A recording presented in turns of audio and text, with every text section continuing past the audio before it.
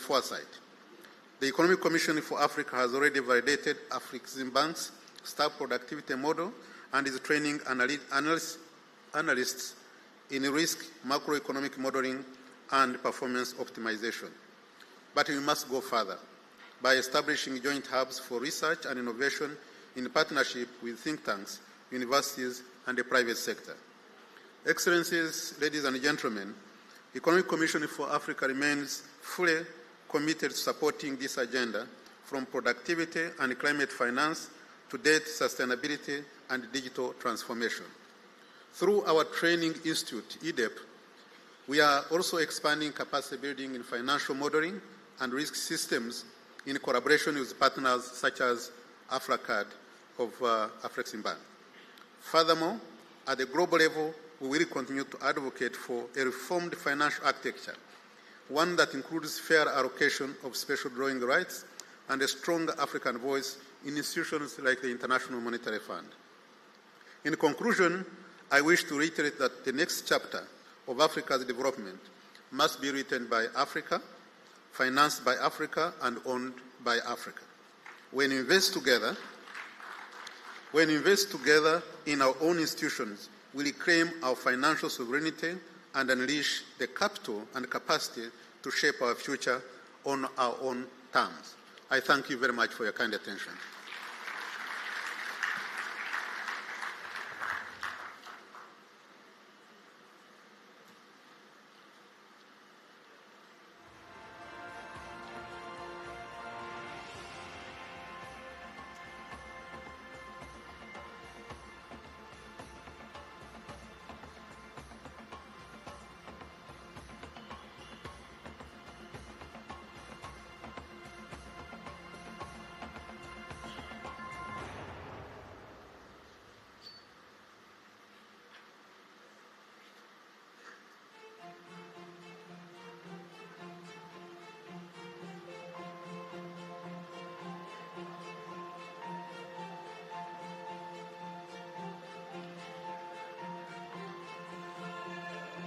Thank you, Mr. Claver Gatete, Executive Secretary, UN Economic Commission for Africa, for getting us going there.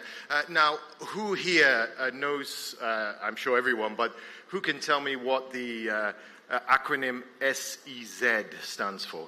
SEZ. Anyone? Anybody?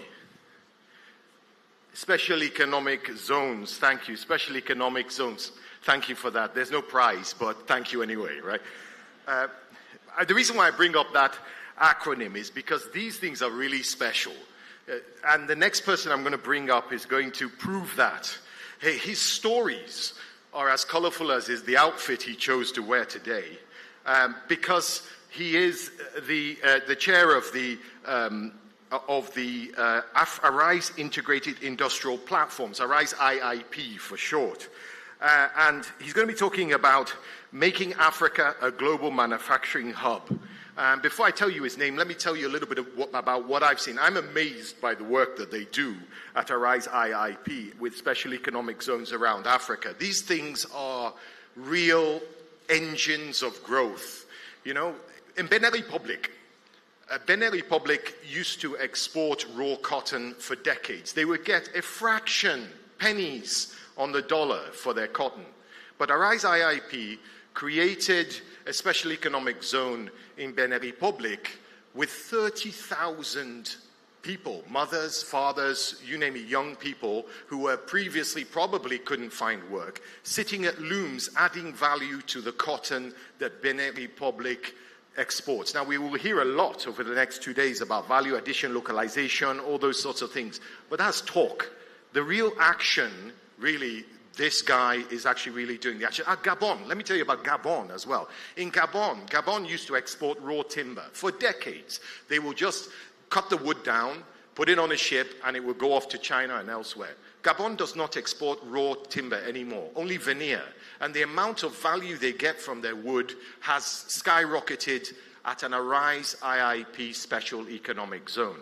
That's why it's worth listening to the founder and chairman of Arise Integrated Industrial Platforms. Please welcome Mr. Gagan Gupta.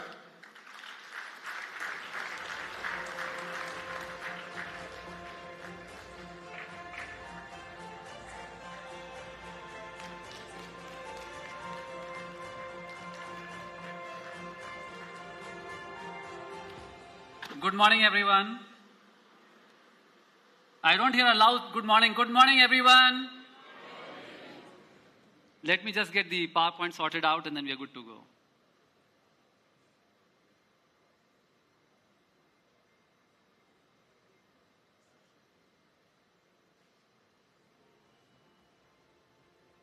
So I think what I'm going to do in next 20 odd minutes is really talk about industrialization and industrialization at scale. I know, everybody keeps talking about it. So what I'm going to do is a little bit make it more interactive and ensure all of us can participate in the journey. And I'll talk through what we have been doing and what we think we can do together.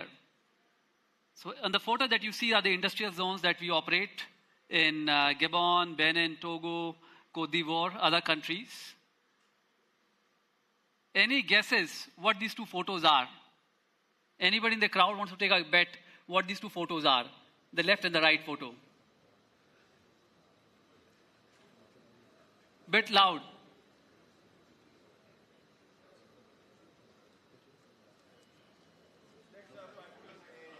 So let me tell you, these two photos are the photos. This is a textile mill that was operational in Kano in 1970s. And this is a textile mill, same textile mill now. Yeah, so how it used to employ over 50,000 people in 1970s and the state of the factory now. What it really means is in the process, Nigeria has ensured that about $5 billion of textile instead of being produced is being imported. And it has in the process ensured over 500,000 jobs are exported. So that has been the story of industrialization just on one sector in Nigeria. If you take it forward across Africa, that's about $48 billion of textiles that are being currently imported. And about roughly 5 million jobs being exported in that process. And this story we can replicate across multiple things. So if you think what has not changed in Africa's last 200 years history, Africa used to export raw cotton in 19th century. Move forward, even today we export raw cotton. Yeah. And we can replicate it over rubber, we can replicate it over multiple products, be it minerals. So while the world has moved on, we have stuck really to exporting raw products for last 200 to 300 years. I talked about textile, and I'll just take this as an example. I mentioned about $48 billion of textiles being imported. Just to put in perspective, so our raw cotton, which currently the continent is exporting, is worth about $1,000 to $2,000 a ton. That's the export value that we receive. At the same time, when we import, and this is actually from a supermarket in a country that is the largest producer of cotton in Africa. So that country produces largest amount of cotton, and this is the supermarket there. The same T-shirt is being sold at about $15 to $20. Not produced in Africa, but imported from Southeast Asia where the cotton went. When you look at value, that's about roughly $75,000 a ton. So you have a situation whereby you export raw material, import finished products. And this, we can look at multiple products. So if you look at meat, another good example, about $10.4 billion of imports. And at the same time, Chad has 125 million of livestock. Put in perspective, Australia has about 32 million cattle. Chad has 32 million cattle. And Australian meat industry is about $15 billion. Chad meat industry is roughly about $15 million with the same amount of cattle. Yeah. At the same time, neighboring countries like Angola, Republic of Congo are importing processed meat from outside of Africa. If you look at soya, another good example, Africa imports roughly about 3.7 billion tons of, $7 billion of animal feed. At the same time, it's exporting raw soya. So you end up exporting your raw soya, then you import finished product from Argentina or from other parts of the world. We can replicate on textile, we can replicate on electronics, same story. So I think what is really hampering this industrialization development? I think first and foremost is the policy framework. When I say policy framework, it's really simple things to complicated things. Simple things like, if you look at most of the countries, the duty structure is inverted. What it means is, if you're importing a SKD or a CKD, the duty is lower than when you're importing the components. I will not cite a country, but if you import a SKD there, you pay 10% duty, import components, you pay 25% duty on components. Or just the policy in terms of promoting exports. So one practical example, one of the countries that we operate used to export raw soya. So the government said, now you have to transform raw soya into finished product. The moment that government put that policy in place, before the policy was in place, the production of soya in that country was about 40,000 tons a year. The moment the country put the policy in place, the production became about 320,000 tons. Let me tell you, the production did not increase. It was just that nobody was actually declaring that production, and most of the foreign exchange that was supposed to come never came, and therefore people preferred to export raw. So I think the policy framework is lacking in most part of the countries for enabling industrialization. The second part is really in terms of basics, ensuring you have land. I mean, you can go to a country and wait for 6 to 9 months to get land. Even after you get a land, maybe somebody else comes and claims the title belongs to him. Ensuring basic things that you have gas, you have water, you have electricity, so you have basic common infrastructure that is lacking. Then you have talent, so you might have want to put an industry, but you don't have the talent that is required to run this industry. Then, a lot of times, you don't have local funding. So you don't get funding to do the project that you want to do, both in terms of working capital, both in terms of fixed capital. That is lacking. Securing raw material, so although we say we have raw material, but if you set up a factory, it might be very difficult for you to secure raw material. And why is that? Most of the time, people prefer to export raw, and that's because the best way to launder money is to export raw products. Imagine somebody has now, 100 million naira, and he wants it in Dubai, he wants it in Switzerland. He will buy some cocoa soya, export it, and the money will never come back. And that's what really happens. And therefore, a lot of times when you want to have raw material, you will not have it. High capex cost. So when you want to set up a plant, the capex cost compared to Southeast Asia will be very different. And that's primarily because there's not much heavy manufacturing happening. And last of all, really, ability to market these goods. So what is that we are doing? In our partnership with Afreximbank, we are really changing that. And we have key 4, platforms with Afreximbank. First is Arise Integrated Industrial Platforms. And I'll talk more about it, how we are redefining the industrial landscape in multiple geographies in Africa, and how we are changing some of the things that we talked about. Second partnership is Africa Trading Distribution Company, is really to move products within the continent. So how do you ensure that you're able to move something that is produced in Togo, into Ghana, or into Senegal? The third platform that we have is A2MP, which is Africa Mineral Metal Processing Platform, that is really to push heavy industry manufacturing. So how do you process African minerals and metals within the continent? So be it bauxite, be it silica, and I'll talk a little bit about that. And lastly, Spiro, which is an e-mobility platform, which is really how do you ensure that we are bringing EV to Africa at a very different pace and space. So what is Arise doing? As I talked about, so Arise is really ensuring that we solve for the 6 problems I talked about. First, policy framework. So each and every country that Arise goes, it first sees what is the industry that we want to focus on, what are the key challenges in that industry, and what policy is required. So if you go to a country where you need textile, we need probably 48 hours of working time, so we'll work with the government to ensure that policy framework is there for that.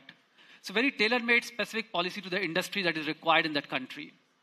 Secondly, we ensure that we have the infrastructure which is ready, which is really your land, water, electricity, gas at competitive price. So for example, if you want to put a heavy industry, we'll recommend you to go to, for example, Congo, where you can get energy at 4 cents. If you're looking for something which is, more closer to the market, then we'll suggest you go to Nigeria. So it's very tailor-made depending on the industry that you're focused on. Thirdly, talent. So each and every place that Arise goes in our industrial zones, we build a vocational training center even before we start, so that we're able to have trained manpower. As the industries come in, they're able to get the manpower. So if we go to our industrial zone in Benin or Togo, even before the industrial zone was started, we trained about 10,000 people in garmenting, so that when the textile industries came in, they didn't have to look for manpower. On the funding side, thanks to Afrexim, thanks to Africa Finance Corporation, we are able to ensure our customers get financing. We have implants, which really means an Afrexim employee sitting in the industrial zone. When you need a financing, you're easily able to attract that financing. Ensuring that raw material supply, so what we do is really work with the farmers up country, ensuring that we are able to collect the raw material from the farmers, bring it to the customers, and they buy just in time. Just think if you were sitting in Vietnam and buying a cashew, you will just buy when you need it and not stock for 9 months. And that's what we end up doing. We ensure that we act as the interface between the farmers and the industry, stock it and give it to the industry just in time. On the CAPEX side, what we really work is, we work to ensure that the CAPEX is reduced for the industry as low as possible. What that really means is, for example, if you were to set up a textile plant for yourself, you'll now end up pulling a gas pipeline from, say, main line to your line. But what we'll do is we'll build entire common infrastructure, be it effluent treatment, be it gas pipeline. So we just pay usage charge. You don't need to spend money on all this common infrastructure. Your CAPEX cost is as low as possible. Lastly, market access, and I'll talk about it a little bit more as we go on. I think it's good to talk, but really good to see what we have been able to achieve. If you go to Gabon, it's a country that used to export round logs till about 2010, and the government decided they'll stop export of round logs in 2010. When they used to export round logs, it used to be about $110 a cubic meter. So every cubic meter used to be sold for $110. After the government decided to ban the export of logs, today, Gabon has become the second largest exporter of veneer globally. So they export into India, Vietnam, China. Unimaginable a country in Africa would be exporting products into manufacturing hubs like that. What it has meant is that it has added value about 20 to 30 times. 18,000 people come to work every day in the zone. The value of the GDP contribution has multiplied by about 7x in last 14 years by doing this. And this is not in isolation. If we now go to Benin and Togo, where we are transforming cotton. So Benin, the largest exporter of cotton, used to export raw cotton. Today they produce 125 million pieces of garments a year. And we're exporting to US, to Europe, and more importantly within Africa. And that itself will mean about 10 to 12x increase in GDP in that country. Something similar, in Chad. I talked about Chad a little bit earlier. So we have set up the largest feedlot in Africa, capacity of about 225,000 cattle. And now we are exporting into Angola, into Republic of Congo, Cameroon, all the neighboring countries. And I expect that Chad, which I talked about, from about $15 million, this year they should be doing about $500 million, $400 million to $500 million of exports, and in turn about $5 billion of exports of processed meat. And this, I talked about 3 countries, we're in 14 countries trying to do something similar. And I think by 2030, most of it would be operational. I think I'll just talk about why we think of scale and why it's so important. And when I close, this will really fit in there. So just think of textile industry.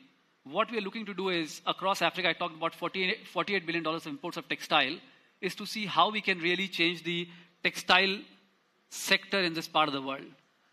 So we are really looking is that we cover about 14 countries, which we are in terms of textile production. That'll mean roughly about 54 operating plants. And that'll mean roughly about 2.7 million tons of cotton processed. That'll mean about roughly 3 gigawatts of energy required. So those of you who are actually in energy business, it's a good opportunity for you to come and invest in energy because you have an offtake. You don't need to worry about a grid supply or anything, but you have a clear offtake ready available. And that'll mean roughly about 5 million jobs directly created. And I'm sure, President Orama will talk about it. The largest textile factory that is being set up in Nigeria, in Ogun State, that'll employ about 250,000 people every day. It'll be the largest factory in the world for textile. I think, secondly, I'll talk about Africa Trade Distribution Company that I talked about. It's really to ensure we're able to move products within Africa. And I'll talk with practical examples. So this is a partnership between Arise and FEDA, which is Afrexim's subsidiary.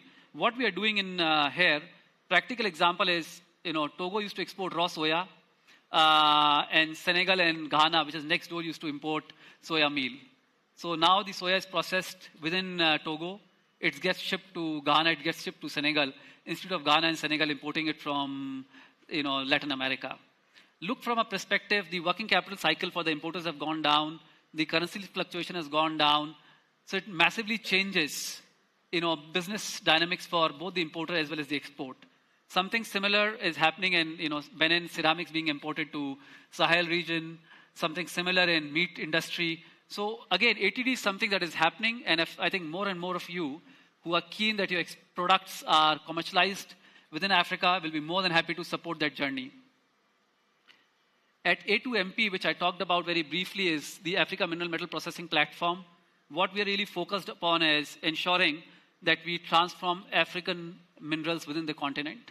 We have started with bauxite. So, in Cameroon, both aluminum and almunia, we expect that to be operational in the next 3 to 4 years. And that'll add about roughly 8 times value to what currently it is. Something similar we are doing in quartz. The largest silica plant outside of China is being set up in the Republic of Congo to transform silica into silica metal, which ultimately will then get into further products for EV. Something similar in manganese, silicomanganese, and ferromanganese. And I will just give you an example of what it really means. So recently, Gabon government banned export of manganese from the country. Now, you no longer can export raw manganese starting 2029 in Gabon.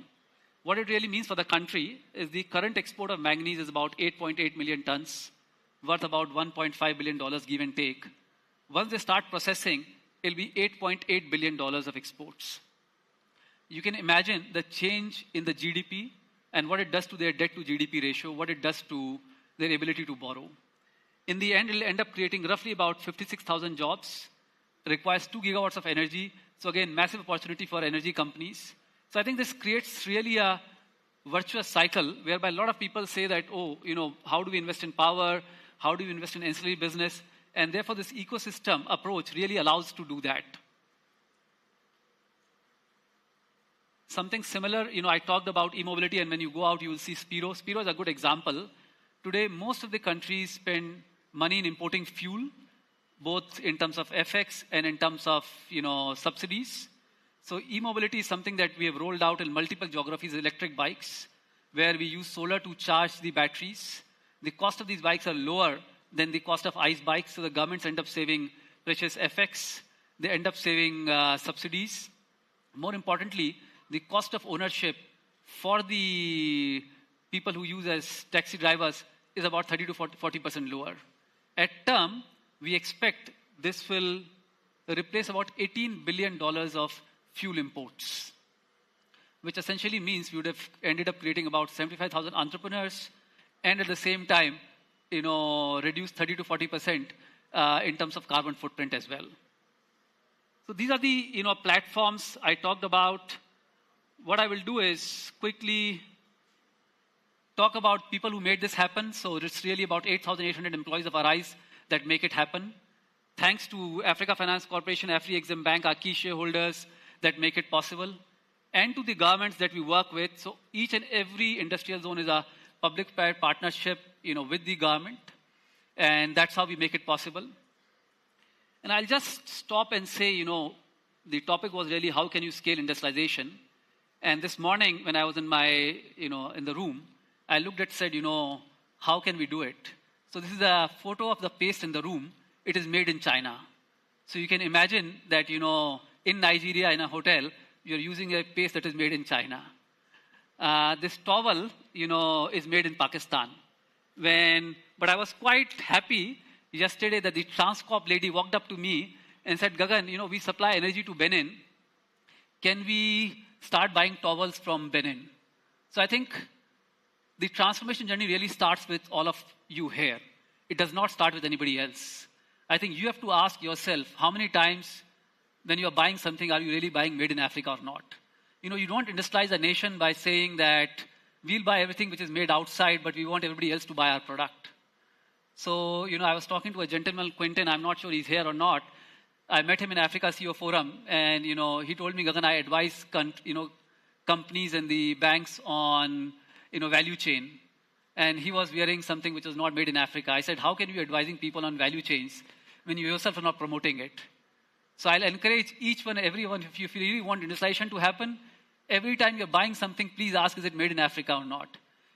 the way to look at it is, if you produce something, you would expect people to buy, and something same applies. So I think very important is, if you really want to industrialize Africa, we have to promote, buy made in Africa. Secondly, we need to mobilize local capital. I don't think industrialization will happen just with foreign capital, so you need more and more local capital to come to play, where local entrepreneurs are able to invest and grow the platform. Thirdly, we need to set up a positive policy framework, which I talked about earlier.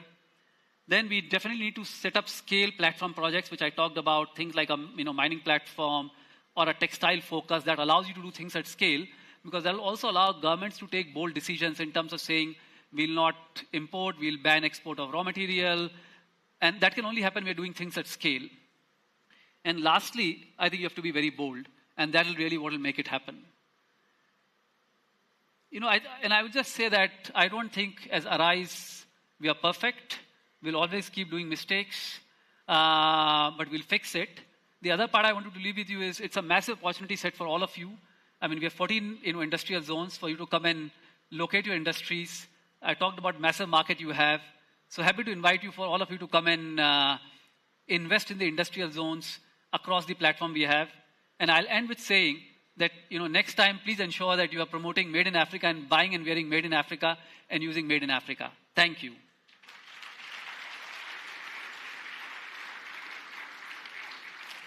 And as you go out, these are all Made in Africa towels and bed sheets. They are available. You should just pick it. They are a gift to remind you that, yes, it's Made in Africa. Thank you.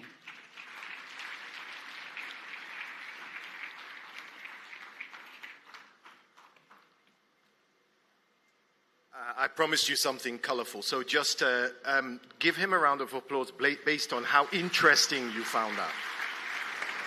I hope you can hear that back there, Gagan. Thank you very much, Gagan Gupta.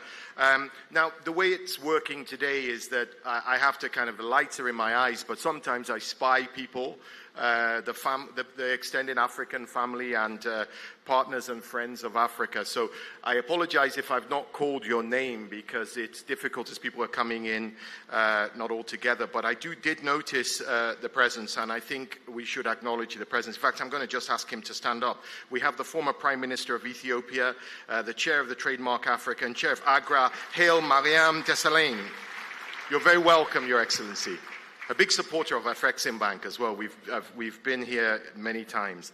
And I think, even from here, I think I spied coming in somewhere, I don't know where she is, I think I saw the CEO of Audu Nepad, the African Union's Audu Nepad, Madame Nardas Bekele Thomas is with us. And then from closer to home here in Nigeria, from Delta State in Nigeria, the Deputy Governor is here, His Excellency Sir Monday Onyeme. Sorry. Now, before we move on, I want you to turn your eyes to the screen for a short video that highlights Afreximbank's exciting journey, past, present, and future. And it spotlights the bold changes in trade, in industry, in finance, and even in the creative scene across Africa and the diaspora. Please enjoy.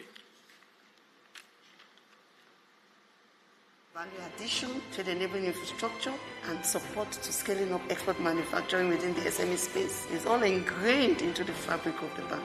These are not ideas any longer. We're doing them today.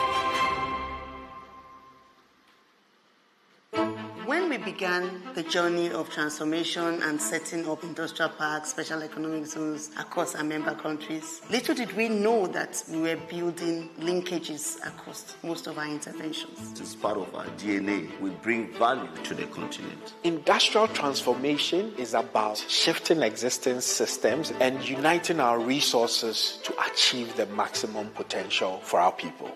I remember the first time I visited the Dangote refinery project, changing how Nigeria can meet its local demand for refined petroleum products from domestic production.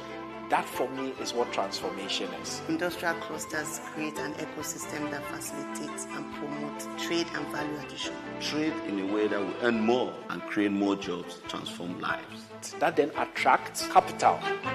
Take, for instance, the Glodigibe Industrial Park created in Benin that has a lot of manufacturing companies that's focused on cotton, textiles, and garments. They have been able to attract foreign direct investment into the country with an estimation of $1.32 billion over the next 10 years, using that to create jobs for the youths, ensuring that the polo shirts worn in the United States is manufactured in Benin. An industrial park has the potential to create over 250,000 direct and indirect jobs.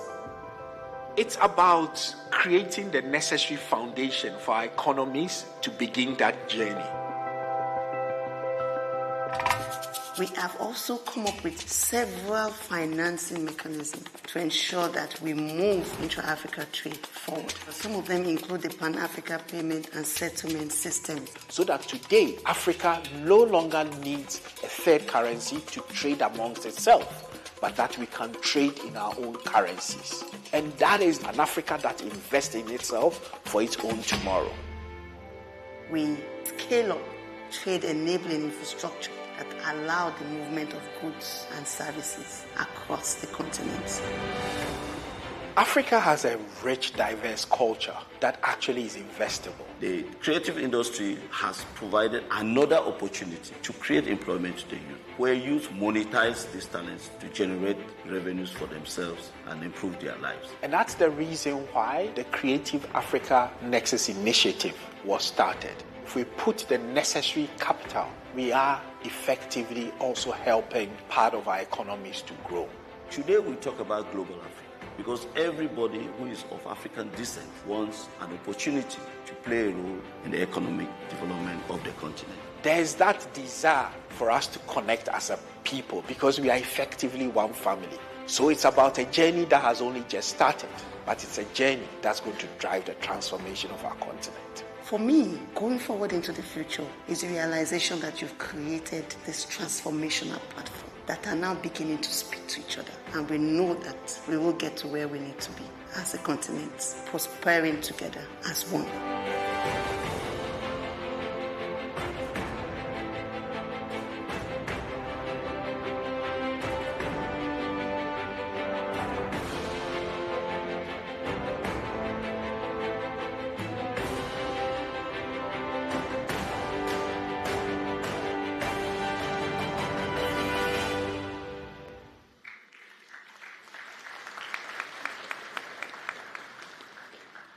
Now, with the mounting global crisis threatening progress, a big question is how can Africa leverage its resources, its youth, and the African Continental Free Trade Area to achieve sustainable growth? This next session explores strategies for economic resilience, diversification, and harnessing diaspora investments to unlock Africa's $3.4 trillion potential. We're going to start with a keynote address called Charting the Path for Africa's Economic Breakthrough Under Global Uncertainties. And we have a great speaker for you. I want you to welcome the distinguished fellow from the Asia Research Institute, Dr. Kishore Mahbubani.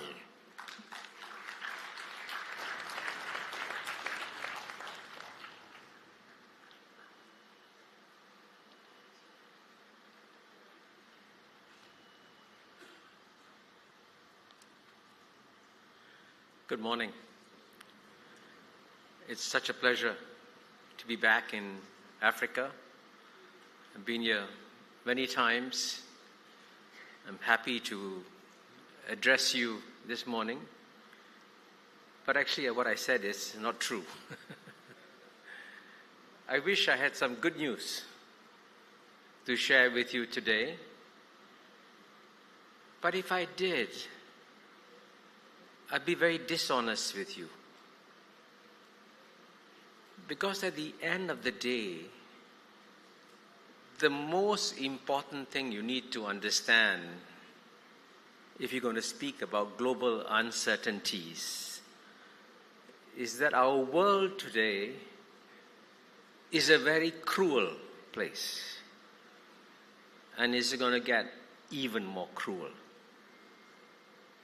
So what I hope to do is hopefully give you a realistic understanding of the world that is coming, and it's important in this world to get rid of any illusions or delusions you may have about this being a benign world order and deal with the hard truths that are coming your way. So what are these hard truths? I would mention at least three. One, this is one of the most important facts about our time.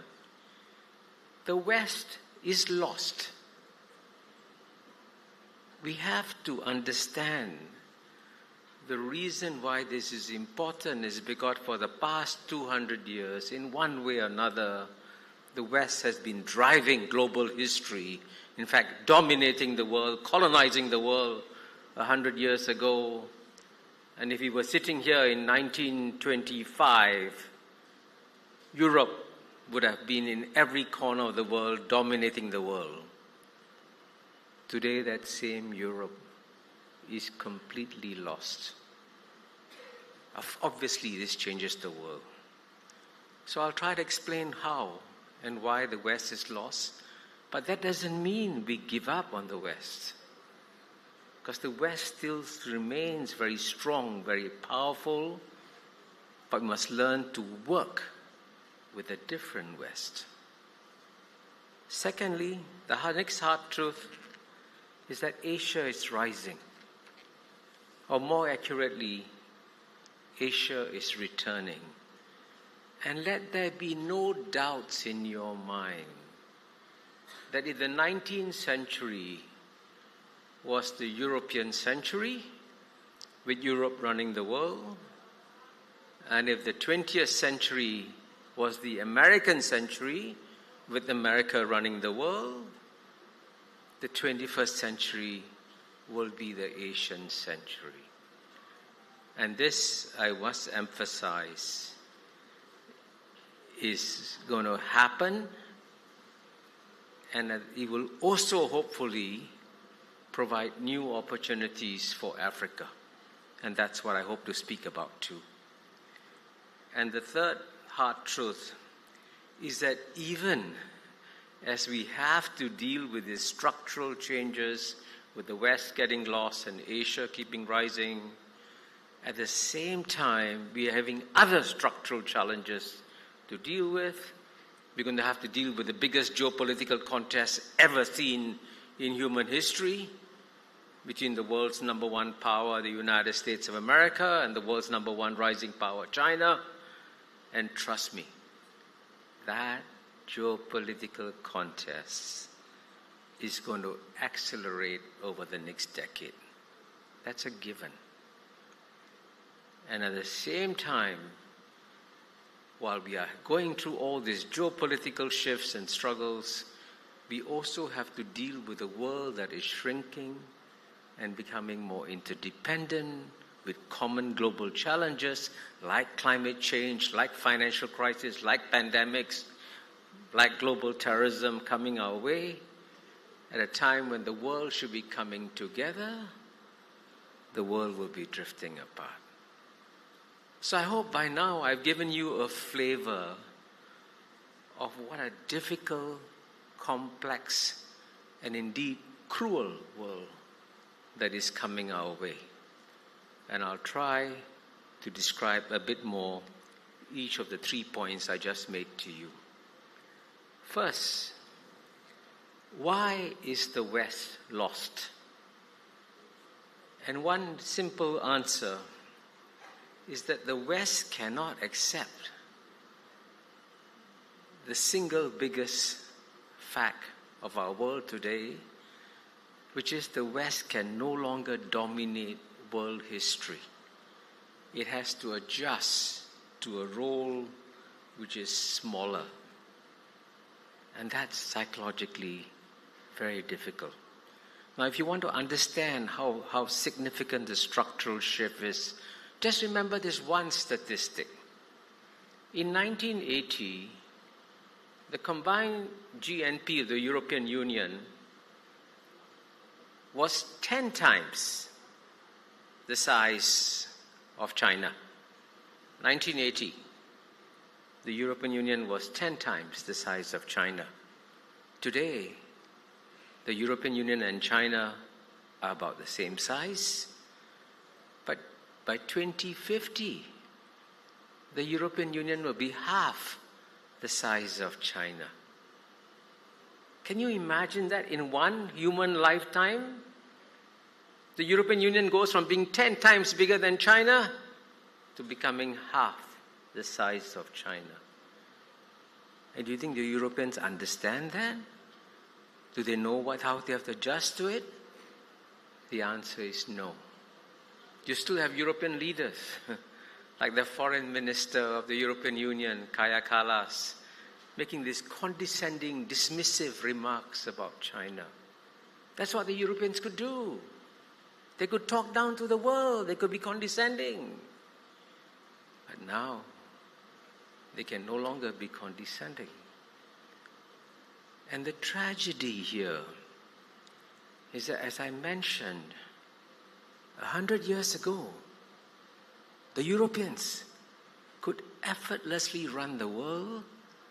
Now, they cannot even manage their own affairs and prevent disasters. I mean, take, for example, if you go to Europe today, and it's a fact, Europe is a very depressed place. They are so obsessed about what's going to happen in Ukraine. But the Ukraine war could have been avoided. It was one of the most eminently avoidable wars with a bit of wise statesmanship. There was no wise statesmanship. And the man who confirmed this to me was, when he was living, he was America's greatest living strategic thinker, Henry Kissinger. And I remember about a year before he died in October 2022, I was talking to him one-on-one, and he was lamenting to me about the fact that the Europeans are no longer thinking long-term, structurally, about the challenges coming their way and how they need to adapt to it. And right now, you have an eminently avoidable war still dragging down Europe. At the same time, I'm talking about the West. The West has got two pillars, the European Union and the United States. The United States still remains very robust, very strong, and you must never, ever underestimate the United States.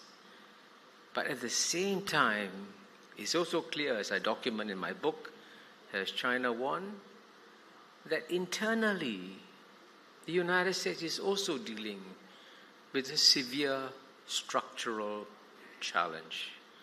And what's that severe structural challenge? The United States has functionally become a plutocracy.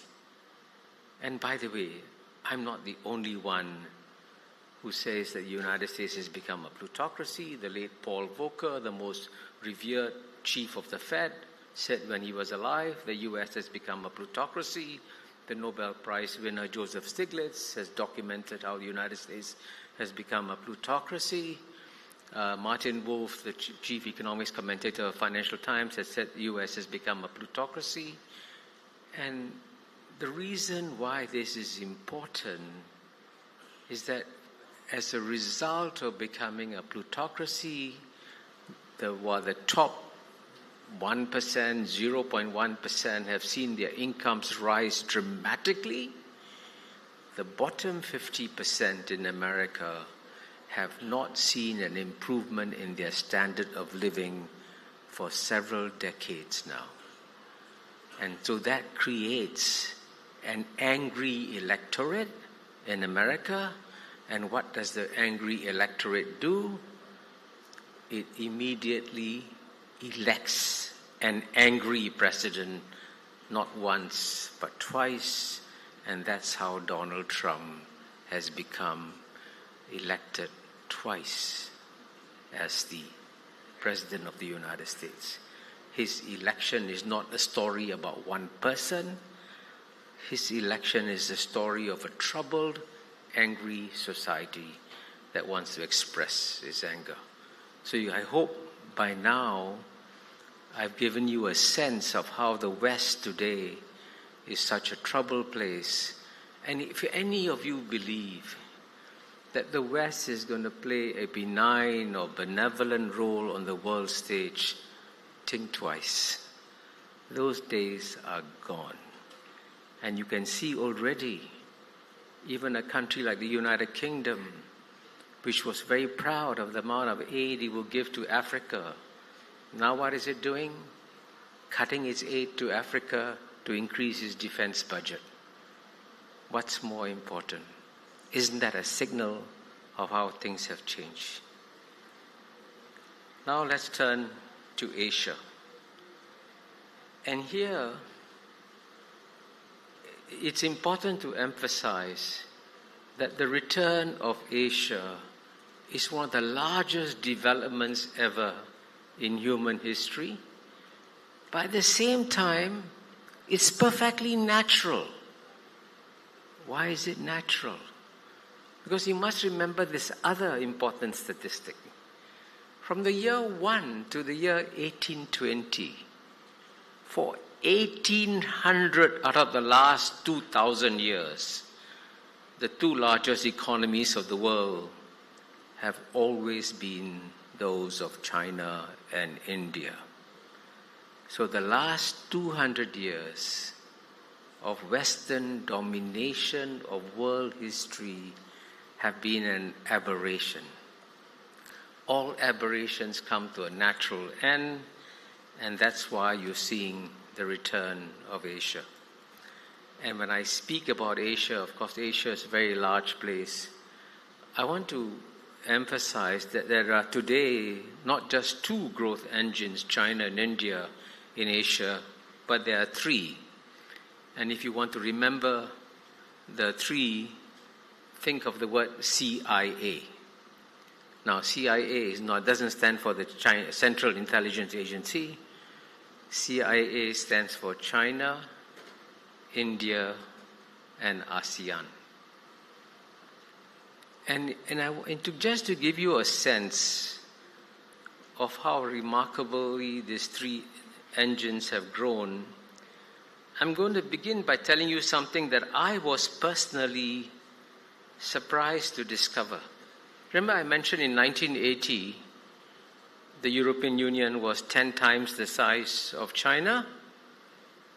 In 1980, also in the same year, Africa's combined GNP was larger than that of ASEAN, larger than that of India, and larger than that of China. That's not very recently, 1980. Let me give you the figures. 1980, in India, 186 billion, ASEAN 246 billion, China 300 billion, Africa was 474 billion. Much bigger than China, India, or ASEAN. But as you know, things have changed dramatically. And even though Africa's economy has, from 1980 to 2024, increased 6 times, let me tell you how much CIA countries have grown. ASEAN has grown 16 times, India has grown 21 times, and China has grown 62 times. And just as a parenthesis, let me mention, if you can Google and get the data. In the same period that I'm talking about, where China, India, ASEAN continued to grow, what happened was that aid to Africa increased significantly in the same period, right? And the figures, the aid to Africa went from 0.6 billion to 60 billion in 2022, 0.6 to 60 billion. And in Asia, the aid barely increased. It was more or less stagnant, about the same levels. But the difference is that the global trade of the CIA countries exploded. And the word explosion is fully deserved. Again, let me give you the data. I told you how aid to Africa went up. Aid remains more or less constant in Asia. But in the trade figures, Africa's trade from 1980 to 2023 went up from 242 billion to 1.3 trillion, an increase of 5.4 times. But again, in the CIA countries, ASEAN went up 30 times, India went up 38 times, and China, amazingly, went up 154 times in global trade. I mean, this data is so powerful.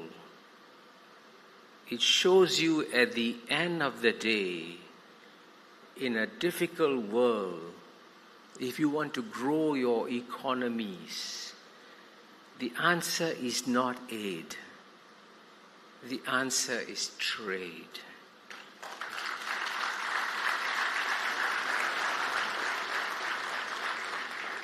And I have no doubt that in Africa, you can do what we in Asia have done. It can be done. I am optimistic.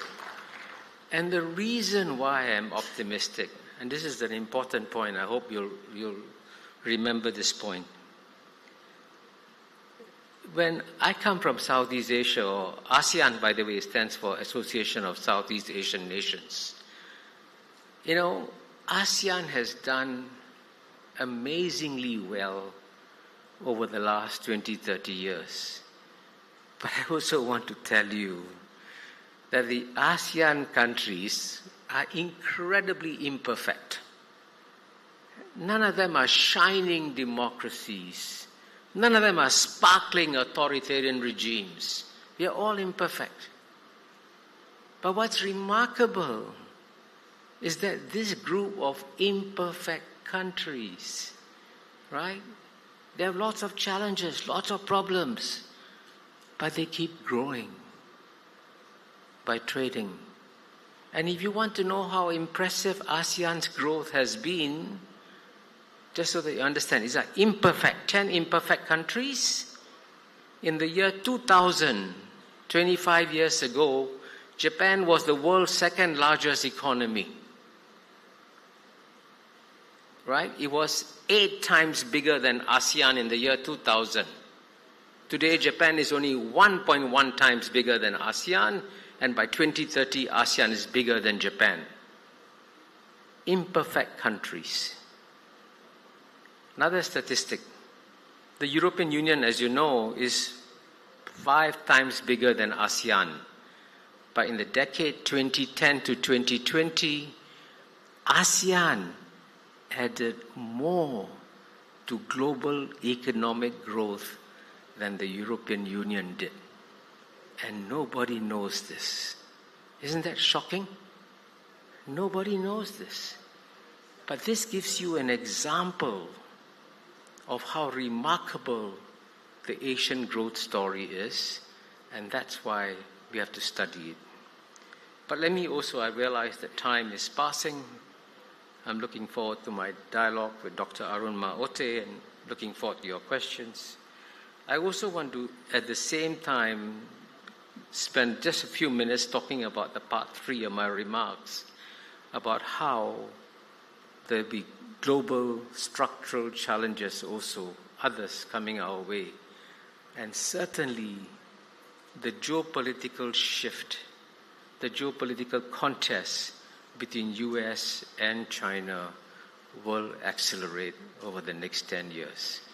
And believe me, the US-China contest will come to Africa. It'll be a challenge.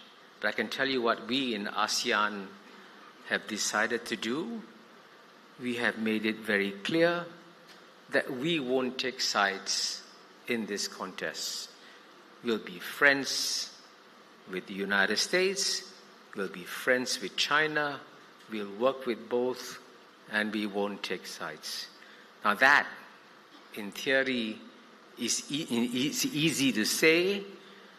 In practice, it is hard to do. And psychologically, every government in the world must prepare for the pressures that are coming from this contest. But at the same time, there are also opportunities that will come from this contest, because both the United States and China will be looking for friends around the world, will be looking for partners to work with around the world. And here I believe if there's one area where you can have very strong collaboration, what is called Afro-Asian collaboration within Africa and Asia, it is in managing this contest. And if Africa and Asia combine, say to the United States and to China, you want to have this contest, go ahead, but don't get us involved. We're not part of it. But of course, we have to also understand what's driving this contest. And, I've spoken extensively about it, written a book about it. And it's important to understand that the reason why this contest will accelerate is because it's a result of an iron law of geopolitics that's been around for 2,000 years, that whenever the world's number one emerging power, which today is China, is about to overtake the world's number one power, which today is the United States, the world's number one power will always push down the world's number one emerging power. This has been true for only 2,000 years, right? And it's a reality, and we have to live with it. And that's going to be, in a sense, the driving force behind many of the developments. And I can tell you, there'll be side effects in so many places. I'll give you a simple example. When it comes to technology, right? You'll be asked to choose, right? And, if, for example, in telecommunications, very clearly, for developing countries, clearly what, let's say, China's company Huawei provides is cheap, good, and efficient. So we should say, okay, we should buy Huawei. But if you do so, you get a call from Washington, D.C. Now, I told you how difficult the pressures might be. Let me give you a concrete example. As you know, till today, a country that is still considered a reasonably powerful country is the United Kingdom. And I can tell you, in January 2020, I was in Davos on the stage like this. Next to me was a very distinguished British official, and I asked the British official privately, I said, tell me, what is the UK going to do about Huawei? Because UK had Huawei telecommunications in UK. And the British gentleman said to me, we have planted our GCHQ people into Huawei. We have scrubbed their software. We know exactly what's inside Huawei. No problem. We will carry on with Huawei. The very senior British gentleman. I said to him, come on. The issue is not technical. The issue is political. And this British gentleman said to me, Kishore, British, the United States needs the United Kingdom as much as the United Kingdom needs the United States. January 2020. Now please Google and check. Exactly 6 months later, June 2020, the UK crumbled and expelled Huawei. Now, if this can happen to such a strong country like the United Kingdom, trust me, it can happen to all kinds of countries. And that's why I began my remarks by telling you that we are entering a cruel world. And you have to get ready for this cruelty, because you could get damaged, you could get hurt. So it's important for us not to have illusions or delusions. But at the same time, and I want to conclude on that note, trust me, with so much growth coming, especially from Asia, there are also magnificent opportunities coming our way. And what we have to do is to learn to be very shrewd and calculating, figuring out where the dangers are and avoiding them, but to see the opportunities and to seize them. And all this will be a very complex, difficult process. Please don't believe that there are easy choices coming your way. There'll be hard choices coming your way, but if you manage these hard choices, you can do very well. Thank you.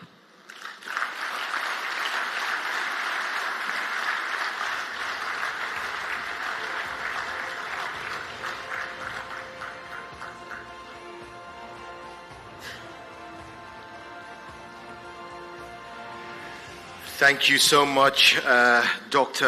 Mabubani. Another round of applause, please. Dr. Mabubani, I know you actually flew all the way from Chicago here, so we're going to make it worth your while. We're not going to let you go quite yet. We're going to have a fireside chat for 30 minutes. But before I call the moderator, who's a very special moderator we have for this fireside chat, which you're going to want to listen to, I just want to call out a few of the honorable people that have graced us with their presence today. First off, and I want you to give them a round of applause, Her Excellency Ambassador Selma Malaika Haddadi, the Deputy Chairperson of the African Union Commission, is here with us. And I don't know how many of you were in the wonderful country of Bahamas with us when we did the Afro-Caribbean Investment and Trade Forum. It was an incredible moment of Pan-African and diaspora unity. The host of that particular forum of the host country is here, the Prime Minister of the Commonwealth of the Bahamas, Philip Edward Davis. Your Excellency, you are very welcome to Niger. And we're also graced by the presence, representing the President of Rwanda, Paul Kagame, a very, very good representative here. He's the Minister of Finance and Economic Planning for Rwanda. Welcome, Honorable Mr. Yusuf Murangwa. Also with us is Honorable Paul Tassong, who is Cameroon's delegate on the economy, also with us in the room. You are all very welcome. Round of applause for our last VVIP with us. Now we move on to a fireside chat. There's no fire, but there's definitely chat. Maybe there will be fire actually between the two of these two big thinkers, really, because this session is steered by we're very proud of her actually. She's one of Nigeria's real big thinkers from these shores, and she's also a true Pan-African champion with a resume that is just too long for me to read, otherwise we'll be here all day. She is, of course, Dr. Aruma Ote, Executive in Residence and member of the Global Leadership Council, Said Business School, University of Oxford. Please welcome her to the stage as she commendably steers this 30-minute rapid-fire chat.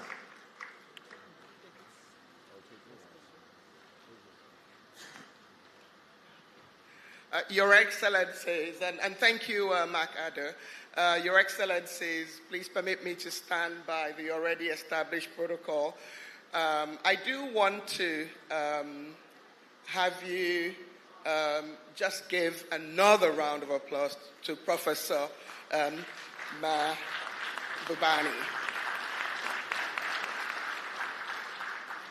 And since this is my only opportunity to be on stage, I really do want to start by really just giving a short tribute to Professor Orama for his exemplary leadership of the Afreximbank over the last 10 years. Our continent needs more leaders like him. People know that I believe that all falls and rises on leadership. Professor Rama is what I call a 4C leader. And a 4C leader is a leader who has character, compassion, competence, and courage. Africa has enjoyed success, and yesterday the central bank governor for Nigeria shared that only 8%, I think it's a Harvard Business School study, of leaders possess both the capacity and to articulate a compelling and shared vision alongside the capacity for execution. I think that's what distinguishes Professor Orama. I know he's not here because he's multitasking, but please, so that the records have it, help me give him a round of applause. Thank you. But I'm also particularly grateful to him and to Dr. Kali and the team at Afreximbank for the honor to have this conversation with you, Prof. And I say that because, as all of you have seen in the last 30 minutes, he is someone who is known globally as speaking the truth to power and speaking the truth, no matter whose ox is God. But, Kishore, you also care deeply for society. And through your lectures, that I think at the current count, it's 10 books that you've written, you've shared practical advice that comes from your lived experience, that comes from your work around the world, and I just hope many more people will listen to you so that we can truly unleash the potential of society. But I hope Africans will listen to you so that we can take our turn in respect of where we should be. In terms of my plan, I intend to share Prof with you all. I'm only allowed to ask 2 people to ask questions or make comments. And I advise you, when I get to that point, please introduce yourself quickly. I'd rather have very short questions so that if I have a little bit more time, Mark can allow me to allow a few more people to ask questions.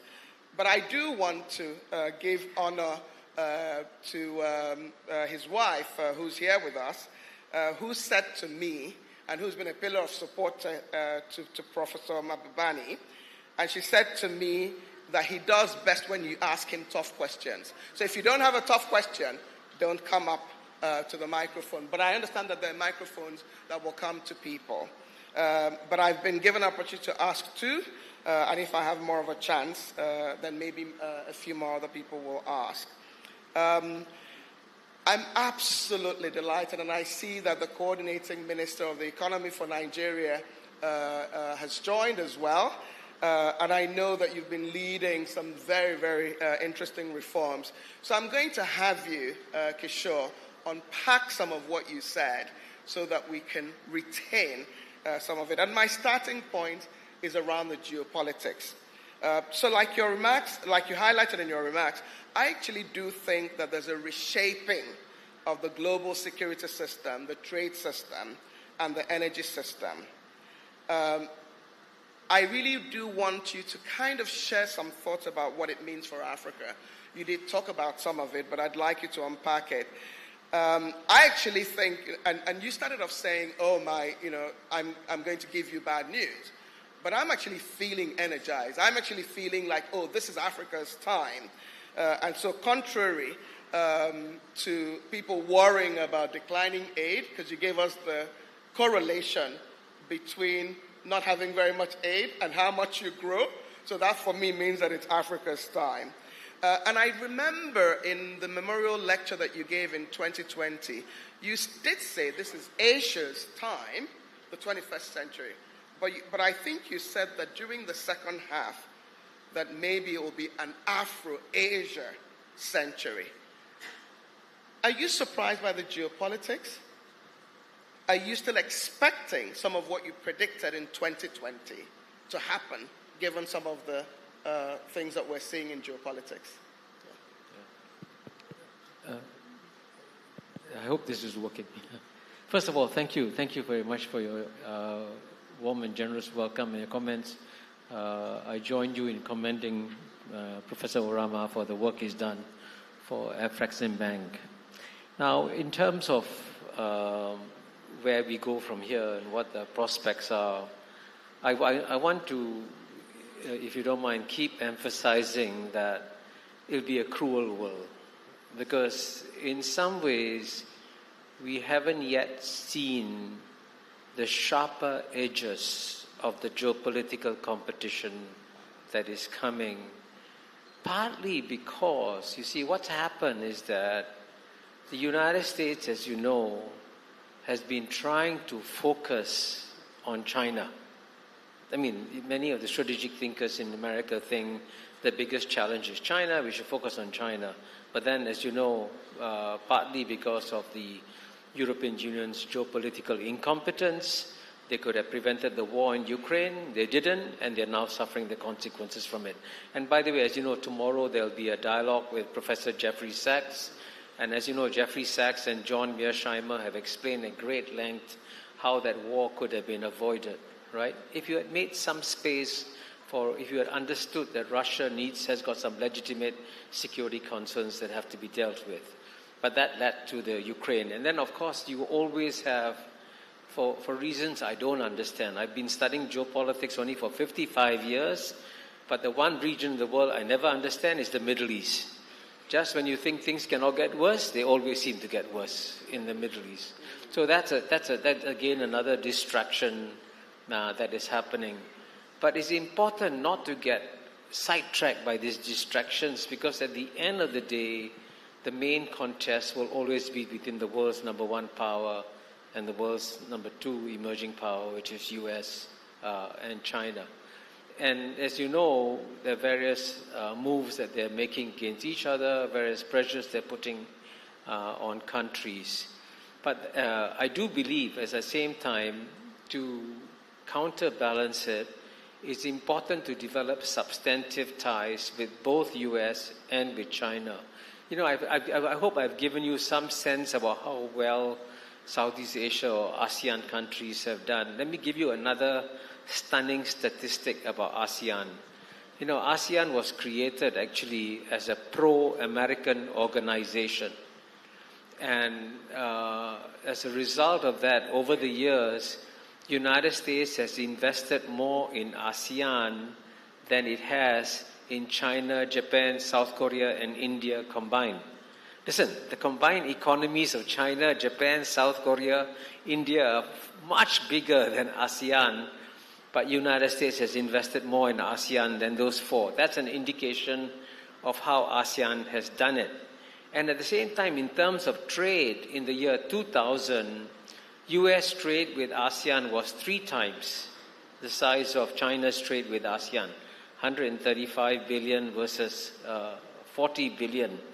But by 2022, China's trade with ASEAN had grown from 40 billion to almost $1 trillion. $1 trillion of trade is a lot of trade, by the way.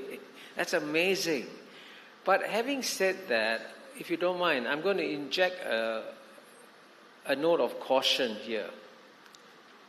That if you want to improve trade and investment, you have to pay attention to details. That's a very important point I want to emphasize. It's not just about the big things that you do. It's about the little things that you do. It's about the regulations that you have. It's about how you manage your borders and so on and so forth. And as you know, Arunma, I hope you don't mind if I share with the audience what happened to me yesterday when I arrived. I'm just telling this story. I arrived yesterday morning at 4:40 a.m. That's just your capacity to speak truth to power. Yeah. So please. I mean, I'm just being very honest so you understand why this is important. When I arrived at 4:40 a.m. on the British Airways flight 83, I had my visa from Nigeria. I filled out my landing card. I arrived at the immigration, and they said, "Where's your electronic card?" And British Airways didn't tell me to fill an electronic card. I didn't have a mobile connection, and the Wi-Fi wasn't working. So I had a lot of difficulties, getting my electronic landing card done. But in the end, I got through. But I mentioned this because if you want to succeed in trade and investment and everything, please don't pay attention just to the big things. Pay attention to the most tiny detail.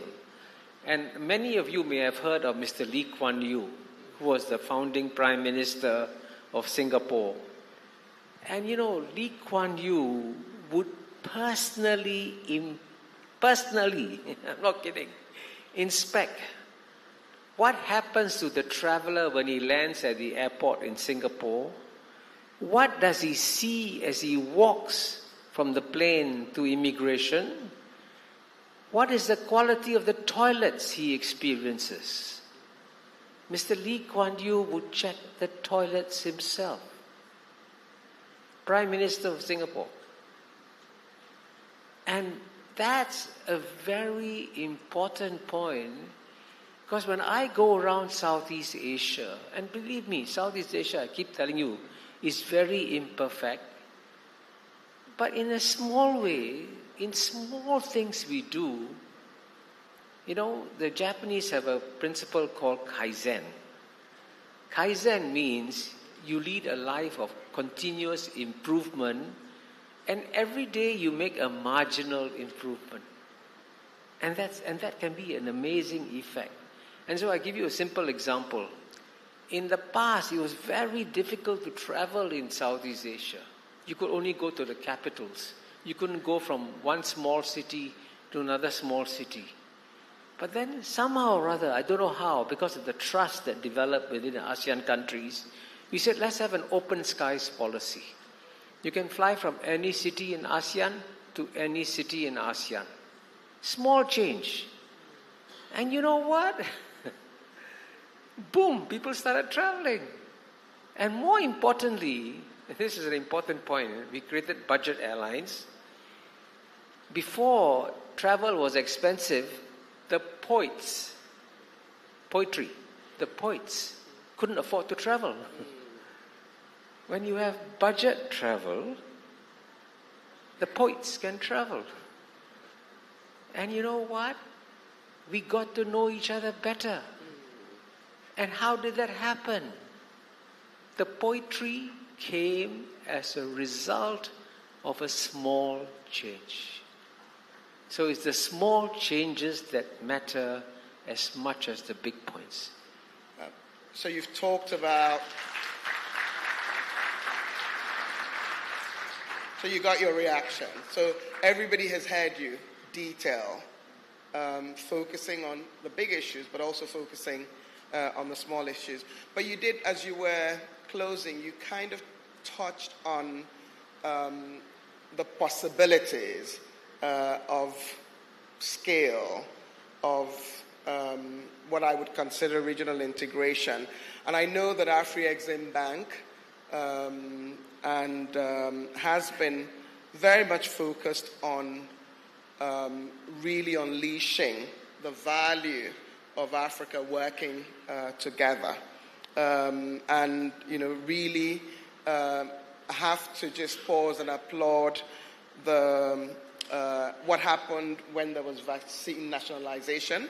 So thanks to Afreximbank and others, we literally, when the West was focused on taking care of its own people, and it was very difficult to get vaccines onto the continent, the Afreximbank started this program that allowed African countries to come together and build a platform which meant that they could get vaccines more cheaply.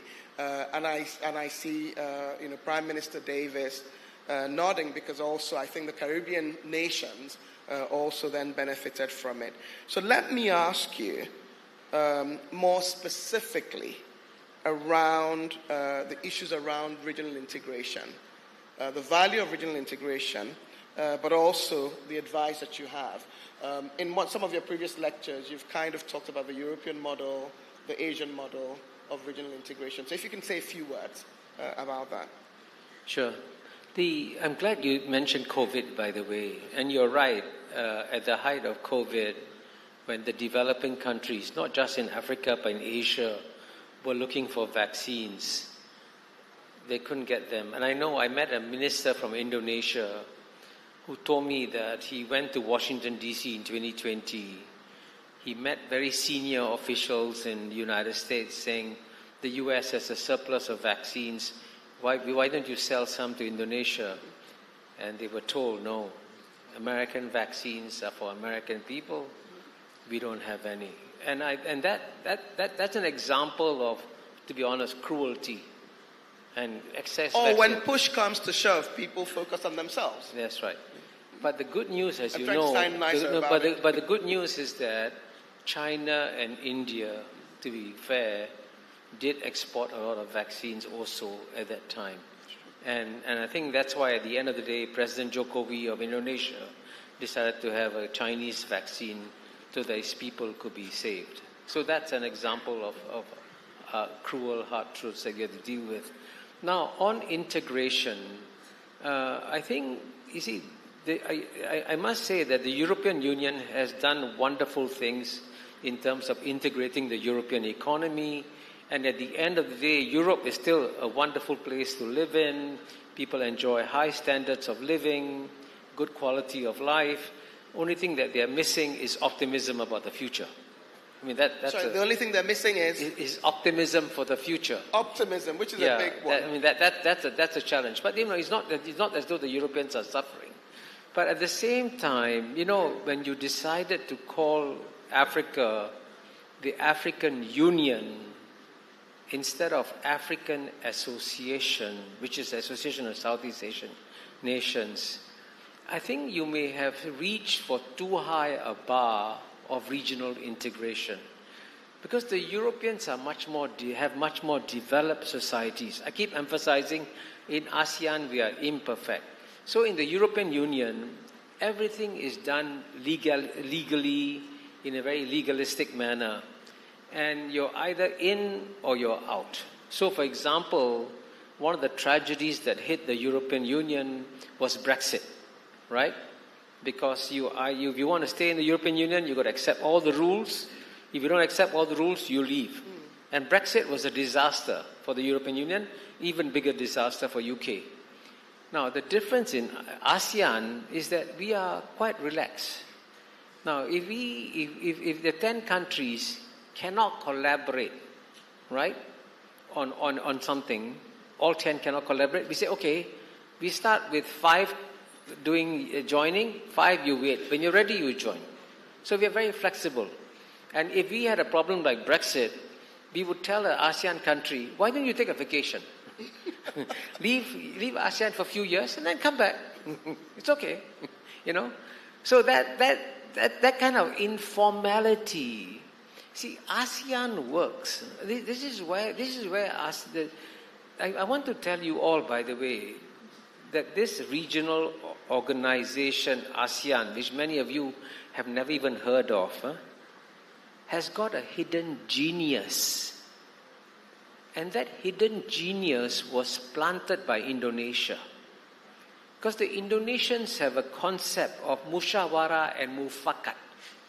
Musyawara and mufakat are Indonesian words that means consultation and consensus. So we move very slowly. We consult everybody. If you're not ready, we say, okay, let's wait. Let's take our time. And I can tell you this, this is remarkable. When I gave you the trade statistics on ASEAN, when the idea was first proposed of an ASEAN free trade area, lots of countries said, no, this is very dangerous. I'm giving away my market. Indonesia said, why should I give away my big market to a small country like Singapore? Right? Naturally. But guess what?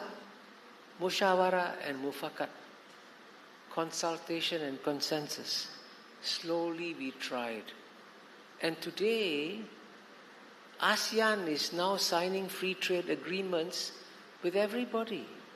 And by the way, the world's largest free trade agreement, it's called RCEP, Regional Comprehensive Economic Partnership, was initiated by ASEAN. So we went from an organization that was suspicious of free trade agreements towards becoming an organization that launched the world's largest free trade agreement. Now, believe me, that's a remarkable journey. And that's why the ASEAN story, at the end of the day, is far more relevant for Africa than the European Union story. Because the European Union is operating at a different level, which is good, by the way, And by the way, the biggest achievement of the European Union, and I think this is where I admire the European Union for, is that within the European Union, among the countries of the European Union, you don't just have zero wars, you have zero prospect of war. That's amazing. Wow. I think you've covered some of the questions I had on trade and some of my fears as an African when we consult and slow. So there is a benefit to that as well. So now I'll change gears and ask you one question, and then if people can, one woman, one man, can raise their hand so that the mic, there's somebody who's raising their hand in that corner, and after this question, after he responds, we should get a mic to one man, one woman, because we've got 8 minutes left, and I'd like him to kind of bring everything together at the end. So, I just appointed you the President of Africa. Yes, yes. What will be your top 3 priorities? Because you've shared a lot of, valuable thoughts, and I'm sure the leaders are thinking, okay, which one do I go for first? And if you feel intimidated by being the President of Africa, then maybe I should appoint you the advisor to the South African President, but also the advisor to the Egyptian President, to the Nigerian President and the Kenyan President. And whichever one you choose, I'd like to hear your top 3 priorities in each of those 2 roles. Wow, that's a very difficult question. Leaders do difficult things. Yes. I would say number one, if you look at Asia, how did the Asian countries succeed? Why? And at the end of the day, Asia must send a thank you note to Japan. Because when Japan succeeded, right, it gave hope to the fellow Asians, hey, we can succeed too. And so the first point to note about the success of Asians is that we copy from each other. So the first thing I would say, first piece of advice I would give is look around within Africa. There are lots of success stories. You have successful airlines, successful food industries. Look for success stories within Africa and never try to reinvent the wheel, copy. And I can tell you, Dr. Goh Keng Swee, the economic architect of Singapore, said to me once, he said to me, Kishore, no matter what problem Singapore encounters, we will never have been the first person to encounter that problem. Somebody, somewhere has encountered that problem. Let's find out how they solved it and adapt it.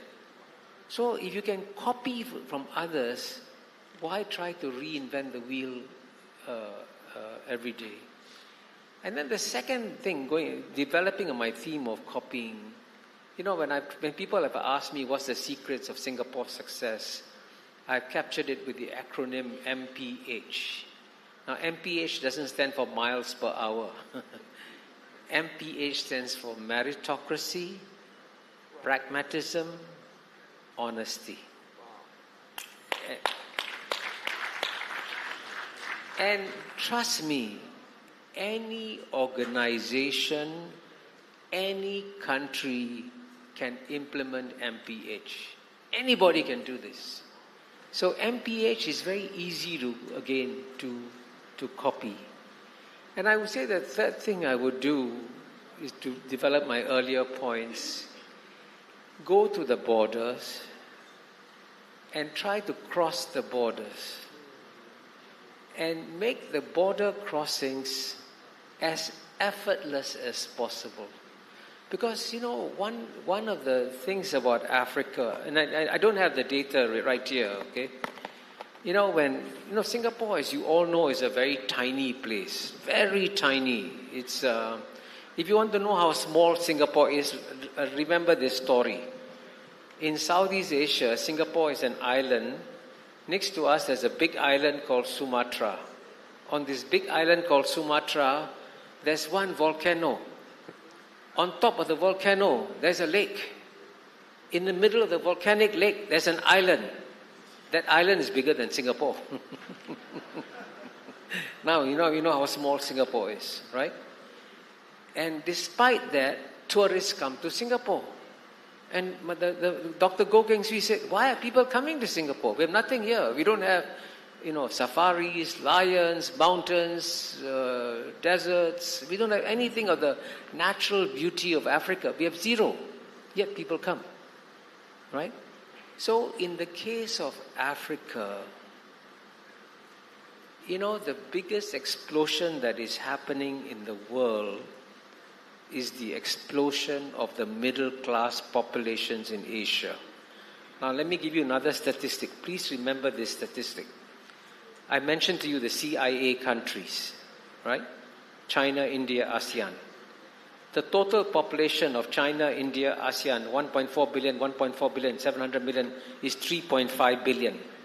Now, out of this 3.5 billion people, in the year 2000, only 150 million people in the year 2000 enjoyed middle-class living standards. But by 2020, that number of 150 million had exploded 10 times to 1.5 billion. And by 2030, there'll be close to 3 billion middle-class population out of 3.5 billion. Now, believe me, this is the largest explosion of middle-class population ever seen in human history. And guess where they want to travel to? They all want to come to Africa. So please open the doors. So can I have the female and the male, and I hope they already have their microphone, because I promised our MC, who's been absolutely amazing trying to manage us so that we can keep to time, that I'll keep to time, and we're already failing. So please go ahead, madam. And we'll take the questions, and Professor Mabubani will answer them and conclude at the same time. And then I'll say a few words at the end. So please go ahead, madam. Thank you for the opportunities. This is on. Okay. Melissa Cook from African Sunrise Partners. So over the last 20 years, I've traveled and done research and business in China, in ASEAN, in Japan, and now in Africa. And the differences are huge. You have urbanization, infrastructure, education, healthcare, worldview in Asia and ASEAN. And many of those things are lacking in Africa, but they could be developed. So what other advice would you give, stepping back and thinking about the human capital in Africa, the resources, and how that could be combined to make Africa the powerhouse that it should be, to get the demographic dividend that it should have? Thank you. And where's my male? Please go ahead, sir. Thank you very much. My name is Patrick Odiegu, MD, Polygon Investment Nigeria Limited. I actually serve as Secretary General, Association of Miners and Processors of Barite. Professor, you spoke so broadly about scale. What would you advise the President Orama and the incoming President of Afreximbank on mining, especially with regards to building capacity of indigenous miners? I'll give you an example. As a barite mining company, most of the barite that is used in Nigeria are imported. Meanwhile, We have the best quality barite you can find anywhere in the world. Exploration that has been carried out shows that we have barite that will support Nigerian oil and gas in the next 2,000 years. So how would anybody be importing barite into this country? That's one. What would you now advise Afreximbank in terms of funding solid mineral deposits, mining, processing, and manufacturing for Nigeria on the lowest hanging fruit? Thank you very much, sir. We've run out of time, and I need Professor Mabubani to respond, and I need to close the session. Thank you. Please go ahead, sir. The second question about mining. Yes. The first question was about, you said you traveled in Asia and all that. And you're right, Asia is in some ways maybe more advanced.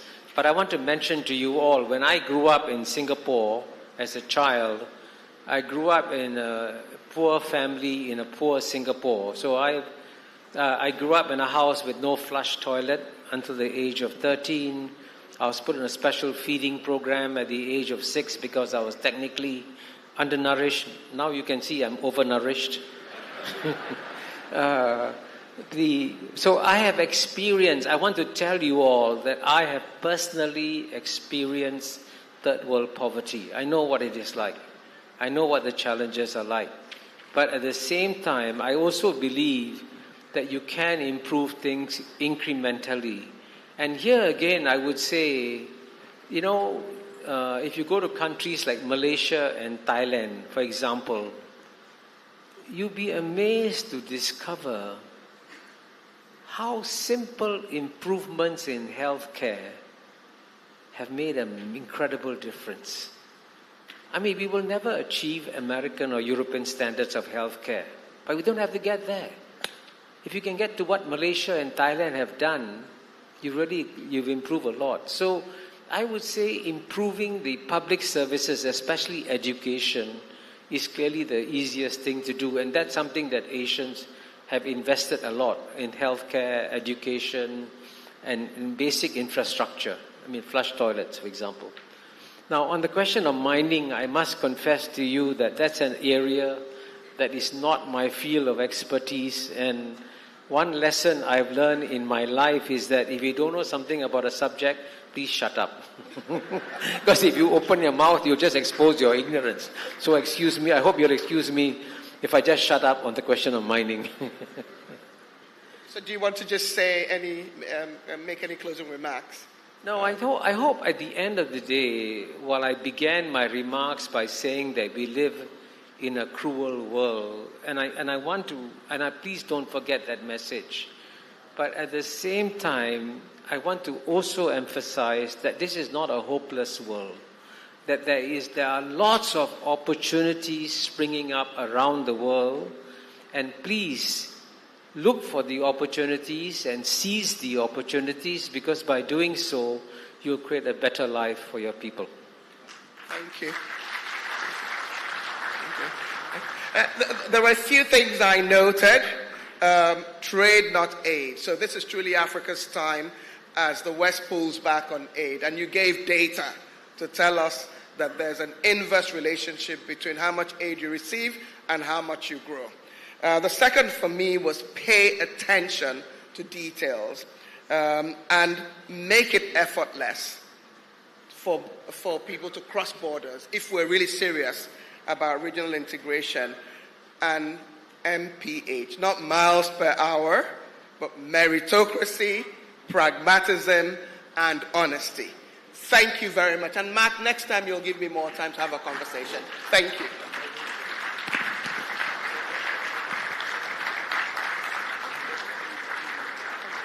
Your mic.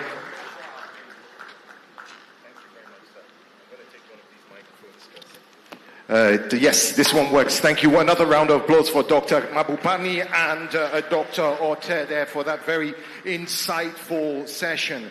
Now, rewind to about a year ago at the AAAM 2024, and we weren't here in Niger. We were in the Bahamas. Many of us were here with the Bahamas at the 31st AAM and the 3rd African Caribbean Trade and Investment Forum. The theme then was owning our destiny, economic prosperity on the platform of global Africa. And this idea that in this intersection of crisis that we face in the world, the opportunity for to build bridges between our brothers and sisters in the Caribbean and Africa has never been more important. Now, a true champion of that is the host of last year's AAM and Afro-Caribbean Trade and Investment, His Excellency Philip Davis, the Prime Minister of Bahamas. And he's here. I've got a microphone. He's here. Guess what I'm going to do next? I'm going to walk over to him and ask him to please stand. Please acknowledge the Prime Minister of the Bahamas. And, sir, you a true Pan-African champion. And you're here with us at the 32nd. I have to give you the mic. What does it mean to build these bridges for global Africa and Caribbean partnerships? Thank you very much. Indeed, it's a pleasure to be here with you, having hosted you last year. My commitment to ensuring that the waters that separate us keeps us together as it flows, and the bridge, this is to be the bridge across that water by coming together in events such as these. I'm here just to express my own solidarity to the building of bridges between ourselves and to ensure that Africa continues on that journey of reclaiming its place in this turbulent global issues that impact all of us. And I'm here to support Africa in that effort.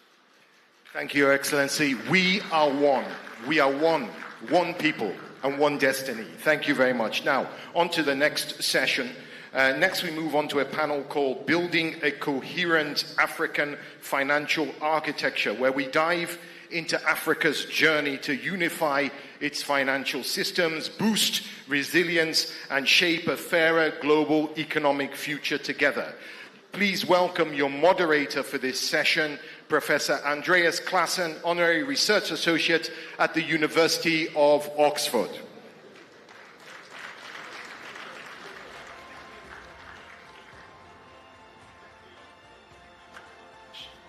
Thank you very much for the kind introduction and also for the invitation, Your Excellencies, distinguished speakers, dear colleagues, friends, ladies and gentlemen. It's a pleasure to be here in Nigeria, and it's a pleasure to moderate the next session, which is about what we just heard, building a coherent African financial architecture. I would like to congratulate Afreximbank and also thank Afreximbank to invite me, and in particular the president, the visionary leader of the bank, and also, if you allow me to say, my dear friend, Professor Benedict Okiorama, to have us here today.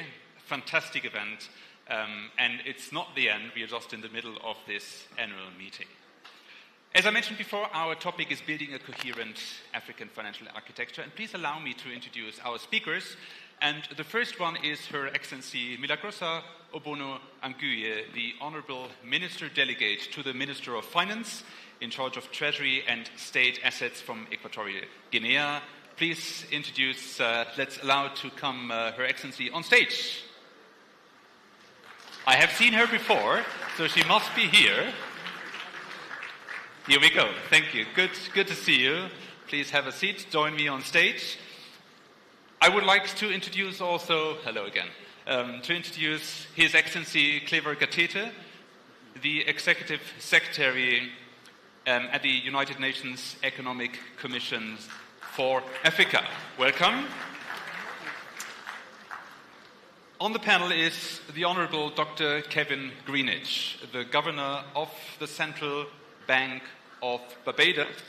A very warm welcome. And I'm delighted also to introduce the Honorable Dr. John Panonetsa Manguja, the CEO of Mutapa Investment Fund and also the former governor of the Reserve Bank of Zimbabwe. Welcome, and great to have you here in Abuja. When we think about the global environment and the trends of multipolarity, of fragmentation, of institutional inertia, and of course harder problems as well, we know that there is a need to work together to create inclusive and sustainable economic growth, to focus on trade, on, in particular, intra-regional trade, and also, if we think about the continent, understand how financial institutions in Africa can play a pivotal role for economic growth, for sustainable growth, and of course for a positive future. And that is exactly what we want to discuss in the next 45 minutes. And we have 2 rounds of discussions, and I would like to kick off the first one with a discussion about the current landscape, but also identifying strategies and strategic levers. And Your Excellency, Clever, you would like maybe to answer the first question. Let me start with you.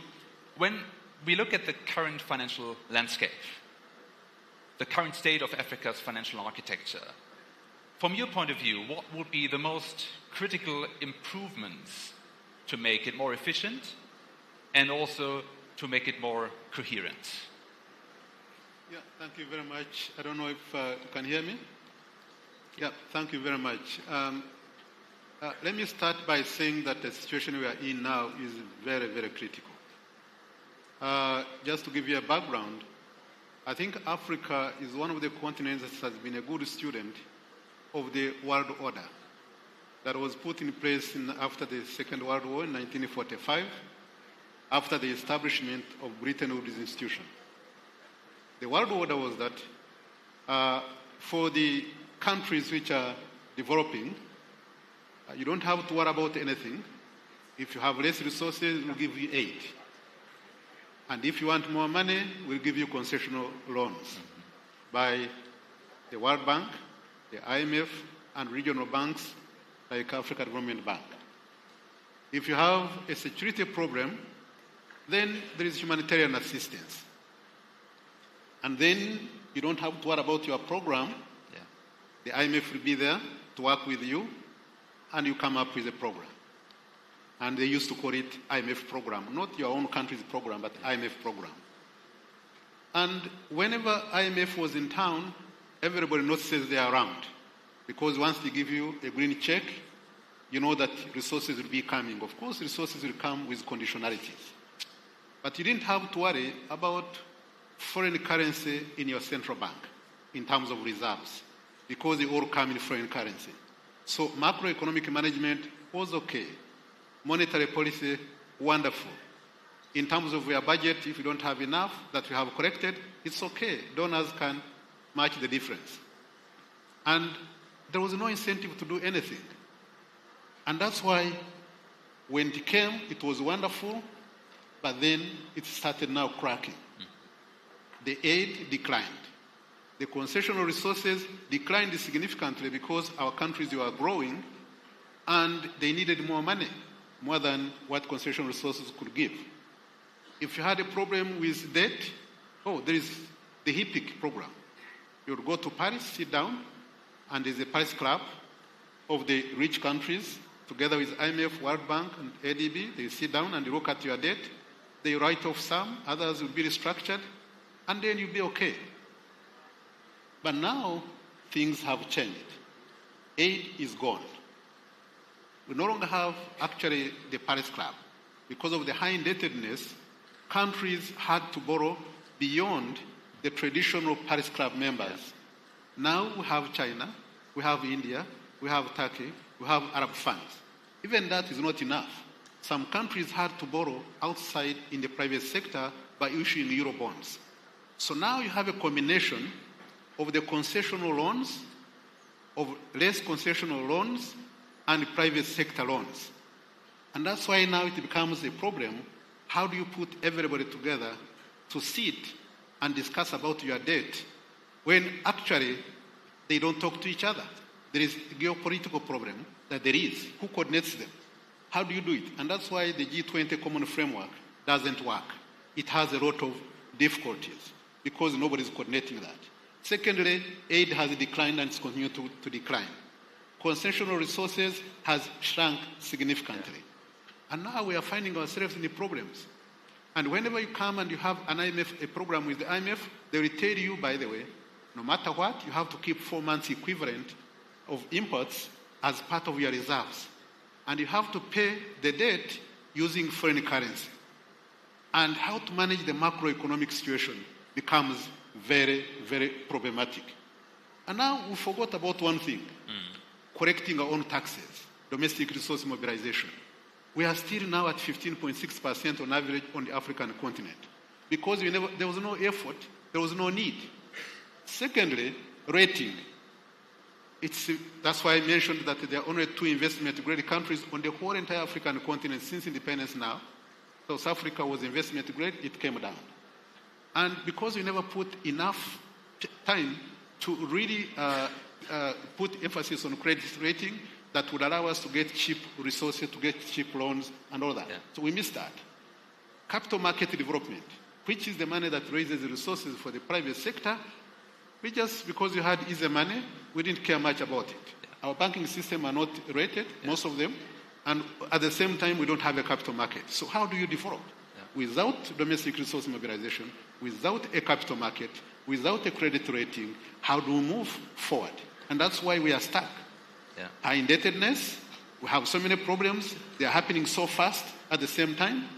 But then, to do something about it, it requires a holistic way of looking at things. Yeah. And that's why no matter what we discuss with FFD4, that we are going to be discussing next week in Spain, and other venues, FFD4 was very important because it realized the current architecture was not working long time ago. When we went to Monterey Consensus and we had a meeting in 2002, then that's when we realized that the current system does not work, at least for the countries and for developing countries right now. And that's why we are having the 4th round to make sure that we can put things right. But it is an uphill battle.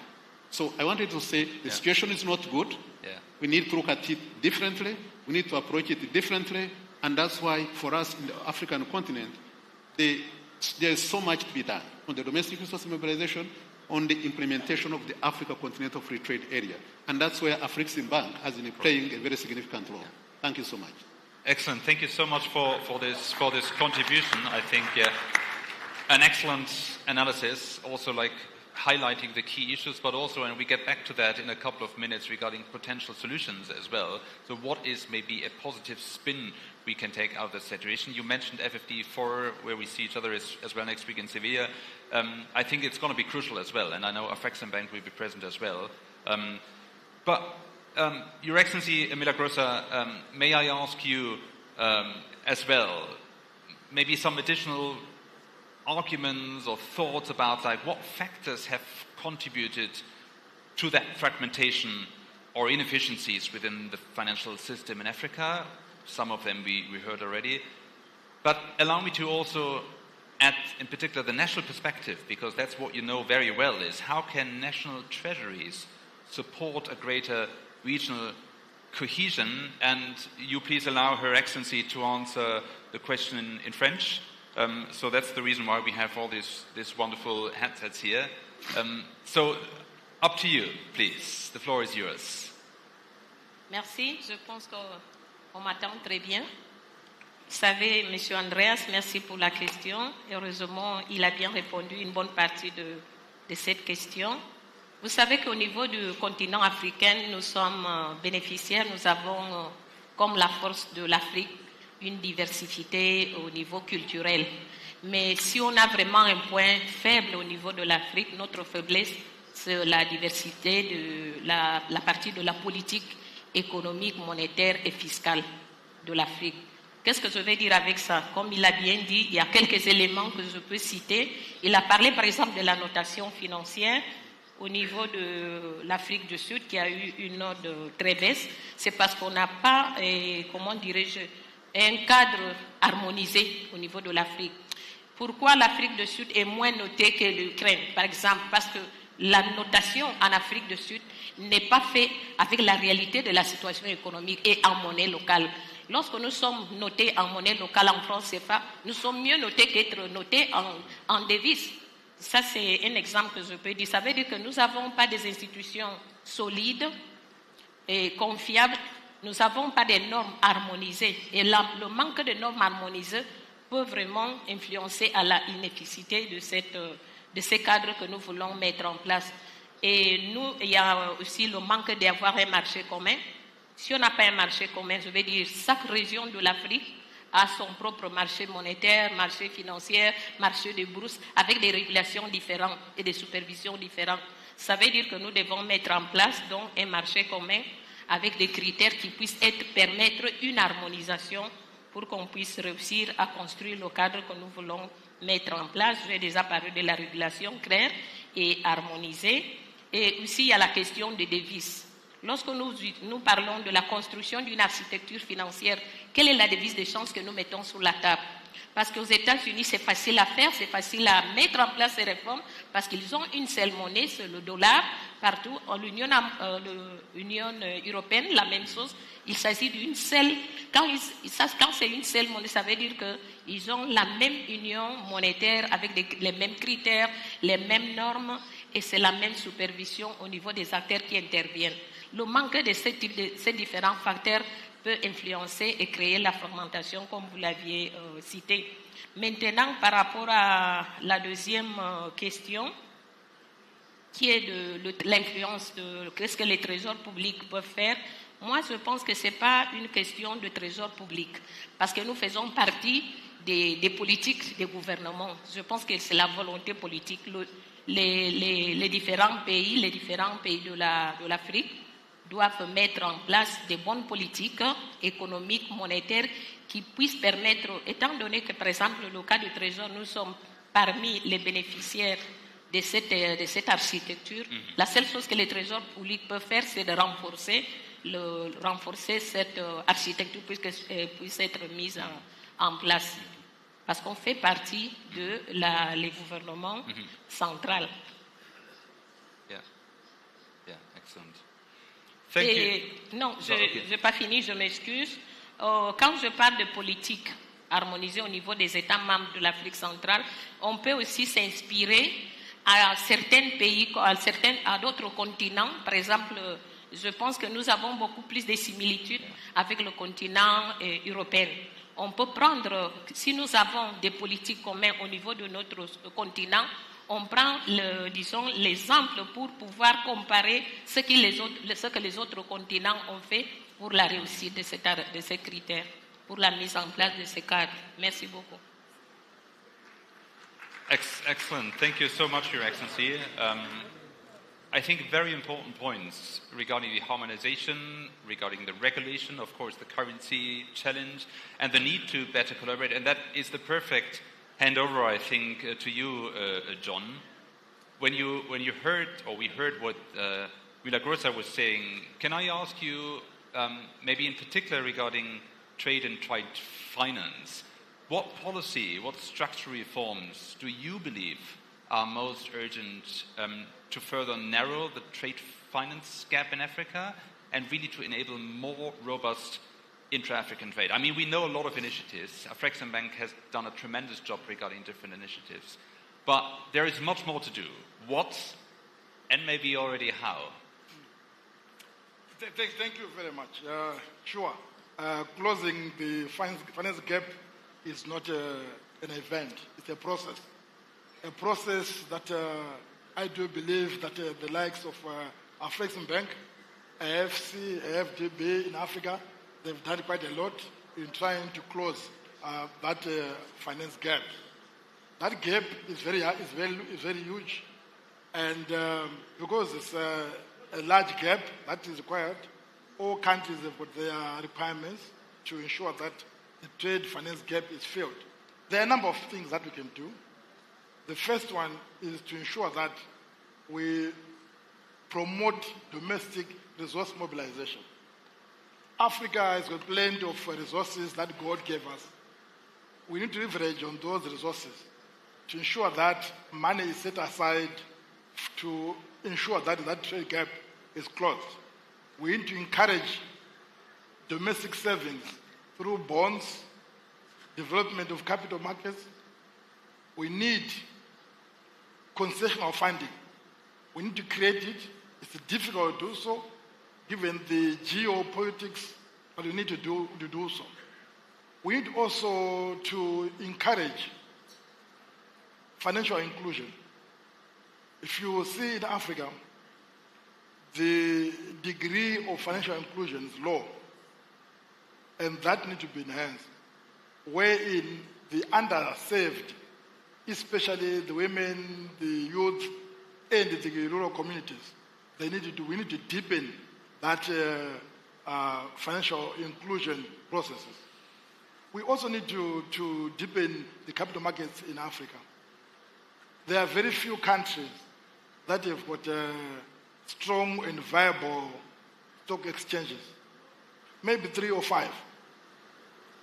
But then we need to boost that. Why is it very important? We need to ensure that regulators, governments put in place such incentives that will incentivize the businesses to go onto the stock exchange. We need to have tax breaks in Africa. Tax breaks that encourage savings. Tax breaks that encourage the business community to be able to partake their money in going to the capital markets. We need to boost intra-African trade. When we talk about Afreximbank, for example, we talk about the pubs. The pubs are very important for the Africa continental free trade area. Because when you have got a financial ecosystem, you need to be able to exchange value. And how do you exchange value? You exchange value through a payment system. And therefore, this topic that we are discussing today is very critical because it's all about how do we enhance the financial ecosystem in Africa. Yeah. And what are the challenges? And therefore, there is great need for the regional and the continental blocks to finish their work. We've got too many of them in Africa. We've got too many blocks, financial and economic blocks. Those need now to finish their work. We talk about economic union in Africa, financial union, whereby all the central banks talk about coming together as one using the economic continental financial instruments. That is not to be done. It has always been a talk, and we are still talking. The time to act is now.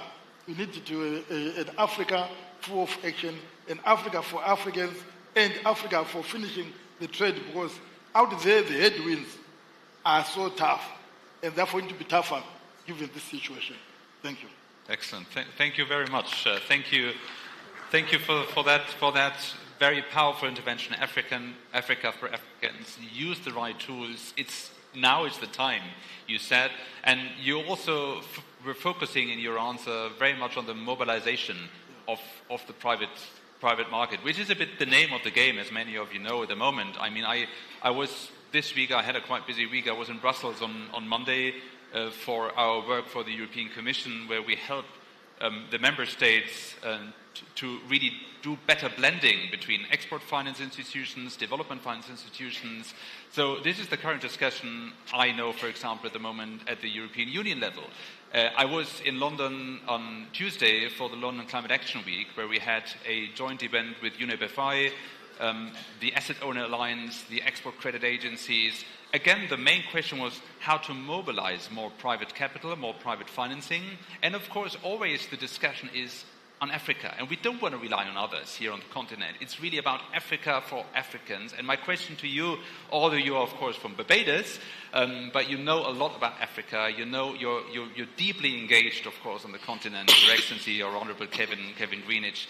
Can I ask you from your perspective, also maybe from a central bank perspective, how can we really deepen the use of concessional financing? How can we better use the de-risking tools we have? We're talking a lot about it. How can we really do that to attract more capital and, important, but maintaining policy autonomy, maintaining really the development focus? So how can we do that? An easy question, I know, but it's for you. Thank you. Thank you very much. And you're absolutely correct. Mobilizing affordable capital is strategic for the development of both Africa and the Caribbean. As mentioned before, we both face large development financing gaps. Africa, for example, invests 3% of GDP infrastructure. 12% of that, 3% comes from private. In the Caribbean, it's 2.5%, and 5% come from private sources. If you compare that to developing countries, about 5 to 6%. And it's usually a mix of public partnership. So for us to transform economies, we must attract the necessary capital without, as you mentioned, surrendering policy autonomy or compromising on development priorities. In my view, the key for that is collaborative, innovative approaches that de-risk those investments while channeling them into where we need to put them. First, I think we need to make greater use of lending finance through our regional institutions. Concessional finance must be seen not as cheap money, but strategic financing. And so if we combine our concessional financing we get from our regional development banks with private funds, we can then lower the risk and provide better investment returns to our investors. And in doing so, we are able then to challenge it into areas that their private investments less likely to go, areas like green energy, small and medium-sized economies, etc. And what do I mean by innovative? We've seen that, for example, in Barbados, we have had 2 major debt for climate swaps. Both of those allow us to provide the necessary space and financing. The first one, the savings from that allow us to prioritize our marine spatial environment planning and build a nature conservatory. The second allow us to build a sewage plant treatment. And all those came from those debt for nature swaps. Both were supported by concessional private partners and also from international development institutions that provide multilateral guarantees. And in my view, that's kind of smart financing. It allows us to get the incentive what we want without compromising on taking rigid conditionalities for where we're going. Another example, which we all know very well, is the Afreximbank expansion in the South, in the Caribbean, where with our office in Barbados, with up to $3 billion in financing for private development projects.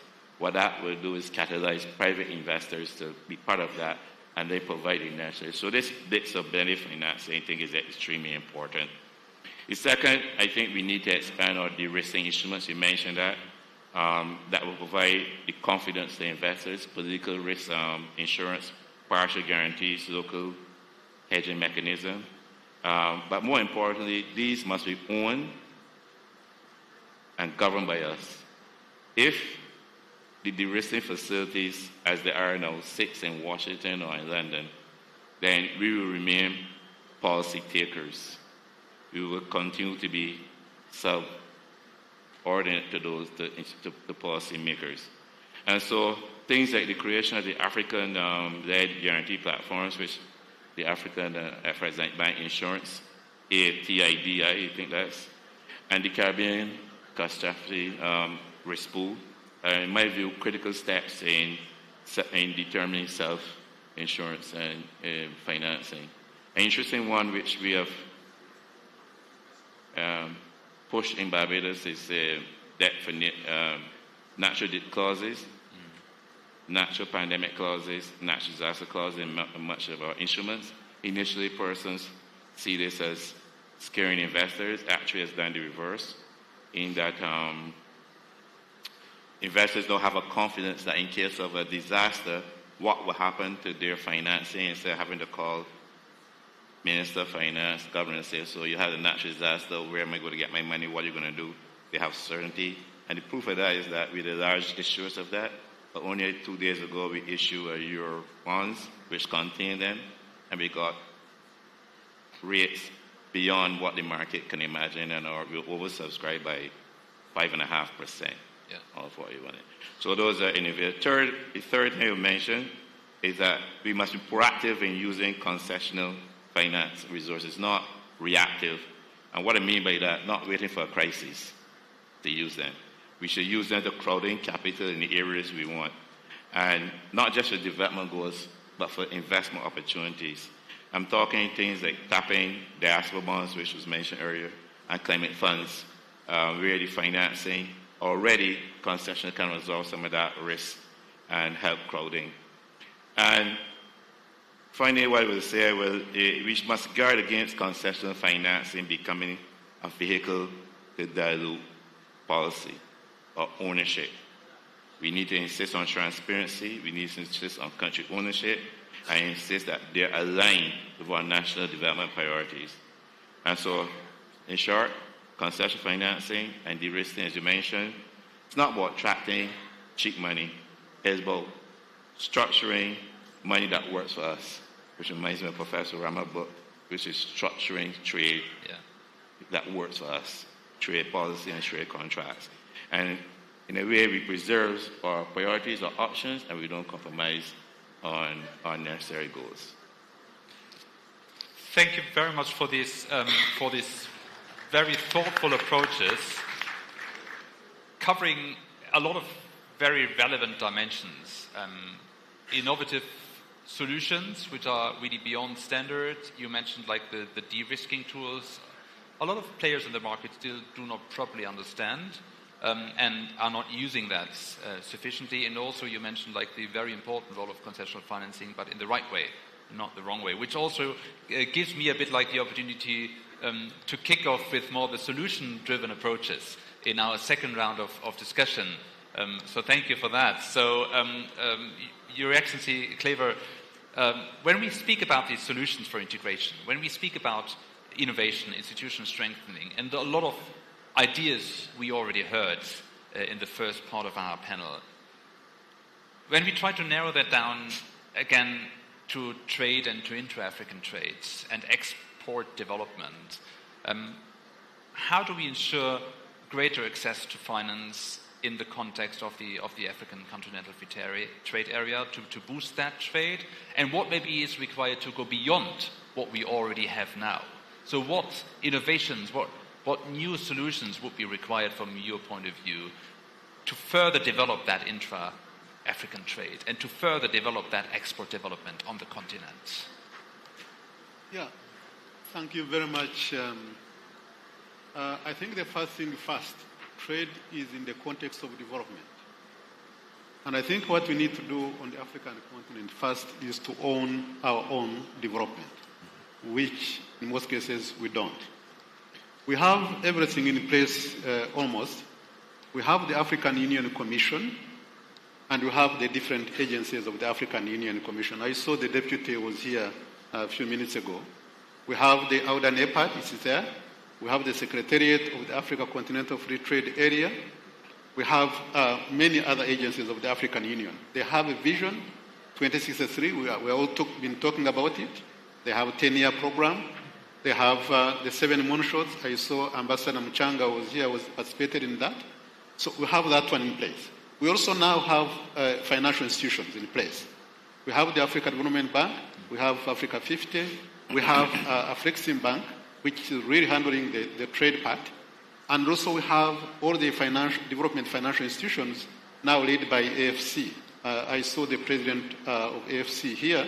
They are well coordinated now. So that means that we have everything in place to be able to do this. Now, the rest is now how to do two things. One, let's start with what we can do for ourselves at the national level. In terms, when we talk about domestic resource mobilization, we are talking about taxation. How do you simplify it? How do you give the capacity to the tax people who are collecting taxes? How do you digitize? How do you bring in the informal sector, which is now on African continent, on average is 82%. How do you bring them into the tax bracket? How do you reduce the incentives, which are blanket incentives, that you give private sector who are telling us that we are coming to invest, you don't follow up, and then you give them the tax incentives, which you don't, instead of correcting it, you are giving it to them, but you don't follow up to find out what they do. How do you develop the capital market in a systematic way so that it can provide long-term resources for the private sector? Then thirdly, now that we have a market, which everybody wanted, a market for Africa where the trade has always been around 15% in terms of intra-African trade. Now that we have a structure, we have the whole framework, how do we build it?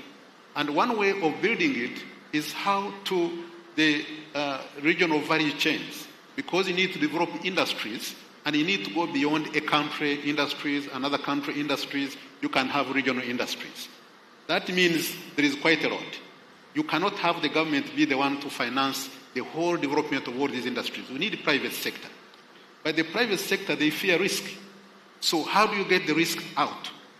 And that's where the problem is. How do you, the risk, we have identified already 94 different value chains across the continent, from minerals to agriculture to other things. But how do we do it? How do we package it? How do we bring others? And I can say we have everything in play, because it's the first time that on the African continent we are so lucky that we have now advanced institutions which are now helping us on the financial side. The 3 vice presidents of the World Bank are from Africa. The head of IFC is an African. The head of WTO is an African. And for the first time, we have a Secretary General that is highly committed on Africa's development, and the deputy is from Africa. Now, I don't know what we are lacking for us to be able to move forward into this. We understand what needs to be done. We understand we have the facilities in in the IFC, in the World Bank, in ADB and others, de-risking facilities. And then we are all, what needs is just coordination among ourselves to see how we can do it properly and very fast. Because there are so many things we can unblock along the way for us to make sure that the private resources can come in and complement what the government is doing. Otherwise, if we rely on just the governments, which is highly indebted, where the finance ministers, this is not the best time to be a finance minister, by the way, where they are really almost shocked, they don't have any fiscal space, they are under pressure, and you tell them, you come and implement, they cannot. You can use the little resources to provide incentives for the private sector to come in, and we can get Professor Rama to finance them, we can get the president of the African Development Bank and others to come in, and Africa 50 to finance infrastructure and the rest of it. If we do it properly, we can unlock so much of the private sector resources to come in and be able to support the implementation of the CFTA. Thank you so much. Thanks a lot for a lot of food for thought, Clever. I think that's extremely useful for us to think how to move forward. And maybe a good handover to you, Kevin, as well. When Clever covered a lot of different topics, can we be a bit more narrow maybe regarding like financial regulations, harmonization, or cross-border banking cooperation, the further development of regional capital markets? How can we foster that integration through that harmonization? Maybe there is something you can tell us from your own experience, maybe in the region. I mean, also some food for thought from all your experience here on the continent. So how do we foster that regional integration through more harmonization, in particular maybe regarding the capital markets? Thank you. Thank you very much. Perhaps it's best to say, let's imagine an Afro-Caribbean financial system. Yeah. Where rules and network mesh seamlessly. If we have that, we can foster innovation and share growth, the benefit of all without mimicking different processes. It was mentioned earlier, for me, one of the first priorities is the harmonization of the financial regulation and standards. Each country have different banking rules between Caribbean and Africa. It means that capital and banks struggle to move seamlessly across each other. And I believe we can draw on best common practice and frameworks to create a unified framework. We can unify capital adequacy, license requirements, conflict protection standards across jurisdictions, prudential regulation. It will make it easy for this to happen. As Governor, there are many African banks that express interest in Caribbean Barbados, and we always struggle in terms of what happens and works across each other.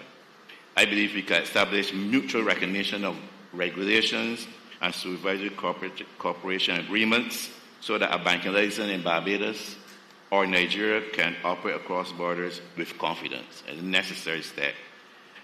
Imagine how we unify KYC standards, for example, establish a regulatory sandbox across the regions where fintechs, innovations can operate risk-free while we protect consumer interests.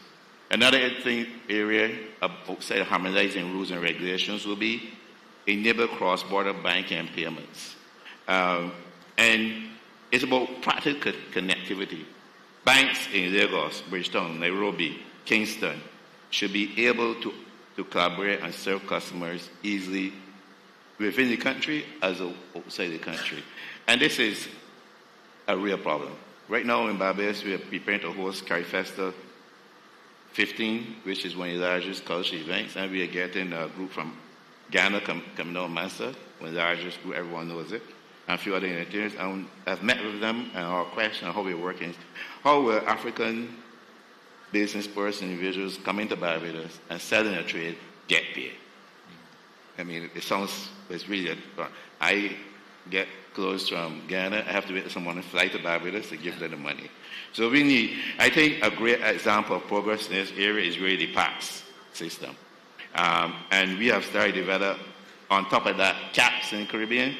And what that will do, it allows the, if once established, and we've already have proof of concept between Barbados and Bahamas, and the country bank governors agree to expand that. And once it is in practice, it will allow seamless transfer between not only around Caribbean countries, but between Caribbean countries and African countries using local currencies, which by default reduce the needs for US dollars in the transaction process and significantly reduce the time with a day or so in transfers. I think that's a bridge to the future. It will cut costs and currency barriers, etc. The other one, the last one we mentioned is developing. We need to put more attention in developing the regional capital markets, which will provide that long-term financing for growth. Across Africa, there are dozens of stock exchanges and bond markets. And in Caribbean, we have a few ourselves already. And integrating these, in my view, will give not only entrepreneurs, but governments a wider base in investment opportunities, a much deeper pool of liquidity to operate from. And again, there's promising steps. We just need to push on it.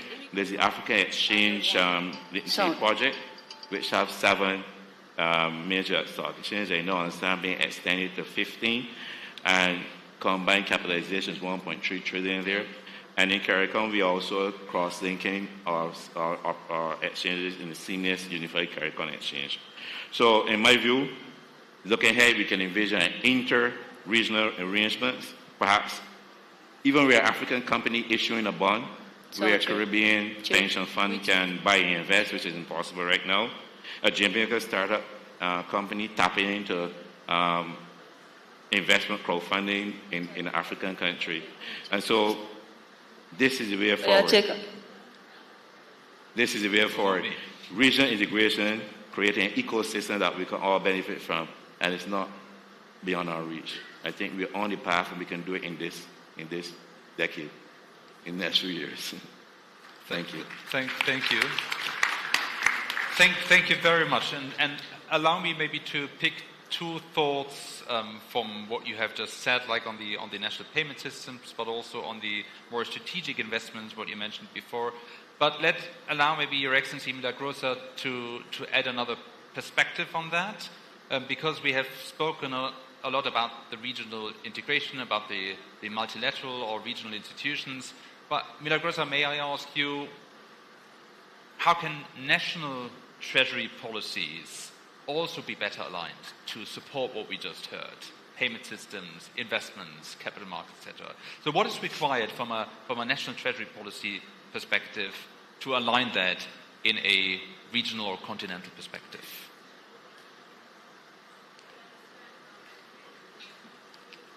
Merci.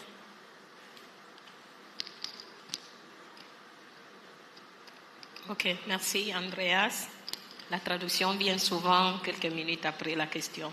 Je peux vous garantir que si aujourd'hui il y a quelque chose avec lequel on peut présumer, c'est que la plupart des gouvernements africains, du continent africain et nos banques centrales, il y a eu beaucoup d'avancements au niveau de la mise en place des politiques d'attraction des investissements en matière de la digitalisation, des infrastructures, du système de paiement.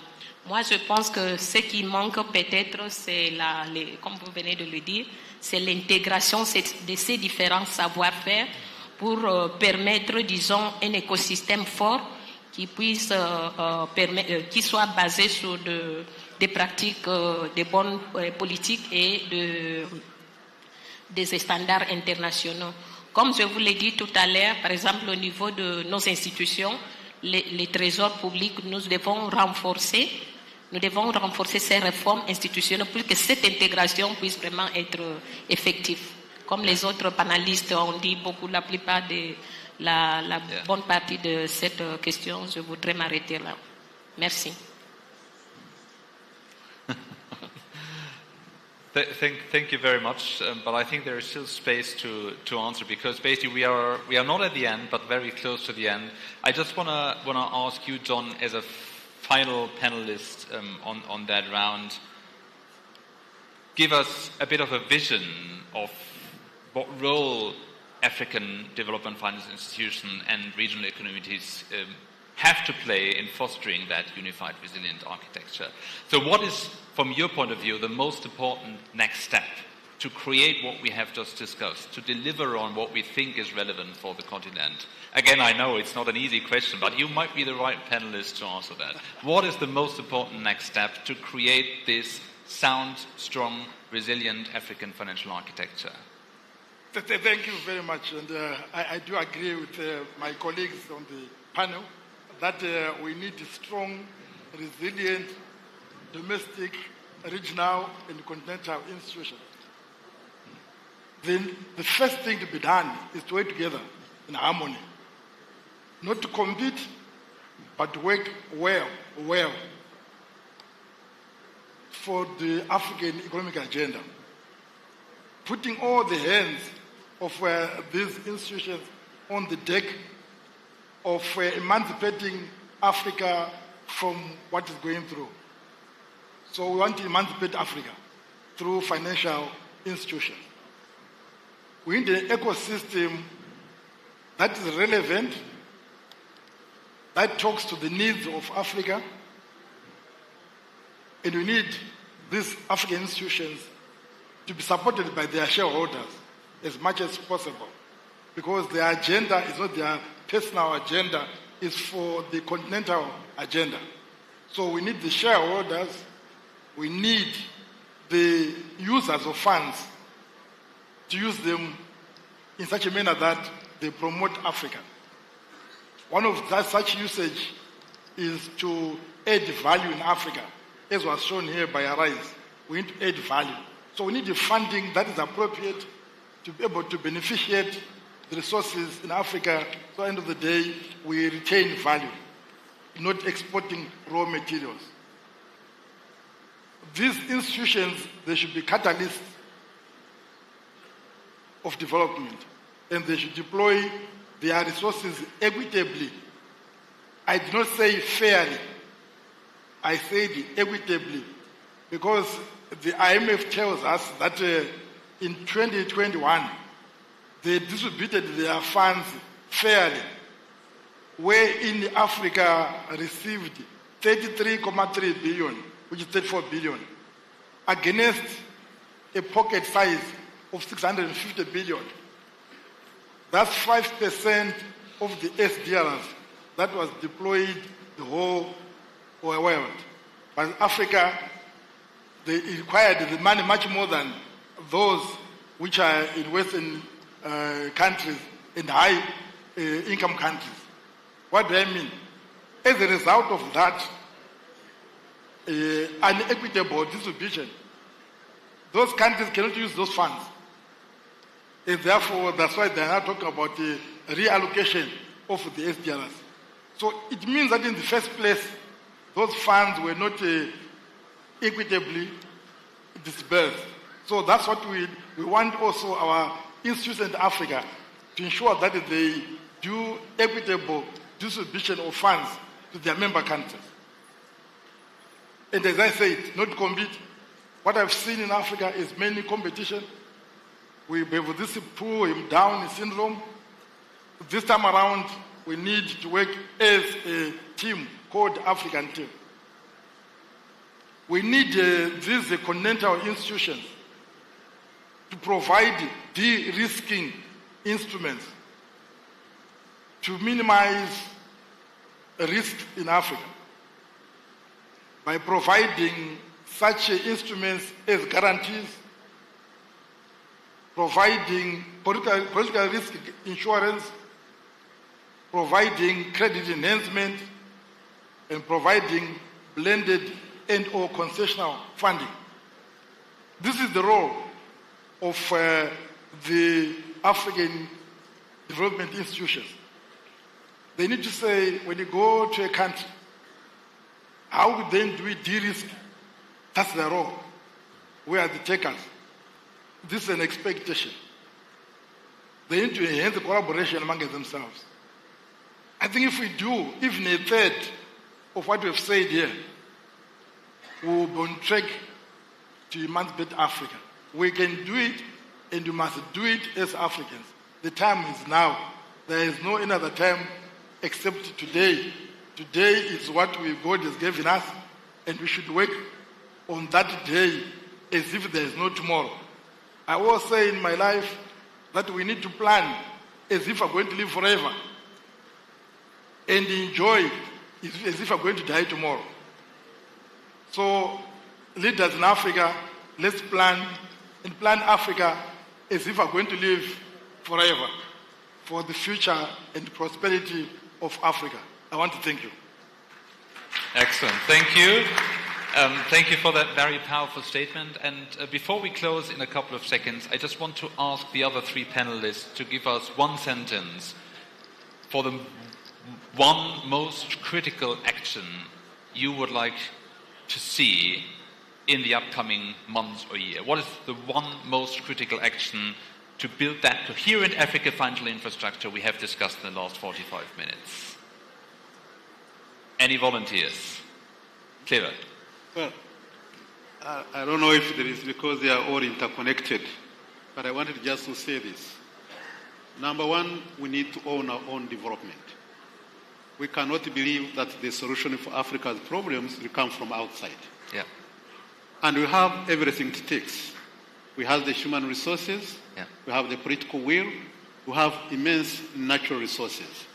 I think what is very important is to understand that now it's in our hands and the solution will be from Africa and not from outside. Thank you. The time is now. Now it's in our hands. Any other final statements? Any volunteers? Oui, moi j'ai un seul mot, une seule phrase, c'est la volonté politique. Parce que c'est la volonté politique qui va permettre de harmoniser l'architecture légale.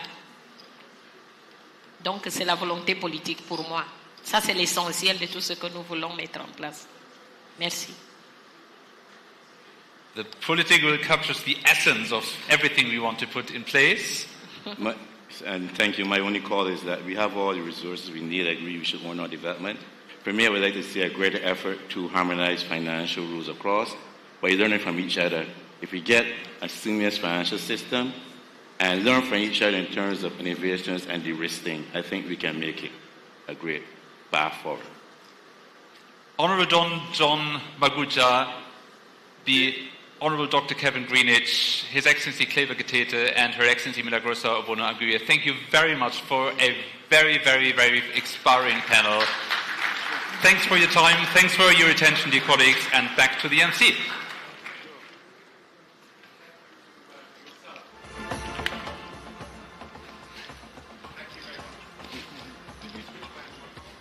Qu'est-ce qu'ils font? Hello? Yeah, you're challenging me with these mics this morning. Okay, thank you, Andreas Klassen. One more round of applause for a wonderful panel there. Thank you. Thank you. I told you that this is the ultimate bridge between Africa and the Caribbean, the sixth region of Africa. As you can see him, I just want you, we recognize the Prime Minister of Bahamas an hour ago. Sitting next to him is the Prime Minister of Grenada, PM, His Excellency Dikon Mitchell. You're very welcome, sir. I have to shake your hand. Welcome to Nigeria. Your brothers and sisters are here, very happy.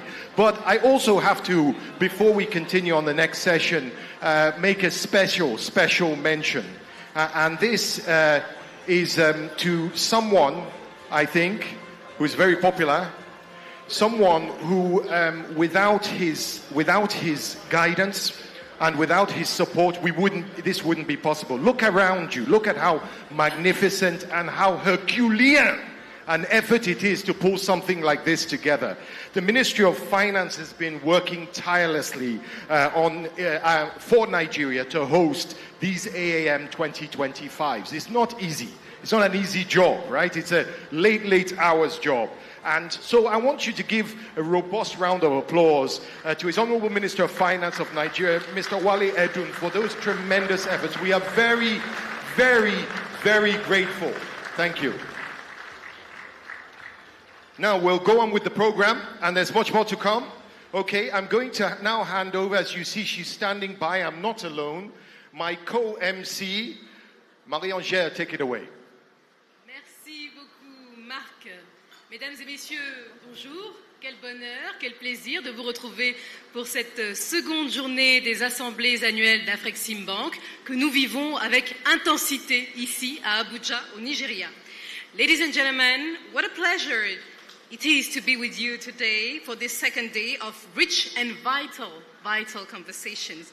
And I must say that the energy in this room is simply remarkable. Today, we do dive into topics that are absolutely central to our continent's future and to the powerful ties between Africa and the Caribbean. Place maintenant à une session, mesdames et messieurs, percutante, qui s'annonce comme un véritable appel à l'action.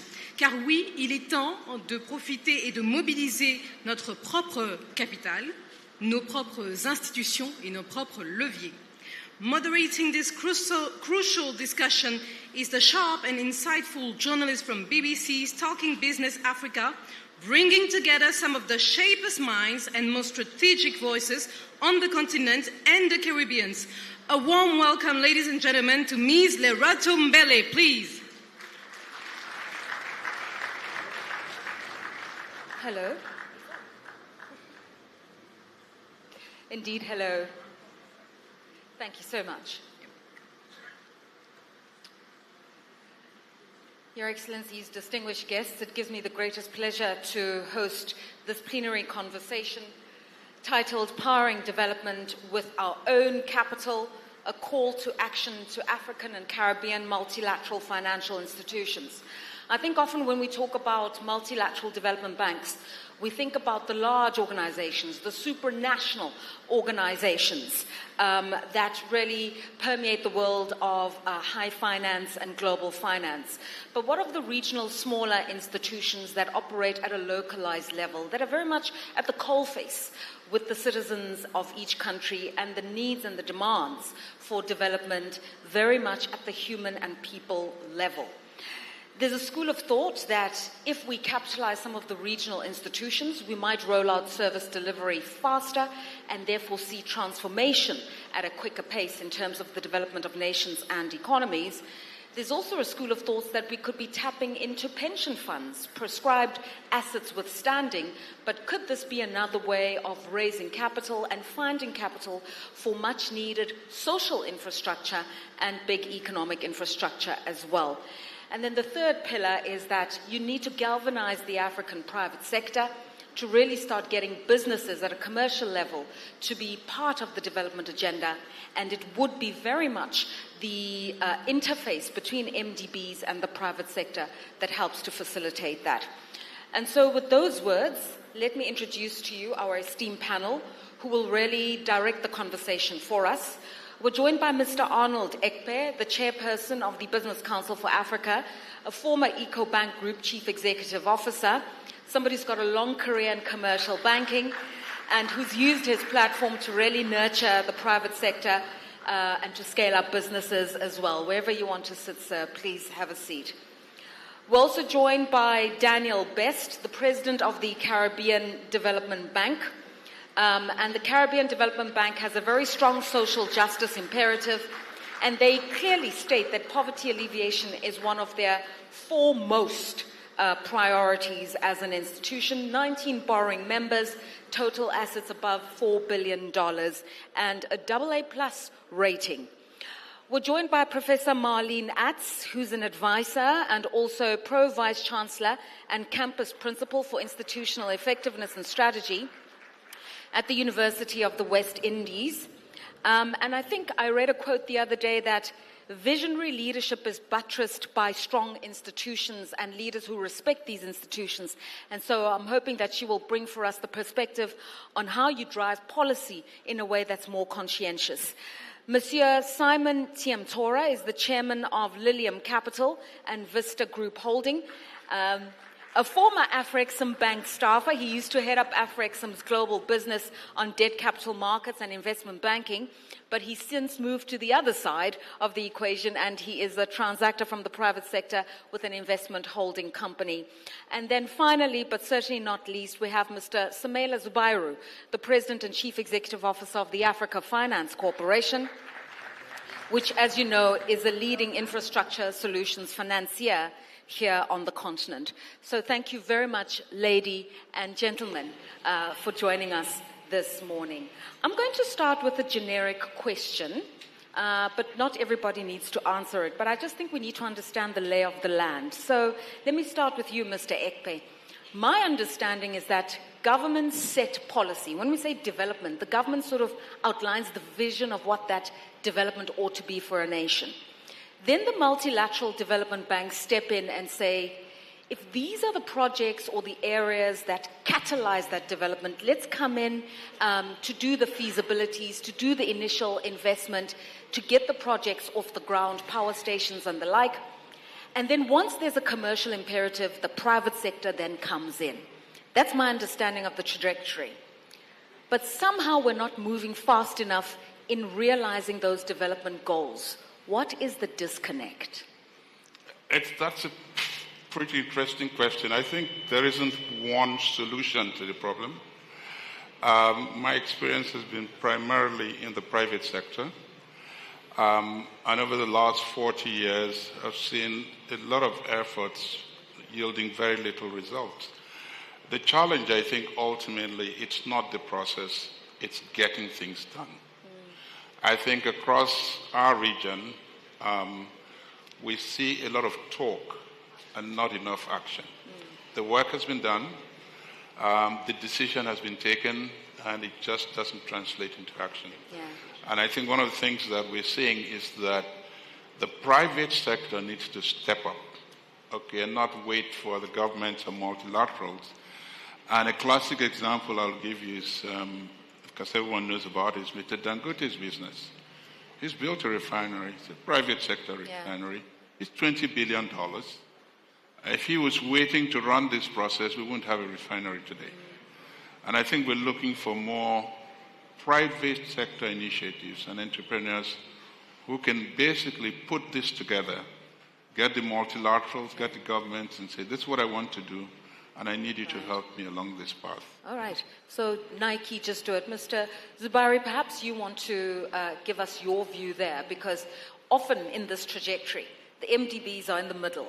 They're sort of working with the government, but they are trying to also capitalize the private sector to get it all going. But something is not quite registering. What is that? So thank you for that. I would just start by reinforcing the point made by Mr. Ekpe. So the challenge we have in Africa is execution at scale. There's no execution taking place. And it's important that we find several initiatives to be able to bridge from potential to progress to prosperity by demonstrating the success of examples that are done. And I'll just address your question with a few examples. So at the Africa Finance Corporation, and like with most multilateral development banks, since the question is addressed to multilateral development banks, we take the early stage risk to develop, to de-risk the opportunity. Yeah. We reduce complexity to structure and align capital behind it. That way we're able to move from idea or opportunity to bankability. And we do that at scale all the time. But once we've done that, we're able to bring in partners to come in, and we bring in partners at several levels. So sometimes in a new jurisdiction, because we're typically the first to do most of these projects. So for example, the first IPP in Ghana was done by us. The first IPP in Cape Verde was done by us. The first in Djibouti was done by us.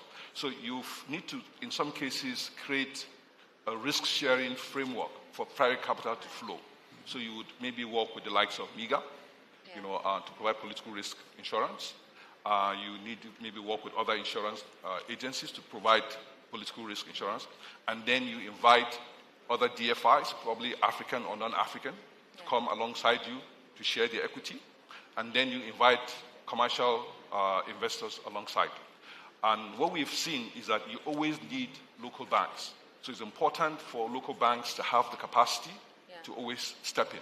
So the median African bank has assets of over about $450 million, compared to $1.2 billion in a place like Asia, for example. Right.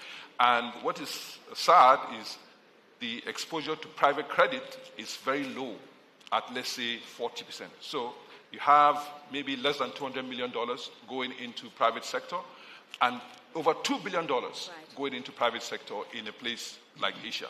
So it is really, how are we enhancing the banks? How are we credit enhancing them? How are we using our investment grade rating? How are we using our balance sheet to ensure that they get capital faster and cheaper? And we do that all the time, with banks in Africa, by ensuring that we are able to get them capital lower and longer than they can ordinarily get.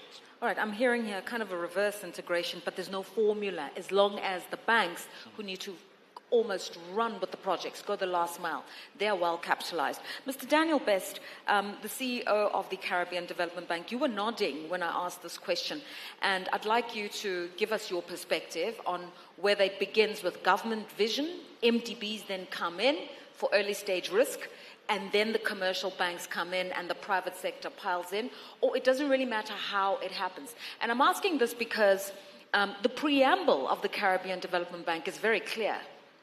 Your mandate is to alleviate poverty. There's a social justice imperative, and so whether you're building roads or schools or whatever the case may be, your end goal is this one thing. Yeah, thank you so much, Loretta, and thank you to Afreximbank for having us here. Look, let's center this on why we're here, which is people. And just to bring the Caribbean context into the discussion, the International Monetary Fund in the 2018 report noted that between 1951 and 2016, 524 natural disasters hit small island developing states. Of those, over 330 hit the Caribbean. That means over 60% of natural hazards impacted the Caribbean. Now, in 2021, the IDB noted that in 6 Caribbean countries, there is a $19.6 billion infrastructure financing gap in 6. The Caribbean Development Bank has 19 borrowing member countries. So you can scale that to determine the need that we have in the region. So it comes back to the central theme of your question, which is speed. And we have present here 3 of our distinguished prime ministers from Grenada, from Bahamas, and also from St. Kitts and Nevis, all of whom have been impacted by natural hazard events. Yeah. So the citizenry of the region aren't interested in which comes first. Right, yeah. What they care about is the speed at which we can get resources to them and deliver development solutions. The challenge that we have is that majority of the multilateral funds, global multilateral funds, take way too long to move this money. Yeah. Right? And so the conversations that we have to have is about how do we remove value depleting layers within the current global financial architecture to move resources to people further. And also, as my colleague mentioned, how do we catalyze the private sector's involvement into the development space? I want to stay still with a focus on the Caribbean, but I want to bring in another element, Professor Marlene Nats, which is the institutional element. Fundamentals withstanding of how you issue loans, credit, how you price it, the end game has to be the people, not just in the Caribbean, but in Africa as well. Absolutely. And so the synergy between governments setting those policies, setting the tone as to what those priorities are, almost has to be institutionally, constitutionally framed so that everybody's on the same hymn sheet. I'm talking here building institutions that really prioritize development as the center of how countries ought to be running. What do you say to that? I absolutely agree with you on that. And I think it's important, segueing from the earlier discussions about which comes first, whether it's the institution or the funding, as the case might be. I think we need to address, and I want to take off from President Best's statement about the Caribbean Development Bank. I think the institutional framework is absolutely important, particularly in our context. And what very often happens is that because the funding comes from external sources, the external sources sometimes also try to frame the narrative in terms of what the vehicle should look like. And that is not always appropriate for us, because we understand that while both Africa and the Caribbean are in need of capital and capital financing, the external sources, sometimes geopolitically, the external sources are not quite aligned with what our priorities ought to be, what our priorities are in the region, Caribbean, for example.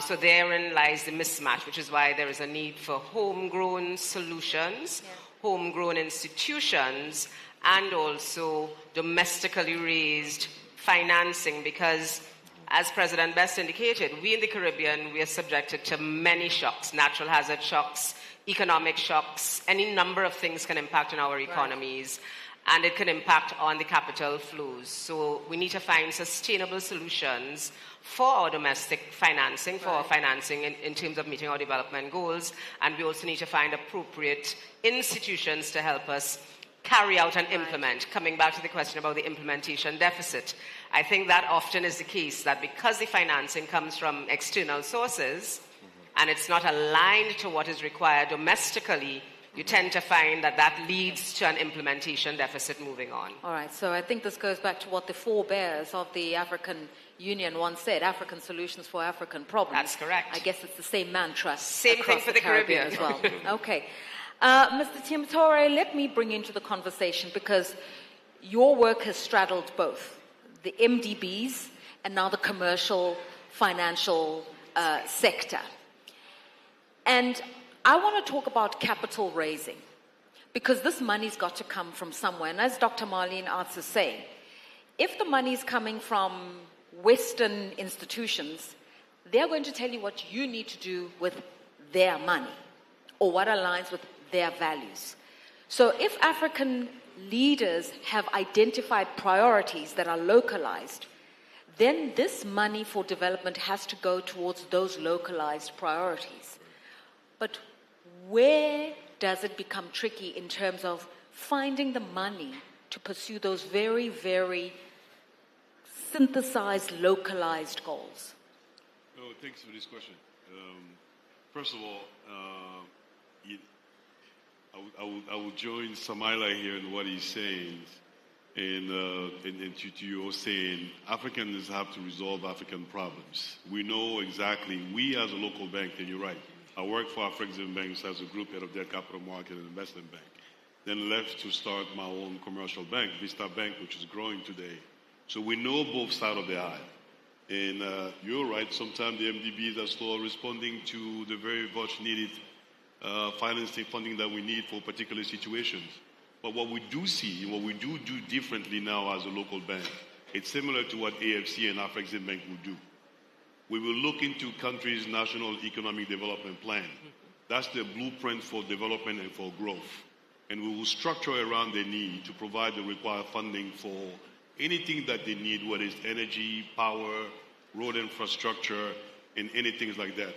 We're no longer bound by our own capital. And Samala mentioned, most African banks are small in size. But you have to put the size of the balance sheet aside to structure around the needs of the country, and then invite other banks to come and crowd finance some of the things. As an example, we took on a project in Burkina Faso, and to provide road infrastructure funding for the country, and everybody said it cannot be done. It was the government needed about 700 to 800 million euro to fund road infrastructure. So Vista Bank took it on, we structured around it, and then we invited multilateral institutions such as Afreximbank and the West African Development Bank to come and co-finance with us. And today, Burkina Faso, road is being built everywhere in Burkina Faso. We're building 2 airports in the same way, in the capital called Bobo Dioulasso and in Ouagadougou. These are 27-year-old projects that's been sitting there for many years, now being implemented. And we're doing the same thing in Guinea alongside with Afreximbank, in Mozambique, in Gambia, and in Sierra Leone. There's a new airport in Sierra Leone today in Freetown when you go there. Vista Bank built it simply because we took the capacity to structure around the needs of the government, then invite other banks to come and co-finance with us to provide them with the need. One of the key criteria for our development in Africa is just that all countries, as I mentioned earlier, as a blueprint, the National Economic Development Plan. We took those plans or those programs and we go shop it overseas. Then when you shop it overseas, and because you're looking for investors or entrepreneurs in Europe, in Asia, in the Middle East, or in America, obviously they will come with a requirement with their own capital, which does not meet your local need. Whereas we need to promote our National Economic Development Plan in Africa. You have Afro champions, you have African industries. Taylor can do the infrastructure. You have Owando who can do the oil and gas exploration and distribution. Right. You have many African champions in Africa that can implement our National Economic Development Plan. And we as an African bank can provide the African solution by providing the required funding. I want to just challenge a little bit of what you've said there, because it sounds a little bit like sloganeering. Now let's talk about the technicalities, right? Because the question is, powering development with our own capital. Yes. Do we have our own capital? Yes, we do. And this own capital, when we're fundraising, where do we fundraise? Because we're told that there's a capital markets problem in Africa. They're not liquid enough, they're not deep enough, there's a taxation problem, so there's a resource mobilization problem in Africa. And so ultimately, those economic development plans have to be shopped abroad because the capacity apparently is not here. We do have our own capital. We don't need to go overseas. If you take the National Economic Development of Senegal Emergent, or you take the one of Côte d'Ivoire, whether it's roads, energy, power, you name it, you have Africans that can implement it, and you have African banks, Vista Bank, AFC, Afreximbank, the West African Development Bank, all of whom can come together and fund those projects and get them off the ground. And we're doing it. Like Samala mentioned, we need to do that scale. And we don't need to go overseas. If you want to shop your program overseas, obviously those that come with the project will come with the required capital and dictate it. And then one thing is when you talked about capital markets, Africa is flush with liquidity. When you look at the institutional investors, the pension funds of Africa are sitting on $460 billion. Where is it being put to use? So we need to be able to tap into those funds that the pension fund has today to develop our country, to provide us. Let's move this conversation along. Arnold Ekpe, you've been quiet for a little bit. So do we have our own money? Why are we struggling to deploy our own money? Is it a fundraising issue because the capital markets are not structured in a way where we can tap into our own money? And then if we are going to look at pension funds, I mean, those are regulated, heavily regulated. They are prescribed assets. You can't say to people, save for all your life, and then suddenly go and build a bridge in a war-torn country, for instance. I mean, those are the dilemmas. And why not? I think the major problem in Africa is we keep doing these national development plans. We've been doing them for over 60 years. Not one of them has worked. And we keep doing it. That's right. And we expect a different outcome. I recall speaking to one of the ministers for national development when I was younger and more active, more activist. And I said, what's your plan? And he gave me all this stuff. And I saw him later. I said, did you achieve most? He said, not really. The only national development plan that a country needs to do, in my opinion, is called 20 or 30 of the leading entrepreneurs and ask them which sectors they want to focus on and give them as much support as possible. That's the only national development plan. Okay? Stop wasting time spending 9 months, 12 months writing a report which is obsolete by the time you do it. And the next point I want to make is there is domestic capital. There is a view in Africa that you need foreign direct investments. to develop. No, you don't. Foreign direct investment helps development, but it is not the only way to develop. And the challenge comes with a mindset. Yeah. We have a major mindset problem. And we all have to step back. And that's why I don't attend conferences, but I showed up for this out of respect for what Dr. Rama and his incredible team have done. Because they've shown that it can be done. Okay? And I think that ethic, that can-do attitude, that courage to get things done is key to getting things done. I think he raised a very important point. They've done a lot of projects. Okay? Private sector led. That's right. Yeah. If it was government led, none of those projects would be done. Yeah. Okay? So let's give government enough, they have enough work to do. Let's not ask them to develop airports, to develop refineries, to do all of that. They don't need to do that. They're competent young men who can do that. Right. And women, I'm sorry. And women. My apologies, and women. Yeah. Okay. And I think I think earlier you quoted Alhaji Dangote, and I think he said, foreign investors take the lead of local investors. So if the local investors are not incentivized to be part of the development agenda, how can you expect somebody else from elsewhere to do it? So it's that mindset. Let me give you an example. Dr. Rama and his team decided to have this Afro-Caribbean initiative. And we waited, we looked at it, and we said, it seemed very interesting. We have set up a venture capital fund in the Caribbean as we speak. A 30 million venture capital and climate fund. It has already made one investment, it's going to make 2 investments. Right. That's what I call action. We could sit down with Afreximbank and talk for the next 2 years about how we support them. Or we could get on with it and then go to them and say, this is what we're doing. How can we work together? Fantastic. It's a mindset issue. Absolutely. Sulemea Zubairu, I want to bring you into the conversation just by throwing a few figures at you. We know the well-documented requirement for infrastructure per annum.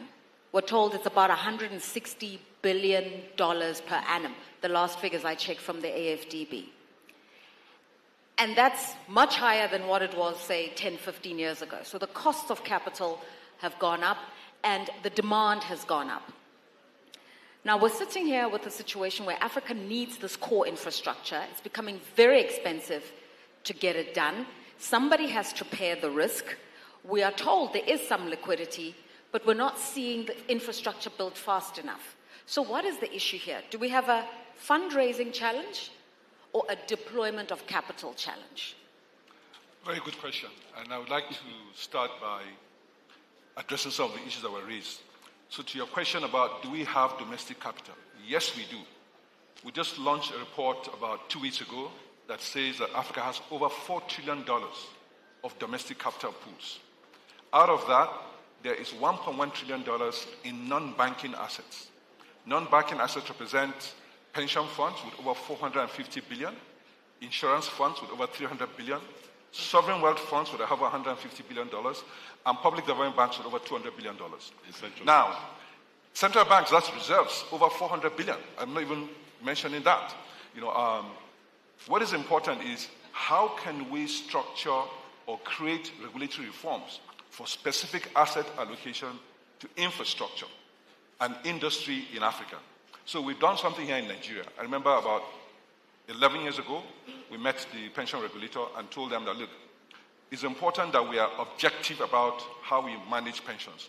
We can't be managing pensions for people to buy generators and diesel when they retire.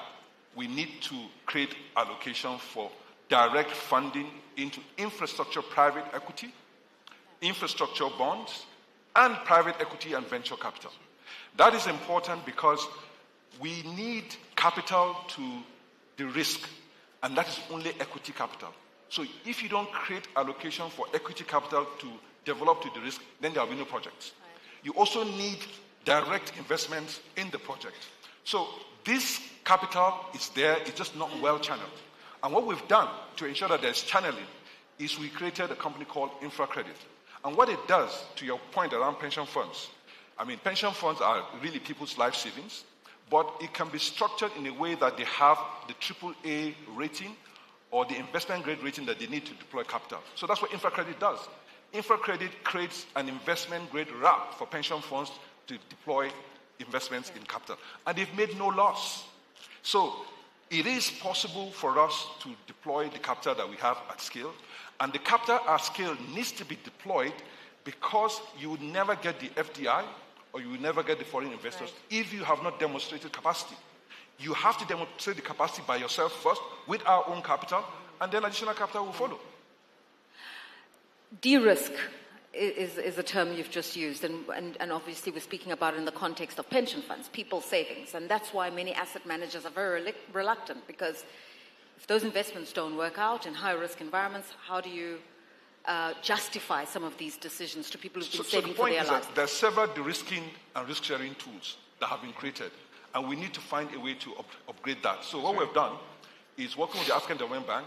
We're replicating the InfraCredit success in East Africa, and I'm inviting all the other development finance institutions that are here that we can replicate the same across Francophone Africa, across Central Africa, and across East Africa.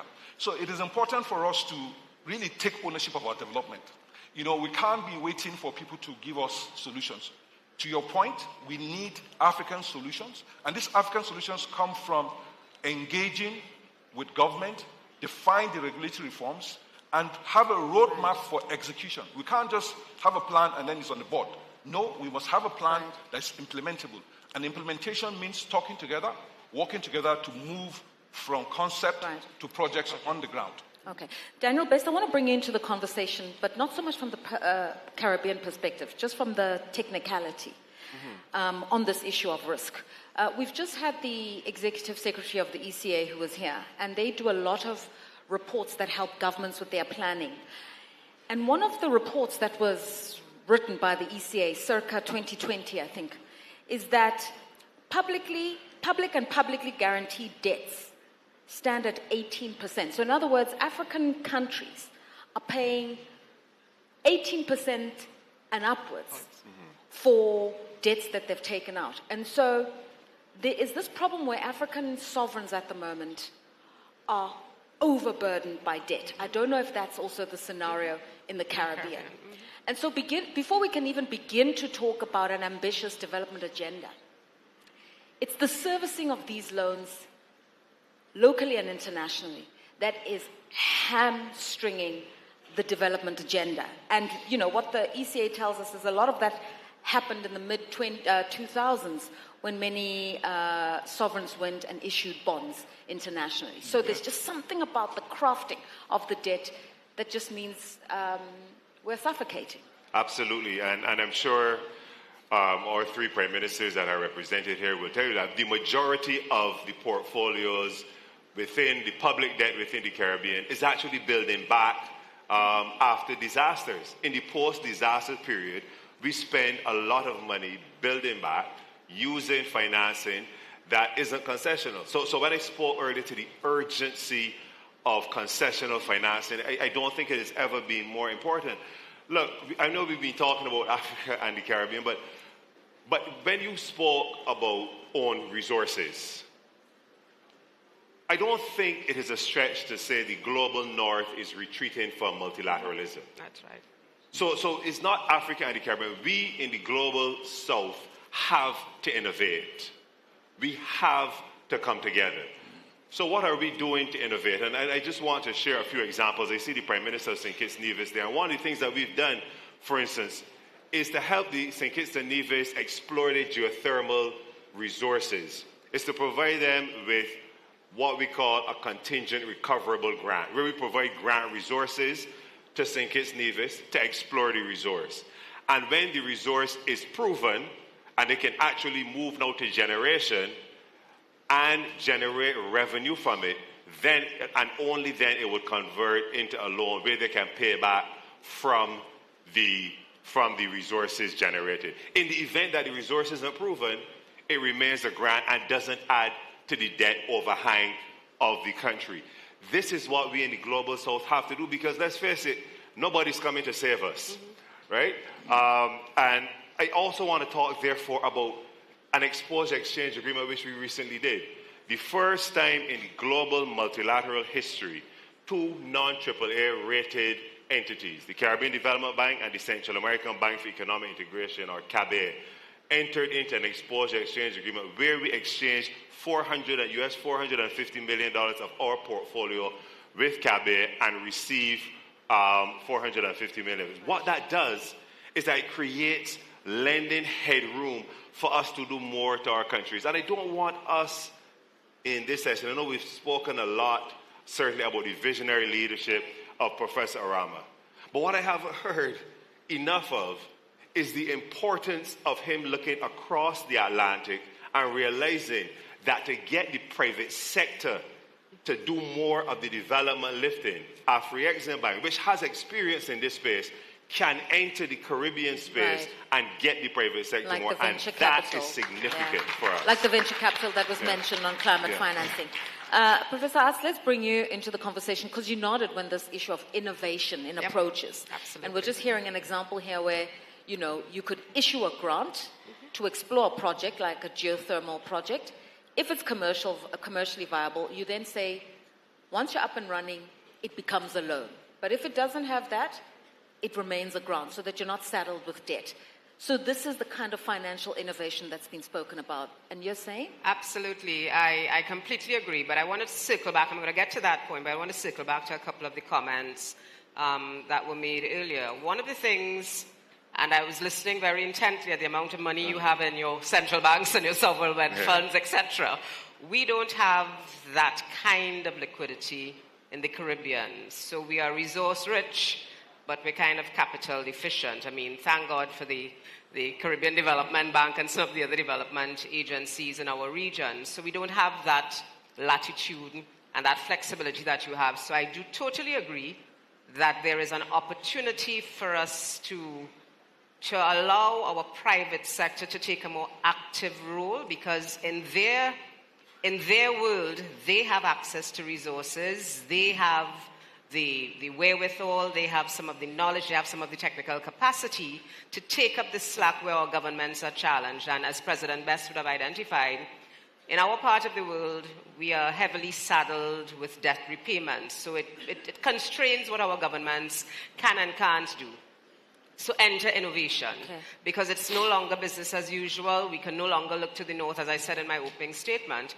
We can no longer look to the north, the traditional sources, for financing and for capital. So we have to look homegrown and we have to innovate. So things like diaspora bonds, so that we can capitalize and we can leverage the diaspora populations that we have, Africa, the Caribbean, we have healthy diaspora populations. We can leverage those and have them contribute to some of the capital needs that we have at home.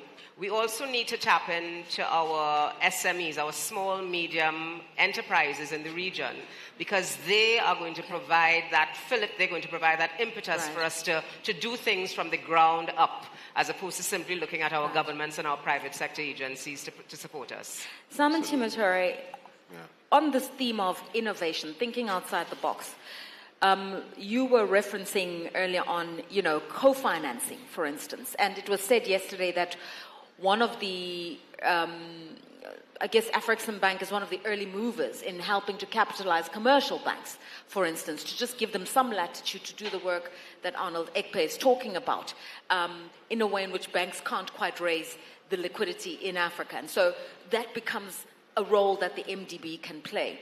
But once we start talking about how much more of that we do, we now need to think about guarantees. Who's going to guarantee some of that debt? Who's going to be responsible in case things go really, really south? And are we saying MDBs must take that on? Because usually it needs to be the sovereign. You want to invest in something in somebody's country, they don't have the money, let their government stand surety. Why should the MDB stand surety? Well, first of all, I think governments are constrained by ratings, right? Yeah. Because of perceived risk, which, by the way, doesn't exist in Africa. I don't know any African government or country that have defaulted like we have seen in Europe with Greece and Cyprus or in Argentina and things like that. So we Africans pay our bill.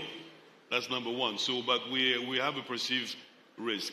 I think what Samala was alluding to earlier, it's just the de-risking factor by using some of the MDBs ratings, AAA or AAA, to create what we call monoline structure that will enable the capital market to come to invest in those long-term infrastructure projects, 30 years, 50-year money that's needed, and de-risk it, enable them to come in. When he was talking about the pension fund, the sovereign wealth funds, and the liquidity that's sitting out there, you take those pension funds, they're geographically limited, or the sovereign wealth fund, because they can only potentially allocate 5% of the capital outside of their home market. However, the country is a member of Afreximbank. The country is a member of AFC. Why can the pension fund treat Afreximbank as a local entity, treat AFC as a local entity, and work and invest in AFC or through Afreximbank guarantee to provide a very much needed funding for a juicy project, infrastructure project in Nigeria or in Cote d'Ivoire or in Senegal? So what happens when... So we create a limitation for ourselves to enable ourselves to deploy capital across the continents as we see. So that's one way. And then you will talk about the innovation. I think in the Caribbean, you guys can potentially... What we're doing is, we're not burdening the government from a debt perspective. And you flush with resources like we are. And I gave the example of the country like Burkina Faso. We did what we used to do when I was at Afreximbank. It's called future flow fund financing. So we look to the natural resource, the potential that the country has, and to provide funding to them. And once it's produced, obviously, it's used to self-liquidate the facility, which you can reuse. Today, those projects that I talked about that we're doing with Afreximbank in Burkina, in Guinea, and Mozambique, are backed by mining royalties. It's just simple as that. So the government is not burdened by debt. It's sustainable, and the money can be reused for other projects. I wanted to say, what about the least developed countries where, countries themselves aren't credit rated, so businesses in their countries might not be as well, and then they can't enter into nation member agreements in some of these organizations. So does that disadvantage them? Well, it's not. I mean, I think we focus too much on those narratives of rating, not rating. If I'm a banker and I'm someone who wants to do deals, I say, where's the cash flow? How do I get repaid? So it's on us, banks, to structure something, work with the government that is essentially providing those projects for the private sector to implement, to figure out a way how they can be repaid. And that's what we do. So we bank will pre-finance the project to enable the private sector to implement the project and work with the government to find a structure whereby we will be repaid down the line. So the private sector gets the comfort that the local banks, with an MDB such as AFC or Afreximbank or the West African Development Bank, will provide them the financing right away to implement the project. Now, we as a local bank, that's different because that's local capital in local currency, not FX. And sometimes we do a blended financing of local currency and FX, taking into account the country debt profile. But to provide, in any event, the requirement, the funding solution that works for the government to enable those infrastructure projects. Daniel Bess, you want to pipe in there. So can country X, which is not a member of the Caribbean Development Bank, come to you and say, help us with something really transformative when they have no skin in the game? Yeah, so at this moment, we have the 19 borrowing member countries and 28 overall countries in the bank. So countries outside can, but we can blend resources. But I'm happy you asked the question about what about the least developed countries. And the Bretton Woods, this is the importance of having honest conversations. Because the Bretton Woods institutions were established to be counter-cyclical. The very first line in the Caribbean Development Bank's charter, way back in 1969, 1970 when we were established, is that the Caribbean Development Bank was established to catalyze concessional resources into the Caribbean, having special and urgent regard for the least developed countries. But what happens? A hurricane hits Grenada, a hurricane hits Bahamas or St. Kitts or Barbados, and these countries are under pressure. We as the multilaterals want to step in, but what do the rating agencies tell us? You're not able to. Well, hold on, because you put in too much money in there, then it increases our exposure. And this is the genesis of the need to have honest conversations with the rating agencies, because it is especially in the times when these countries are hardest hit that we have to step up. And I just want to say very quickly, the last thing is, we spoke about our rating. it is not sufficient for multilaterals to just boast about the AA plus or AAA rating. Yeah.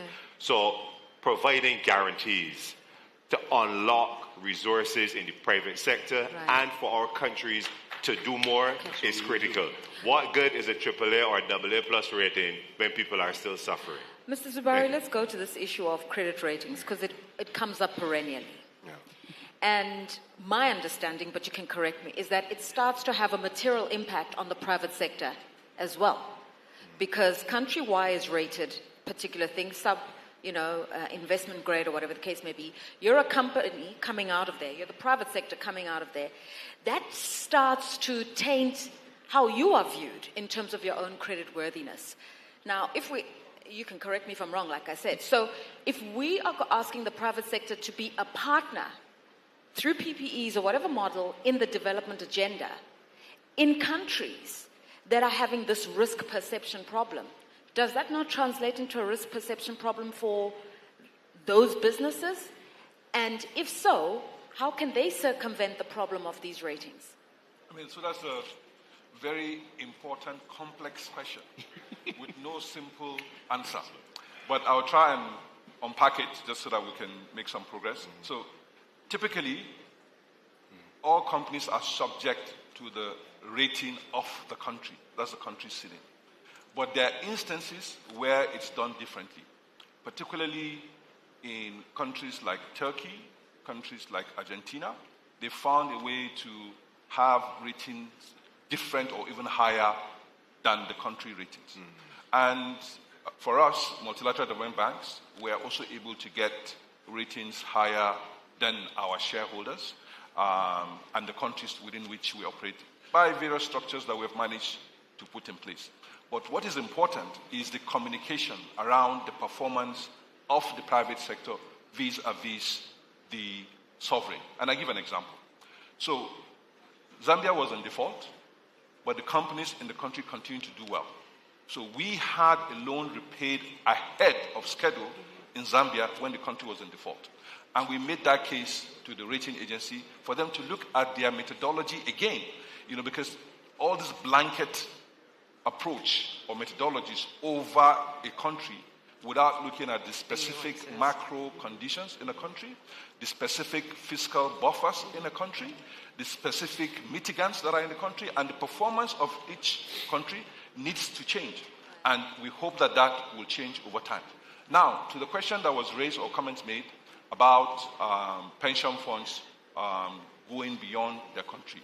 So we have seen over $200 million of investments from pension funds in AFC, and we see that growing, and we think that reforms like this are important, and once we can do the intermediation, do the regulatory reforms for more funds to flow, we would see the benefit of that across the continent, which is why I think that what is important for this conversation that we're having today about taking ownership of our development and funding it is to focus action on what are the regulatory reforms required for capital to flow from where it is to areas that is needed.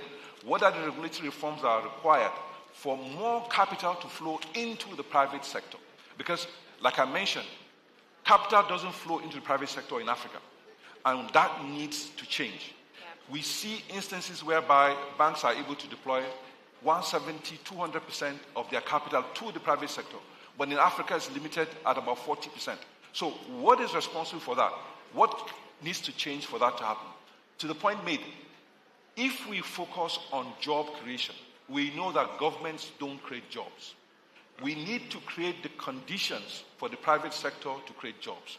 We need to focus on what are those conditions that will create, that make change inevitable for job creation to happen on the continent. If we try to align development outcomes, principally with job creation, we look at the activities that that we all embark upon and ensure that we're tying it to one, how are we capturing and retaining more value locally? How are we processing our local materials or our resources into finished goods that are consumed within the continent?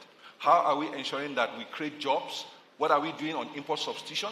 What are we doing on value capture, value retention, and how are we specifically linking that to job creation? I think we'll see a lot more progress.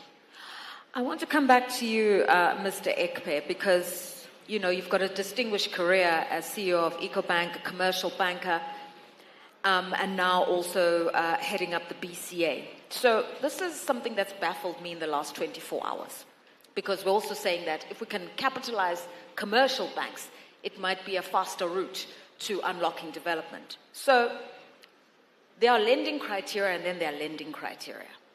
And what we've heard, because the MDBs are early movers in that development process, they might have more latitude in terms of the interest rates that they set, the terms of the loan, the repayment.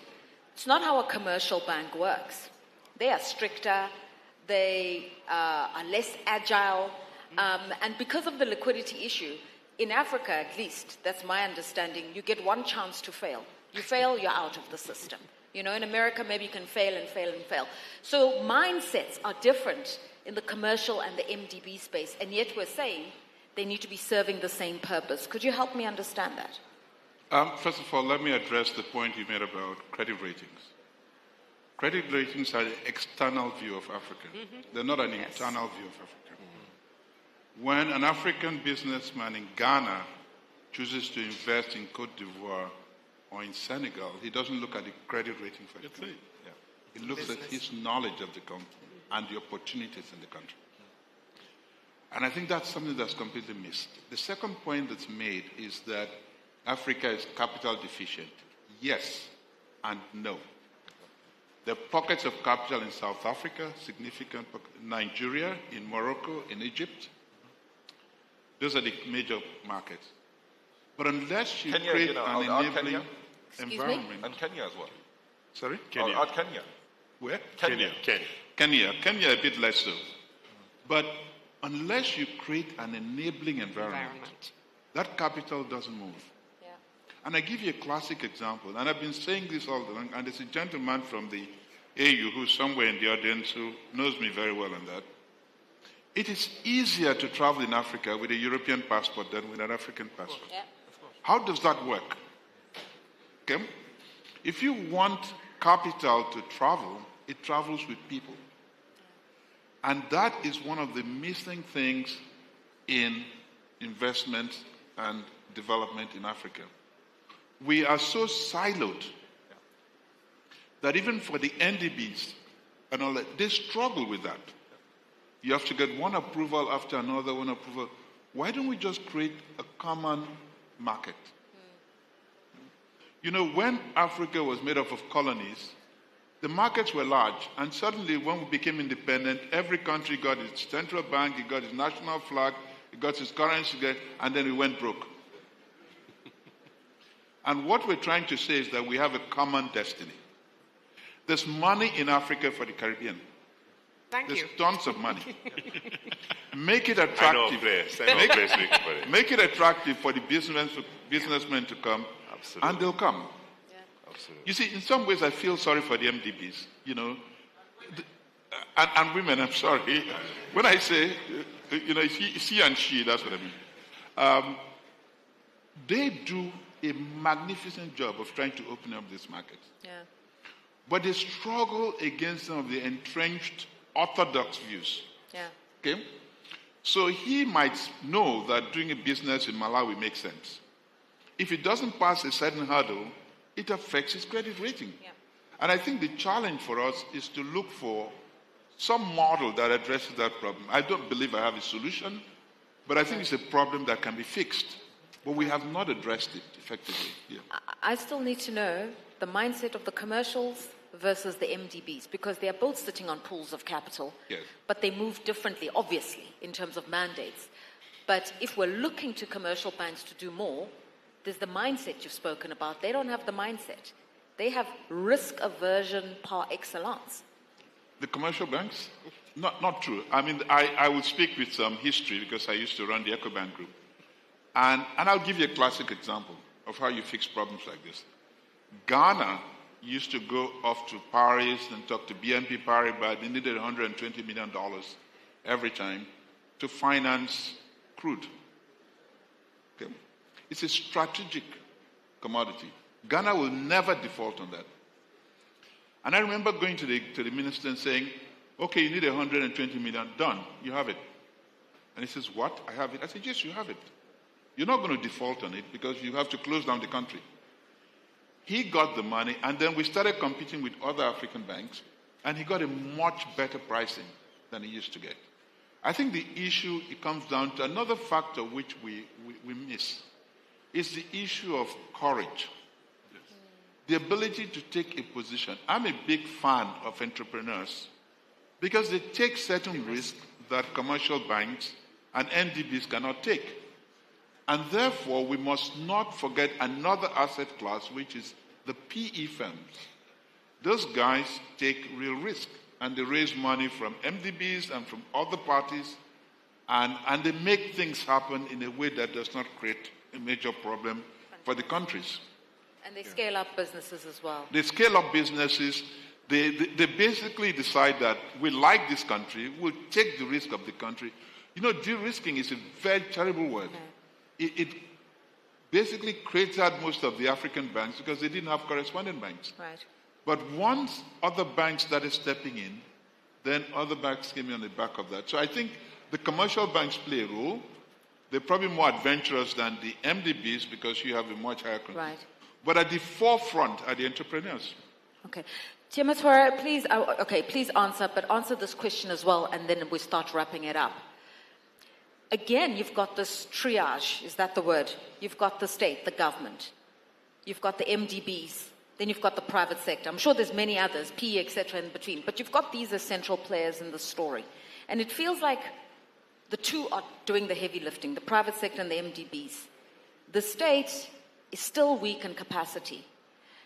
If we look at the infrastructure deficit, economics says that to really bring about development, countries need to be spending on average 15 to 30% of their annual budgets on public infrastructure.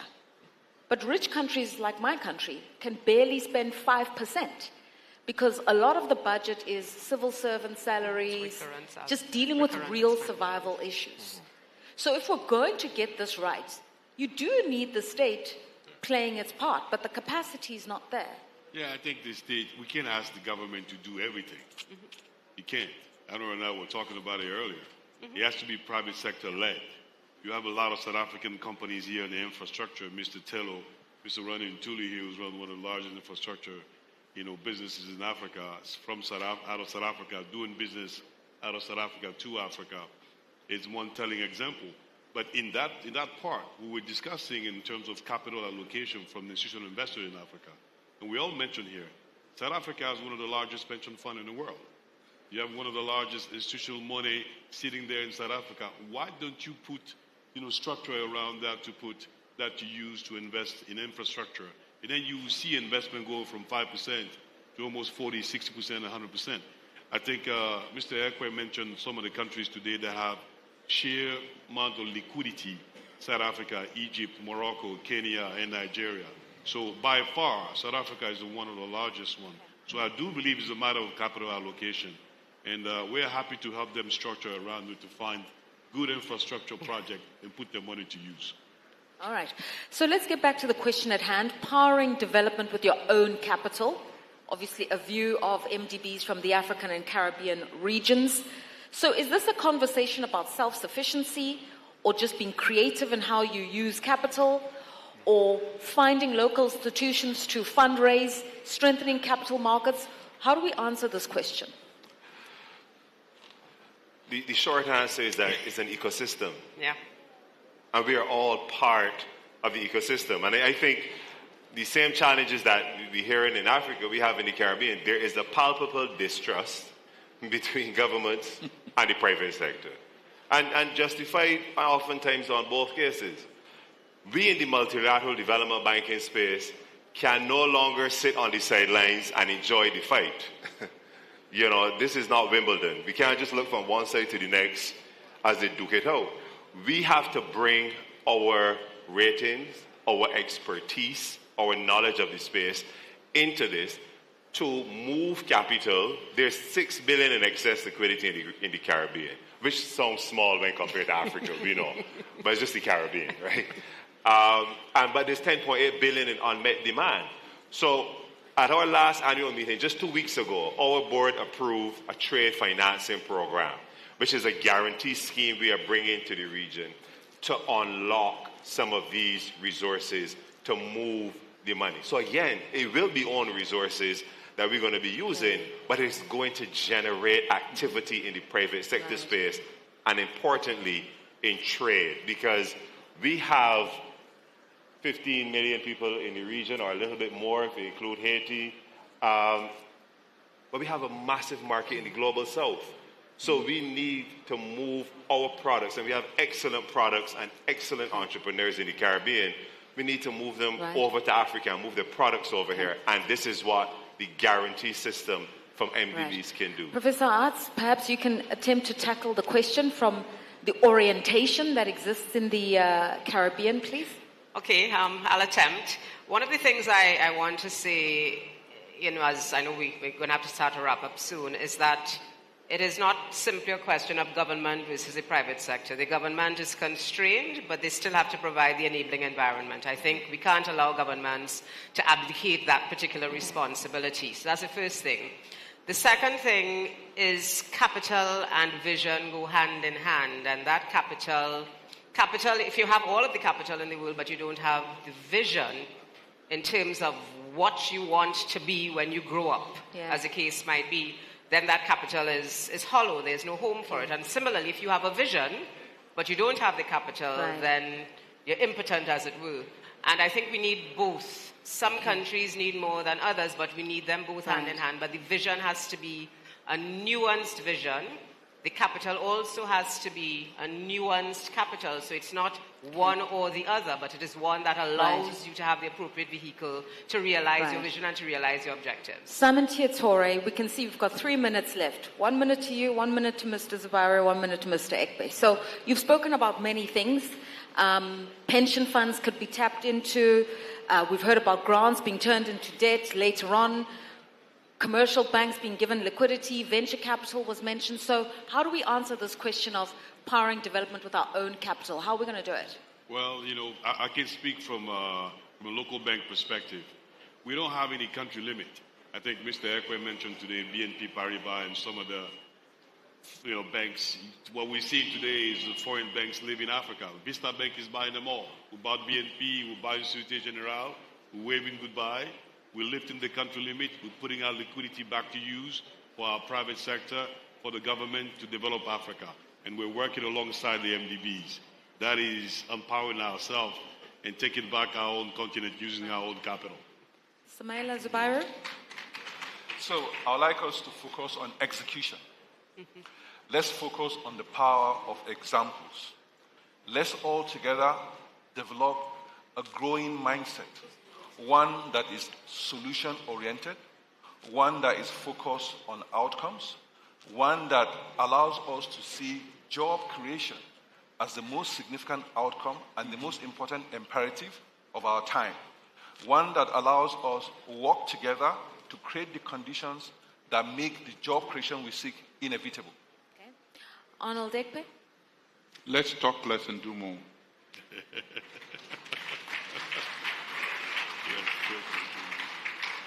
We've literally got 1 minute, 45 minutes left of the session, but I think that was poignant and to the point. Let's stop talking. Let's get it done. Thank you very much. Thank you. Thank you. Thank you. I'll take my water with me. And I'll now defer to the MCs of the program agenda. Thank you very much for your time. Well done, Samaila. It was good. Well done.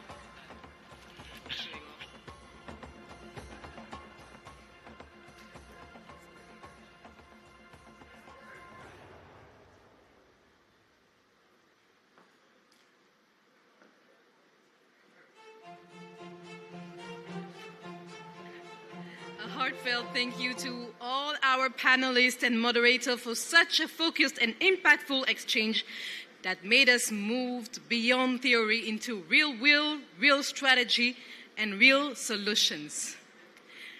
Undoubtedly, ladies and gentlemen, this is an extraordinary gathering here in Abuja. The 32nd Afreximbank annual meeting stands as a testament to what is possible when vision meets partnerships. And we are proud to hold this moment in partnership with the Federal Republic of Nigeria.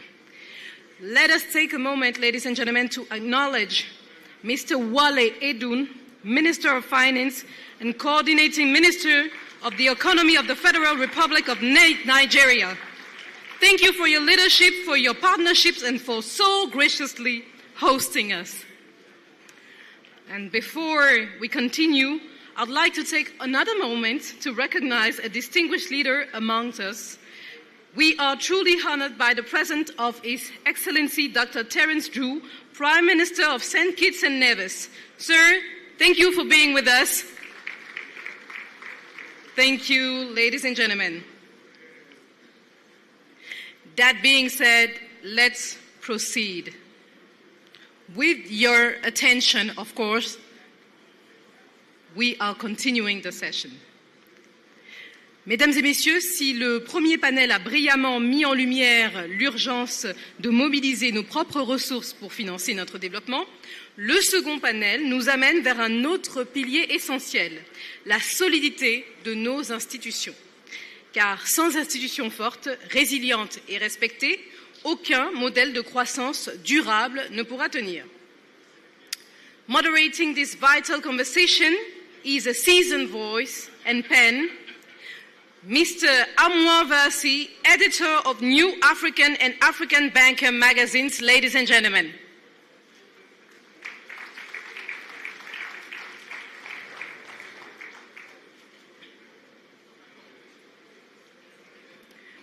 And I do invite you, ladies and gentlemen, to take your seats before the panel starts. Thank you very much.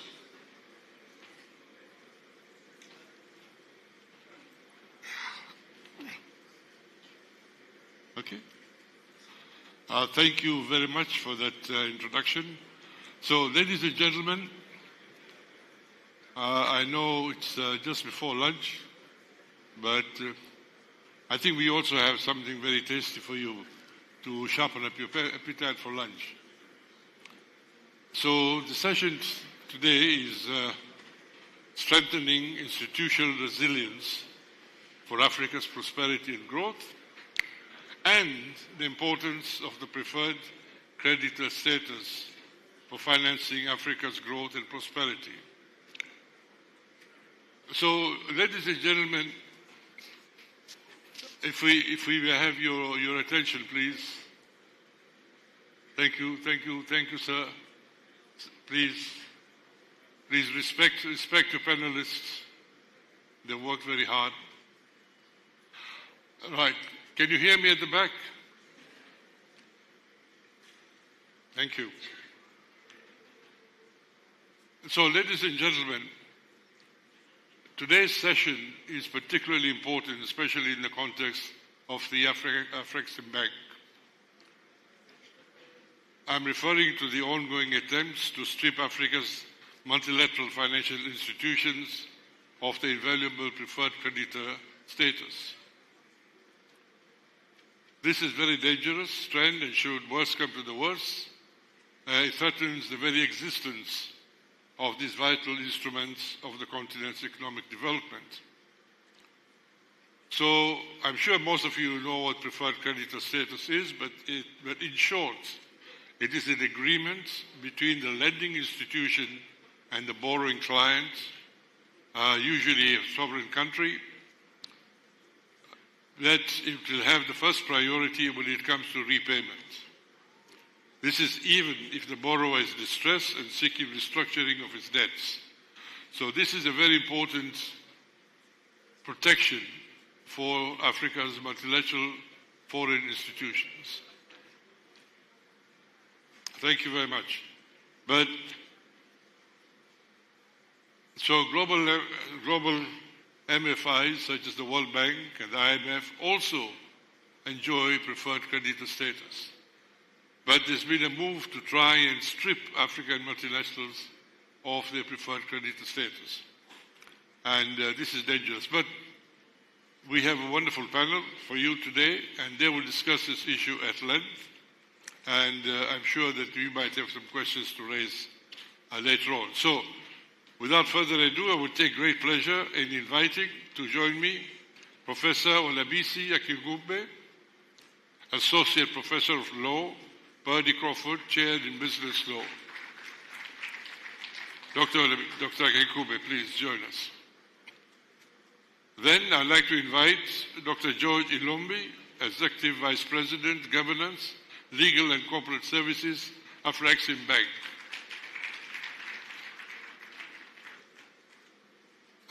Mr. Ilombi, George, in fact, paid me what we call a sweet and sour compliment this month when we met today after some time.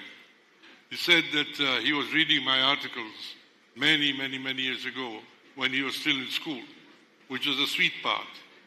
The sour part is that it reminded me just how old I am. Thank you. Then I would like to invite Mr. Emmanuel Mpawe Tutuba, who is the Governor, Central Bank of Tanzania. Karibu Mheshimiwa, which is welcome in Kiswahili for those of you who don't know, and we come from the same area. He's Tanzanian, I'm Kenyan.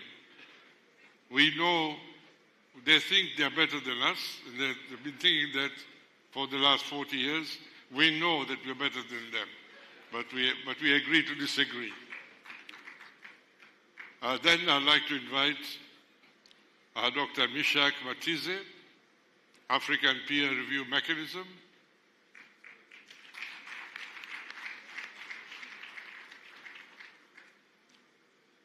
So have I left out anyone? Because we had some, no, I think we've got everybody here.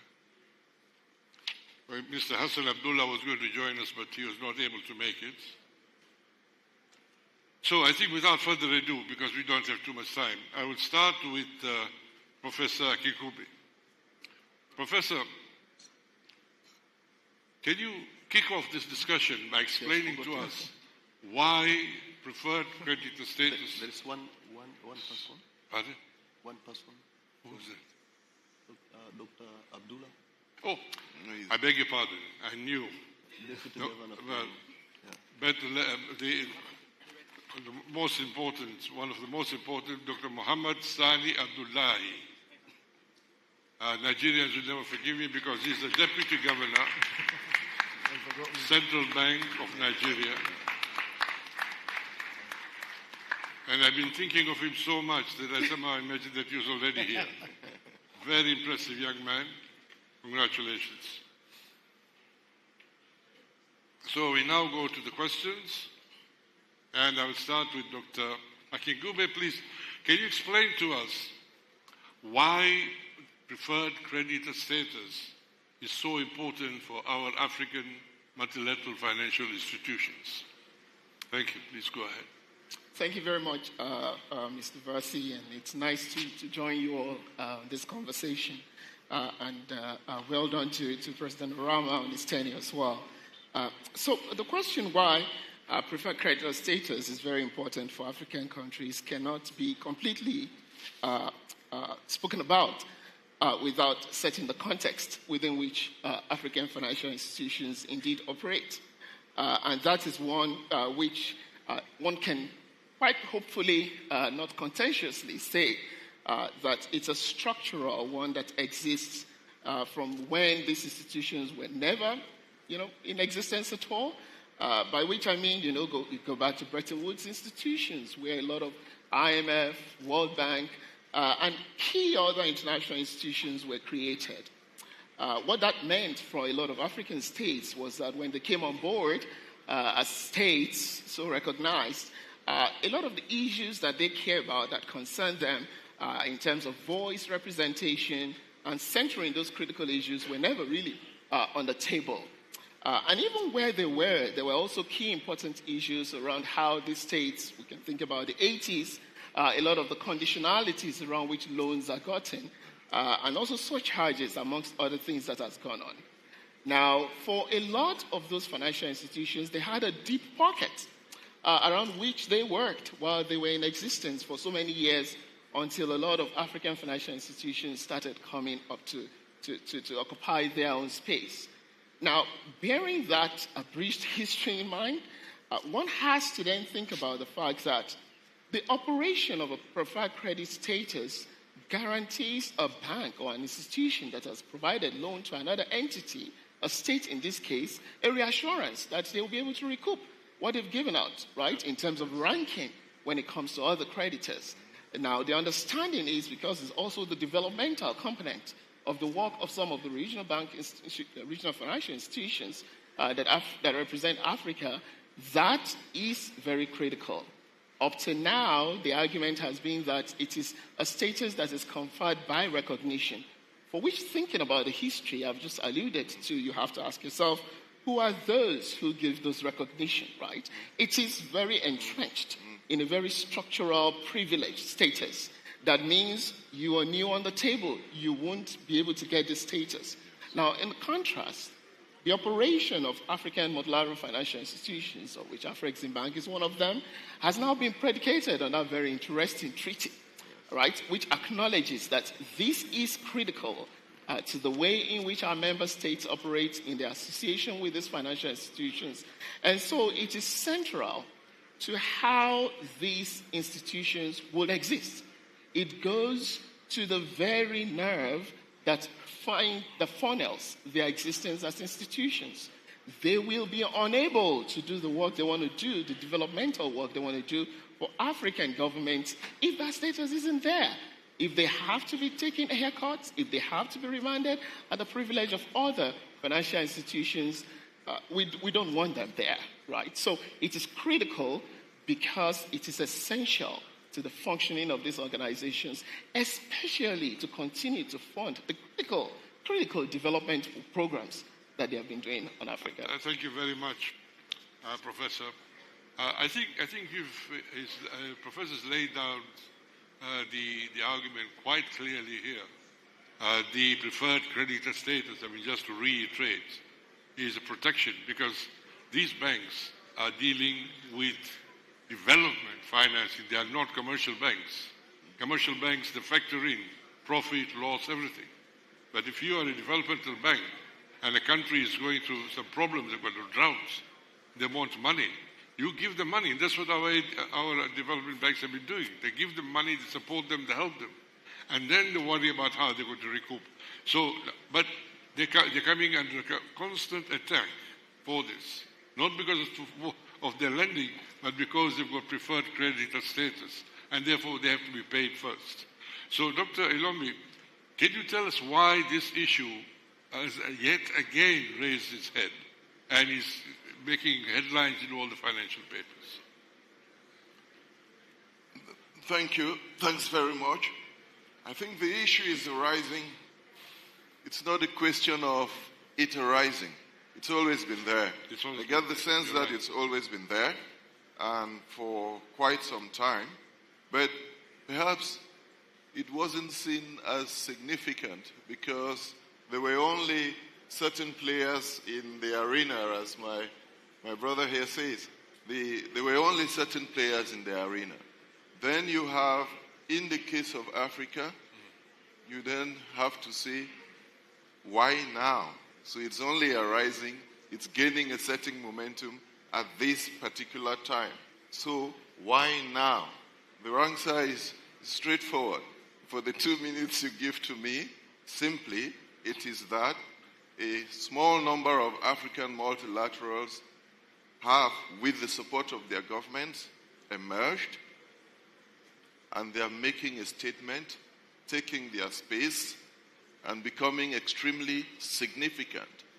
And so, perhaps for the same kind of reasons that Professor Kishore Mubabani referred to a little earlier in his discussion this morning, perhaps for reasons similar to those, this is creating anxieties in the traditionally established multilaterals. It's also creating anxieties amongst the large private sector lenders, the so-called Paris Club, And that's what's generating it right now. If you take together the African small multilaterals as you think we are, but we've become very strong and relevant, the interventions we do have become more relevant. The states pay more attention to us.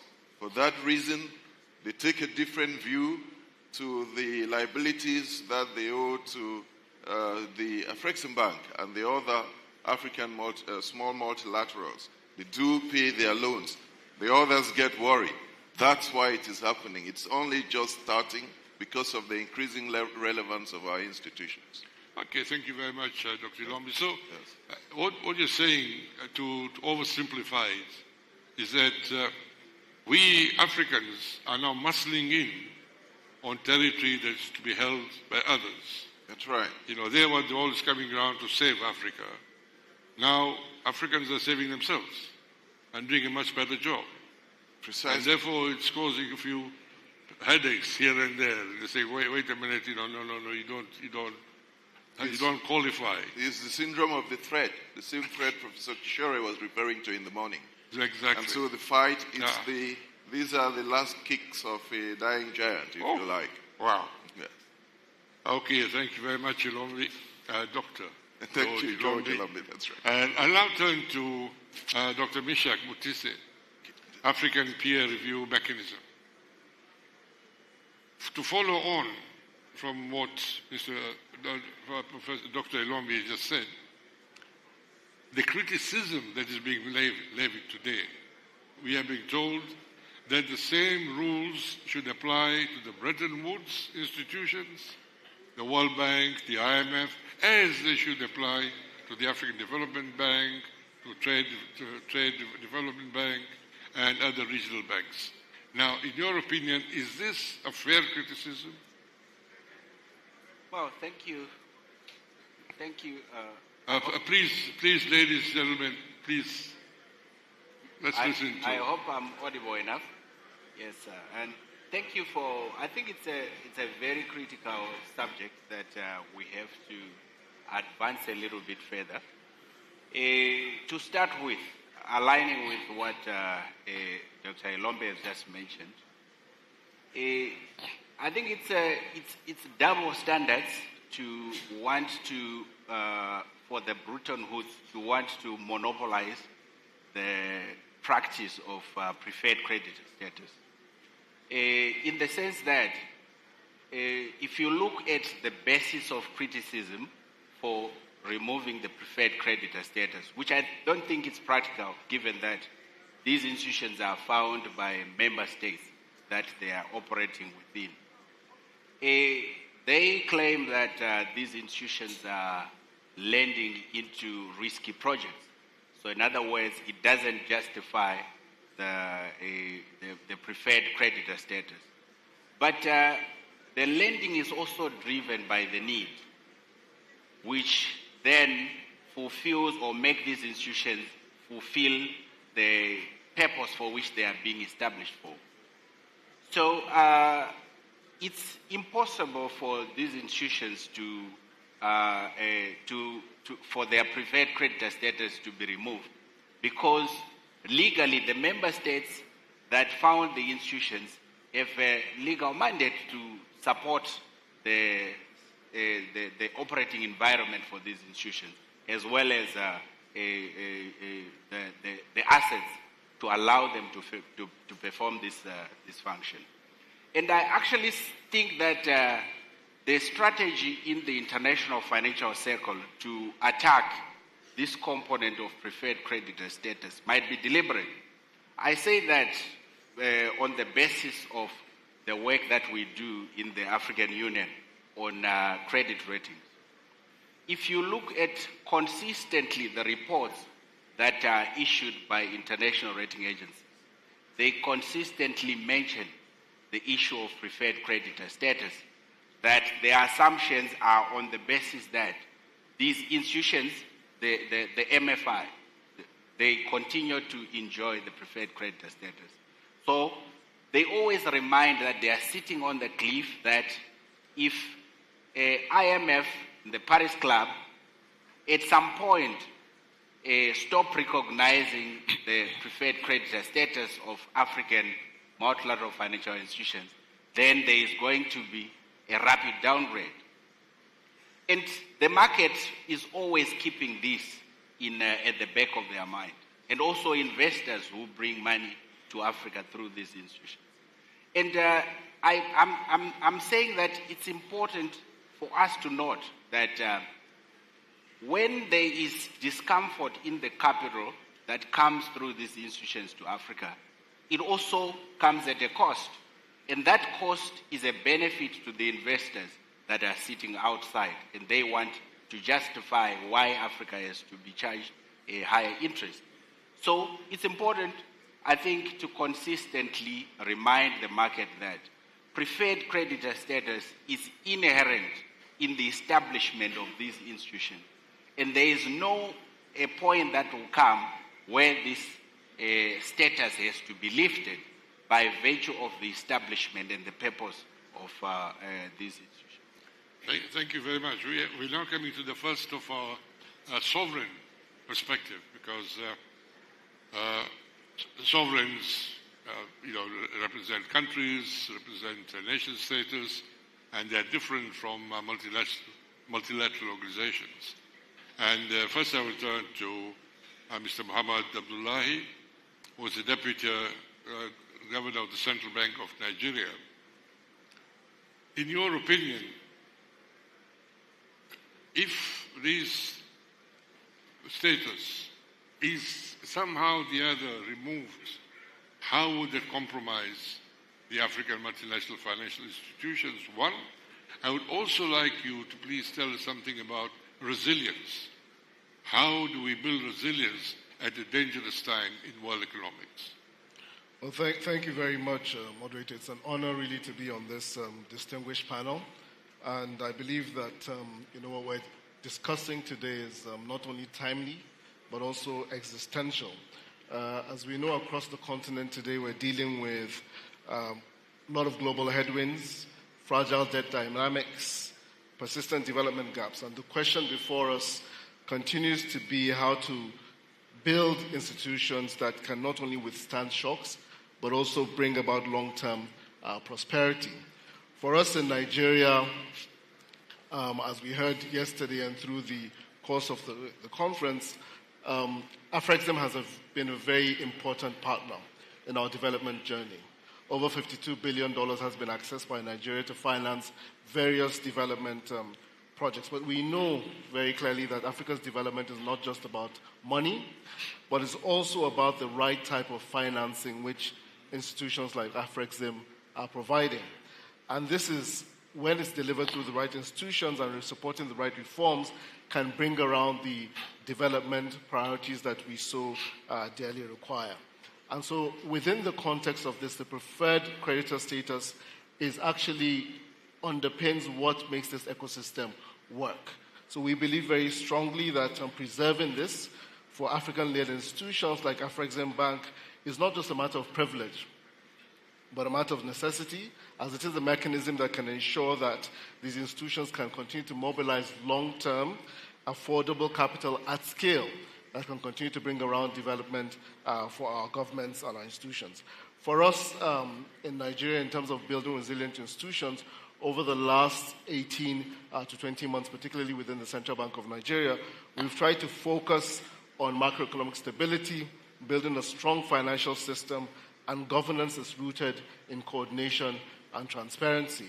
And if I go a little bit into particularly building the importance of building a strong and scalable domestic banking system, Nigeria has embarked on a banking sector recapitalization, which aims to focus on really supporting its aspirations towards building a $1 trillion economy. Now, this really has seen commercial banks raising significant amount of funds, and this is important not only because of the aesthetics of it, but we believe that well-capitalized domestic banks are essential partners to multilateral lenders like Afreximbank, and they co-finance critical infrastructure that will deepen financial intimidation and ensure that these MFI resources are reaching the productive sectors of the economy directly.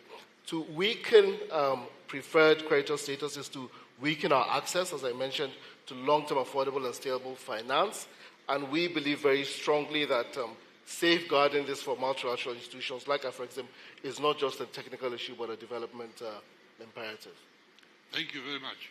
I now come to Mr. Emmanuel Mbawe Tutuba, who's the governor, Bank of Tanzania, and I believe that some very important person has arrived yesterday, which kept you up very late. Yeah. You will tell us who that person was.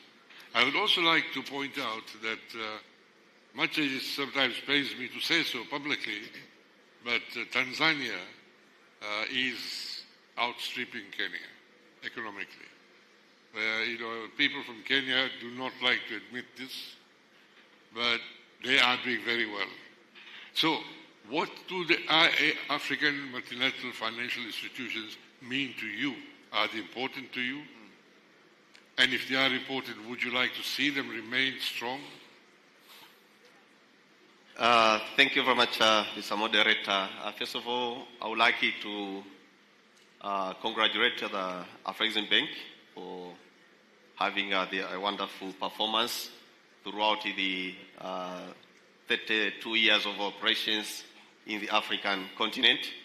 And based on their mandate, I think for us as Tanzania, we have seen a very good and impressive performance. Of course, based on their mandate, we understand that they were created in order to support the African continent since 1993. And by that moment, up to this time, I think for most of the countries, we have seen that they are still producing what they are not consuming and consume what they are not producing. And for that matter, we see Afreximbank being part of the institutions that will support us to either add value for the sake of enhancing exports or sometimes to trade among ourselves. And since now, during their operations, they have continued to support the different countries.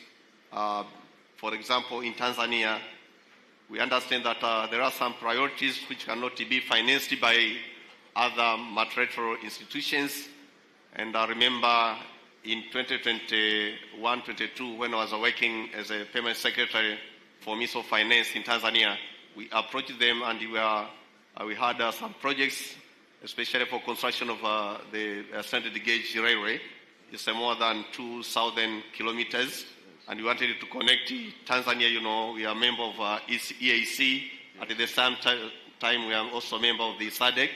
So our commitment was to connect the SGR to EAC, especially to Uganda, and also to connect it to the northern part and the western part of Tanzania, which goes to Burundi and the DRC. So you can see, having such a big project, when you approach the other multilateral institutions, they say, no, that is not a priority for us. But when you talk to Afreximbank, they saw that it's a priority because it will ease trade facilitation within EAC and SADC. At the same time, that project, since it will also connect it to other regions, and since it also uses green energy from the hydropower, means it qualified to access funds even from green finances. But other institutions, they say, no, you can just hold it. Since it's your priority, there's no way you can chip in. But for Afreximbank, they accepted it to participate, and they provided a lot of resources. So for our case, we see having the preferential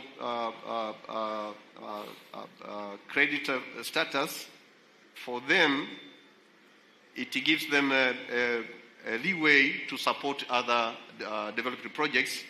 And for us, since the project started, was a part of our top priority, means as a country we'll also continue to honor our commitment and put on a top priority to the extent that at any period of time we cannot default to that repayment of loans. And based on the semi-concessionality of the loan, we saw that it supported us. So, in general, I can say that for all the African countries, we need to support these multilateral development and the international financial institutions to the extent that should be supported either when they are mobilizing more resources in terms of capital, in terms of contributions, so that they can continue supporting our development agenda. Yeah, thank you. Thank you very much. In fact, the SGR is it's ultra-modern railway system. And this 10 years, 15 years was unthinkable. You know, there was no way you could get that kind of railway line. Now you're already going to extend it further and further. More, of course, the railway lines extend to different countries, reach different markets, means more trade will develop within African countries. So that is the multilateral finance institutions in action, and we have seen now the effect of that action already on one of the fastest growing countries in Africa. And that if that status, that protection on their laws is removed from them, then perhaps they will lose that ability to carry out the kind of financing that you have seen and benefited from. So now I will turn to Professor Akingube again, because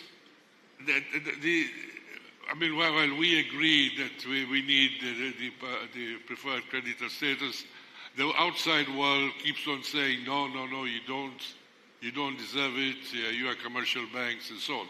So I'd like to turn to you, sir. Can you tell us what is the status? Is there a legal status of the preferred creditor status? And is there any organization in the world that can actually remove this status? Please, sir. It's yours. Thank you very much, Mr. Versi. So I think the place to sort of continue the conversation is to indicate quite clearly that African states and Africa's development and the building of its institutions, whether it's credit rating, African multilateral financial institutions, would be impossible if we were to follow the model that created the Western institutions that African states go to today. In particular, the conditions that birthed the existence of the IMF and the World Bank and such institutions no longer exist today. At its best, keynotes here have shown that the West doesn't know what it's grappling with right now. So to insist on the same kind of template to map Africa's trajectory of development, in particular its financial institutions, in the current age, really doesn't make sense, right? So the idea that preferred creditor status is given, number one, on the basis of recognition, I've indicated, the question should be why? Who are those recognizing them? But number two is the source and access to funding. This has been the bane of Africa's development, that we look to the West for virtually everything. Okay, to some global South countries, right? China as well. But these days, but the core question is, our financial institutions won't grow if they don't find the very innovative ways in which they can exist and meet their development goals.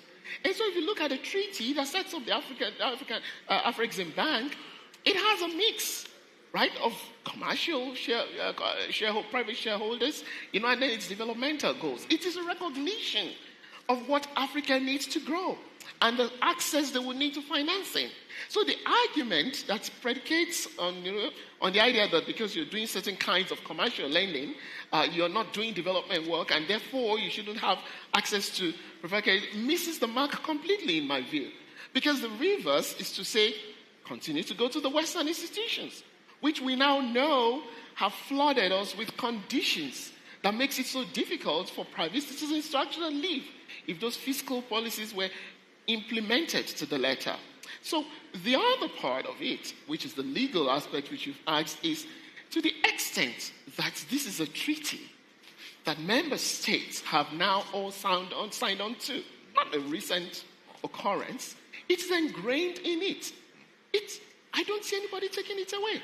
The corollary I would draw to then end my intervention at this point is, in international law generally, we'll talk about customs that are recognized by states being part of what is a creation of international law. Up to today, the customs that forms the practices of global south countries, Africa, Latin America, some parts of Asia, is never really what is recognized as the core of customs in the international community of states. So we cannot defer, in my view, to that kind of definition. The basis is there in the treaty. Its importance is akin to not just protection of this bank, to their core existence as well, and not just Afreximbank, but also African Multilateral Financial Institutions. So that, in my view, yes, the commercial lending is there, the shareholding part is there, but it is precisely there because of the innovative way those who drafted those treaties have to think about it.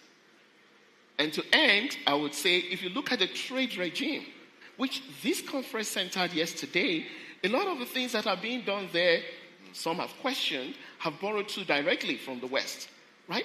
But a lot of it are also innovative and unique to the African context. And I think that's where academics, and I'm glad policymakers, all need to continue to center the effort and be those who lead these arguments rather than defending the arguments.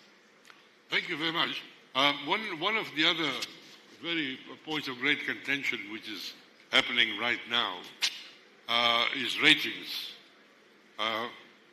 Dr. George will elaborate on that.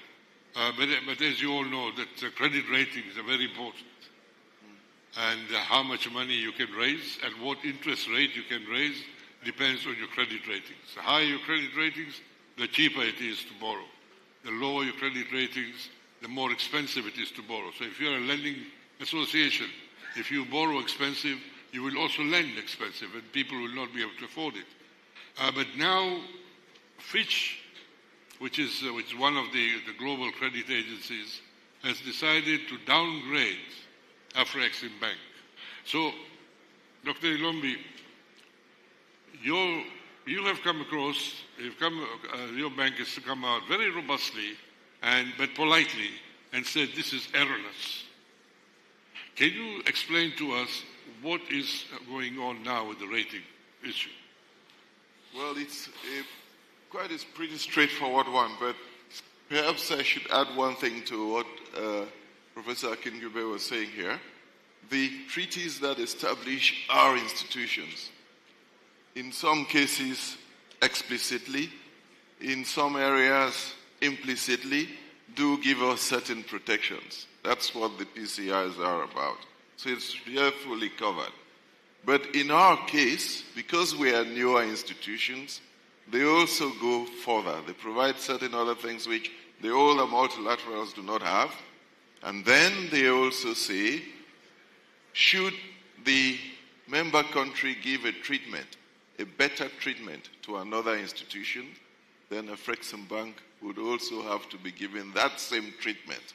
So it's not now possible for anyone to suggest that it gets a treatment which is better than Afrexim's, because if it gets that treatment, then by reason of our treaty, that same better treatment is extended to Afreximbank.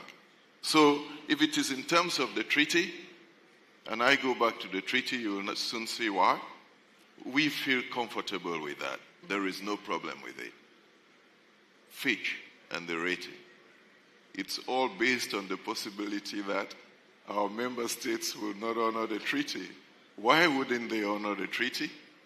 Why would they choose to honor the treaty, the treaties they have with establishing other multilaterals which are non-African, and refuse to honor the multilateral treaties which they signed for themselves for African countries? It is most unlikely. But in our case, it's also peculiar. Preferred creditor treatment or status some convention developed by the large multilaterals was something that the states give to those multilaterals which were essentially almost entirely owned by governments, states, because they were also essentially lending to states.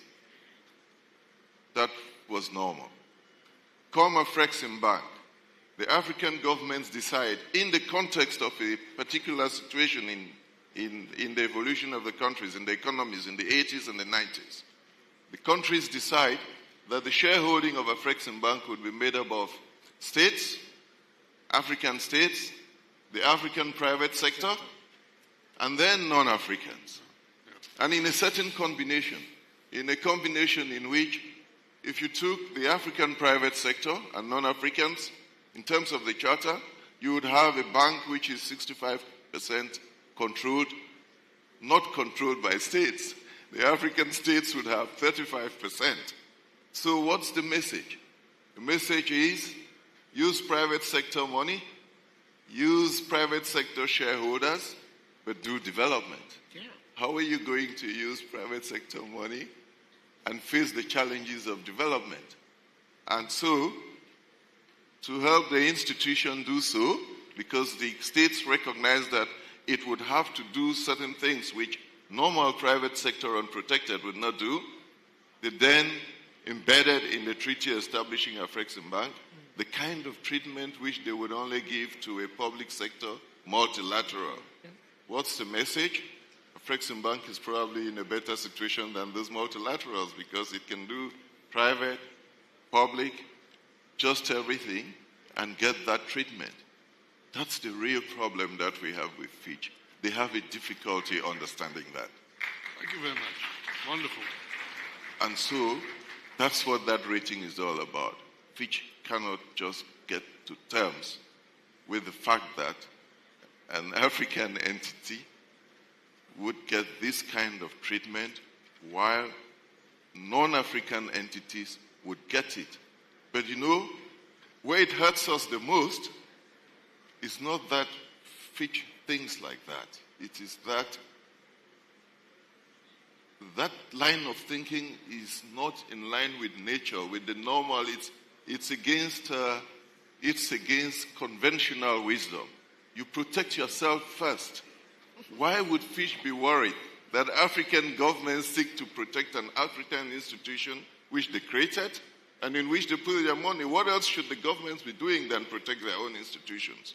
So that's where the real worry is, that Fitch is unable to adjust his mindset to the fact that charity starts at home.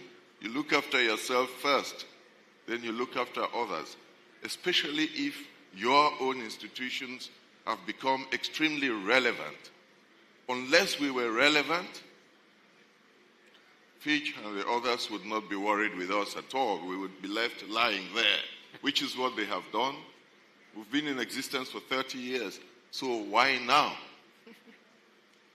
It's just that we've become extremely relevant, too big to ignore, closer to our governments. We pay more attention to the troubles. We head to the governments when we see a difficulty somewhere. We do not wait to be approached. And we explain to ministers and to central bank governors, this is where we see the problem. And sometimes they say to us, it's even worse than you see, actually. And then you deal with it. And sometimes they say, no, you haven't seen the right problem. It's not there. It's over there. And then we find a solution. This increasing relevance means that they also treat your loans fairly. And sometimes they assist you to get repaid for loans that you do to the private sector because they give you a treaty protection to lend to the private sector. That's what it is all about. But they're finding it difficult to get to this, to understand this. We just think that with time, they will get used to it. For the rating itself is neither here nor there, as you would have seen. It goes up and down. And this is not the first time Fitch is actually giving Afreximbank a negative rating action. It's done so in the past. It didn't raise much concern because everyone knows it could be rated up today and you rate it slightly lower tomorrow, and the day after, get a significant improvement. It is the very disparaging language which is used, and that is arising from what they believe African governments would do to their own children. It's extraordinary. Thank you very much. But just to play sort of devil's advocate, because one of the reasons why the Fitch rating, according to them, has downgraded was because of loans that the bank had made to Zambia, Ghana, and South Sudan, which Fitch says are non-performing. But you have countered that argument. But they've used that, and that's, to me, what it means, and I may be wrong here, and I stand corrected, but for me, this is the first time there's a breaking in the ranks. Now, I'm sure we don't want to go down that line, but there's a slight breaking in the ranks because African states have always been behind their development institutions. This is the first time that Ghana says, no, maybe, this is non-concessionary. Zambia says, no, this was non-concessionary loan, which we don't accept. South Sudan did not pay back, but the bank has now come to an agreement with them. Although they went to court in the UK and the bank won, but they've come down and said, okay, you pay us when you can. So we could also take that point very quickly, so that there is some clarity in it. It's just a difference in methodologies. Fitch has its own methodology, and we had no difficulty with that at all. Afreximbank, like most institutions, applies the international financial standards, and the rule is very clear. The loans could be in difficulty, but they're not impaired. You apply that standard, it gives you a slightly different outcome from Fitch's own methodology. And to that extent, we really had no difficulty with Fitch. We said, just make it clear in your report that you've applied your own methodology, which any professional can look into. You give it to 20 accountants, you probably would get about 3 or 4 different outcomes. So that's all right, and it's honest. We ask them to put it and just state that the methodologies applied, the different results have to do with the different methodologies, and the methodologies are of both recognized internationally. At that rate, I don't think anyone would be extremely worried at that. I think it is the attempt then to go and to claim that those countries, that Afreximbank doesn't have that treatment, and therefore, in their view, the states would not recognize the treaty. But there is a contradiction as you read the Fitch report again more carefully.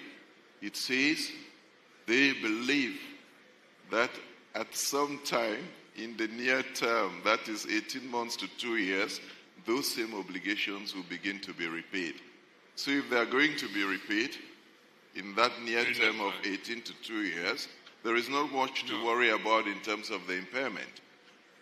And so you see why the question of standards. So if they had put it in a professional way, so that every professional looking at it applies his mind to it and forms his own judgment, some would be more critical of Afreximbank, some perhaps would ignore what Fitch is saying, then it's neither here nor there. And that's why we see rating is about, it's like a yo-yo, it goes up, sometime it comes down.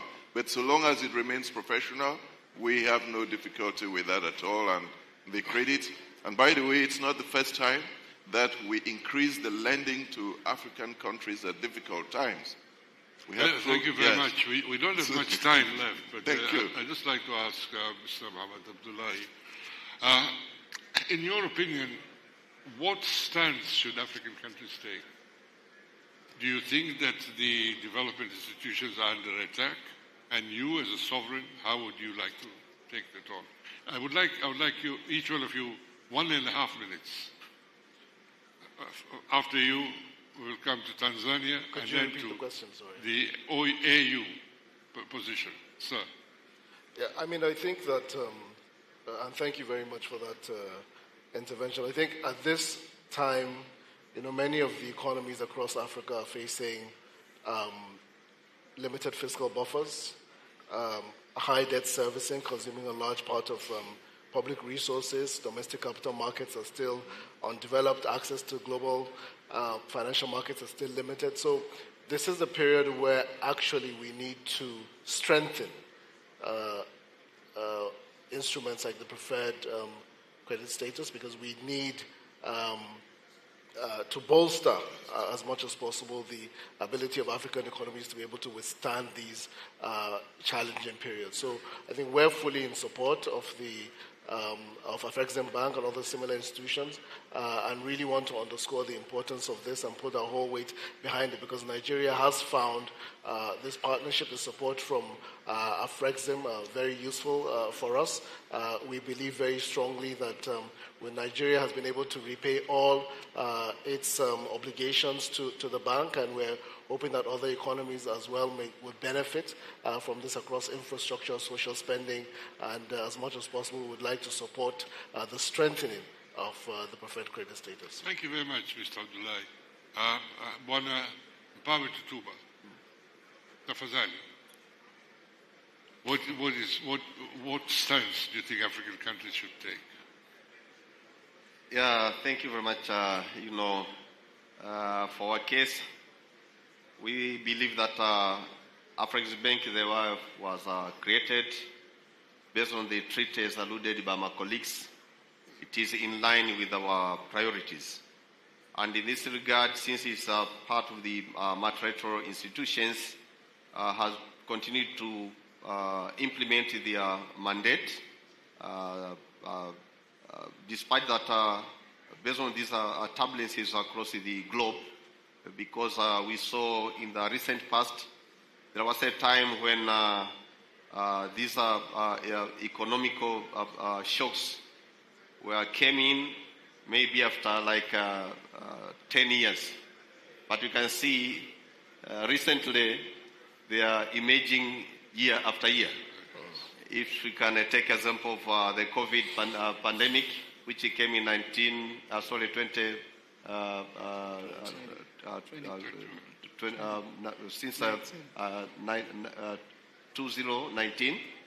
and then in just 2020 and 21 we had Ukraine and Russia crisis. Immediate after that, then we had another challenges. So you can see there are a number of economic turbulences, but now this is the time when most of our economies, they really need huge support in terms of finance, in terms of funds that will support to remain resilient. But for us, for example, in Tanzania, we have remained resilient for a number of years because our economy has continued to perform, of course, to some extent better. Because I remember before the pandemic, we were growing to the level about 7%, but we went down abruptly to around the 4.7. Now we have started to pick up. Now another challenge has emerged. As of last year, 2024, our GDP grew to the level of 5.5%, but we are now continue to struggle within that situation. So you can see this is the time when we really need more support from different angles. But for the normal multilateral development cooperation institution and the international financial institutions, whose are not maybe have a preferential credit status, they are like hesitating to support some of the development activities, and they are now coming up in with higher interest rates. Now, I would appeal maybe to see the way where most of these multilateral institutions can continue dishing out funds with the confidence that during the repayment they will be considered as one of the top priority, and all the countries now, they need also to take that spirit on board and ensure that during the repayment they cannot even default. We understand there are a number of criteria, but we have seen, for example, for the case of Afreximbank, based on the size of capital, they would have maybe invested in other higher interest bonds. Higher yield, yes. Yeah, but still, they are sticking on their core function to support development activities within the region, where they are expecting maybe after some period of time, those countries that have received the support from the bank, they will also boost their economy and continue to support their countries together with other partner states within the regions. So by doing so, I can see that there is a less risk for other multilateral institutions to join, but for these multilateral institutions who have volunteered to stick on their core functions, they are also continue to live like a landmark and legacy in our African countries. We are just warming up and now being told time is up. Yeah. But one last sentence perhaps to you, sir. African Union. No, thank you. Thank you very much. I will just circle back to what you have 1 minute before. to convince this audience. This issue is not about Afreximbank or Trade and Development Bank or a few African multilateral institutions. It's about an ecosystem that is being developed to finance Africa's development. So if the preferred creditor status of one entity is discredited, it's a strong precedent to discredit the whole ecosystem of financing for Africa. So we continue to reaffirm, because this has been reaffirmed in the African Union, in the Finance Ministers platform of the Specialized Technical Committee, that our member states are always reminded to reaffirm and to uphold the treaties that they've ratified. Thank you very much. And my sincere thanks to this wonderful audience. I've been watching you. You've been following it with a great deal of interest. And I'm sure it has given you lots to think about. And it would have been wonderful to hear your views. But unfortunately, we can do it. Fortunately, we can do it after the session is finished. So please join me in giving a great appreciation to this wonderful panel who have watched. So, and with that, I thank you. The session is over. Thank you, gentlemen. Thank you. Thank you. Okay. Thank you. Thank you.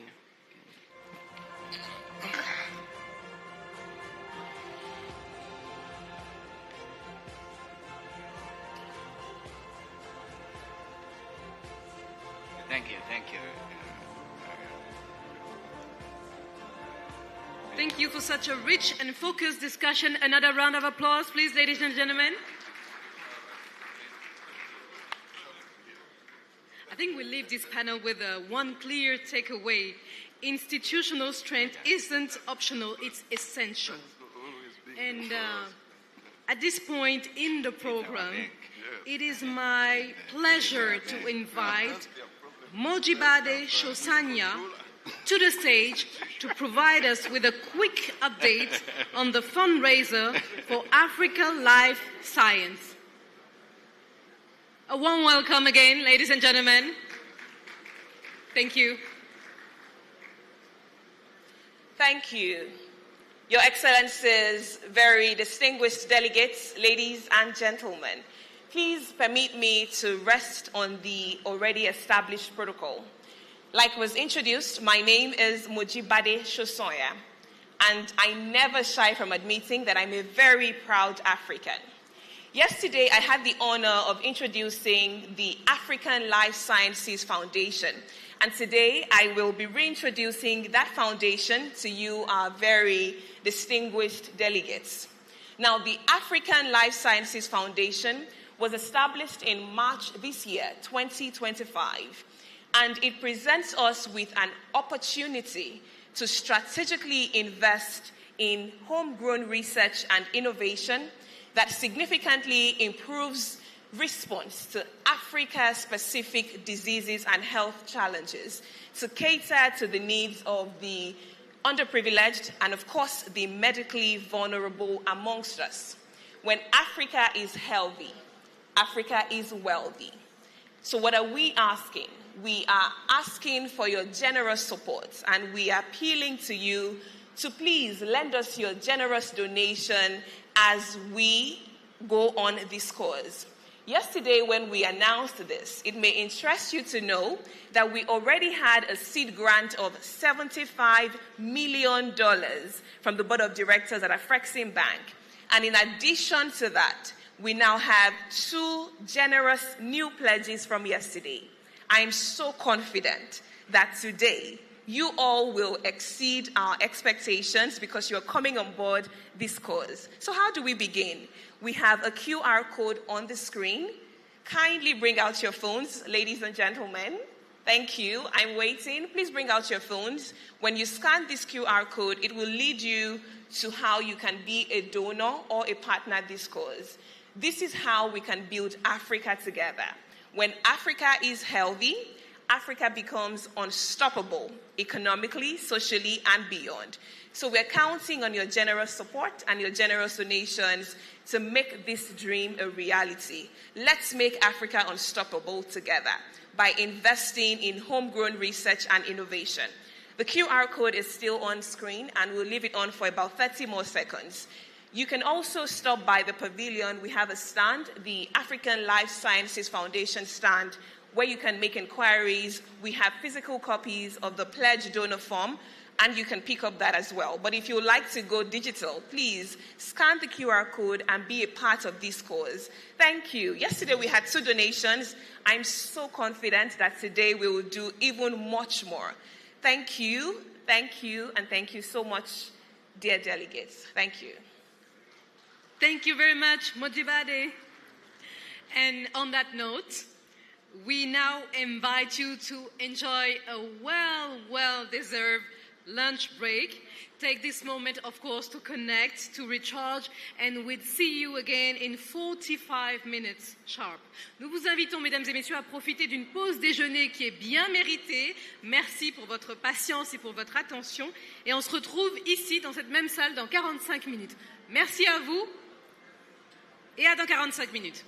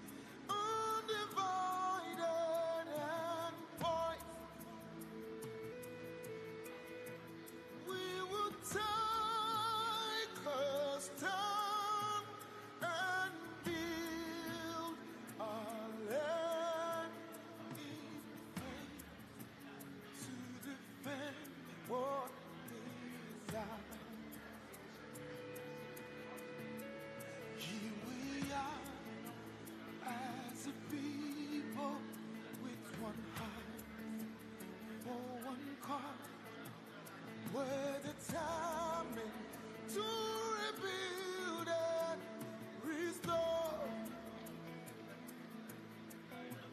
Where freedom reigns and truth prevails, our land where there's hope for us all. Our land where there's hope for us all.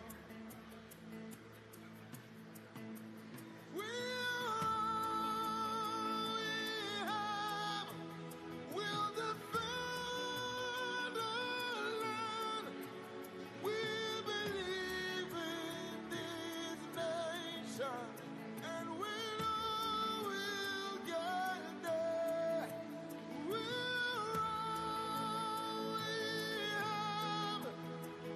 defend our land. We believe in Nigeria and the promise she holds, and that one day we'll shine like the sun. We're a great nation.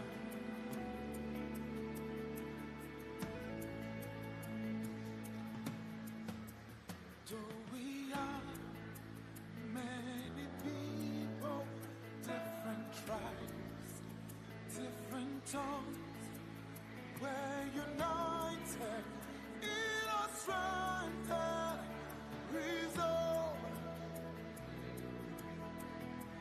to uphold the honor of our land and for generations to come, and for generations to come.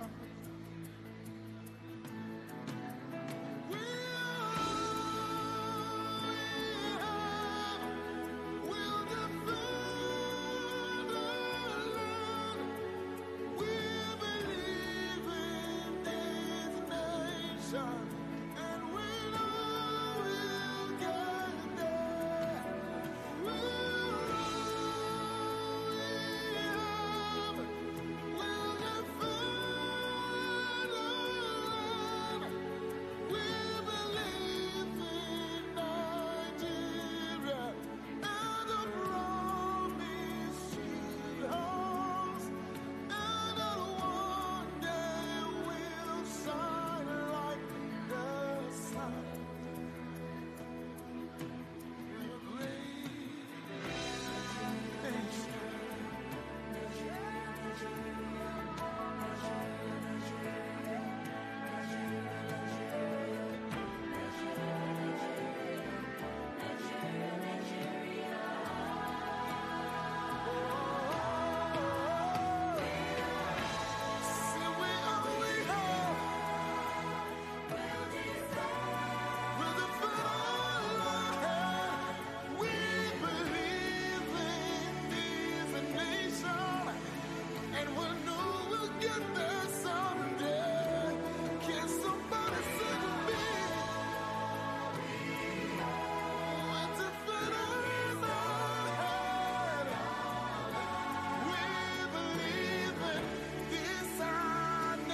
Nigeria and the promises she holds for us, and someday we would shine like the sun. Oh, from the north, south, east, and west, somebody say, if you believe, you know, say, we'll defend our land with all we have. Yeah, yeah, yeah, yeah, yeah, yeah, yeah, yeah, yeah. Oh, say we are, yeah.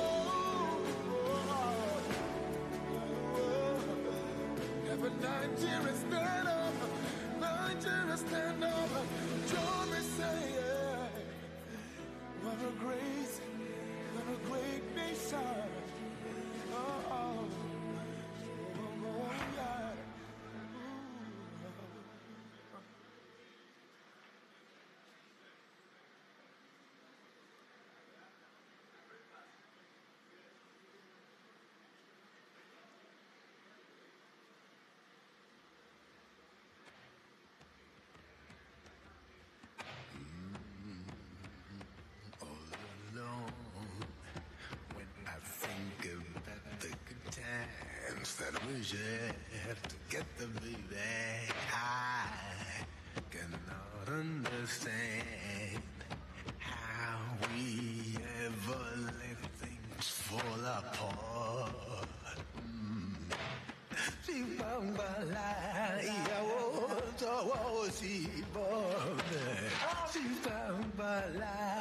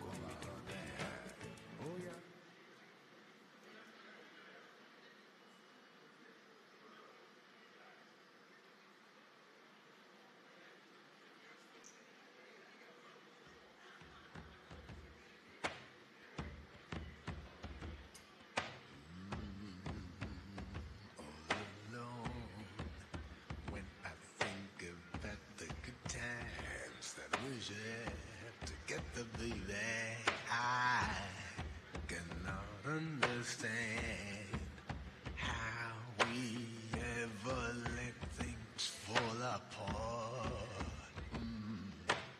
Si bambala, iawo, tawo si bombe. Si bambala.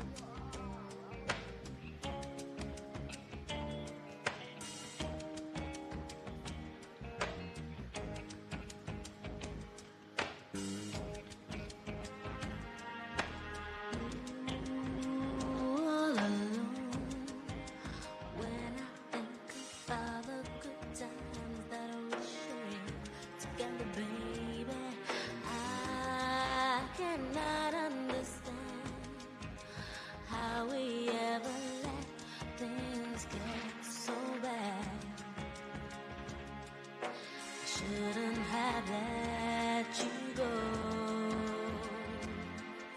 Let you out of my sight, baby. Never knew how much I cared. Never knew.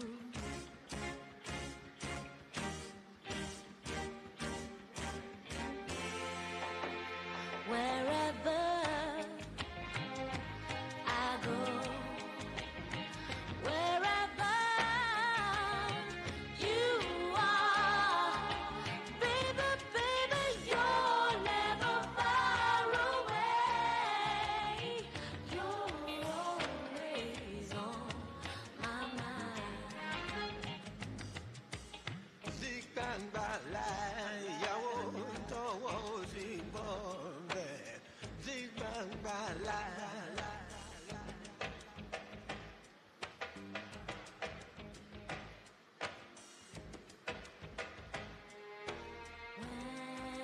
I think of you, all I see is your smile. I can feel it. Someday we'll be together again.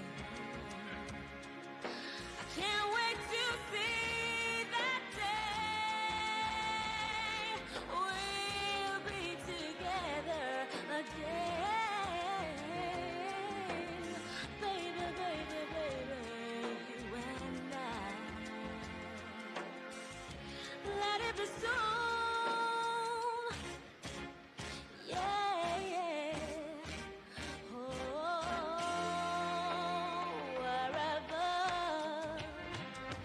I go, wherever you are, baby, baby, you're never far away. You're always on my mind. Wherever I go, wherever you are, baby, baby, you're never far away. You're always on my mind. Baby, baby, you're never far away. You're always on my mind.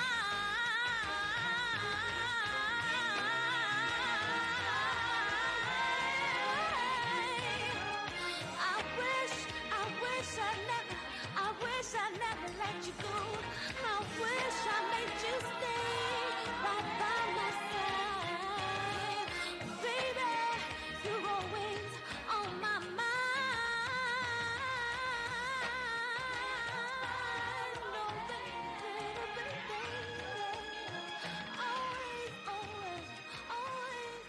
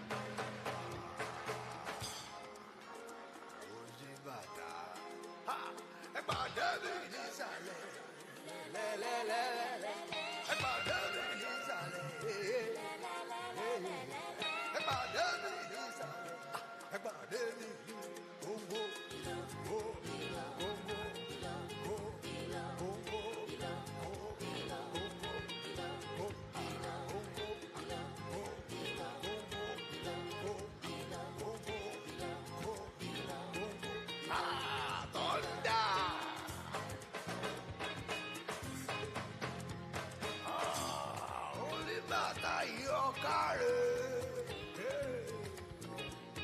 Ṣé bí Naija nìyẹn o? Sisi, ó ṣe wá ń gbẹ̀sẹ̀ bí òyìnbó. Ó ṣàmọ̀rú ẹ̀. Sisi, ó ṣe wá ń pàjọ lẹ́kùn bí òyìnbó. Ọwọ́ gbàlẹ̀ ṣá, ẹsẹ̀ gbà pọ́tà, orí wa ń fi dùgbẹ́dùgbẹ́ bí àgàmà. Góńgó, góńgó, góńgó,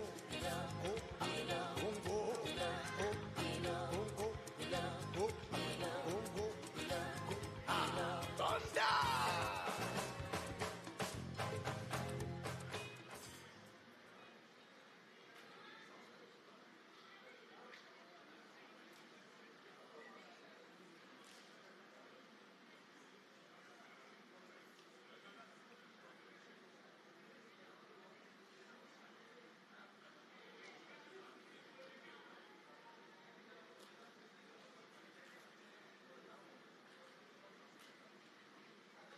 En vérité, le succès que nous avons remporté en créant l'Afreximbank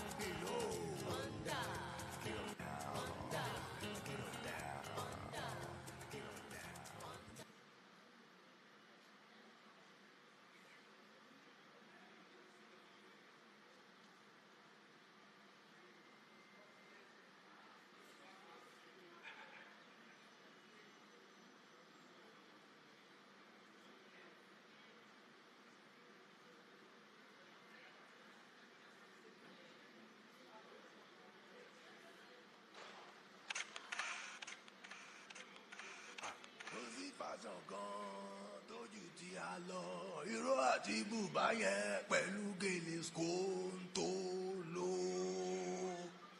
gèlè odò. Come on, wait. Kò dàbí kó yẹ ní gèlè odò. Come on, wait. Come on, wait. Kò dàbí kó yẹ ní. Èyí yẹ ẹ́ o, bàbá ta ló sọ pé kò yẹ ẹ́. Àwọn dà, bàbá ta ló sọ pé kò yẹ ẹ́. Ìgẹ̀gẹ̀ pa, kó pa mọ́ wọn lẹ́nu. Kẹ̀kẹ́ tí kẹ́ pa, mọ́ bàbá wọn lẹ́nu.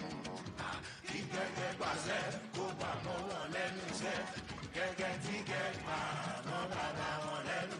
Ọ̀rọ̀ hurunhurun, inú ẹlẹ́dẹ̀ lómi gbé. Ló bá ṣojú ló ń dùn wọ́n. Kágbá jígí fún wọn. Ṣé torí mi lẹ lọ gẹ́gẹ́lé? Ṣé torí mi lẹ lọ gẹ́gẹ́lé skẹ́tẹ́lẹ̀? Àbí torí wọn lẹ gẹ́gẹ́lé skẹ́tẹ́lẹ̀? Ó bá ṣe torí mi lẹ gẹ́gẹ́lé. Iná àgẹ́ bílẹ̀ ní skóńtóló. Onígèlè yìí. Ẹjọ́ máa. Onígèlè yìí. Ẹjọ́ máa. Onígèlè yìí. Ẹjọ́ máa. Kí ló dé? Ó ti lọ wájú bébí. Ẹ̀yà máa fi ìgbà wà lójú. Èyí wà lé ẹ̀dẹ̀ ní ojú. Kí ló dé?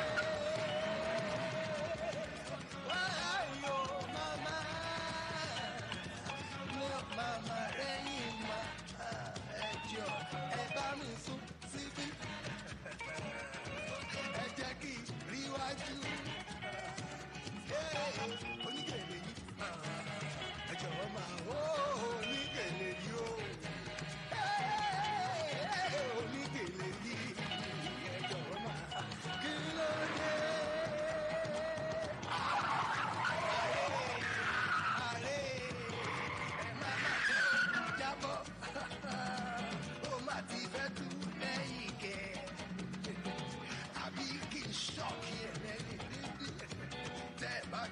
Ṣọ̀kì ẹ̀ ajábọ̀ lọ́dún yóò wá pọ̀jù àìsí bó bá ṣèṣì yí sẹ́yìn àkúkà wáyé o ṣọlá yìí ni lórí ni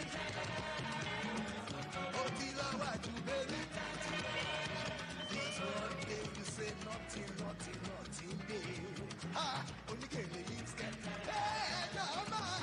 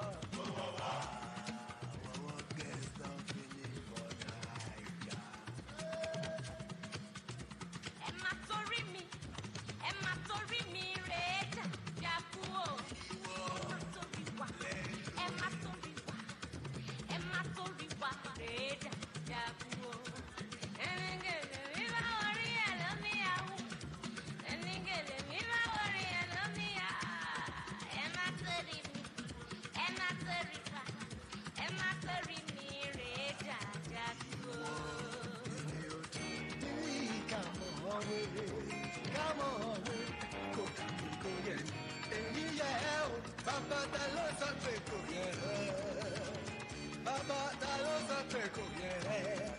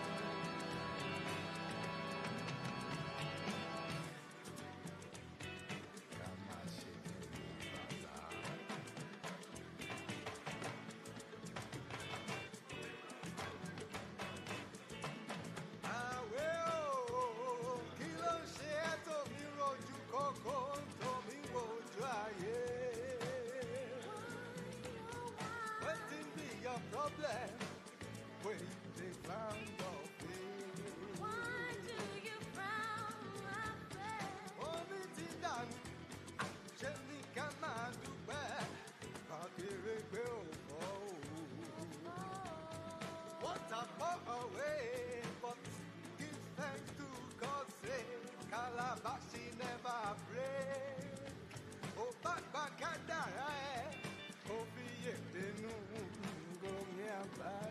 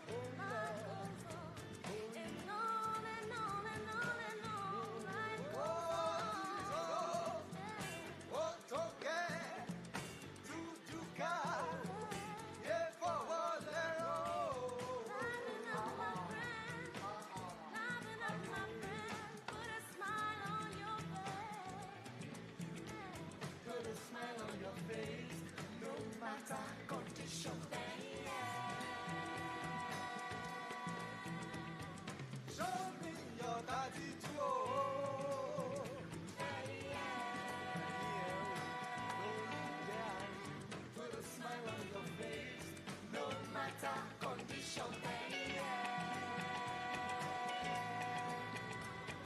Àbí 20 ló kù níbẹ̀, kò pé mọ́.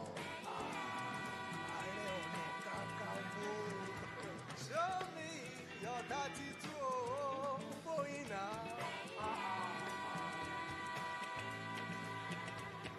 Mo mọ̀ pé yín wà lábẹ́ ètè yẹn, ò bá jẹ́ àárín. Àbí ọ̀rọ̀ débọ̀ díà ní.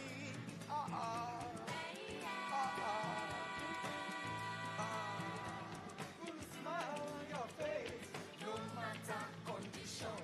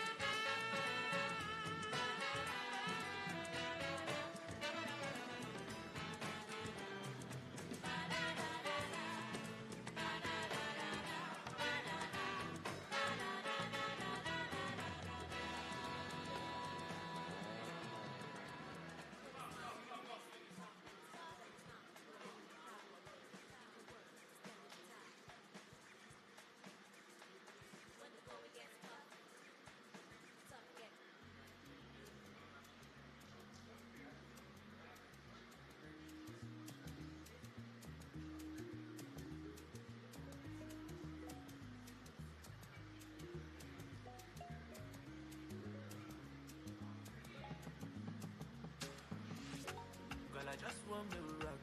Girl, I just want me vibe. Girl, I just want me with you like ice water. Me, mama, shouldn't be about you. Please spend you my paper. After tonight, I go live to the see you later. Pass on a vendetta. Against me, cause of you, I got many haters. I'm a girl, fine for your guy. Baby, waiting you define for your life. Man of fair broke, nigga, fight for your life. Roll with me, make I blow your ass up like Marilyn Monroe, you to set. Every man wants to open bonnet. Don't forgive, but they want to collect. Better guys cast like a cassette. Mama let, don't you forget. Me, I be cocky, but now I the passion. I don't default, baby ticket. Bakasi cousin, do me no effect. You don't need to introduce to yourself. Like a Jackson, you like you a bed. If I say you for that, I can tell. The way your body take you, the bend. Girl, I just want me rock. Girl, I just want me vibe. Girl, I just want me with you like ice water. Me, mama, shouldn't be about you. Please spend you my paper. After tonight, I go live to the see you later. Pass on a vendetta. Against me, cause of you, I got many haters. Yeah, grab something, go something. Like it's your birthday, go shut it. My worry, nobody fit to take your place, baby, shake something. Them no feel yeah, better for mosquito. If them get for me, pass it 1 kilo. Got my eyes on the price of my baby, you. Want to take your pampana do pillow. Mama let, don't you forget. Me, I be cocky, but now I the passion. I don't default, big ticket. Bakasi cousin, do me no effect. You don't need to introduce to yourself. Like like you are better. If I take you for that coffee girl, the way your body take to the bend. Girl, I just want me to rock. Girl, I just want me to vibe. Girl, I just want me with you like ice water. Me and my passion, baby. Be spent to my paper. After tonight, I go live to the see you later. Pass on a vendetta. Against me, cause of you, I got many haters. Girl, I just want me to rock. Girl, I just want me to rock.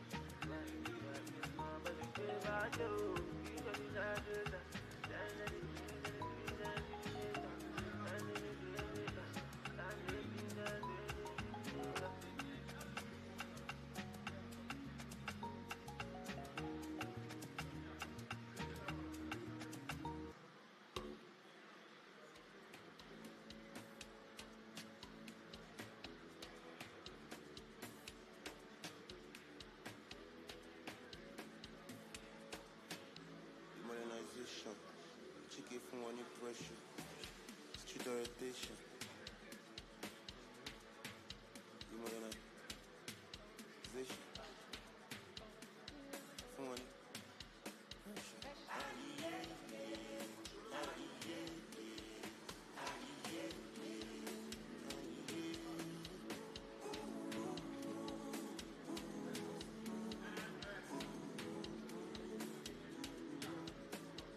all my niggas sharp, cover face like Nagbaja. Get feel like but we know they cut. Sit up boys them tap tap tap. Pass for the shit rababa. Oh my ijo rababa. Feeling good banana. Music don't need permission to enter a street. Anyway, anyhow, you know say you go to. Music don't need permission to enter a street. Yeah. Anyway, anyhow, you know say you go to.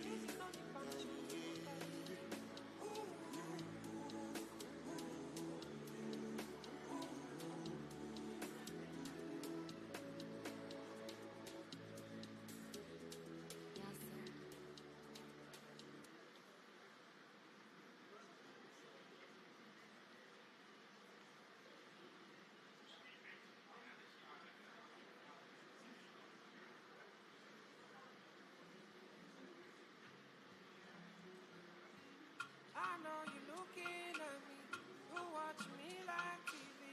You're looking at me 3 times in a row. If you want to say hello,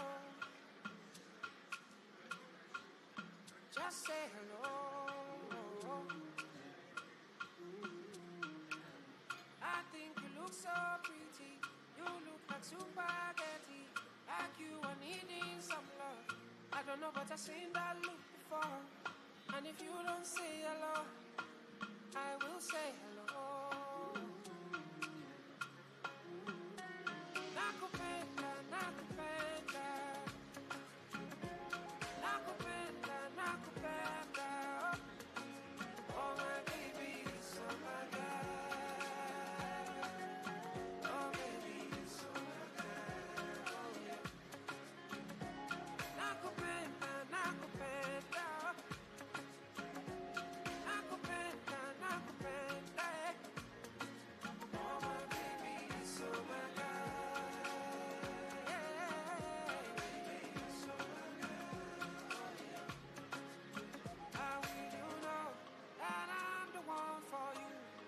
You're the one for me.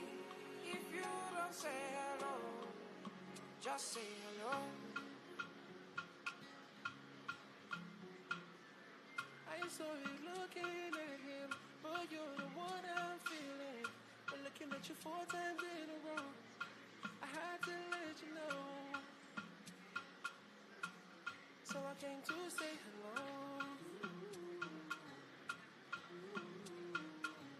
I know you need somebody, don't care about the money. You only need someone to hold you close. And if you tell me no, I'll still say hello. Hello. Nakupenda, nakupenda. Nakupenda, nakupenda. Oh, my baby is so my guy. Oh, my baby is so my guy.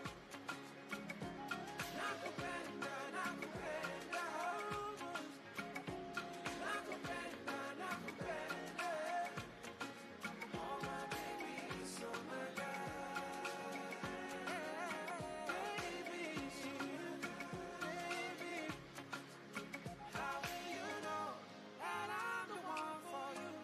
That you're the one for me? If you don't say hello, I go treat you like gold. I go make you my own. I know what you're looking for, and I got it all. I know he has it all, but I have it more. I'll give you what you need if you open the door. I say hello.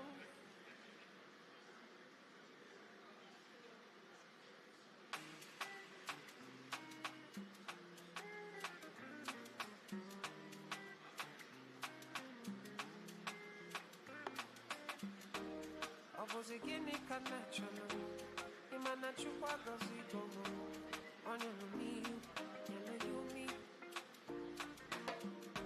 What am I looking for? Say my God, it don't mess me. They giving me you, giving you me. Opposite key fell like just son. Opposite key fell just me. But baby, you know, say you got love for me. I do go. When I call your name, you shut out for me. No, man. I'm gonna be your you come be my Julie. No, man. I'm gonna be your you come be my Julie.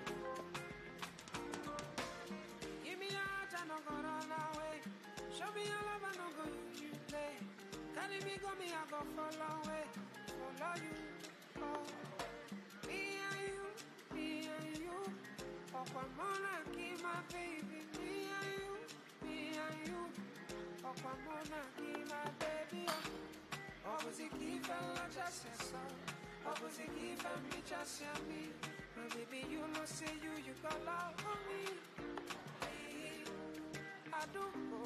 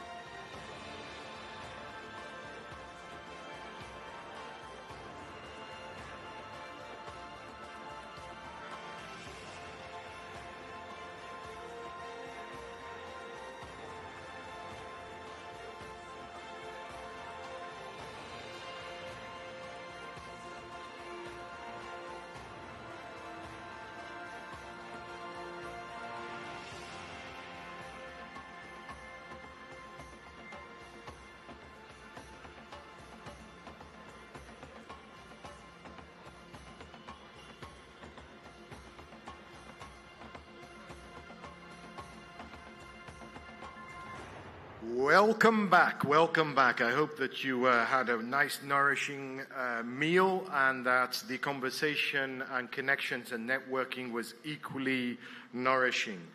We're back again for the second half of the day. There's much more to come. So let's dive right into it. If I ask you, anyone that's maybe around there, standing in the middle, taking photos, if you could take your seats, because we've got an interesting panel here. Now, this hall is packed with visionaries and change makers. That's why the next session is an important one. It's called Technological Advancements and Artificial Intelligence, AI, Pathways to Africa's Socio-Economic Development. I think we all want to hear about AI, right? Now, to kick off this transformative dialogue, please join me in welcoming to the stage our keynote speaker. He is the Executive Vice President, Global Trade Bank at Afreximbank, Mr. Haytham El Mayergi.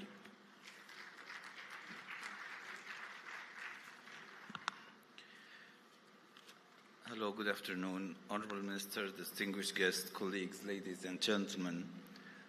Good morning and thank you for joining us at this critical moment of Africa's economic journey. We're meeting at a defining point in history where artificial intelligence, data, and digital platforms are not only transforming how we live, but also how we trade, finance, and grow our economies. Across the world, AI is reshaping trade. We see the transformation happening around us. Globally, you see DHL uses machine learning to predict shipping delays, optimize logistics route. You see Maersk automate port operation. You see global customs agencies are using predictive analytics to detect fraud in real time. This is not a futuristic aspiration, it's operational reality. Now, compared with Africa, we still face challenges: fragmented systems, manual custom processes, 120 billion in trade finance gap, and cross-border payments that cost up 3 times more than the global average. But this is not a failure, it's an opportunity. It's an open runway to leapfrog automated systems and build the next generation digital trade architecture from ground up. We meet today with a renewed sense of ambition, anchoring in the Africa Continental Free Trade Agreement, AFCFTA, with 1.3 billion people and a combined GDP of 3.4 trillion. AFCFTA represents one of the most significant milestones in Africa economic history. It holds the promise of unlocking the regional value chains, reducing trade barriers, and advancing the African economies and economic sovereignty. But ambition alone doesn't close trade deals. It does not fund a new factory or get an SME into a new market. That's why together with AFCFTA, we know that technology, and especially AI, become indispensable to survive what the future holds. At Afreximbank, we're not standing still. We are actively driving this transformation. Our efforts are focused on moving traditional trade models towards AI and digitally powered trade solutions. Being smarter, faster, and more inclusive way to connect markets and finance growth is critical. Through the African Trade Gateway, we are creating a one-stop digital superhighway to reduce trade friction and enhance Africa's trade internally between the countries within Africa and with the global partners, especially in creating robust trade corridors and institutions and companies. By providing a centralized data-driven platform, the ATG enables both African and non-African financial institutions and companies to identify, finance, and support trade flows more effectively. This is not only helps unlock untapped trade opportunities that we're already missing due to the current fragmentation that we see and lack of system, lack of visibilities, but also create an entirely new pathway for growth by revealing markets linkage that were previously invisible. And in doing so, the ATG, Africa Trade Gateway, has become the catalyst for smarter investors, cross-border collaboration, and inclusive economic development across the continent. This ATG integrates a lot of things. It actually integrates an e-commerce B2B, B2G platform, which is digitally connect African buyers and sellers. It has the Mansa for due diligence, which is to build trust between the buyers and sellers, ensure Africa economic player has a unique identifier, which is AEI, which is an identifier that helps us trade with each other with trust. It has also Trader, which is for trade intelligence, which is empowering decisions with AI and data to get you to know the countries you're trading with and the regulations. And eventually, by partnering with PAPS, a real-time payment in local currency, cross-border, to reduce costs and foreign currency dependency when we trade with our neighbors. This platform, all of them are alive, growing, and directly operationalizing the AFCFTA. And meanwhile, across the continent, we are seeing encouraging signs of broader digital transformation. Different countries. In Nigeria, we see how SMEs are leveraging e-commerce platform, and they have grown the exports leveraging on this beautiful power they have in their hand. In Egypt, they have AI-powered customs and automation that has reduced clearance time. In Kenya, you see fintechs are thriving, using machine learning and extending trade finance to microfinance enterprises, traditionally included from the formal financial system. They were excluded from benefiting from this finance. These innovations point to the same truth. AI and digital technologies are not just digitizing trade, they are also democratizing it. AI is already showing us what is possible. It can cut document processing time, it can reduce human errors, it flags compliance risk instantly and enable risk-smart underwriting at big scale. It's also critical time when ships, as you know, even globally, not only in Africa, arrive in ports before even the documents for clearance arrive at the banks. And this is a challenge, and this challenge is going to be broken by digital, and we better be on the helm of it. We are also building for long term. Afreximbank Innovation Lab brings together African data scientists, entrepreneurs, and policymakers to co-create an AI-enabled solution, whether for digital identity, e-logistics, or SME or credit scoring. We're further strengthening our impact by championing the AFCFTA data protocol, which is critical to ensure harmonized, secure, scalable, and cross-border data flow between countries. Because without reliable data, AI cannot function, and digital trade will still stand still before it starts. Africa is uniquely positioned, unlike maybe other continents, because they are typically locked into a big legacy infrastructure. We can move directly to intelligent, cloud-native, interoperable systems. We are mobile first, we are entrepreneurial, and we are hungry to leap forward. It is established nowadays that financial inclusion, when powered by emerging technologies like artificial intelligence, hold transformative potential for Africa's economic future. By expanding access to financial services and leveraging intelligent data insights, AI can power small businesses, unlock new entrepreneurial ventures, and bring the informal economy into more structured, growth-oriented system. This will not only boost participation in trade and reduce transaction costs, but also stimulate job creation across sectors, particularly in digital services, fintech, agriculture, logistics, as a result of more inclusive GDP and stronger local economies, and a pathway to sustainable development and driven by innovation opportunities. But tools and ambition alone is not enough.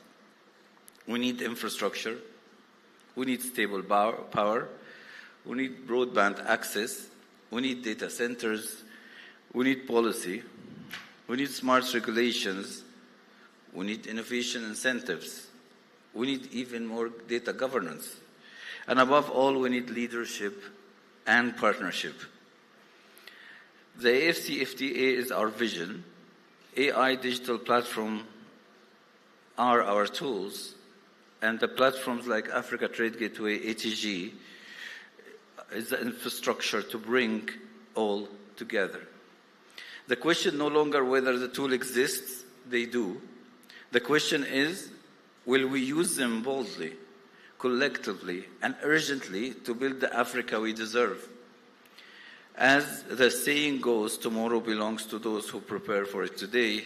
Let us prepare, let us build, let us lead. And as we look ahead, I will only invite you to engage in the Africa Trade Gateway. So please allow me to leave you with a few messages. One, our main hope to grow our trade capabilities is to move to digital quickly, where we can get to know each other, exchange amongst ourselves, meet, verify, pay. So please get your exporters, importers, and other traders and financial institutions into the one common platform. We build it as rails for Africa digital trade. It will succeed only by us being there together. Second, let's develop digital as an edge where exporting is not hindered by our continent trade hurdles. We may have missed the benefit of industrial revolution, but let's not miss the digital and AI revolution. The future is for exporting electrons as a digital service, not molecules as packaged service, as we go. Third, AI and digital are changing the way people trade. Trade has been paper-based for centuries, resisting automation, which is not changing rapidly, leaving all those who don't embark this revolution behind, inevitably, as now will change, and this resistance will break. We are pushing the automation together with the AFCFTA by producing platforms, influencing policies, so don't miss this opportunity. Fourth and finally, I invite you all to get verified, obtain unique Africa NCI identifier, your passport to Africa Trade under AFCEFTA, and start to trade today.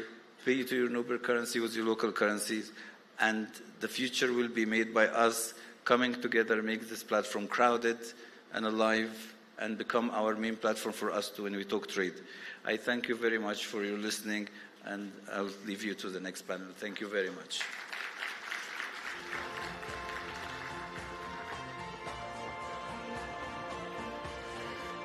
Thank you, Mr. Haitham El Mayergi, Executive Vice President, Global Trade Bank at Afreximbank, for softening the ground on what is a tremendously important conversation that we need to be having.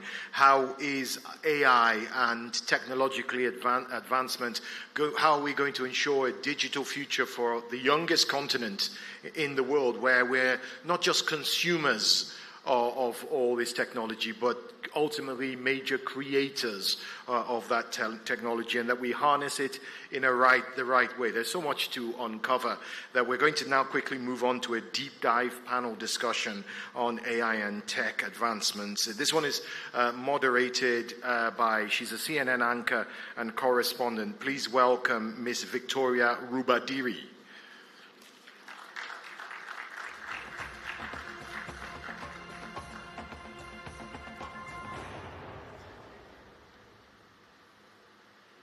Fantastic. Thank you so much. Good afternoon, ladies and gentlemen. Welcome once again. Really excited to be here and to moderate this next conversation in the next hour or so. So as I was thinking through this session, and I thought, okay, we're talking about AI. How do I incorporate artificial intelligence into this conversation? So I headed over to ChatGPT, and I put in some prompts, and I said, put together an intro for me. And so that's exactly what it did. Let's see how it did on this. It says, good afternoon, everyone. It's an honor to welcome you to this timely and essential conversation on how technology and artificial intelligence are no longer just tools of the future. They are the very soil, water, and light nurturing Africa's socioeconomic transformation today. Across the continent, we are witnessing fiber optic cables threading new highways of opportunity, digital wallets redefining access to finance, AI powering smart agricultural decisions, and governments drafting policy not just to keep up, but to leap ahead. So today's panel is not just a sci-fi daydream, it's a map of very real pathways already under construction toward prosperity, resilience, and inclusion. So whether it's a drone scouting crop yields, a chatbot aiding a first-time exporter, or a machine learning model predicting market shifts, this is where vision meets velocity. Let's dive into the conversation and explore not just how Africa adopts technology, but how it redefines it to make it its own. And who better than to walk us through this conversation than the phenomenal lineup of changemakers and visionaries. I don't think ChatGPT did such a bad job, right? All right, let me introduce my panelists very quickly, and a disclaimer. AI has had no input into the coming conversation, so please rest assured.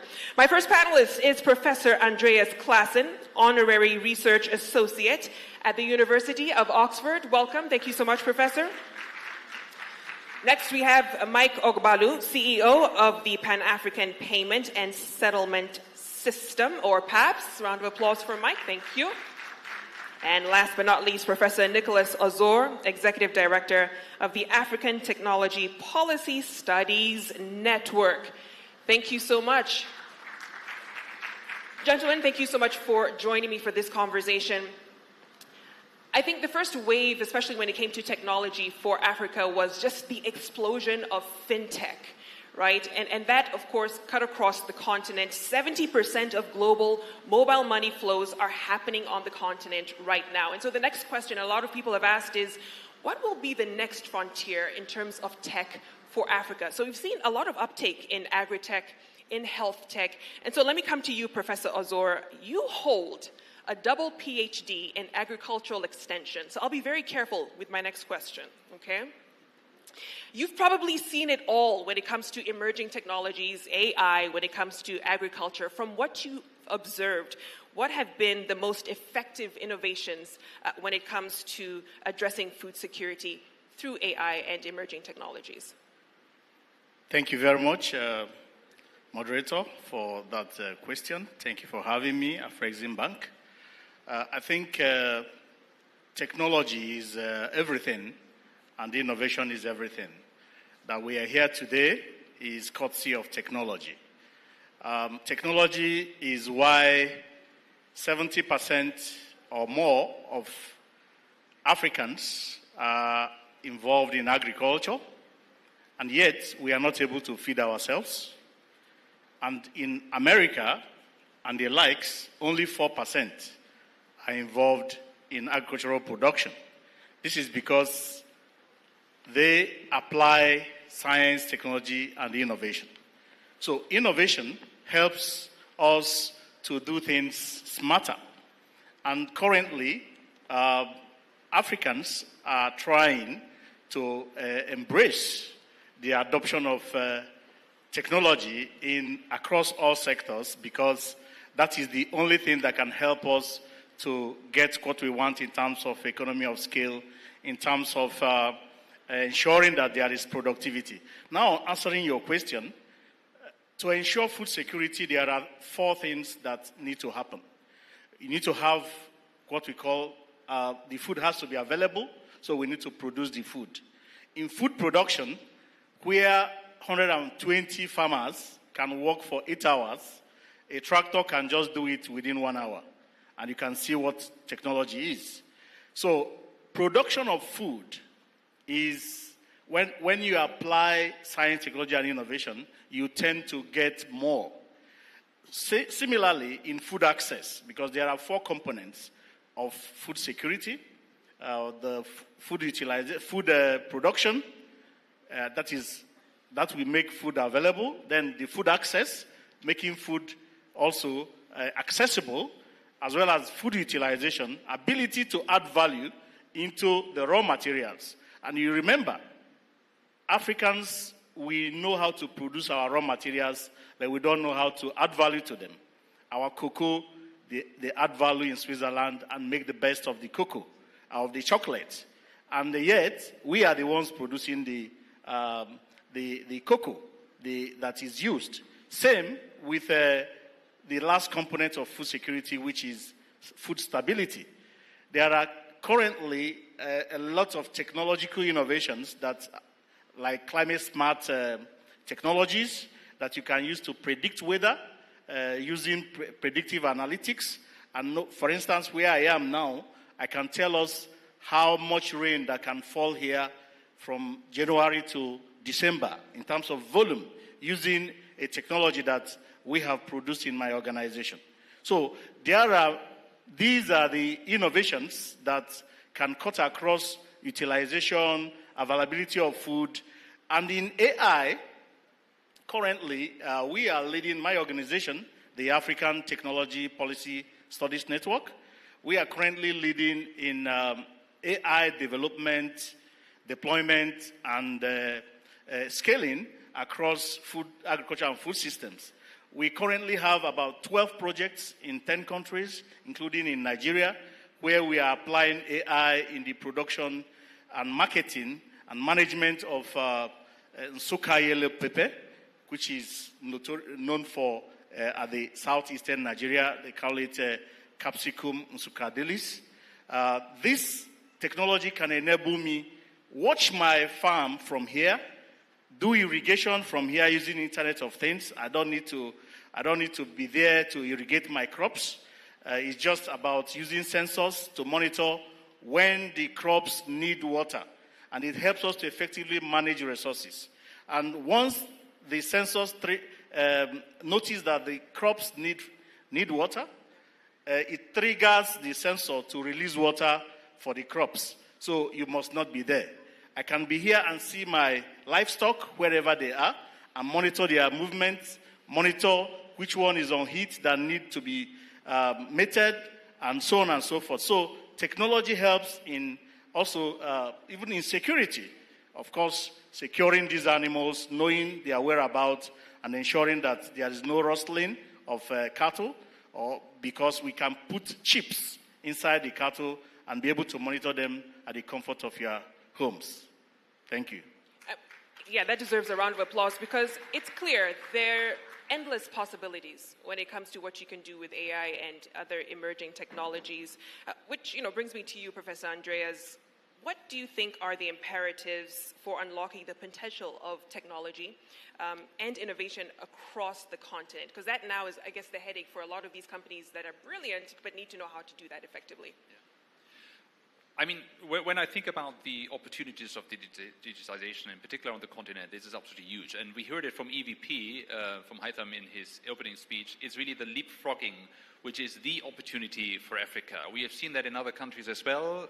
I did a project last year for the Asian Development Bank in Georgia, for example, where we looked at basically how to develop the economy, how to develop trade, digital trade as well. And the leapfrogging is one of the opportunities for least developed countries and for emerging markets and developing economies. When we think about digitization and trade, this is really a game changer for Africa. It is a game changer. And there are a couple of examples and we hear about that in a couple of seconds, like the Pan-African Payment and Settlement System, of course, which is obvious, reducing the barriers, allowing you to lower the transaction costs. But similarly, industry sectors have an opportunity also to much better do marketing, to better understand what the opportunities are in this digital development. And the African Trade Gateway is another brilliant example, I think, what we know from Afreximbank, streamlining access to markets, streamlining access to information, and also regulate data, and of course the trade finance opportunities. Africa today, the digital economy on the continent stands roughly about like $180 billion, which is approximately 5.2% of GDP on the continent. The predictions are that in 20 years, we will stand at roughly $812 billion, which will be more than 8.5% of African GDP. And you can already see the opportunity behind. So long story short, digitization is a game changer beyond the buzzwords we hear all the time. I think we're going to be back in a couple of seconds regarding the reality behind the buzzwords. It's a game changer, it's an opportunity, and I think Africa has that opportunity to deliver. No, absolutely. That's been the buzz phrase, digitizing trade. Mike, you have been in the trenches, literally. when it comes to cross-border payments, engaging central banks, financial institutions, and just players generally in the financial ecosystem. But, when we talk about PAPS, essentially what it meant to do was to streamline payments within the African Continental Free Trade Area. We're now 3 years on. How would you say we're doing? How many countries have signed up, and how much more do we need to do? Thanks for that question. 3 to 4 years on, where we are is we have 16 countries, 150 financial institutions, 14 switches connected across Africa, and that number is growing quite rapidly.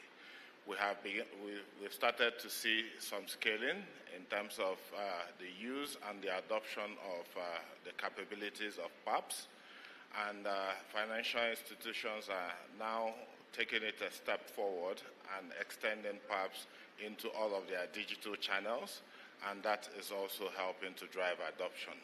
For us, we've looked at AI for an example, and we've seen how AI can actually help to transform our business.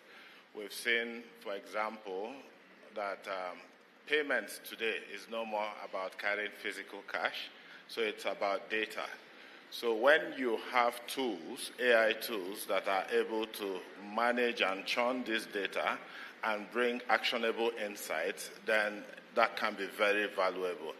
So today we use AI in our AML systems, and what that does is, instead of being able to look at static rules, we're actually able to set our system in such a way that it learns new patterns, and therefore it's able to easily predict fraud and other things. So you asked how far we've gone. We are actually much more optimistic in terms of the adoption.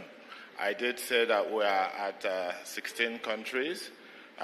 We have news around the Francophone Central Bank countries, both in the Central and the West African Francophone countries, and we believe that before the end of this year, we should be talking about 30 countries with over 500 million bank accounts aggregated on our platform.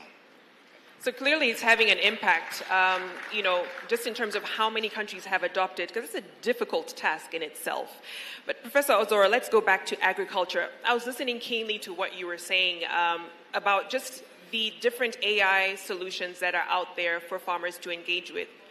But a lot of these farmers are engaging with these applications on mobile phones that many times they cannot afford, right? Data many times is expensive. So how do you make it more affordable to lower that barrier of entry, if you will? What more needs to happen, maybe from the government side, in terms of more investments to see farmers engage meaningfully with these brilliant AI solutions? Yeah, thank you very much. I think there is always that belief that farmers do not have access to mobile phones or Android phones. But working with the extension system, we have found out, the agricultural extension system, that most farmers in the villages actually have access to these Android phones. The mobile phone penetration in most African countries stand above 75%. And that shows that even rural farmers, when you interact with them, they tell you that their son living abroad or living in the city, they bought these phones for us and we are using it. So farmers, and especially who have formed themselves through cooperative societies and farmer groups, are able to access information even when they don't have the phones, the mobile phones, to access some digital services. But also, the extension system currently have been digitalized in most countries, that the extension system send messages, quick messages to farmers, even on phones that are not Android, and they're able to, for instance, if there are incidences of pests and diseases, they can raise that alert, and farmers are able to know exactly what to do or expect it expect that such incidents is going to occur. And farmers themselves also have keyed into some of the government projects that enable them receive information from extension service. But because the extension service personnel are few in Africa, generally one extension agent is supposed to cover about 1,500 farmers, as against 1:400 in Europe. So you can see that the number they are supposed to cover are so many, and therefore the need to digitalize the system to enable one farmer to reach, one extension agent to reach more farmers through what we call pluralistic extension system. They deploy technology to do this. And the farmers, it's been established that they have access. They have these phones because according to reports, the penetration is very high. And then with the help of the extension agents, the farmers are still able to receive this information through online services. And also, when they have formed themselves in groups and cooperatives, they're able to access the information and share within themselves in what we call farmer-to-farmer extension system. Thank you. No, absolutely. Let's come to you, Professor Andres, because a big part of seeing the scaling of this technology and innovations across the continent is funding.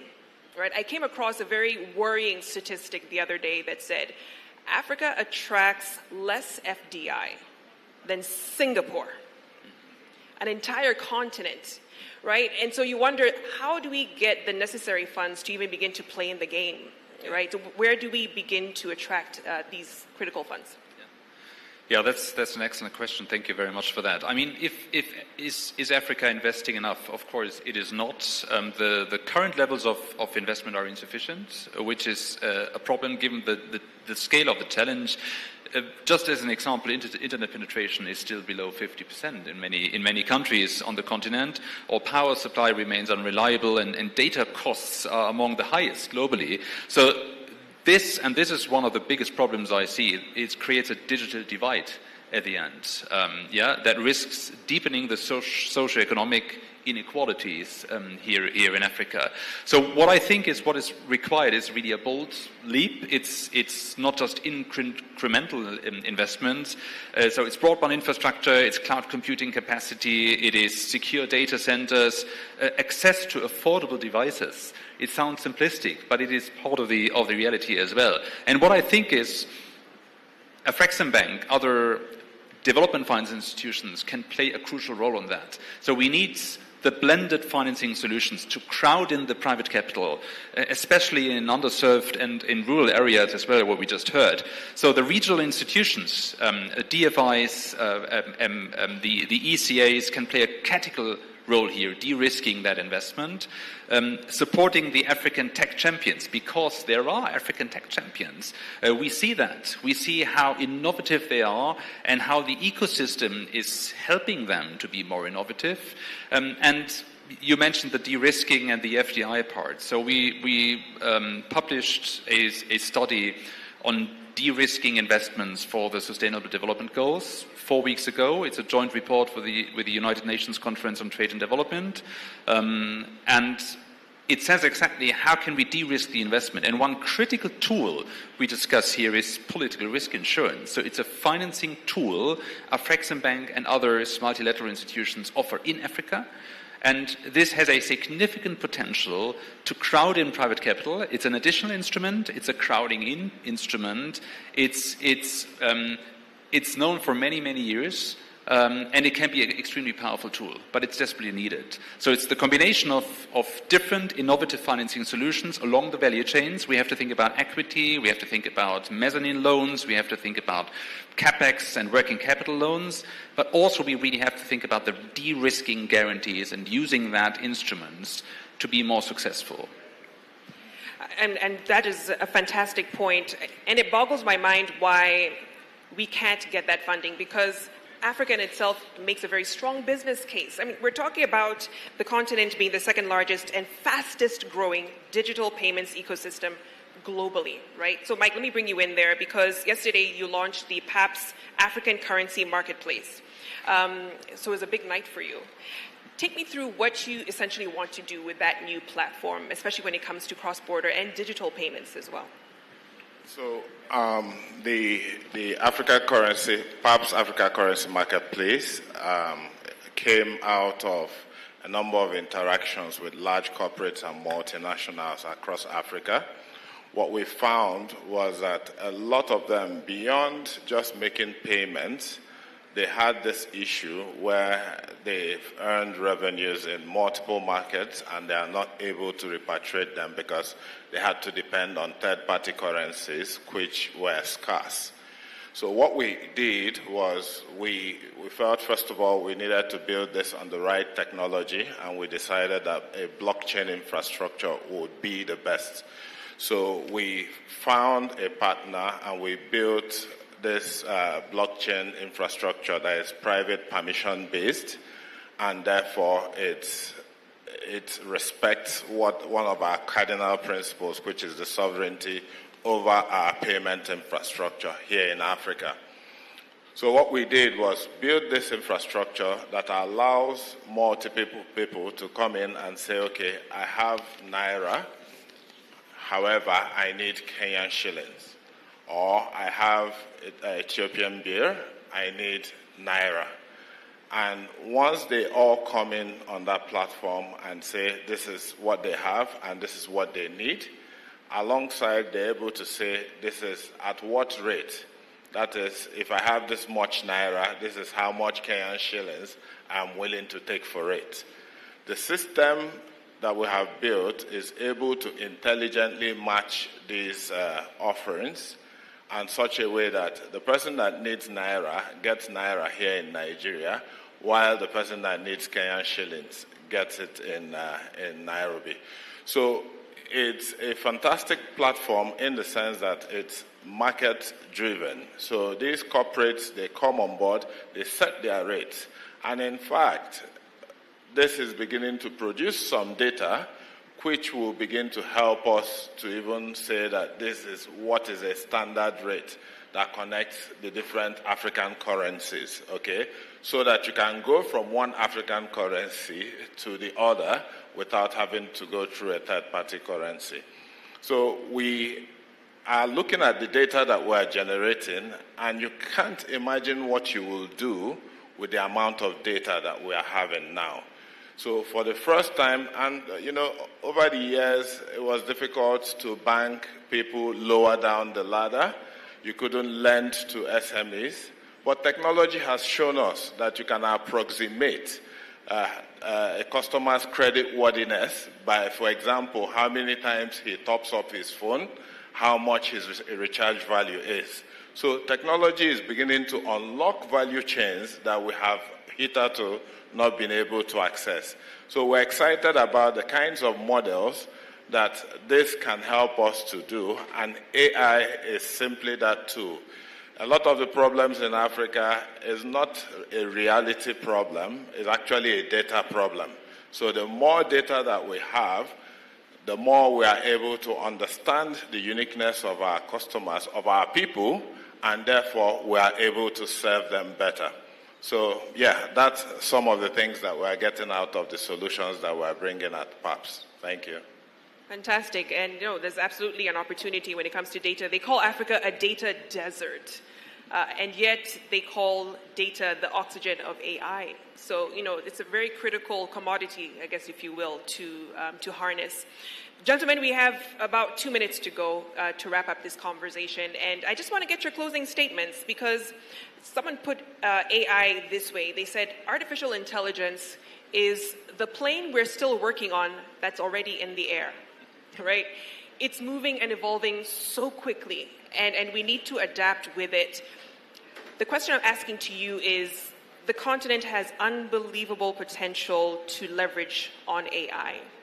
How do we ensure that Africans are part of the deployment, development, and also funding of this critical technology? Let me start with you, Professor Andreas. I think that's a great question. It's not an easy one, but I might have three potential elements for the answers. So the first one is really on policy alignment and regulatory clarity. The African Continental Free Trade Area, the protocol on digital trade, I think is a critical step forward. Now it's about implementation, and you mentioned the data challenges. Part of that is how to collect the data, how to measure that, how to analyze that is part of a regulatory approach as well to be forward-driven. The second one is human capital development. So what we need on the continent is not just users. We really need tech builders. So we have to invest heavily in human capital development. And the third one is about someone has to pay for that. You have to create an ecosystem around that, which is about innovation and doing that. So we need the right sources for financing, crowding in, as I mentioned before. So policy alignment, human capital development, and ecosystem building would be my 3 points for your answer.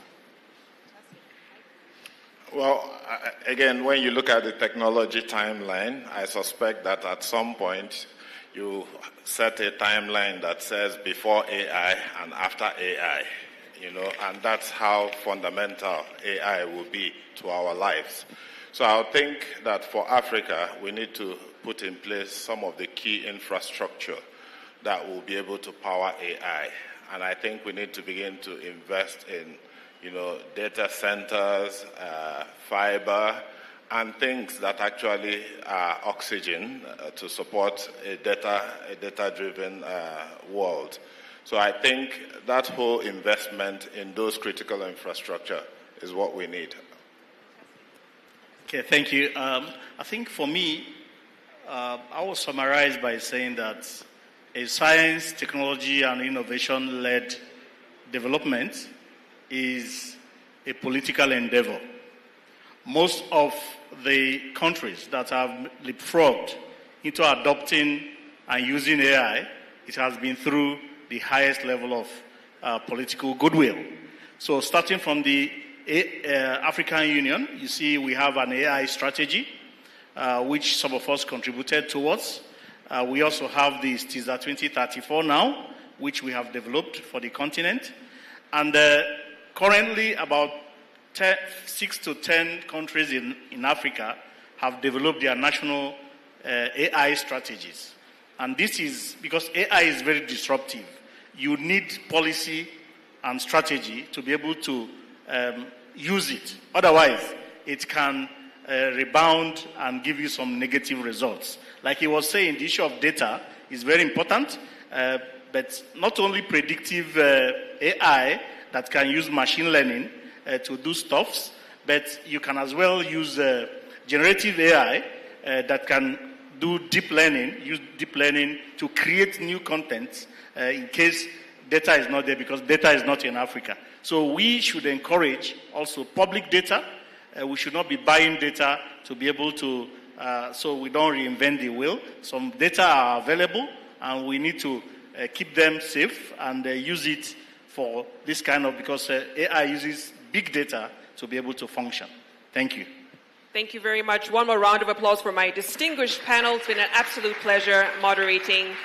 Let's hand over to our MC. Thank you. You may take your seats. Thank you so much. Thank you.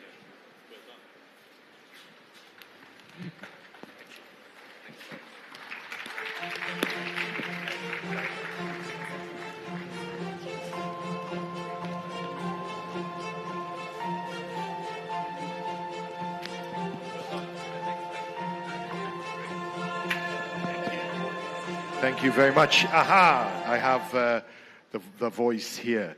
Thank you very much. That was a very interesting panel. I have something special for you in a moment. So I'm going to ask my technical assistants to bring out and construct something on the stage just for you, and you over there as well, and all of you, basically. But before I do, let me wander around a little bit and have a look and see who's in the audience. We've had almost 2 days of very, very spirited dialogue conversation. You know that tomorrow is the official opening with several, too many heads of states to mention. I think I gave you the roll call this morning, right? But already we've had a lot of dialogue and a lot of interesting things have happened. So this time I just want to, whilst I've got a few minutes and they are constructing something special for you on the stage, I want to find out who's here in the audience, because I know often when I do these things, you know, you're sitting down listening and maybe occasionally interacting with people on the stage, but there's a vast wealth of content in the audience as well, great minds in the audience. So I just want to wander around and see if anybody wants to raise their hand to say a few words about this AAM and what we've been talking about, building the future on a decade of resilience. Afreximbank has been transformational, but we face many challenges as Africans. Gentleman over here, you're the first person I cited. Now, how we're going to do this is, I'm going to ask you to stand up, and then you say your name, what you do, and then you either make your comment or whatever, and make it quite brief, please. All right, thanks a lot, and well done, everybody. I'm David Brown, Managing Partner at D. Brown Consulting. I'm also a Microsoft MVP on AI. So since I'm biased, I want to talk about AI a bit. Yes. So I think, all the LLMs, are kind of controlled by mostly America. Even Europe is more talking about the security, not really building. So what's going to happen, the superpower of the future is going to be the ones that control the LLMs. Where's our Africa? LLM is a large language model. That's the thing that gets trained. So obviously what you get trained on is what you're going to say. So where's the Africa LLM? I've seen the AU strategy. What are we doing and what's Afrexim doing to ensure we have an Africa large language model? Yeah, and what seems to be interesting is this idea of this word's that come out, digital sovereignty. I've heard that word a lot. And I was at the Africa CEO Forum when His Excellency President Faye of Senegal actually launched a $1.7 billion initiative for digital sovereignty of the future of Senegal. It was quite something, quite bold. The idea is that if we do not hold the tools that create artificial intelligence, which, by the way, I think Geoffrey Hinton, the godfather of AI, said just 2 weeks ago that 25% of jobs will disappear in the next few years thanks to AI. This is a seismic shift in our lives that we've never, ever experienced before. And if we sit there passively, not moving as Africans, and we allow that architecture to be created outside, we're going to be at the mercy of everyone else. Am I right? Basically like recolonization, but this time by digital. Yeah. Recolonization by artificial intelligence. Wow. I think that's quite bold. Anybody over here? I'm a gender balanced kind of guy, so I always like to go from a man to a woman. Ladies, where are you? Where are you, ladies? Come on. Where are my sisters here? No? Nobody? You're all sitting here. No? I gave you the chance. Aha. Yes. Stand up and say something. And when I see a face I recognize, tell them who you are. Hi, my name is Rolake Akinkugbe-Filani. I'm an energy finance expert. I'm also a business anchor. I think for me, what has really resonated is the issue of financial sovereignty. We've seen it as a common thread through the debate on the credit ratings. There's now talk of the AU developing an African credit ratings agency. And it sort of goes back to the narrative of us needing to take back control of our destiny. So I think that's one of the things, because I'm in the finance field, it's really about how we mobilize local sources of capital, but that cannot happen in a vacuum where there's no regulation and policy that is enabling. So I think it resonates through pretty much everything we've said. You talked about AI and recolonization, so yeah. Thank you very much. It's been a while since I've seen you, actually, a few years. That's why I recognized your face. But it's also what's quite important as well is collective bargaining. When you have skin in the game as a country, that's one thing. When you've got 50 countries coming with billions and billions, then they pay attention. Yeah, and that's where AMFI, that we had before, the Alliance of African Multilateral Financial Institutions, is so very important. Thank you, Rolake. Okay. Tell me when are we ready? Are we ready to go, or shall I continue? Yes, okay. Now, ladies and gentlemen, I want to first, before I begin showing you what this is, I want to thank Vista Bank and Vista Assurances. I know that my brother Simon T.M. Torre was here a while back. I think he's somewhere around.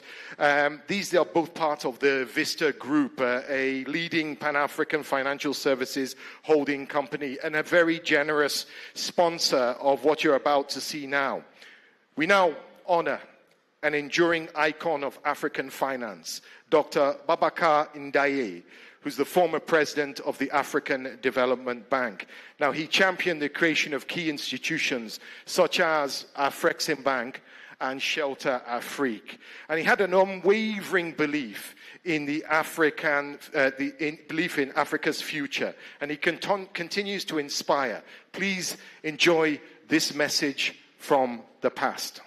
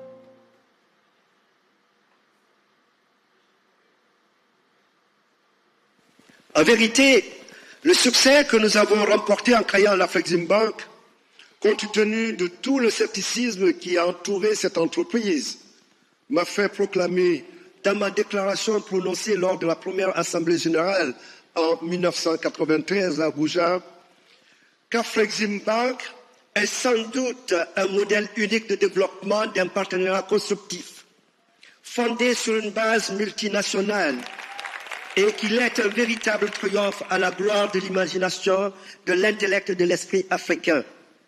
Où peut-on trouver une autre organisation internationale créée sur la base d'un accord passé entre différentes nations souveraines, mais appartenant à un grand nombre d'institutions et de personnes du secteur privé, et fonctionnant comme une entreprise à but lucratif et sur la base de principes commerciaux sains.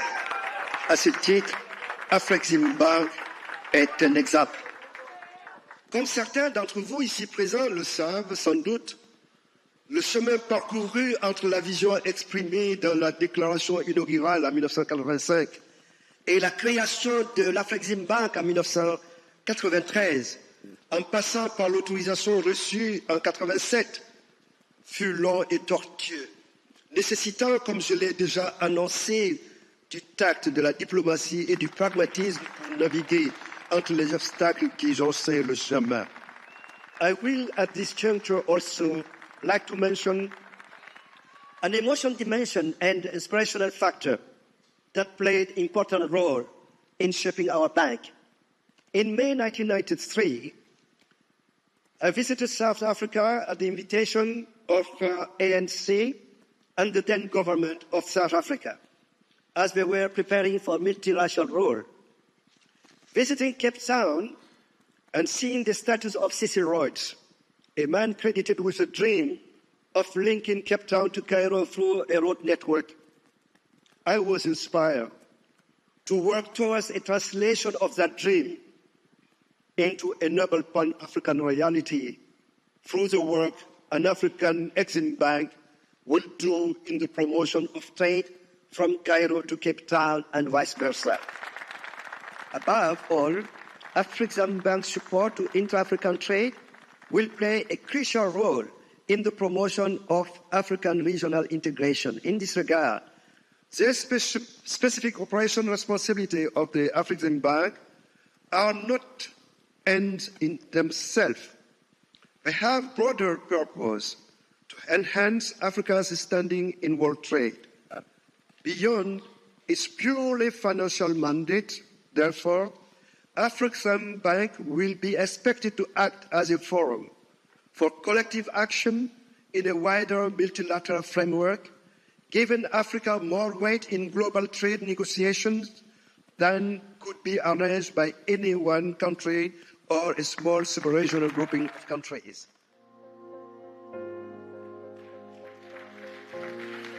Thank you so much, Vista Bank, Vista Group, Vista Assurances. Now I'm going to ask my colleagues backstage to take the screen away and put some chairs up, because we've got a very invigorating panel on the Alliance of African Multilateral Financial Institutions. Actually, whilst they do that, I actually have a few more minutes, because I know there were people who raised their hand and wanted to speak. So you actually have your chance now. Grab Amu, grab that chance. Let me see. Who is this over here? Okay, this gentleman with an impressive-looking beard here. Okay, you can stand up, please, and tell me your name and what you want to say. All right. Thank you so much. My name is Mohammed Aliyu. Yeah, I'm making my comment as a private citizen, not as a representative of any organization. So I think the two speakers sort of spoke to my question. The first one, bias of AI programmers.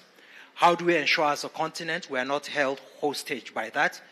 Then secondly, I think digitization and connectivity. The world has changed. We are seeing the weaponization of technology and networks. For example, China being locked out, or Huawei being locked out of Google. We see China is being denied access to advanced chips to sort of slow them down. We're seeing Russia being locked out of payment systems. So what is the resilience that Afrexim is building into PAPS? Thank you. Wonderful questions, wonderful things to ponder there. As they put the chairs up, I think I have one last chance for one last question. Let me see this young lady. I said, I love gender balance. Okay, madam, please stand up. You raised your hand, so therefore you want to say something, right? I don't have a question. My name is Crystal Cummings. I'm from Trinidad and Tobago, that's the Caribbean. And I just want to appreciate Afreximbank for the work they are doing in terms of bridging the gap between the Caribbean and the African continent, because I feel that is something that is very important to bridge that gap, because there's been a disconnect for so long, and I really appreciate that. Let me ask you a quick question. When you go back to the Caribbean and you explain this, because you're obviously passionate about this bridge between the Caribbean and Africa, brothers and sisters, when you go back and you tell your friends and your colleagues about that in the Caribbean, what's their reaction? So a lot of people in the Caribbean, they have a misconception about Africa because of the narrative that they have been fed for so long. So I work in tourism, and what I do is shed light and bring the truth basically to them, so that they can see that Africa is not this third world, poor, poverty, and it opens people's eyes to actually come and visit the continent, do business and trade and stuff like that. So that's why I said I really appreciate what Afrexim is doing, because they're bridging that gap. And we appreciate what you're doing too. Thank you very much. Okay, I think we're ready. We have all our bottles of water. That's good. Okay, so one of the questions or points that was made by my sister Rolake Akinkugbe over there, financial expert here in Nigeria. She talked about something that perfectly segues into the next panel. Next, we're going to explore the Alliance of African Multilateral Financial Institutions, AMFI. It's a powerful coalition of Africa-owned financial entities, including Afreximbank, African Finance Corporation, and many others. And it's driving sustainable economic growth and shaping the continent's collective financial future. Now, the session is called Shaping Our Collective Financial Destiny, the role of AMFI, and your moderator is a lead expert on credit ratings, Africa Peer Review Mechanism, or APRM. Please welcome to the stage Dr. Mishek Mutizi.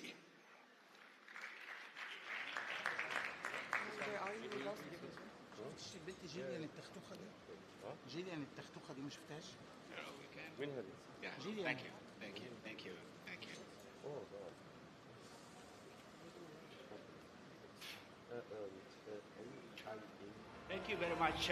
Good afternoon, distinguished excellencies. the delegates, ladies and gentlemen. My name is Mishek Mutize from the African Peer Review Mechanism, which is an organ of the African Union. It's my honor to be moderating this session, very critical discussion, and to continue with the conversations that have been discussed since yesterday.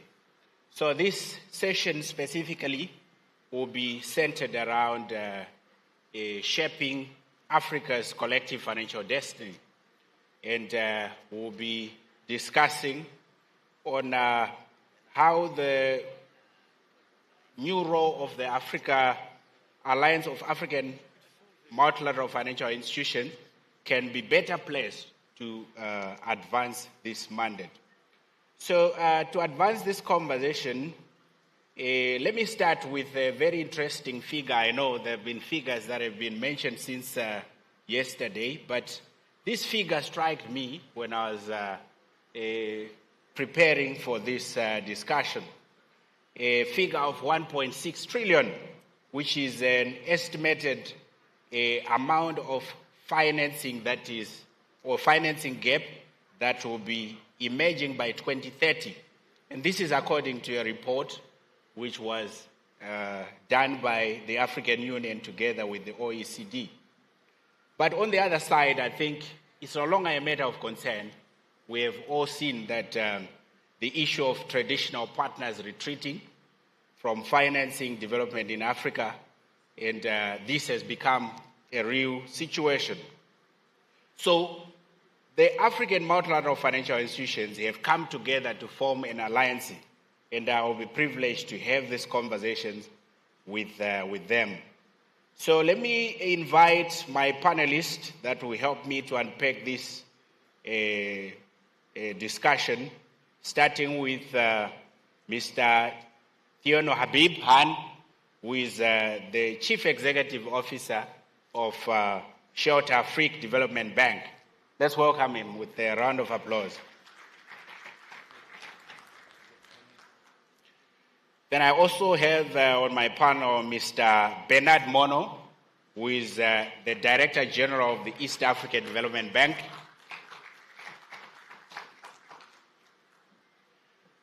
Ms. Malin Goy, who is the Chief Executive Officer of Fund for Export Development in Africa, FEDA.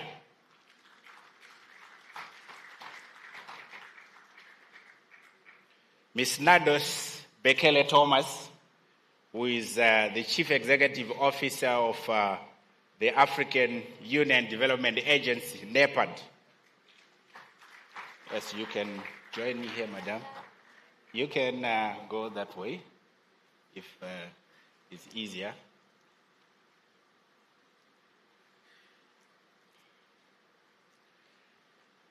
And then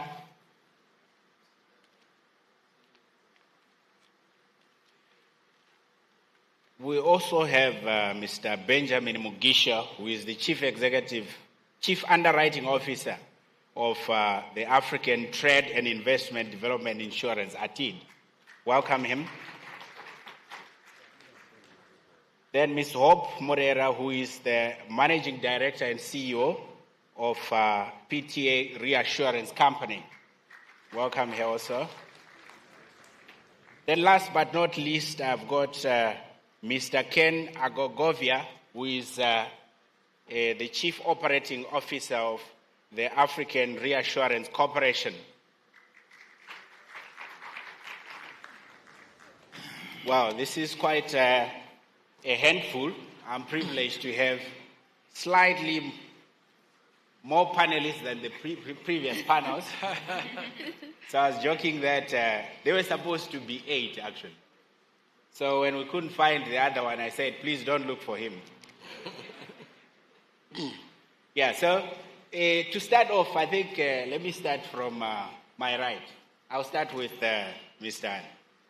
Please, from the very basic, why did this alliance has to be formed? What was the objective and the purpose for it? Thank you very much, my dear friend. So, First of all, I would really like to thank the Afreximbank for taking the leadership to organize this session and dialogue, and given its pivotal role in continental leadership in the space we are looking at. And also, I would like really to take the opportunity here to pay special tributes to our forefathers that allowed institutions like ours to exist. You just played a very emotional video of the late Babacar Ndjaye, who was one of the first president of the African Development Bank, who had this amazing vision of creating institutions that are African-owned and focusing on African priorities. So I would like again to have a round of applause for Mr. Babacar Ndjaye for that great vision. We need leaders like that to really change Africa. And also really tribute to some of the visionaries that allowed such an alliance of African multilateral financial institutions to exist. It's also in the name of Professor Orama, Benedict Orama from Afreximbank, who really was very instrumental in getting us all on board to actually create this alliance. So this alliance is really the fruit of a lot of discussions and observations around the global financial architecture, and to basically realize that Africa was lacking that coordination among institutions like ours, the multilaterals, and we needed to officialize or have sort of like a pretty solid coordination of our efforts to drive the agenda of development, despite the fact that we are all in different other sectors. So the founding fathers, founding institutions of the Alliance of African Multilaterals are Shelter Afrique, Afreximbank, AFC, ATD, Africa Re, TDB, ZEPRI, and then we've been joined also by other institutions like FSA. I think so far we are about 10 African multilateral institutions. And the vision for us is really to drive African development and impactful investments by strengthening our capital and our collaboration, not only from an investment perspective, but also from a knowledge sharing and capacity building, and also partnerships in different developmental agendas. So in a nutshell, the Alliance of African Multilateral Institutions is something that was needed. But again, it's never too late. And we started it 2 years ago, and it was really chaired by the African heads of states on the sidelines of the African Union Heads of State Summit in 2024. So it's exactly a little above 1 year now. And we celebrated the 1 year anniversary last February in Addis Ababa on the sidelines of the same African Heads of State Summit. So it's just telling you that this was an initiative that has been held at the highest level, highest decision-making level of our government, the same way they created the African Development Bank and then allowed the African Development Bank to create institutions like ours. Today, we stand here to have such an institution also created by the same heads of state and supported by the same heads of state, because there's a need to have that one voice and one purpose to drive African economic development. Thank you. I think that's very impressive to see, the spirit of unity amongst institutions that sometimes there's a possibility that they could have been competing, but coming together with a common goal. I think that's very, very impressive. So let me turn to my left here, to Malini. You are in FEDA, and I'm sure since yesterday, and even before that, the issue of capacity has been mentioned. I listened in the opening remarks of the VP in the morning. She mentioned that the capacity or the capitalization of African MFIs is only 70 billion, which is a small figure in terms of capitalization, looking at the needs that they are supposed to meet.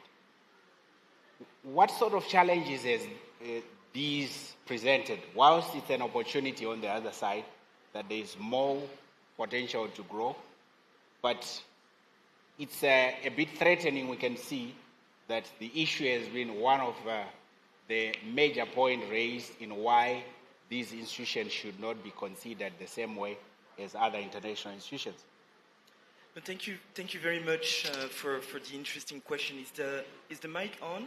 Yes. You can hear me? Beautiful. Yes, yes. Thank you for the interesting questions. I'm going to even add to the challenge that you described.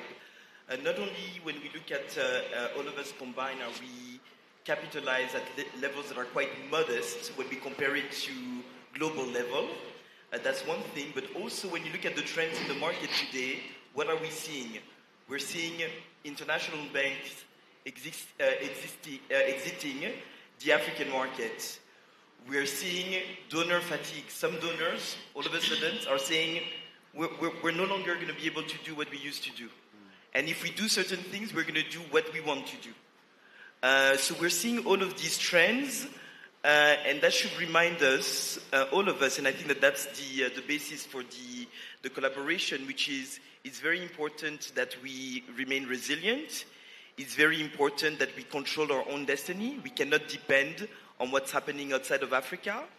Another trend that I'm adding is we're starting to see certain of the trade bases being challenged. It's important that we trade more with each other. So I do think that it's the good news about everything that's happening is that it forces us to understand we need to be stronger.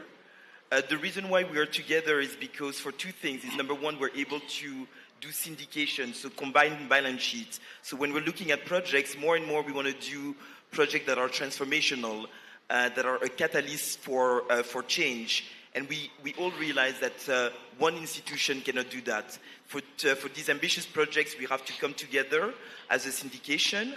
As my colleague mentioned also, we have a lot of complementary skill among these panels. So I'm Feda, I'm the CEO of Afreximbank investment platform. So we're able to put in equity into projects. You have the traditional bankers, we're able to put debt together and syndicate. You have the insurance company, the reassurer. All of that is very important. And then people who help us a lot on policy as well. How do we work on policy to make sure we have the right framework to do that? So that's already very good. But one thing that is important is we're going to need scale. When we look at the opportunities that exist on the continent, and all of the trends that I mentioned, which is donor fatigue, international capital exiting, it is very important that we strengthen our capital, our ability to intervene. And how can we do that? We have to start calling, and we were talking about that at dinner yesterday, we have to start relying on the capital that exists in Africa.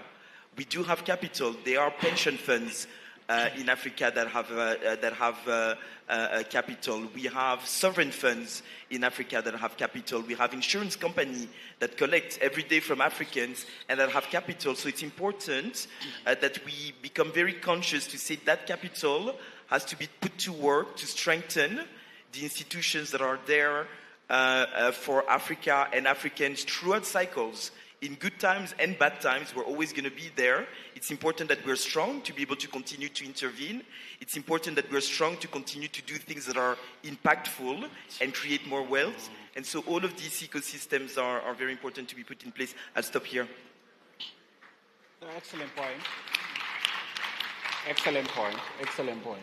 So before I leave that point, I remember over the past 2 years, there's been an issue on sovereign wealth funds that are not kept in institutions like yours, but our central banks are taking these, sovereign wealth funds are taking this money outside. Just one phrase, what assurances can you give to these institutions?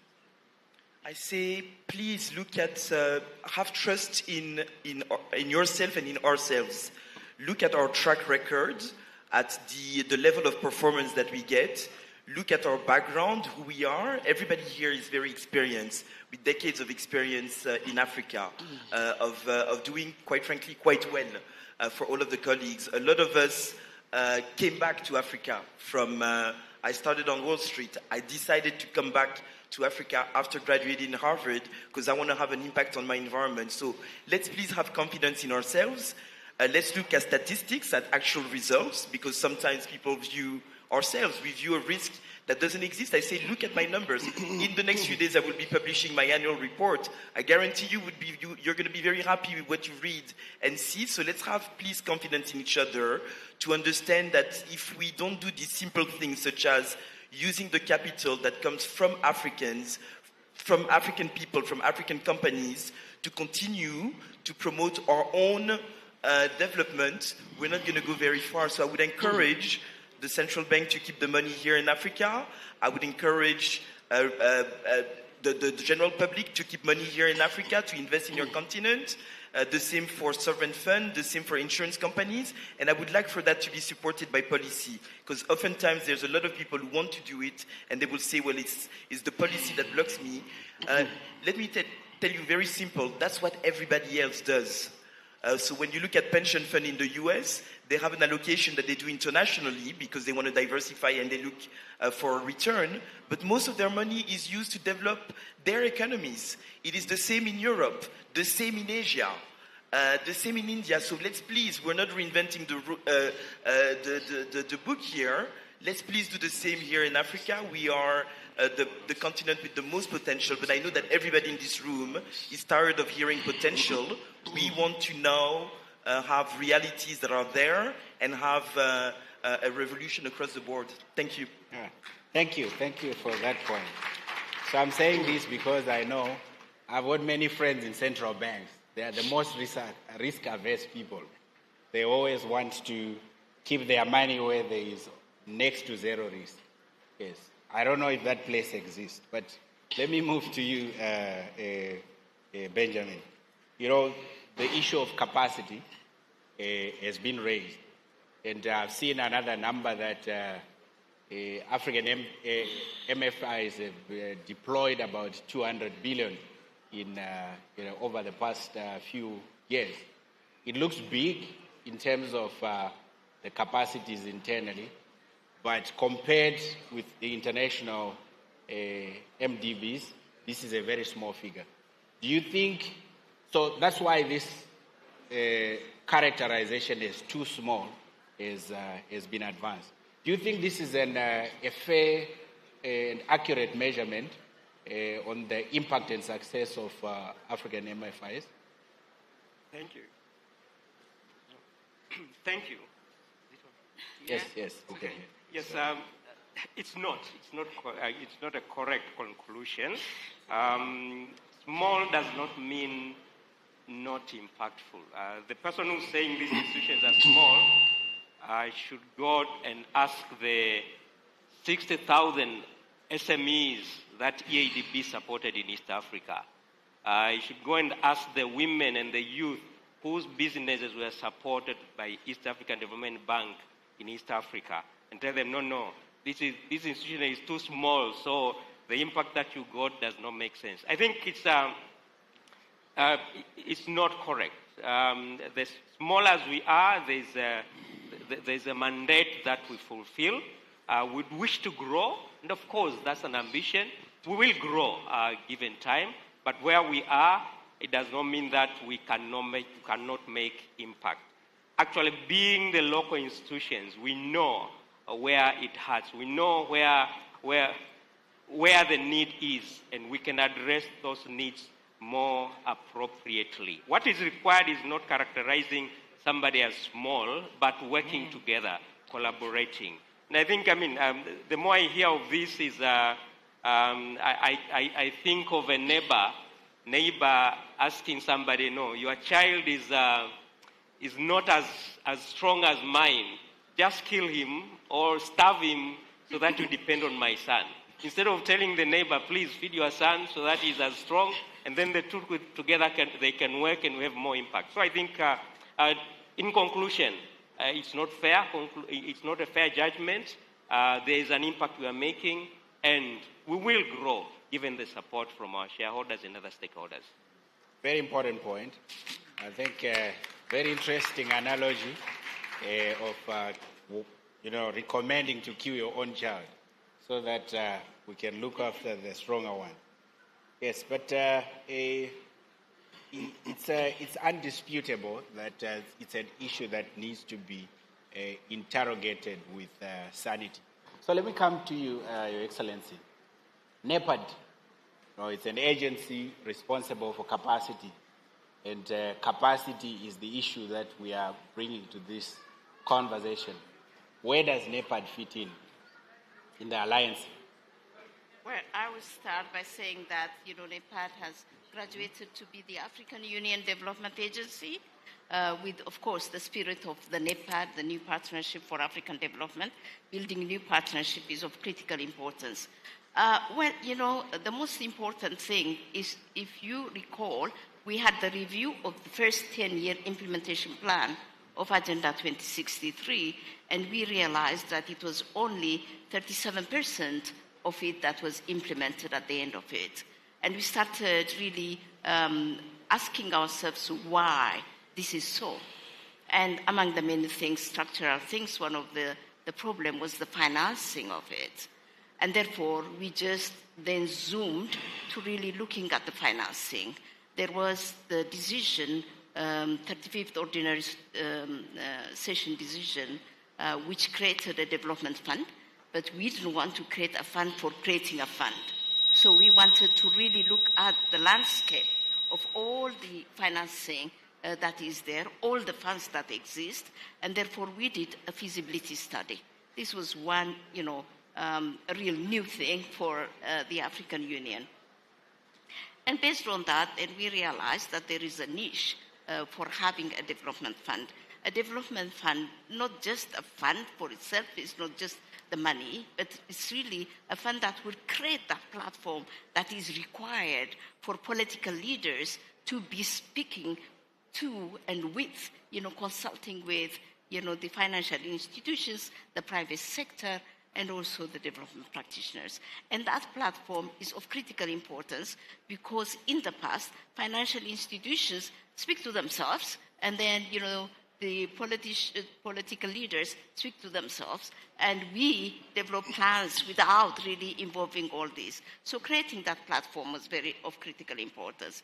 And there has been a breakthrough, a historic breakthrough, with the AU president, the chair, President Lorenzo, calling the African Multilateral Financing Institutions, the association, or the alliance, the AMFI, to come and to really discuss this fund, and therefore together to come out with a fund that will work for Africa.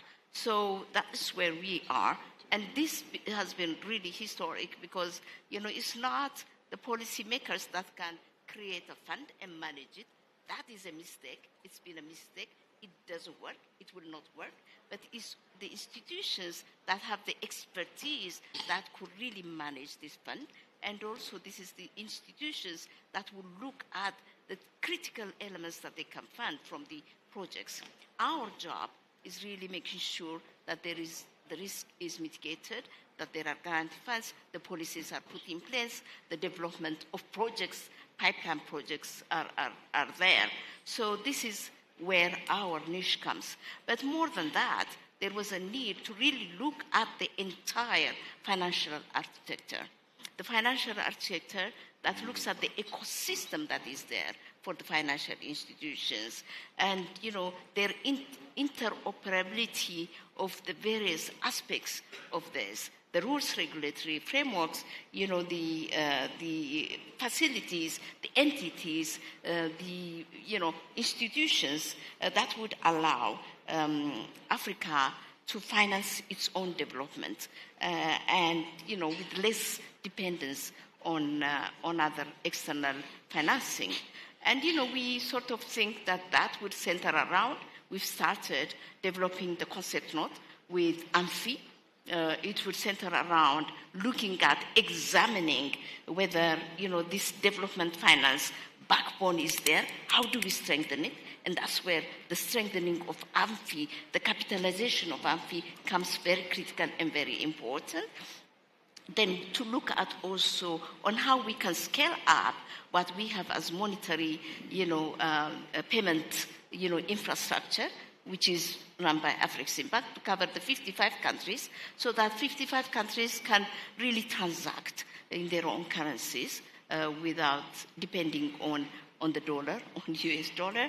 The third one is to have an integrated capital market and also look the asset management, rules, and see how bonds could be listed in all these various, things, and also standardize the rules in a way, and maybe have a Pan-African, the Pan-African sort of rules, regulations that govern that, harmonized rules and regulations that would govern that, including, the Pan-African yield curve benchmarks to be established, and, risk management and insurance layer, is critical and very important. Yes, we have them, but we need to really see on how we can reinforce them and how we can scale them up.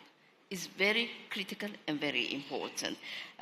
So, because there are shocks and there are things, how do we make a continent-wide guarantee mechanism like the EU has? We have to think of that. And finally, is really our role, which is really making sure that the policy, the governance is put in place, not to control, but to facilitate these MDBs. It's very important that we have all these clearly put in place, and we're suggesting with AMFI to really sit down, not only just the financial institutions ourselves and the political leaders, to look at these holistically and put in place an architecture, a financial infrastructure, and architecture that works and that is fit for purpose for Africa. Because mind you, yes, the $70 billion of AMFI will not suffice. Our needs, are enormous. The second 10-year implementation plan has a cap of $3 trillion if we really want to really meet and realize the moonshots. And, for this to happen, we should all work together in unison, like you rightly said. Thank you very much. Thank you, Excellence, for reaffirming your support for the alliance. So let me skip to Hope, since we are still on the issue of capacity. How do we reinforce the capacity, especially in the area of capitalization? Thank you very much. There are three ways to look at that. There is a very important I'm not sure if it's your voice or it's the mic. Maybe you can speak up a little bit. Hello? Is that better? Yes. That's better. Thank you. Okay. So there are a number of ways from the insurance perspective how to look at capacity, right? One, there is something very important called insurance penetration, right? What is the contribution of insurance to GDP? If you see on the African continent, we are still talking about 1% versus 10 times in the developed markets. This is critical in the mobilization of savings, because this is what ends up going into the funding process, the funding funnel. So what is happening around the capacity there? We are very fragmented. That is point 2. We are not able to deal with the issues we have, which are getting bigger, climate risks, right, infrastructure risks, because we are very fragmented regulatory-wise. You find that in any one economy, you cannot actually write across the border. You cannot provide capacity for across the border. So what does that mean is that we remain small in our small ponds, right? So some of the things we have to address will have to be how do we harmonize, and I think Her Excellency did talk about it, regulations and open up markets, because FCFTA trade cannot happen unless we have services in open up, the insurance open up. So that restricts, even whatever capacity we have, we can't do it cross-border. The third thing is the disconnect between credit and de-risking. if you think about the SMEs that my brother did talk about, the funding into SMEs is critical, but they are seen as the most vulnerable, the most risky. So we have the capacity around de-risking SMEs. So through AMFI, we are also trying to link credit and de-risking mechanisms through insurance. So all these, at the end of the day, ramp up the capacity. But unless we're able to really go over the regulatory issues, the fragmentation around the markets, the fragmentation around where you can invest, even the pension funds and insurance companies, then you find that we are very restricted. We are happy about things that are happening. With Afrexim, we've launched TABA, which is a Trans-Africa Bond Alliance, and the idea is to write trade bonds across Africa. So you see, now you start getting beyond, and that is a power that the Africa Multilateral institutions have. So we need to keep doing those initiatives, and I think that is the reason we are all in AMFI, and then we can start talking about creating capacity at the continental level. Thank you. Oh, thank you very much for that. So, yes, you can give a round of applause. That's a very profound suggestion. I think very practical also. Yeah, so let me come to the two gentlemen who are involved in the practicality of this work. So I will circle back to part of the conversation that was had earlier on the PCS, the preferred creditor status. You sit in the underwriting business. How does, so this PCS issue is very close to home. How does this make your job easier or complex? Yes. I think that's for me. Thank you very much. So happy to take this conversation. If you look at what we are doing on the insurance and guarantee side, what we're trying to bring to the market is, and it's been mentioned in this conversation and in previous conversations, is to bring a mix or a blend of different liquidity options to the African continent. So starting out with foreign direct investors, whether it's equity or debt, looking at Africa, they're looking at two perspectives that our institutions can help to address. The first one is risk, and by risk, we are talking about either risks that are perceived from a country perspective, when an investor is looking at a country, or risks that are perceived from a counterparty perspective. And guarantees and insurance help to address those risks. But they're also looking at regulations. So where they are regulated, and for example, international banks are regulated, the regulators have put in place limits that apply on a blanket basis across counterparties, based primarily on ratings. And in that conversation, institutions like ours are bringing to the table our rating, and our rating is a very big driver of a pricing differential. So a government or a corporate or a financial institution that is raising capital in the international markets is looking to benefit from ratings from African financial institutions in order to deliver a pricing differential on that fundraising. And I think that speaks to Bernard, my namesake's comment around size, because in that conversation, size is not the main driver, it's impact. PCS is a very, very important component of that conversation, because in order for these investors to take confidence in these institutions' sustainability, PCS is a very, very big component in that conversation. So I would say it's not possible to dilute the relevance of PCS, because it does signal the importance of African financial institutions in this infrastructure. Having said that, beyond that PCS then comes the counter-cyclical role that we play. And in that counter-cyclical role, it should be understood that sometimes we are stepping into a gap because no one else can.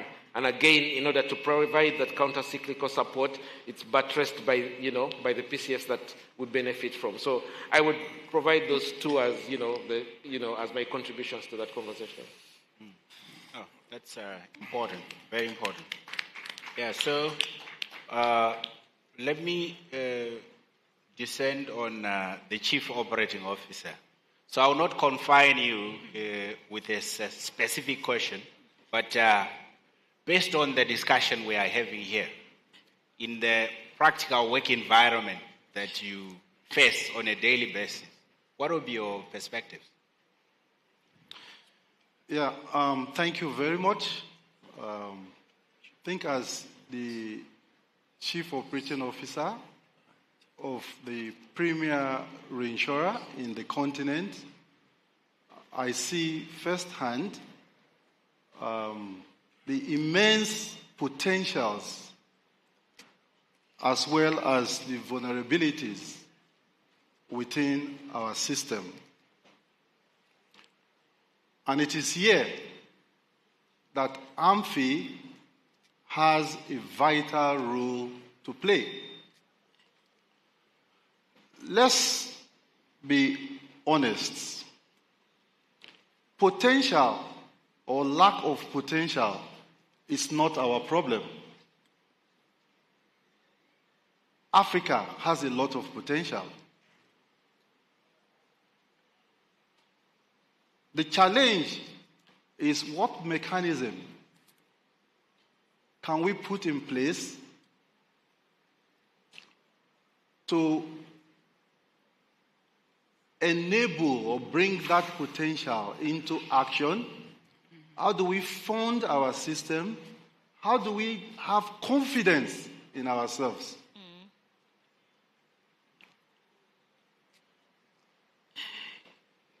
So, in my view, and this is what I am aware AMFI is pursuing, they have, like you would have observed, working with those in the insurance and reinsurance space. Because if you don't have someone giving you comfort, you will be scared to put your investment. So, AMFI is already working with some of us. Another is, how do we get long-term funding? How do we mobilize not only donations or from donors, not externally, but even within Africa? I think someone alluded to it. We have so much we can get from within.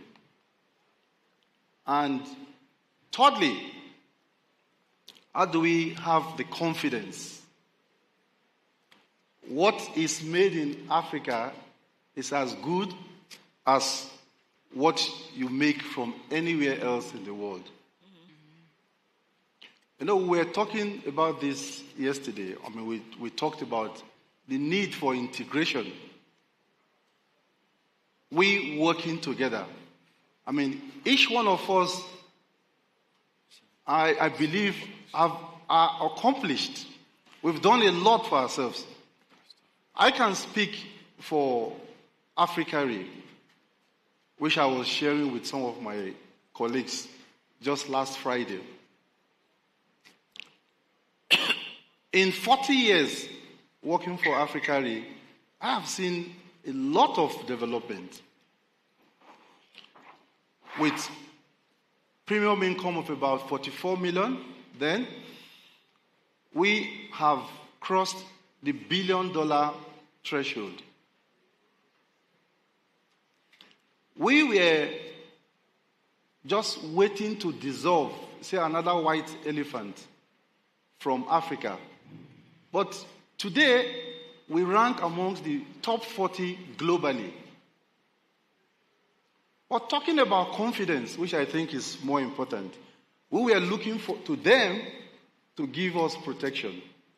But today, many of them are coming to us for protection.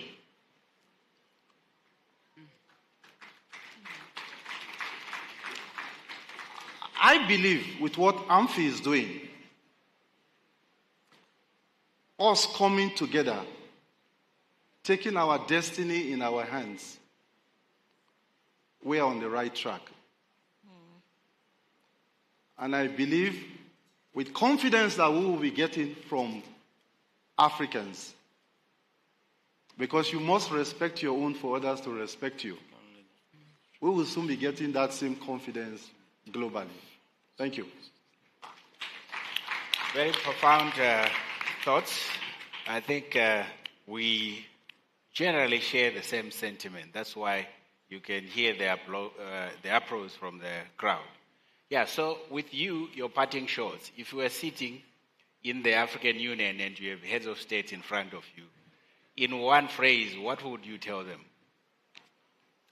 If you were sitting in the African Union and you have heads of states in front of you, what would you tell them about the issue of capacity?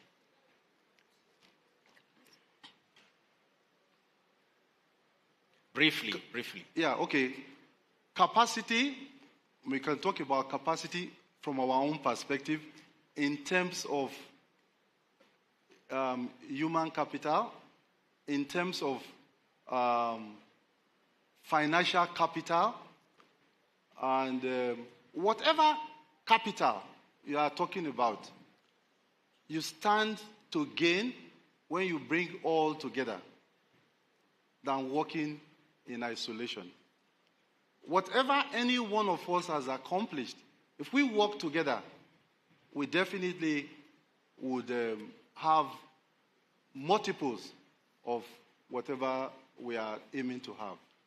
So let's come together as heads of missions, heads of states.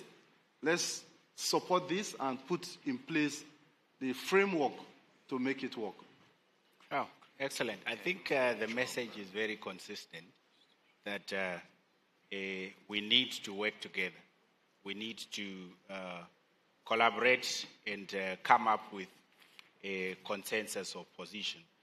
Before we run out of time, so let me just give each one of you your parting shots. We are left with 9 minutes, starting with Om. Really, for me, my message would be make the single market happen, right? Stop the talk. Let's get this to happen. No single economy has grown without having a large market. Today, India is a powerhouse because of its numbers. So that is what I would tell our heads of state. The FCFTA needs to happen yesterday. Absolutely. I think if we had time, I would have asked you how or what is lacking, what is slowing down the single market to be or to come to life. Well, to people who are not experts on this issue, just in simple terms. Well, there is a whole framework and roadmap. So things have been studied and done and put on paper. It's about actioning. It's about stopping, having our little toughs. I mean, yesterday he was saying, we were talking to the insurance people and saying, today, if you're in the Kenyan market, why wouldn't you allow a Kenyan insurance company right in East Africa? And then you move on to the next market and the next market. So whereas we say we don't have capacity, 60% of African risks go out. We cannot access them. I cannot access a risk in Morocco because of regulatory issues. Once we have a market that allows capital to flow, that allows services to flow, that allows skills to flow, then we'll have a difference. Thank you.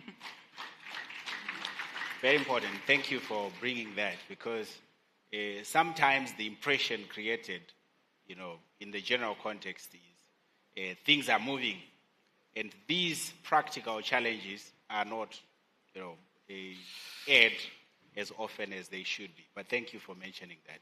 Yes, thank you. If I was to sit in front of the heads of state, I would be talking about scale. How can we go from thousands to millions to billions to trillions without the private sector?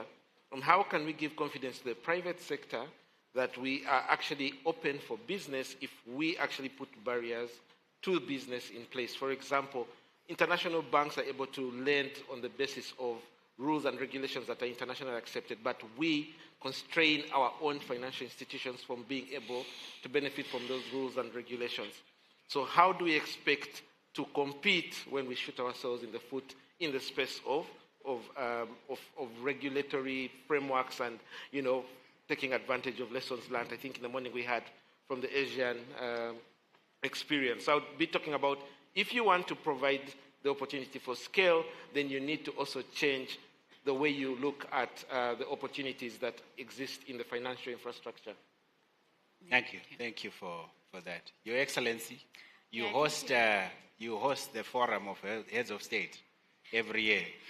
So the message from the Alliance is we hand it over to you to repeat this, to reinforce it, that the Alliance needs capacity. Yeah. In actual terms, this has been already reinforced, and that's why the AU chair, President Lorenzo, called the AMFI members and told them that he would like them to operationalize a fund that works for Africa, and also really to see that it is fit for purpose, and to see the African infrastructure and structure and the architect and the systems work for Africa, so that the locked $1 trillion in insurance, in pension, in sovereign wealth really feed into the roads, into the digital infrastructure, into all the things that we would like to see for Africa to prosper, into health, so that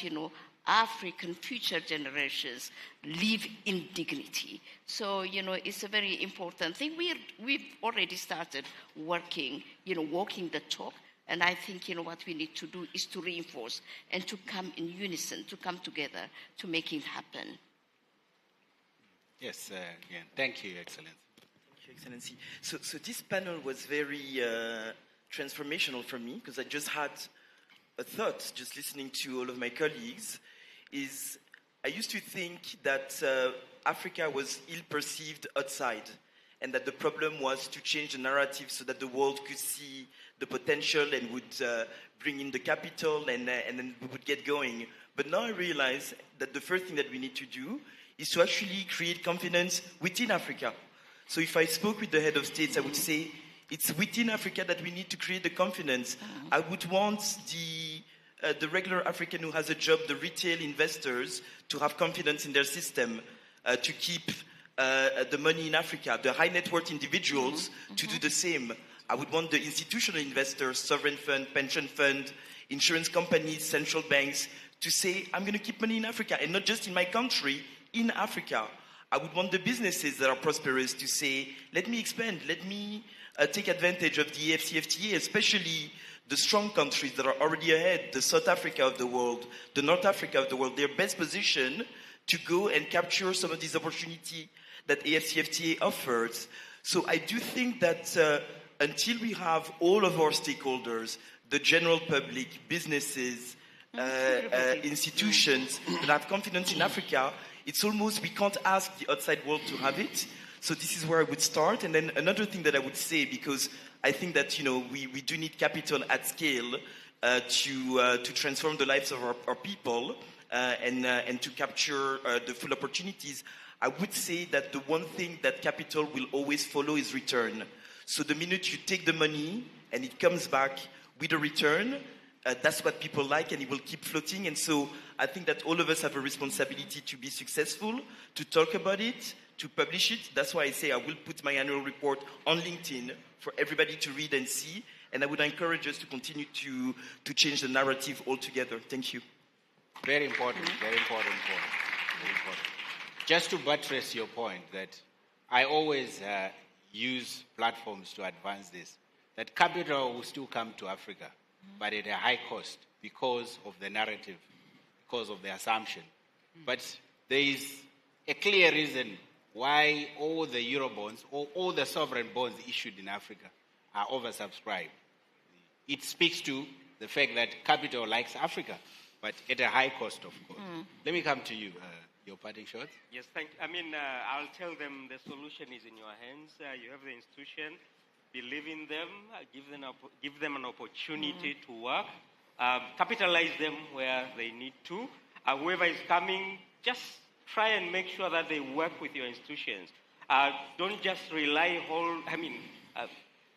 just to the external players and ignore your own institution. Just to borrow maybe the words of the Professor Shore earlier on, MPH.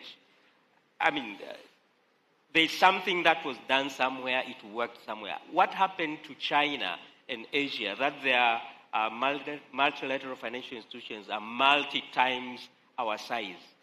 Let us see what they did, come and also do the same. It's progressive, it cannot happen overnight, but it's a process, intentionality to do it. And again, maybe also to open up. Let us think of Africa as one. I know a number of people who went to Asia or went to Europe to come to Nigeria. Why should that happen? Why can't we flow within Africa? Because that's where trade happens, that's where investments happen, and it's only believing in ourselves. Absolutely, absolutely. Yes, let's conclude with you. So I started by saying that AMFI was actually championed by the heads of states.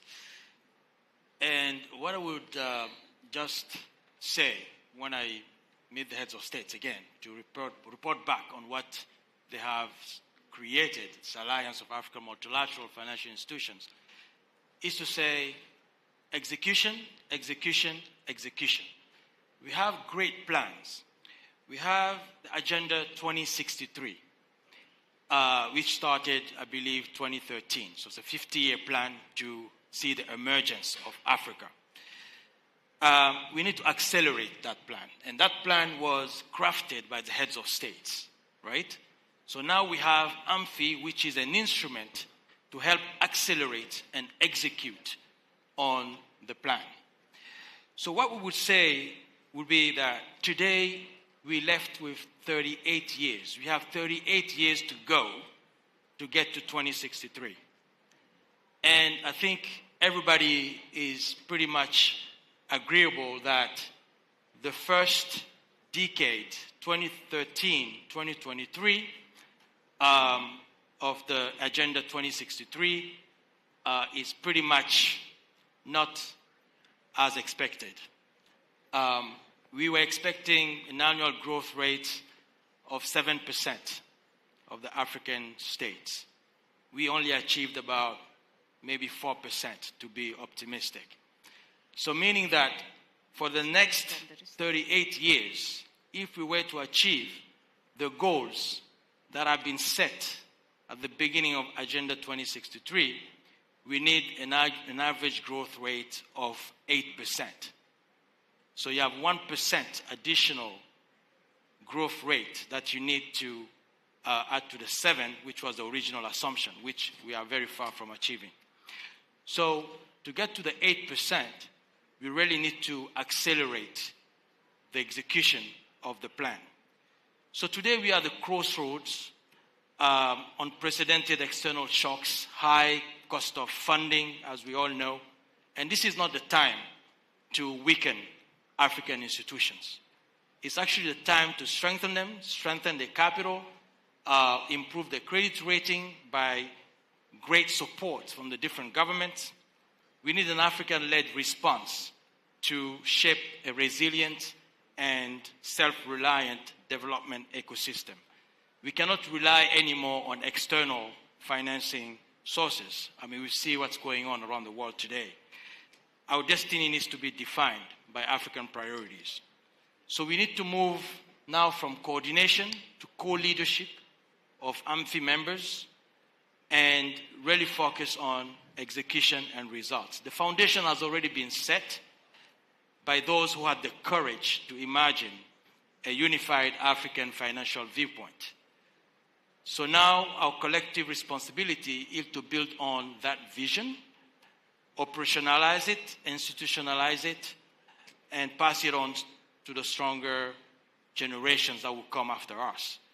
So Africa's financial destiny, from our perspective, will not be written in distant capitals. It will be written in Abuja, here, in Nairobi, in Conakry, where I'm from, in Cairo, and Joburg, and other places on the continent. And also across all our institutions represented here and beyond. So through our shared resolve and unity of purpose, AMFI will actually help us all realize that destiny. Thank you very much. All right. What a note to conclude this panel session. You can agree with me that this was a profound discussion, and you made my task much, much easier. But ladies and gentlemen, these are people who are sitting at the helm of institutions that are entrusted with changing the financial architecture of Africa. I know they might look like simple faces, but they are doing a very complex job. Let's give them a round of applause. Thank you very much. And a round of applause to Dr. Mishek Mutize, lead expert on credit rating at APRM, for managing that panel very well. We have another panel for you, but before, don't move, don't go anywhere. But before we do, we want to show you a little video. We made a video of yesterday. See if you can spot yourself in this video. Roll the video.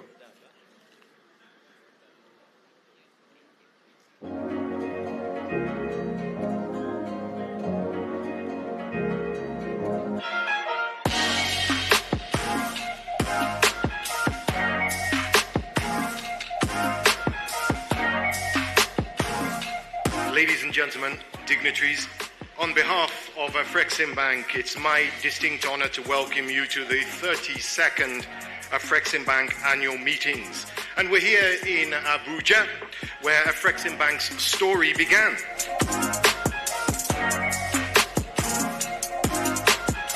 The experience of Afreximbank, and indeed the continent over the past 30 years, gives us optimism. Having exhibited resilience in the face of adversity, we can leverage Afreximbank's experience to chart a path for the future.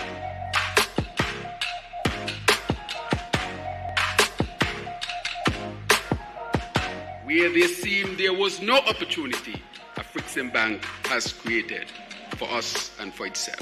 Put your hands together for the Afreximbank.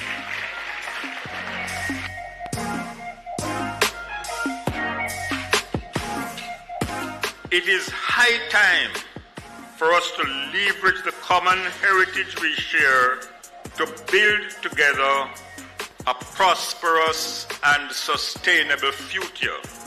The African Life Sciences Foundation is more than a fund. It's a powerful, enduring platform that will catalyze African-led research, improve healthcare outcomes, and ultimately uplift our underprivileged communities.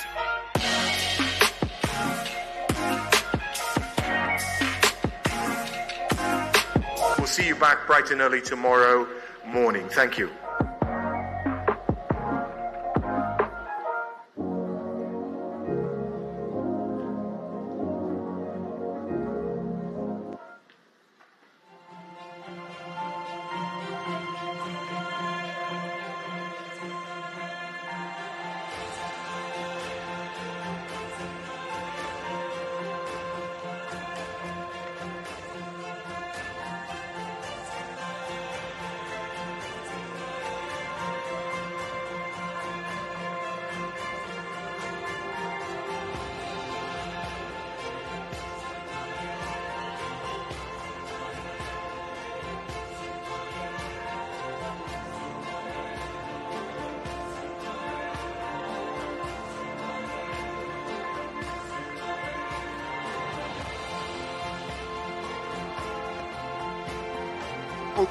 Okay. Well, anyone that's been to an AAM, an Afreximbank annual meeting, be it in the Caribbean, around Africa, will know, even Moscow, we were in Moscow some years back, will know that it's not just about talk, it's also about walking the walk. Afreximbank's annual meetings are distinguished by the number of deals that are signed, MOUs, and today is no different. Today I'm pleased to invite the two signatories for what is a trade finance facility between Shelter Afrique Development Bank as the borrower and Afreximbank as the lender. To represent both parties, I would like to invite Mr. Haitham El Mayagi, the Executive VP for Global Trade Bank, Afreximbank, together with Mr. Tieno Habib Han, who's the CEO of Shelter Afrique. Give them a round of applause as they come to sign what is a trade financing facility. Now, what you're watching right here, and I will tell you, don't wait for me, just do the voodoo that you do, and do all your signings. Don't wait for a sign, so to speak. Just go ahead. The lawyers have the pens. They have the documents. You know how it works. Each has to exchange. They all have to sign. But as they're signing, let me tell you what they're signing. This is a strategic Alliance of African Multilateral Financial Institutes collaboration, because this, what you're watching here today, marks very important milestone in AMFI's evolution. This is the first AMFI deal among AMFI members in ever. So what you're watching is history. And it is a deal for a trade financing facility between Shelter Afrique Development Bank and Afreximbank as members of AMFI. Now, the purpose is to support trade finance and sustainable housing and infrastructure, not just here in Nigeria, but across the African continent. This signing quite clearly marks the possibilities. When you create African multilateral financial institutions, create a platform where they can come together and they can collaborate. There is power in numbers. Yeah, they call it, that's when you have real skin in the game, as they say. You know, when you have that collaborative, collective bargaining power. Right now, you are seeing it in motion, ladies and gentlemen. Yes, give it a round of applause. Yes, it deserves a round of applause. Congratulations to Shelter Afrique Development Bank and Afreximbank for signing the multi-million-dollar trade financing facility. The first ever.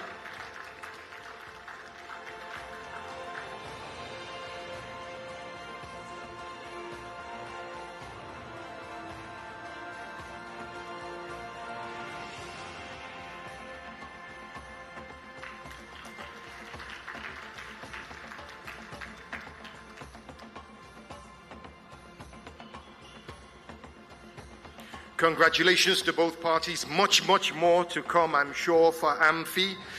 And there's much, well, not that much more to come for the rest of the day, but we have a few surprises in store for those that please do stay with us.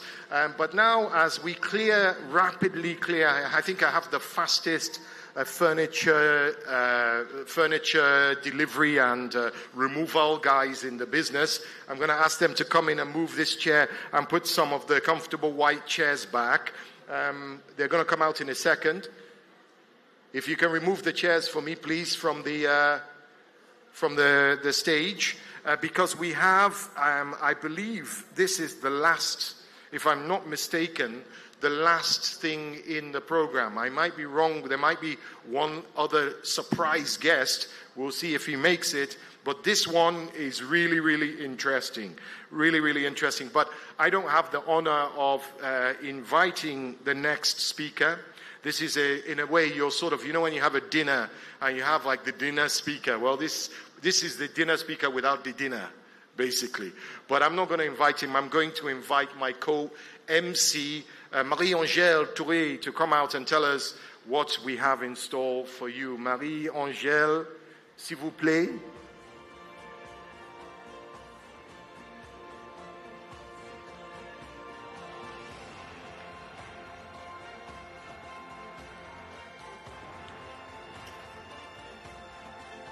Okay, merci. Give her a round of applause, please. She's been working very, very hard over the last 2 days. It's not easy, and bilingually as well. I only have to do one language. She has to do twice.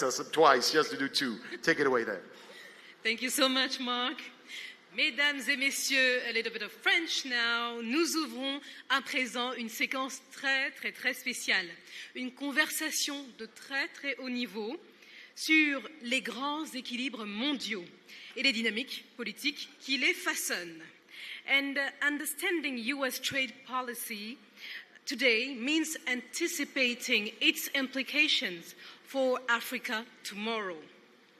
To help us unpack this, we are in excellent hands with Mr. V. Shankar, co-founder and CEO of Gateway Partners and a trusted expert on emerging markets. A round of applause, please, ladies and gentlemen.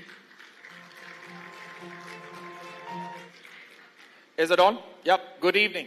Your Excellencies, ladies and gentlemen, thank you very much. I have the singular honor of introducing somebody who's truly unique. He's unique because he's the only person on planet Earth whose last name is not Trump. But he has been involved in all three of President Trump's campaigns. He was a senior advisor for the 2016, 2020, and the 2024 campaigns, and remains a very close ally of President Trump. Communication strategist par excellence, advisor to many CEOs, an entrepreneur himself. Jason is truly somebody special.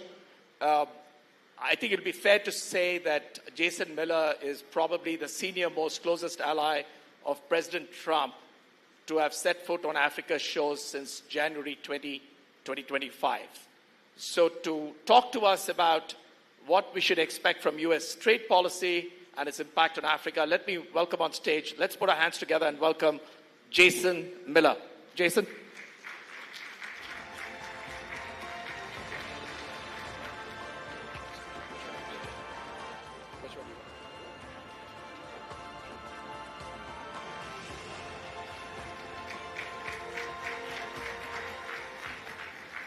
Well, hello, Africa. It is an honor to be here, and it's very much an honor to be visiting in the land of the future, the land of limitless growth. And what an honor it is to be here with you at the Afreximbank annual conference, meeting key leaders in position to change so many lives in Africa. Key leaders who are also in position to impact the balance of power globally. I join you tonight at a critical juncture, not just in world history, but a critical juncture in Africa's history. As you know, the global economy is rapidly shifting. President Trump's leadership has restored America as the hottest country in the world to do business with.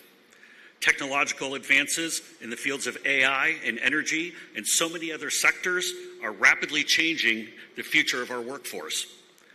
And the heightened demand for natural resources, critical minerals, and rare earths to power the AI technological revolution is something Africa has and everybody wants. And of course, Africa itself is growing rapidly.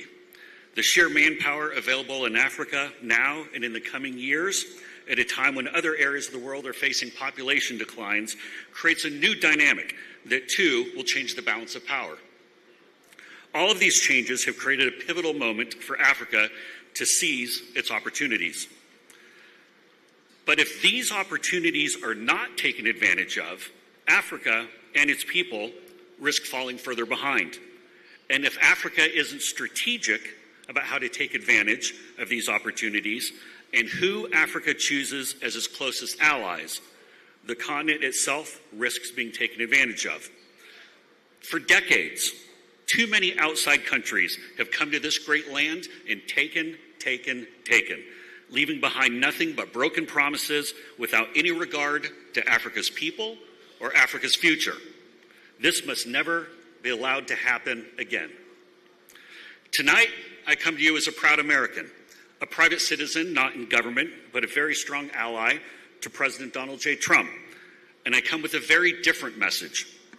Not the hollow rhetoric of promises, but the potential for partnerships, so that all might share in the economic success. And partnerships with the United States of America, American companies present opportunities no one else can match. Africa has seen enough of debt diplomacy and unrequested military occupation. This is a moment that calls for friendship and mutual respect and a clear roadmap of what's in it for you. That's because this is Africa's time. This is Africa's century. By 2050, where we are today, Nigeria will have the 9th largest economy in the world. And as a continent, by 2050, Africa will likely have become the 3rd largest economic bloc in the world, passing Europe. Think about that for a moment. Just how far Africa has come in recent decades and where you're heading. And in just one more generation, Africa has the potential to pass Europe in economic size. And looking further ahead, by the year 2100, sub-Saharan Africa will have 4 of the world's top 10 most populous countries, and the continent will most likely have the second largest economy in the world, trailing only Asia. For these reasons alone, Africa deserves more. Africa can, in fact, accomplish more. And working with the United States, everything is possible. But it's Africa and Africa's leaders, you, that must make the choice. And in fact, Africa must make several choices to realize this success. First, I would note that Africa must position itself for the long term and demand more from those looking to do business here. African leaders from both government and businesses alike must avoid deals that sound tempting but generate nothing but unsustainable debt. Instead, Africa should look to partner with allies making commitments of foreign direct investment that also address Africa's needs. That means such basics as peace, food sustainability, access to clean water, life-saving medicines and healthcare, education for your children. And it also means investment that looks toward the economy of the future so that Africans are not left further behind. New roads, railways, ports, all of these help generate Africa's economy. Data centers and fiber optic cables are needed to keep up with the developments in AI and the rest of the tech economy. In fact, this is a critical point, the AI revolution is poised to create economic growth not seen since the Industrial Revolution. That's how big it is. And with this revolution, Africa has an opportunity to emerge as the heart of the AI supply chain and experience an economic boom never before thought possible. And of course, electricity.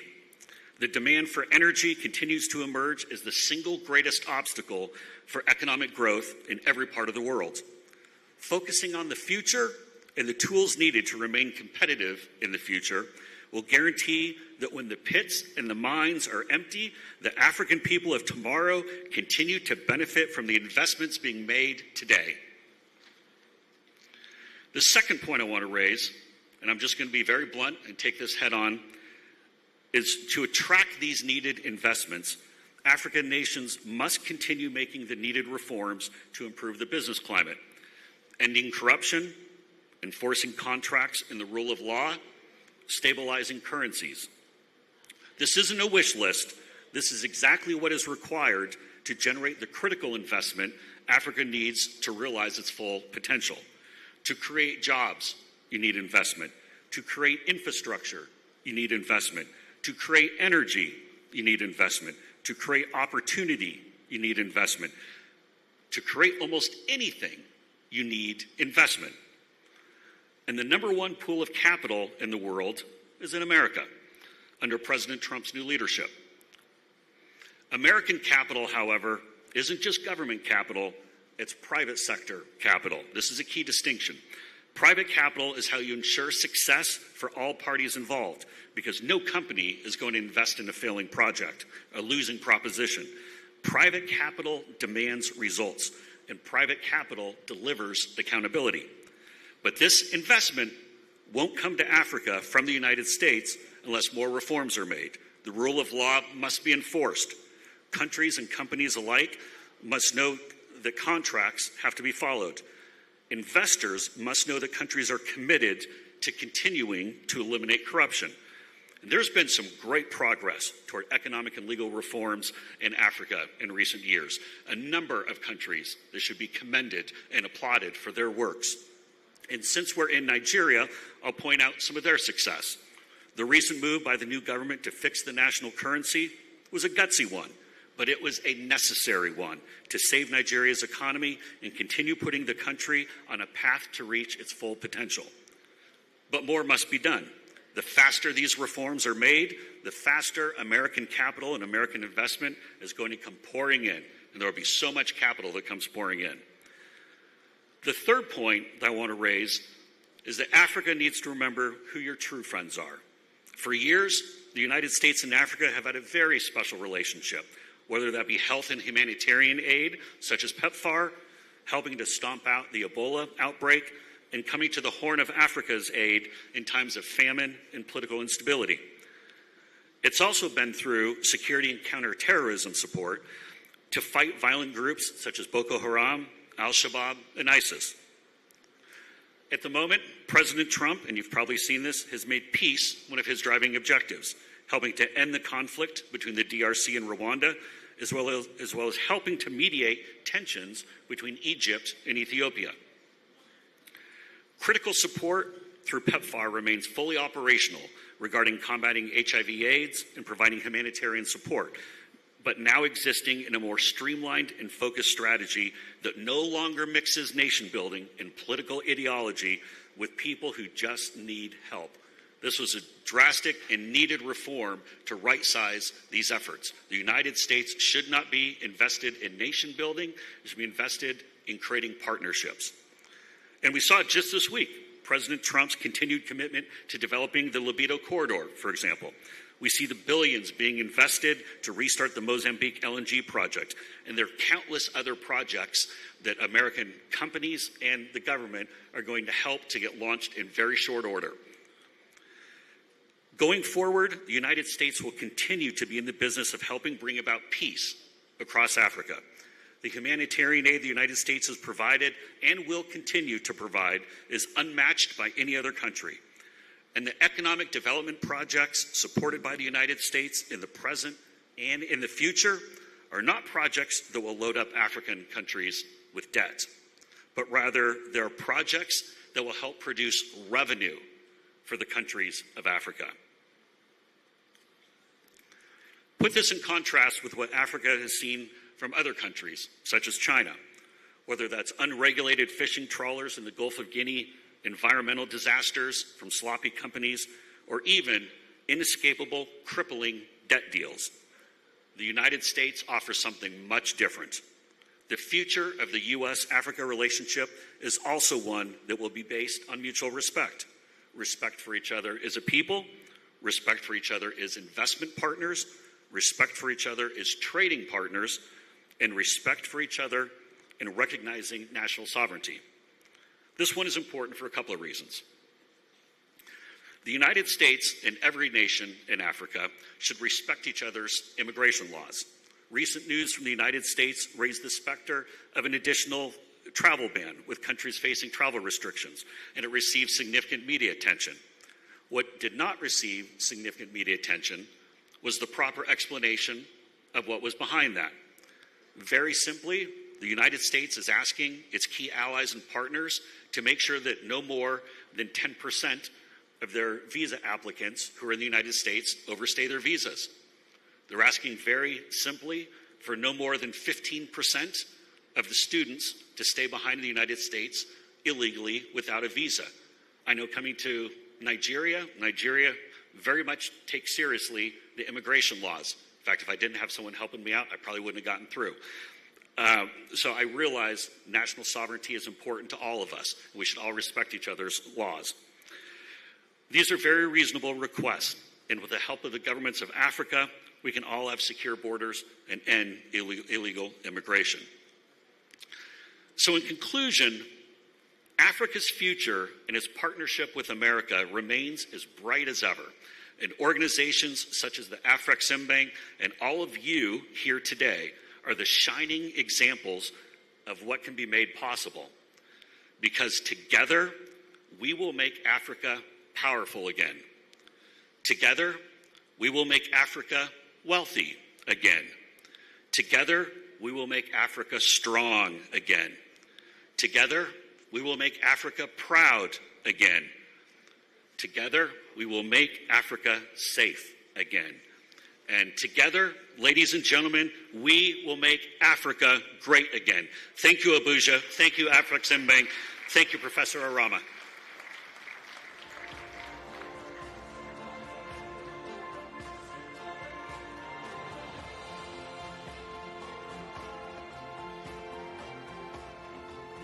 Jason, thank you.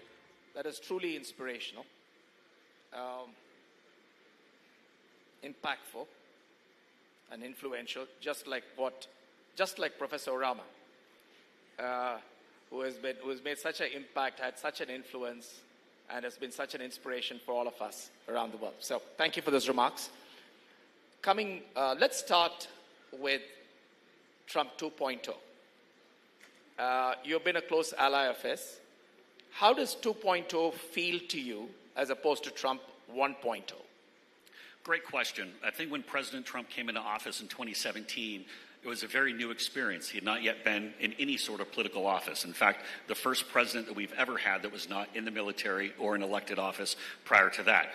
I think that the president did not have the right team around him. There were people who thought they could change the president and move in different directions.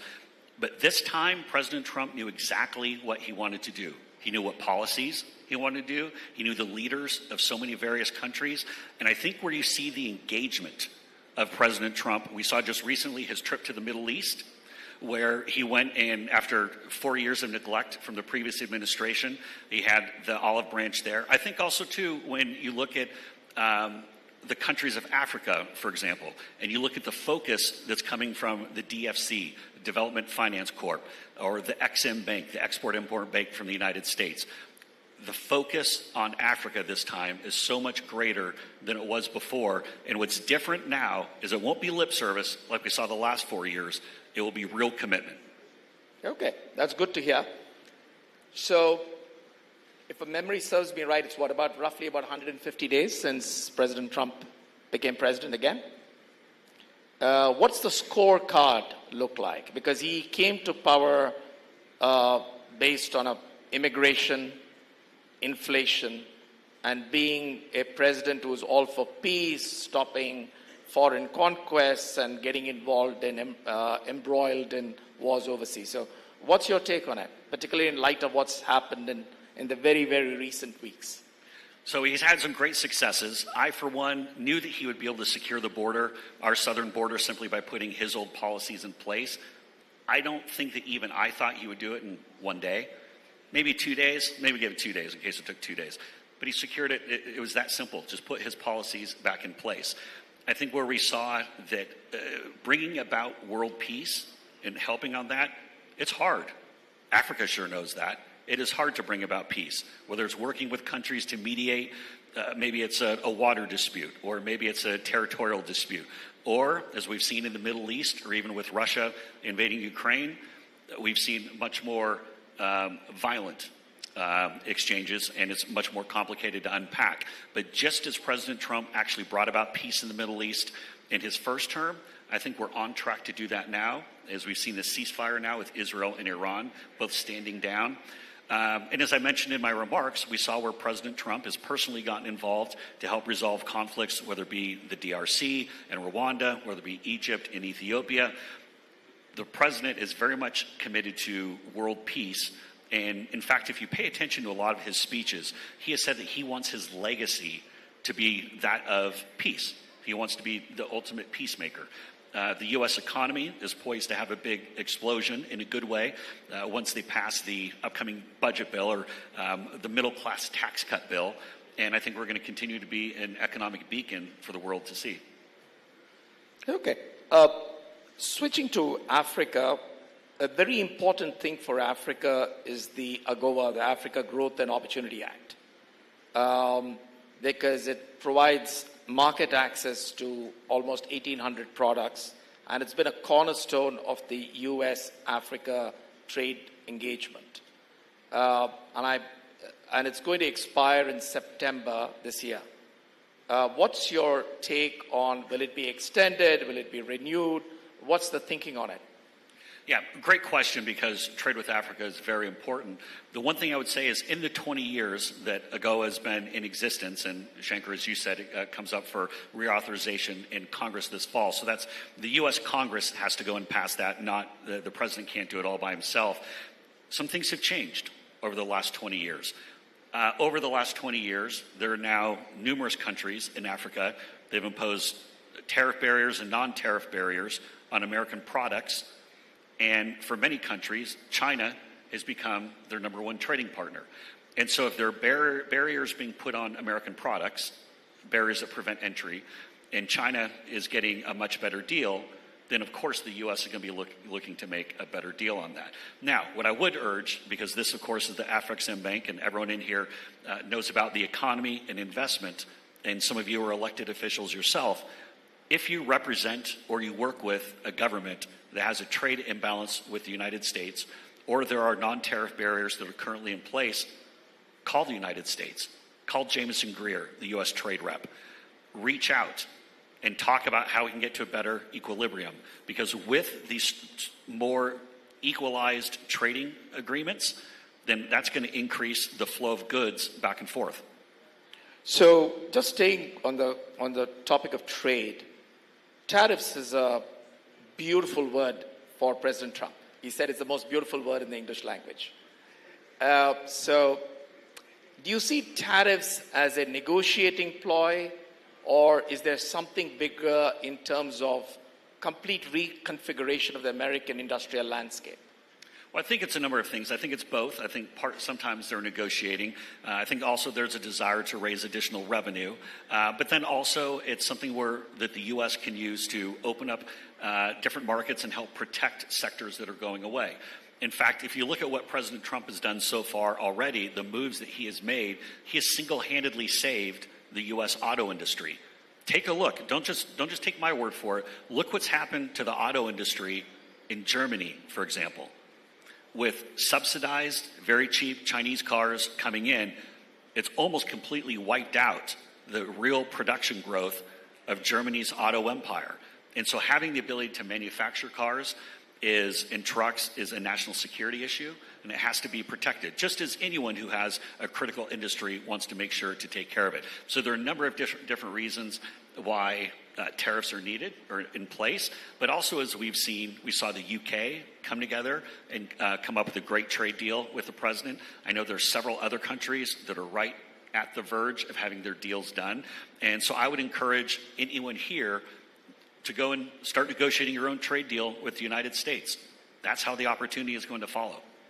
But coming back to manufacturing, bringing manufacturing back to the United States, tariffs is just one part of the equation. It's necessary but not sufficient. What else needs to happen to make manufacturing great again in America? Well, a big part of that is going to be the tax code and how we change that. We quit penalizing businesses and how we go and have things such as expensing and depreciation, retroactive, R&D expenditures being retroactively deductible. That's going to do it. I think also just keeping the lower tax rate. That's a big debate that's going on in the United States right now. We want to go and keep that low. I think those are going to be a couple of the main components of that. But I think also technology is going to play a big role in this. In fact, when we think of the traditional factory and we think about manufacturing, we shouldn't be thinking about the factories of the 1950s. We should be thinking of the factories of 2050. And what I mean by that is the concept of one factory, any product. We're starting to see these pop up over and over. There's a company that I work with based out of California that does it. But then it doesn't matter if you're making a piece for an automobile, or then it needs to be for widgets, or then it needs to be for industrial trucks or military equipment. One factory, any product. Be creative. Think about what that next generation of technological advancements is going to be. That's why I talked a little bit about thinking of the economy of the future. So that way, if you have a plant, for example, say you have a company that withdraws from a country, rather than having that factory sit empty, you can simply hit a different button and one factory, any product, and people aren't laid off, they continue working. So, Jason, just from an African viewpoint, AGOA is important. We made the point. But two other things which are front and center when you sit here. One is the USDFC, and you already touched on it, but I'd like you to expand a bit more on that, and USAID, the now defunct USAID. So let's stay with USDFC first. Do you see them taking a more active role here? How do you see them catalyzing capital? I know you're pretty close to the people who run USDFC. So what is the early preliminary thinking? And when is the authorization coming? Yeah, and this is something that people in this room should be very excited about, because with the DFC, the Developmental Finance Corp, what it can do is come in, and they're about making money. They're about making money from the U.S. investment. They're about making money for everyone who's an investor, whether it be African investors or African companies.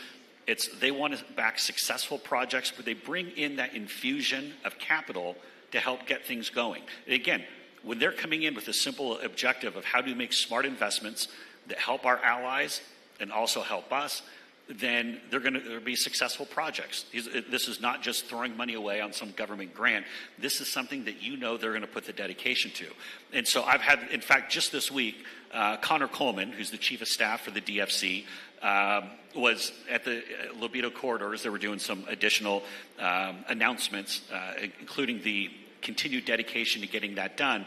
But I've been to their offices. I've seen the big board. There will be DFC activity, U.S. DFC activity, in dozens and dozens of nations in Africa. These are such great opportunities. And again, these aren't opportunities that are going to leave countries saddled with debt. These are opportunities that are going to help you build the infrastructure in your countries and help you make money for you and for your people. That is a distinct difference between other folks who might dangle the shiny objects at you. I get your point that U.S. capital is more non-governmental capital. It's more business to business. But a huge amount of the U.S. capital is with U.S. pension funds, which are public pension funds, whether it's CalPERS, CalSTRS, and any number of them. Is there any possibility the administration can help at least catalyze some capital for them for Africa? Oh, absolutely. I think that is more and more, and this is why I talk about the reforms that are needed. So if you're going to have a big, massive giant such as PIMCO or Vanguard or BlackRock or any of these mega investment companies that effectively is the closest thing we have to sovereign wealth organizations, when they come in with these big amounts of capital, because keep in mind, they're effectively managing retirement portfolios. They're managing people's savings. They're managing their futures. The rule of law has to be strictly adhered to. They have to know that contracts are going to be enforced.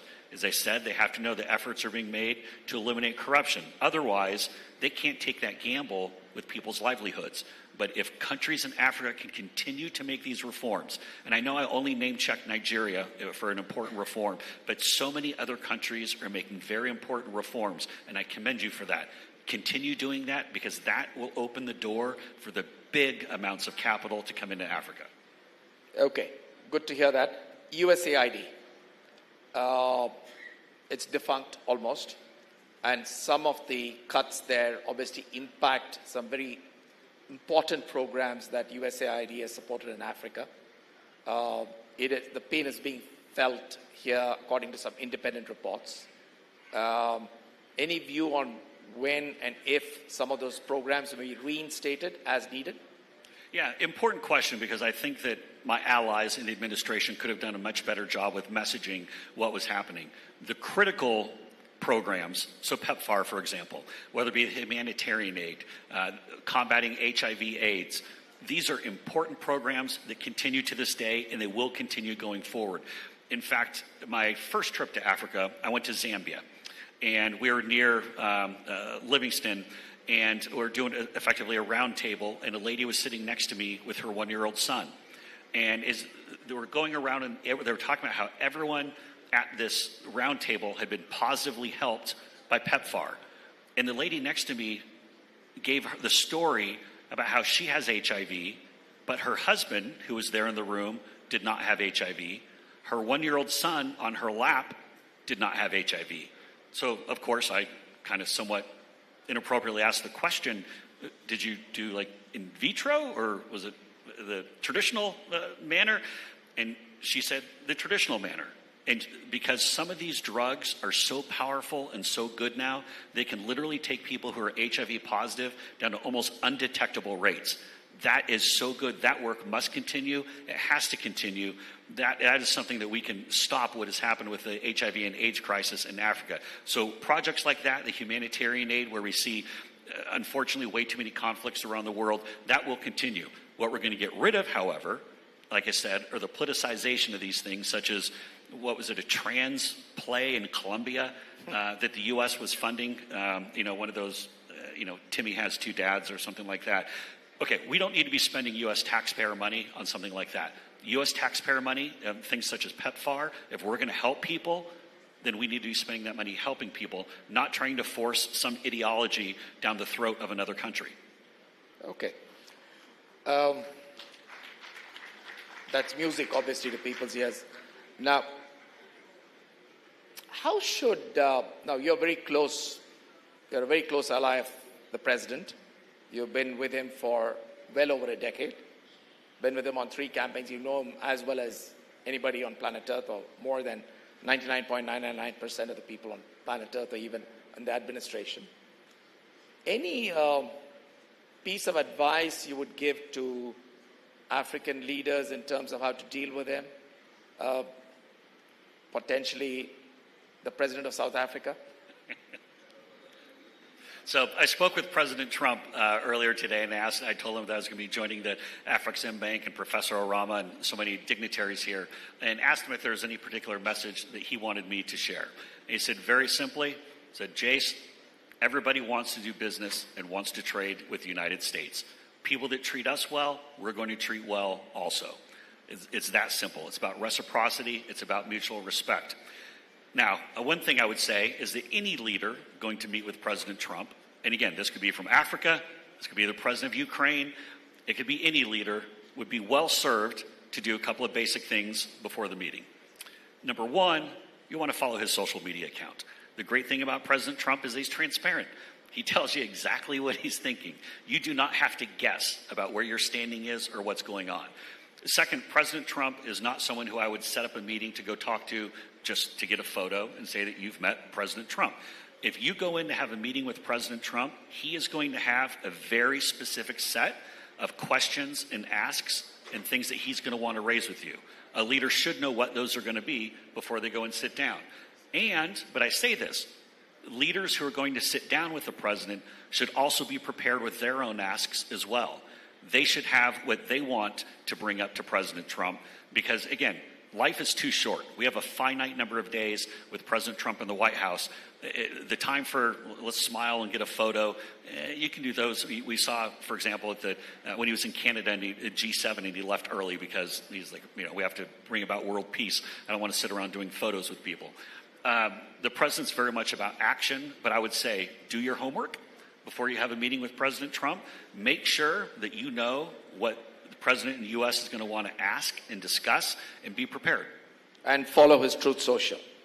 Follow Truth Social. I don't know if we're going to have a massive surge and people downloading Truth Social here after today, but if you're someone who's involved with the markets, if you're someone who's involved with investments, doing business and trade with the U.S., you want to follow President Trump on social media because he's going to tell you exactly what he's thinking pretty much in real time. And text Jason Miller for advice. Okay. Now, just contrast that with just one other thing which was quite fascinating. The first overseas visit that President Trump made in his 2.0, and even the first time actually was to Saudi, the second time was to Saudi, UAE, and Qatar.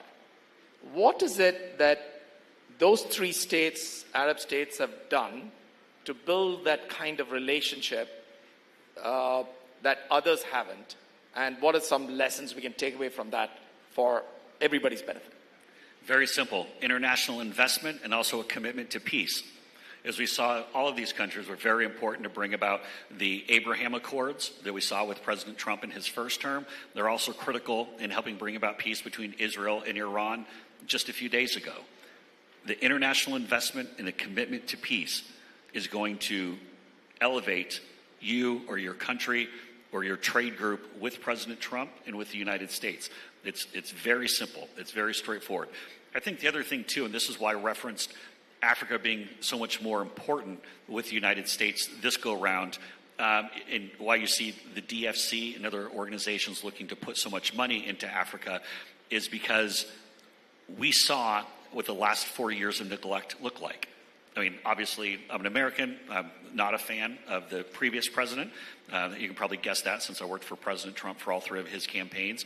But so many areas of the world were neglected under the previous 4 years. Now President Trump wants to change that. He wants to right those wrongs and make sure that people know that the U.S. is open for business and the U.S. is going to be your friend.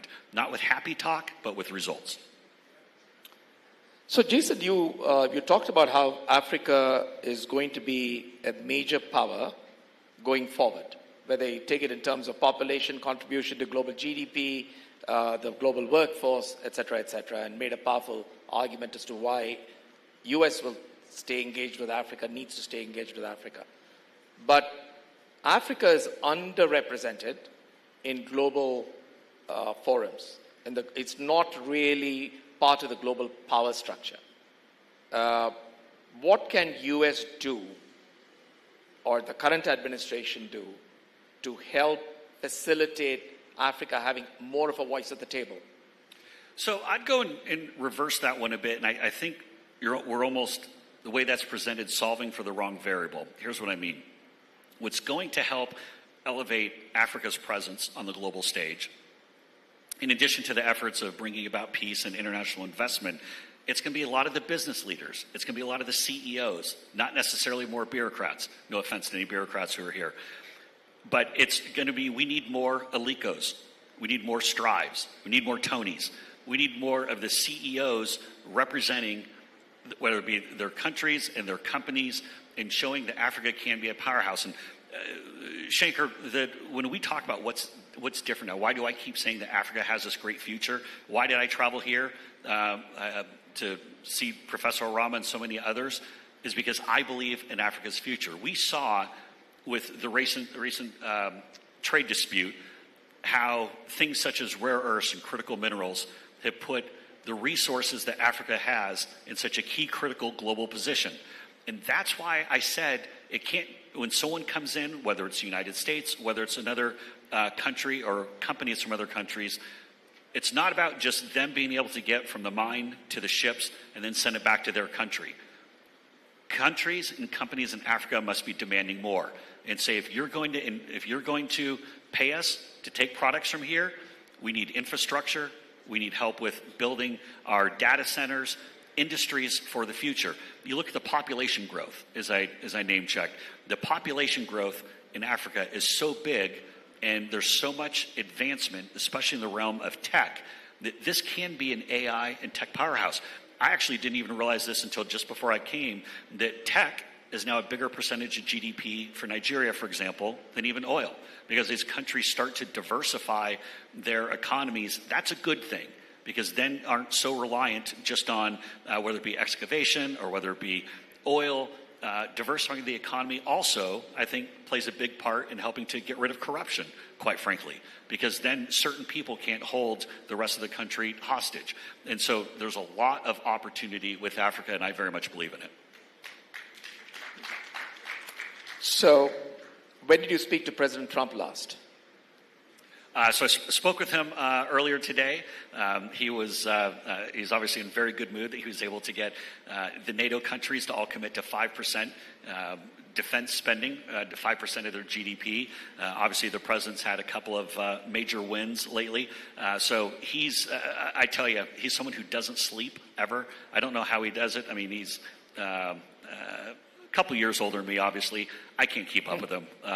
He goes around the clock, but he was very appreciative that I was here speaking with the Afreximbank. I was getting to meet so many of you, and appreciative that we had a strong representative who is coming here to say that America wants to do business with you, America believes in you, and America wants to be a part of your future. So, how is it working with him? Tell us something inside. So, the President Trump you see when the cameras are off, is he different from when the cameras are on? How is it behind the curtains? So exactly the same at all times. And I will tell you, as someone who I've somehow survived all three of the campaigns. Now we'd have to change the Constitution to be able to run a fourth time, but we'll talk about that at another time. But he's the exact same. You always know where you stand with President Trump. Look, being able to survive all 3 campaigns, obviously I've done a few things right, but also I've been on the Zelensky side of the conversation a couple of times. Not always the most fun. You don't want to find yourself there. But I think one thing that people don't realize with President Trump is that he very much values the input from his key advisors, from the people around him. And it's not uncommon if the president, if he trusts you and he believes that you're smart and that you have a critical perspective on things, he will go around the room, even on a very complex issue, and say, okay, I want everyone's opinion. Are we going to do option A or option B? And explain why. And he will go around, and it could be someone who's the most senior person on his team or someone who's more junior. If he trusts you and respects you enough to have you in the room, he wants your opinion. Now, sometimes he'll say, that's a great idea, let's do it. Sometimes, as I've found out, he'll say, Jace, that's a terrible idea. I don't know why you would think of an idea that was that bad. But more often than not, I think I'd connect with the president and understand the direction he wants to go. But I appreciate the honesty and the straightforwardness of you never have to guess. You never have to guess if he values your opinion and he wants you around or if he doesn't. He likes to have strong people with opinions around him. And by the way, he loves it when people argue. He loves it when people have the fights, and not literally, although we kind of had one of those recently. But he likes to see when people battle their ideas, because he wants to see how people make their arguments, how that's going to come across with the working class Americans who are frustrated and think everyone in D.C. and people in global governments just lie to him the entire time. And so he likes to see that internal dispute. But then at the end of the day, we speak with one voice, and that's his voice. He's the captain. He says what we're going to do. And then once he's made the decision, that's where we go. What drives him? So what would he like to be remembered most for? This has changed over the years. I think that when President Trump first entered politics, it was MAGA, Make America Great Again. I know today we're worried about making Africa great again, but making America great again was really his drive in helping to restore the American middle class, people who work for a living, people who have been left behind as the investor class has taken off. And we see the ultra-rich get even richer, but then the working class see no noticeable gains. It now includes also world peace. And this is something that he's become increasingly focused on, about how do we stop the killing. I think far too many of these disputes, you'll have one side will say, well, we want this territorial line. And this side will say, we want that territorial line. And far too often, people just ignore the basic question of, how do we stop the killing? And I think the way that President Trump looks through that lens is different from anyone else we've had. I mean, for example, think about how we got North Korea to stop shooting off, testing nuclear weapons during President Trump's first term. Everyone said it couldn't be done. For decades, the professionals, from whether they be Republicans or Democrats, they failed. North Korea kept getting more powerful weapons. But I think there's also a newfound purpose. President Trump's always been motivated and had a purpose. But when you think what we went through in that last campaign, 2 assassination attempts, one of them like literally an eighth or a quarter of an inch from taking his life. You think about the legal assaults that they came at him with, the fact that our opposition swapped out their candidates with only a few weeks before the election to try to beat him. I think President Trump realizes that life is short, life is precious. We have a limited amount of time to go and actually help people and save America, but also to help save the world. If you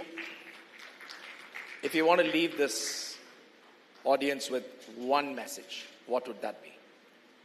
The one message that I would leave would very simply, don't take the lip service, as I said before, don't take the lip service and empty promises. Look for the partnerships. That is the difference. Promises is how so many countries have gotten into this mess. Partnerships is how we're together going to get out of it. I firmly believe in Africa. It's been a great honor to be here with you. And once again, thank you, Professor Arama, for having me. I do think that working together, we can make all of our countries much better. Thank you, Jason. That's fantastic. As always, you're a dear friend and very eloquent in what you say. So thank you. Well, Shankar, hold on. So I've been doing most of the talking, but I do have a question for you. What is next for Shankar? and gateway partners, especially as it might pertain to Africa? Obviously, we are Afrophiles. We love Africa. We invest in Africa. We've been doing that for decades. We intend to invest much more and crowd in capital. We are launching a new Africa private equity fund as well as a credit fund, and proud to announce that we have the support of African Export-Import Bank. Without that, we wouldn't be there. The second announcement I'd like to make is that Jason Miller will be joining Gateway Partners as a senior advisor. So he's senior advisor to President Trump as well as senior advisor to Gateway. So thank you. And my pledge and my promise is to try to help bring as much American capital to Africa, to put it to work, like I said, on the projects of the future, the industries of the future. That is what I'm committed to doing. Thank you.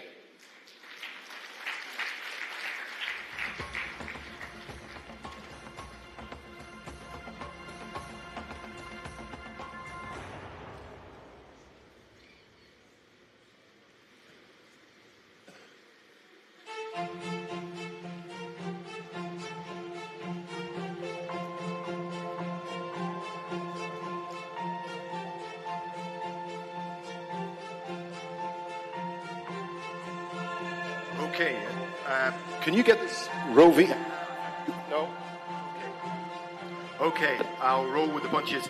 We have one more final interviewee, or should I say special star speaker, who is currently about to make his way into the room. So stay in your seats because this will totally be worth it.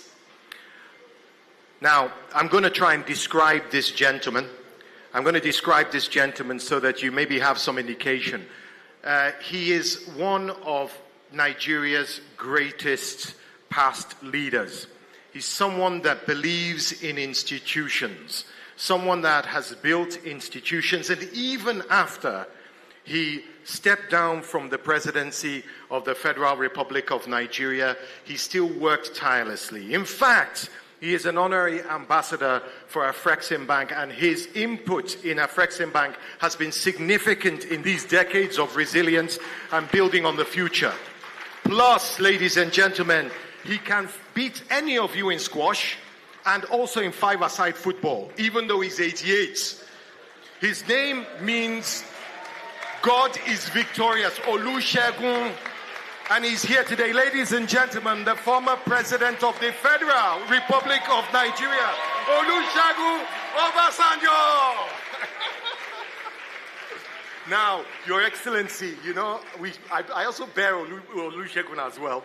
And so I have to say, I always wish if it were me interviewing you, but they got somebody better. Please welcome Fifi Peters from CNBC Africa, senior correspondent, to have the interview. Ladies and gentlemen, I will take him to his chair now.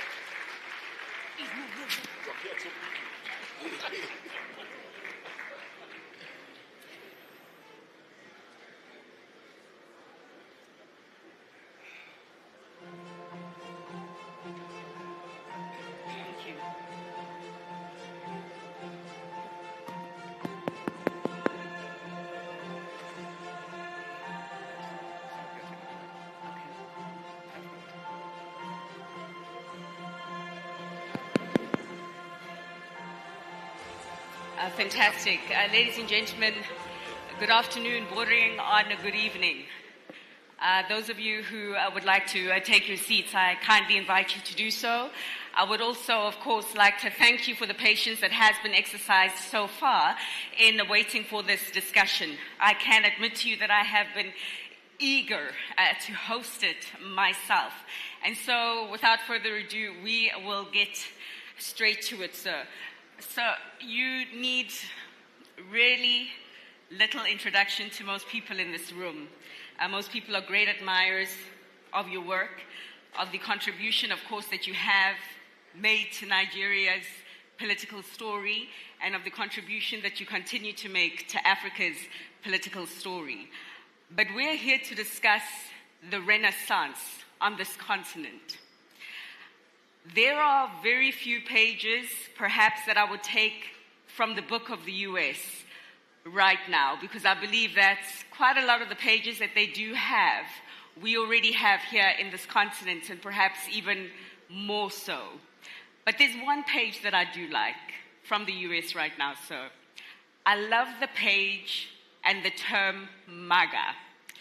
Of course, in the US, MAGA means Make America Great Again. But my interpretation of MAGA here on the continent is Make Africa Great Again. And it speaks to this renaissance that we have to enable. But of course, it's a renaissance that is happening in a tricky time right now, so turbulent, changing times. So you and I have to address this humble audience about the lions on the continent that will be responsible for the renaissance. It is a term that I know is very familiar with most people in this room. Are the lions still on the move? It is a term that encapsulates the economic recovery accelerating on this continent. From a man who has possibly seen it all, or seen most of it so, to the question, are the lions of Africa still on the move? What is your answer, given what's going on right now, sir? Thank you very much.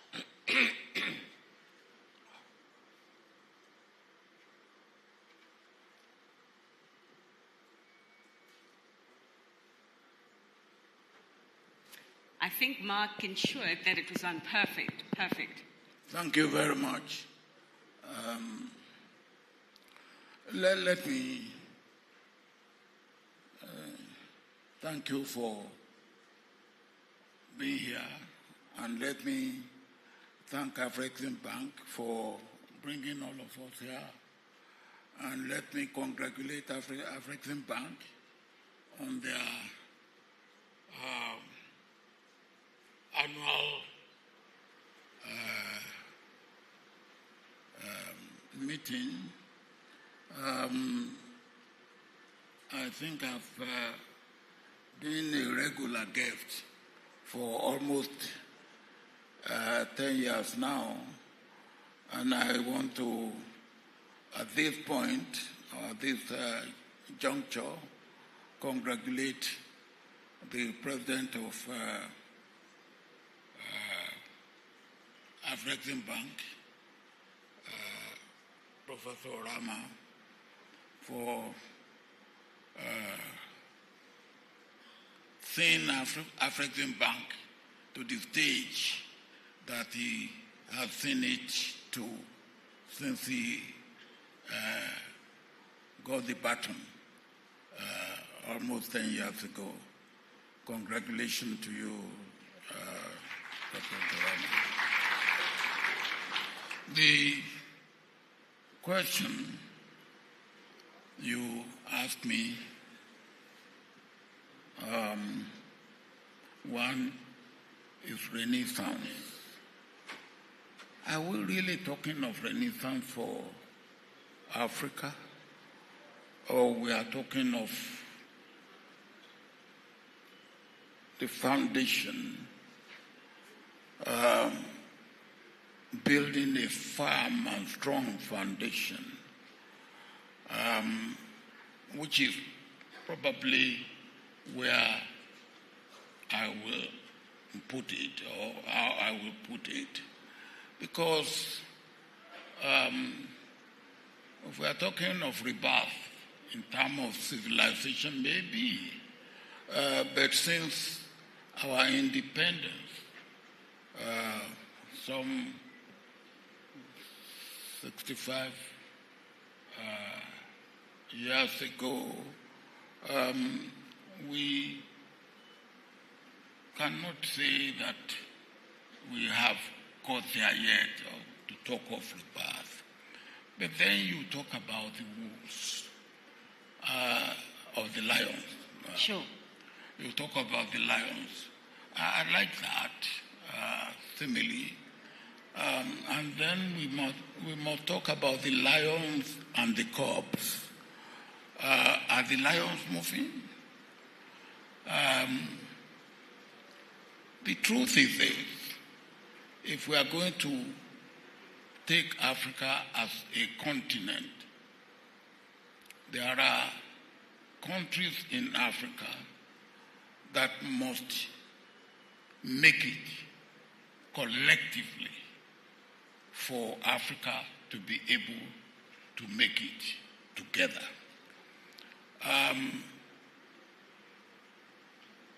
I'm not talking of Africa, any African country not being important, but I'm talking of, I'm using the simile that you have used, I'm talking of lions and cubs.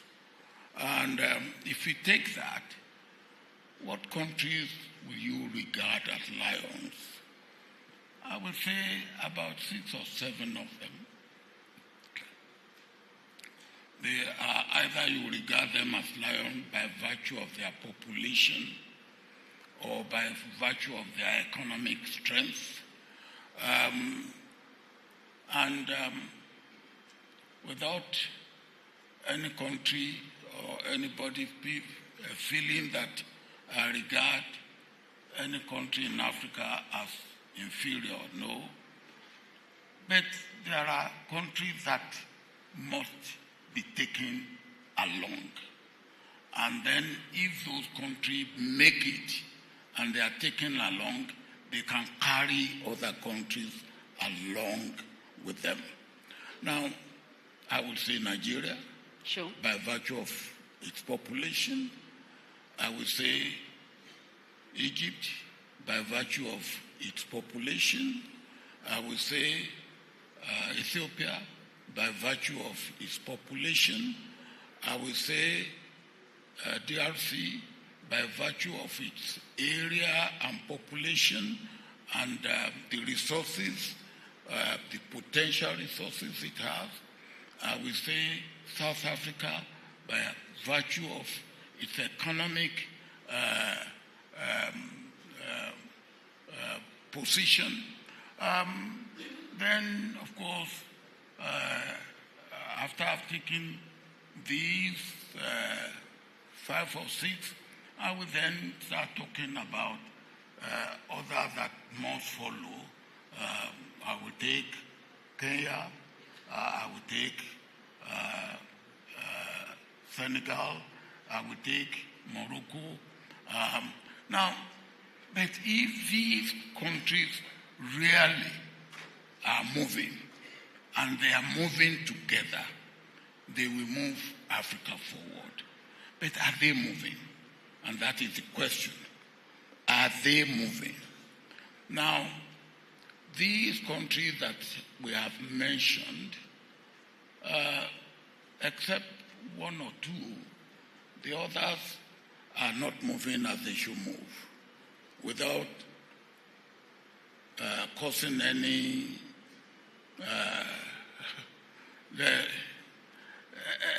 displeasure. Let me start with my own country, Nigeria. Sure. Are you talking about moving economically? If you can just give us a sense of the indicator that you're using to measure the movement, sir.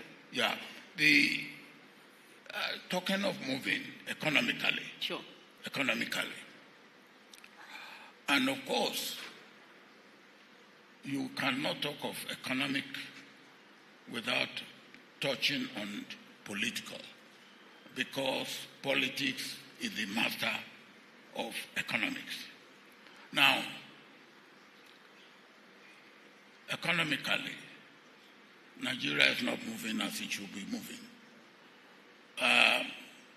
Over the last 3 or so decades, we have taken 2 steps forward, 1 step aside, and maybe 1 or 2 steps backward. And you can say that for Ethiopia, not where it should be, or not what it should be doing, both politically and economically. You can say that for DRC. I was with the president of DRC last night. Not where it should be, It's not moving how it should be moving, both politically and economically. You can say, at least economically, South Africa has not been moving as it should move, even though it's probably the leading or one of the leading economies in Africa, except probably Egypt. Economically, we cannot say most of these lions in Africa are moving as they should move. Sure. And then when you also look at them politically, they are not where they should be. Sure. All right. So, in totality, therefore, if these countries are not moving as they should move politically, their economic movement is either retarded or slowed down or, in fact, retrogressed in some cases. Now, that is the situation. The lions are there. They are not moving as they should move. And they have to move as they should move before you get Africa really as a continent moving as we expect it to move. Okay, and before we realize the Renaissance, and I think I want to make reference of the lions and the cubs that you have made mention of. You were very careful to ensure that you didn't offend. And I think that most of us in this room who are young enough to have remembered The Lion King will remember the overarching message of that movie, talking about the circle of life and the importance of everyone in the ecosystem of the circle of life, whether big or small. And so I hope that in that context, no one does take offense. But essentially, sir, the framework that you have laid down, what you've just told us, the lions are not moving as they should be. You're saying we've got a problem. And until they move as they should, we won't realize this renaissance. So my question then to you is, how do we fix it? How do we get these lions to move in a pack, in a collective, to achieve their overall catch? How do we move? What should we do? I believe the beginning is knowledge. Knowledge. How much of the world do our leaders understand? The world we live in. How does it work? What makes it tick? What do we expect out of it? What can we get out of it? What does the world owe us as Africans? We need to know this.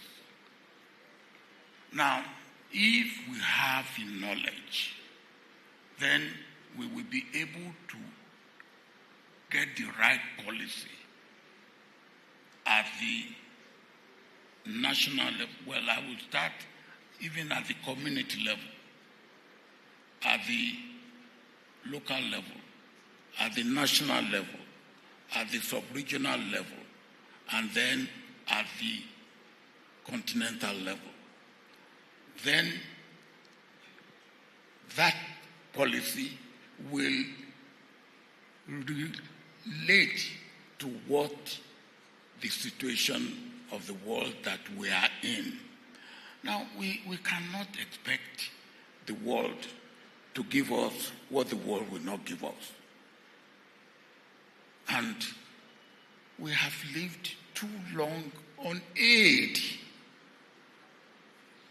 We have lived too long on aid. Is aid the way that Africa should be expecting? I don't believe so. Now, if that is the case, what should we substitute for aid? what should we go about? Look at what we do. We run to Japan, TICAD. We run to China, and all the African leaders run to China for how much? China will give us $20 billion. $20 billion, which a country in Africa can produce like that. Now, we must get it right.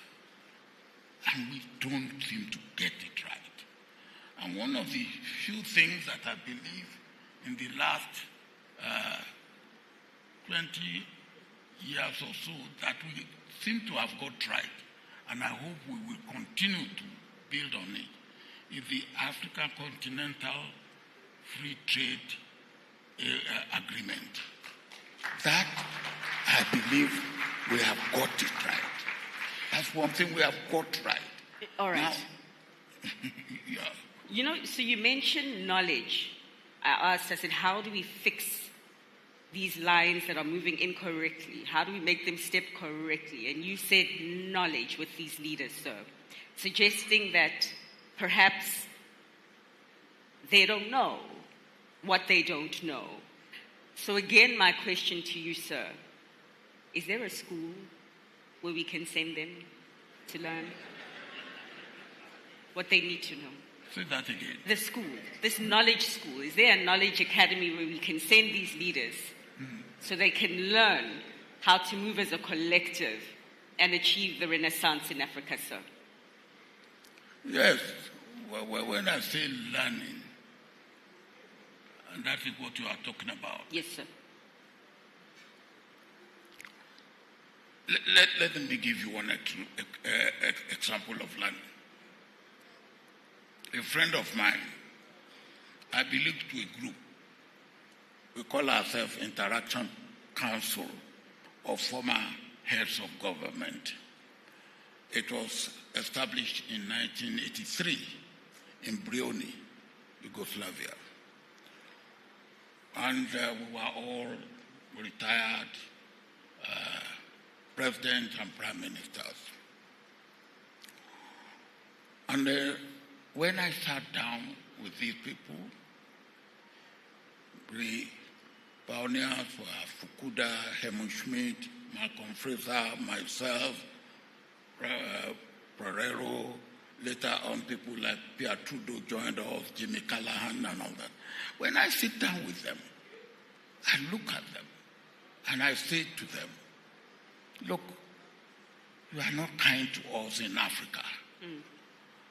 On one occasion, they said, one of them said to me, Olu, what do you mean by this? I said, look, everything is loaded against us.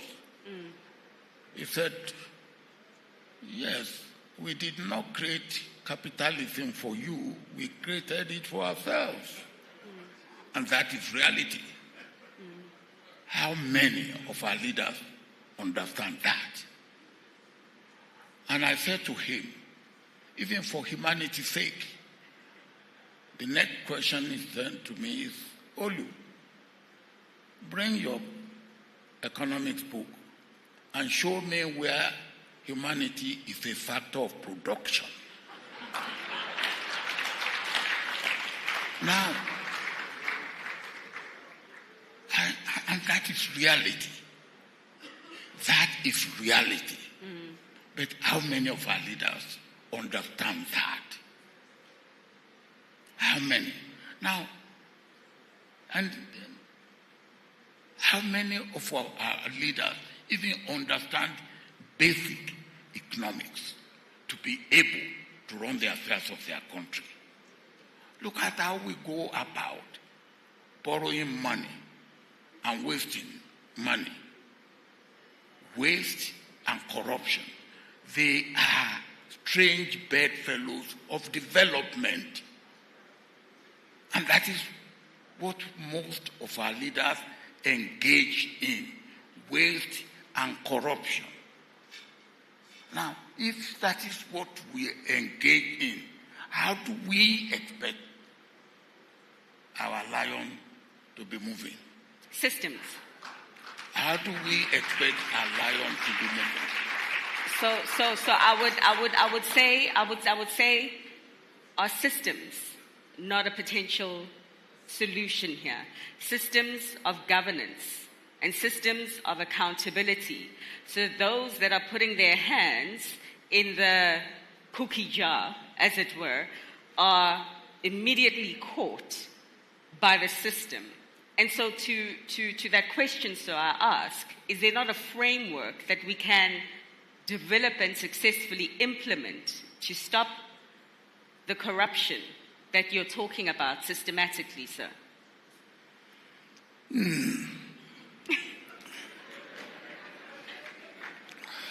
Now, you are taking me to another area. And I will go to that area briefly. Let's go.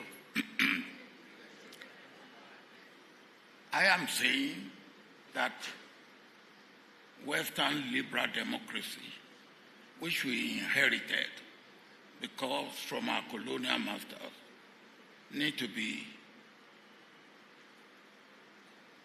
internalized and interrogated, because even for them, it's no longer delivering. And why should we not interrogate it and see what aspect of it should work or should be amended or should be reviewed in our own interest?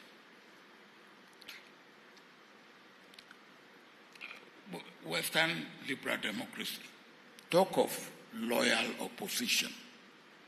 In most African languages, opposition is enemy. Where do you talk of loyal enemy? How do you talk of loyal enemy? But Western liberal democracy came out of monarchy. You can be loyal, you can be government and be loyal to monarchy. In fact, in Britain, they will say her or His Majesty's government, her or His Majesty's opposition. In Nigeria, which government is he being loyal to? Opposition is meant to be crushed because it's an enemy, and that's what happened. Now, how can that work in our society where you keep half out of access to whatever is good because you have winner takes all, and then whatever the winner has taken, the loser has nothing to take? Sure. Okay? And then in a situation like that, you say democracy is delivering. Democracy is not delivering. Shouldn't we look internally and look at our own system? In African system, we never talk of opposition. We sit down, we look at everything, we argue, and when we argue, we get consensus. Communalism, not opposition and government. And then you go out, and then you work together. And it's not question of government and opposition. It's government of all. Okay. Everybody working together. Shouldn't we start looking at internally and say, yes, we had this before, and then you can talk of renaissance. Because before, even before the advent of colonialism, we don't have government and opposition. We have working together. And then, of course, in our own case, I don't blame the colonial power because they give us what they have. But we take it lock, stock, and barrel.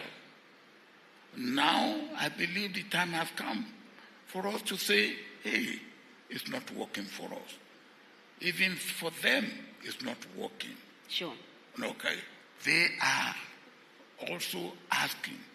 We should be in the forefront of asking, because you talk about system. What system do we have? And what does our system do? Our system now has been monetized. Our democracy is monetocracy. Monetocracy. Sure. Not democracy. Monetocracy. Which means you buy. When I was growing up in my own village, I'm a village boy, you know. When I was growing up in the village, if you come to my village and you say, oh, look, government wants to do this, and we will bring money, and you say, oh, look, we will make you the treasurer, and the village people know that you are light-fingered, they will just say, oh, no, don't make her, her farm is too far. When we need her, she will not be around. Let us make this other one. All right. Now, today, if you have money, you will not be, nobody can stop you. You will buy everybody, and you will be the treasurer. And then you will, and the money that comes in will, of course, go into your pocket. Sure. So it is not democratic socialism, it's democratic sociapo. Put it in your... So,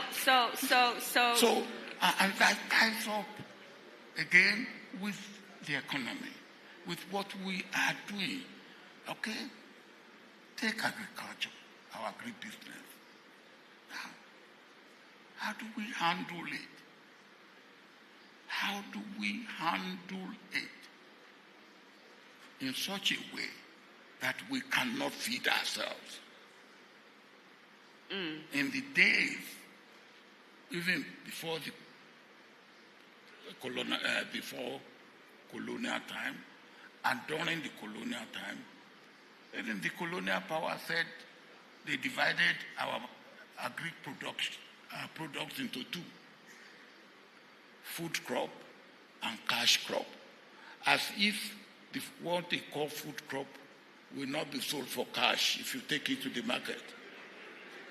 But that is another thing, and we haven't moved away from that. So how much do we add value?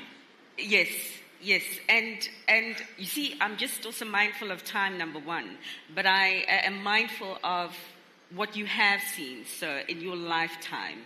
You know the areas that didn't work for us, the road that led to a dead end. And now I'm asking you about how we address some of the things that you're talking about right now, such that perhaps when we meet this time next year, we're on a different path. So, for instance, I can say perhaps it was quite historic for the inclusion of the African Union in the G20 a few years ago, to be recognized as an official member. It was the world recognizing the play that is Africa on the global stage. Perhaps it is historic that this year we will be hosting as a continent the G20 right here on African soil, sir. And so I'm saying, and I'm asking, how do we use some of the things that perhaps are going right to our favor more? Well, it's not all basket case. Yes. Yeah. Give me some good news, sir. Yeah, let me give one good news. Please. Until the war in Ukraine, many of us in Africa did not know that wheat, that from which we make our bread, substantially comes from Ukraine and Russia. When the war broke out, we knew that. And of course, it was turbulent for us, really.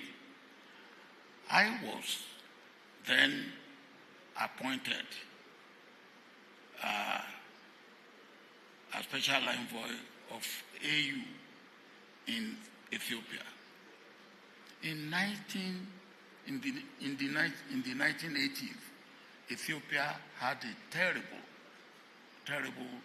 drought, and Sasakawa in Tokyo established what he called Sasakawa Foundation Global 2000. I was part of it. But after the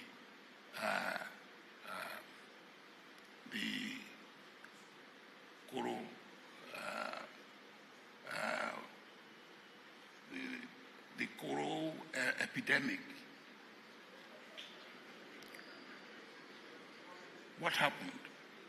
The Prime Minister of Ethiopia decided that he will be self-sufficient in wheat and be exporting. He gave himself a program of 5 years. Within 3 years, Ethiopia was self-sufficient in production of wheat.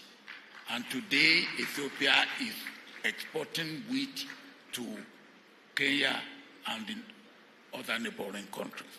That is a success story. That is a story that we can all say, oh yes, from this it is possible. And if that can be achieved, that can be done by Ethiopia, then more can be done by other countries in that area, the area of food self-sufficiency alone. We will be saving well over $40 billion. Sure. So that's one thing. So fantastic, and I'm going to ask you for one more thing as we wrap up this discussion, sir. And I'm going to ask you perhaps to address the majority on this continent, some who are young and some who are young at heart, who do have the responsibility to ensure that we move forward properly. It was so funny when we were having a briefing, His Excellency said to me, I am getting old. I said, oh, Your Excellency, I love the word getting. But sir, to those who are also getting old, to those who are young, but the leaders of the continent right now who have the responsibility to shape this continent for the better, your message to them, sir, right now would be what? My message would be, first, those areas where we have made progress, we should continue. And I've just given an example of Ethiopia in one particular area. If we look around, there are other areas. Afreximbank has started something that we will use to pay ourselves when we buy things among ourselves. For what reason do I have to look for euro or dollar when I'm buying milk in Uganda? Uganda produces over 5 trillion liters of milk. Nigeria needs that milk.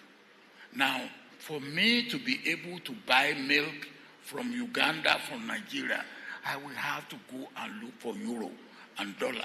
The milk producer in Uganda doesn't want my euro, he doesn't want euro and dollar. He wants Ugandan shilling. But why can't we pay him in Ugandan shilling? I have my own naira, and then I pay naira. That is one thing that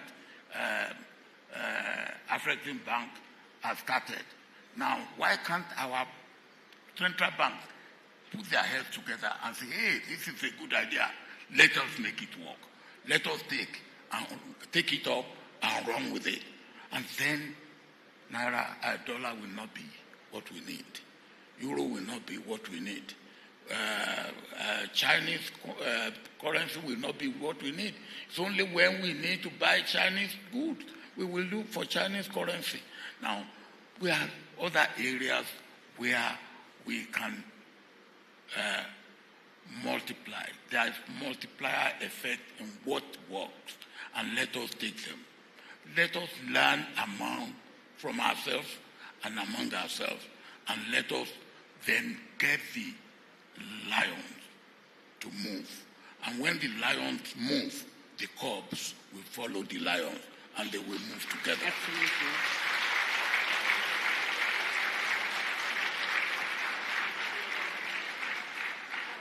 Perfectly put, and nothing further to add on my end, sir, other than to say thank you so much for your insights, and thank you so much for sharing those critical steps and action plans that can be taken to move this continent that is so beautiful forward. I thank you. Thank you very much. Thank you, Fifi. Now, Your Excellency, I said in the introduction that you've been so instrumental. The theme of this year's AAM 2025 is building the future on decades of resilience. And your resilience for Afreximbank has been instrumental in the success. As Professor Orama rounds up what has been truly a stellar decade of leadership, the partnership between you and him and his people has been part of the success of Afreximbank. So I'm going to ask President Orama to please come and join you for a photo right here at the front. I think we all want to see them together, do we not? Ladies and gentlemen, Professor Orama, please join the stage.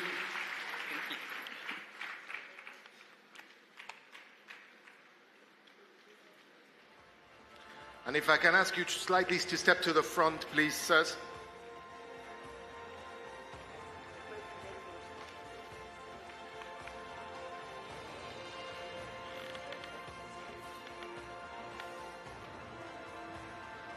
Ladies and gentlemen, Professor Benedict Orama and President Olusegun Obasanjo, and of course his lovely wife, Chinelo, definitely join us.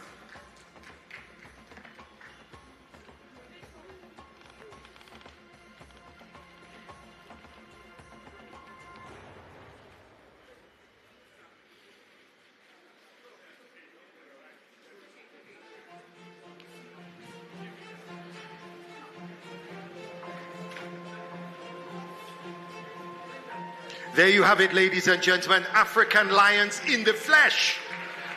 Yes. Okay, I'm going to call on my fellow MC now, because we've come to that time when we're going to wrap things up. Well, we have a few things to tell you. Marie-Angèle, if you could come from behind, please help me out on this. I'm next to you. Oh, there you are. Excellent. We both have our own podiums. Now, this is the second to last day, but there's something very important we have to tell you. Tomorrow is the official opening of this AAM 2025. And we've lost count now. 10, 15, Baba Eshesa. And we have probably 20 sitting heads of state. So that means you need to be here by 8 p.m. if you want to sit with the sitting heads of state. The program starts at 8:30, but I promise you, you won't find a seat if you don't get here at 8 a.m. So be here bright and early. The theme for tomorrow is, and the question is, can Africa rise in a fractured world? Myself, I believe yes. But we'll find out what people think tomorrow. Ladies and gentlemen, that concludes day 2 of AAM 2025. Is there anything else we need to add? No, I think you said it all, and I'm pretty sure that everyone will be here in this room by 7:30 tomorrow morning. So okay, thank you. We have another day of standing up here, so let's just go and relax a little bit. Thank you very much. See you tomorrow. Merci beaucoup, mesdames et messieurs. Passez une bonne soirée et à demain.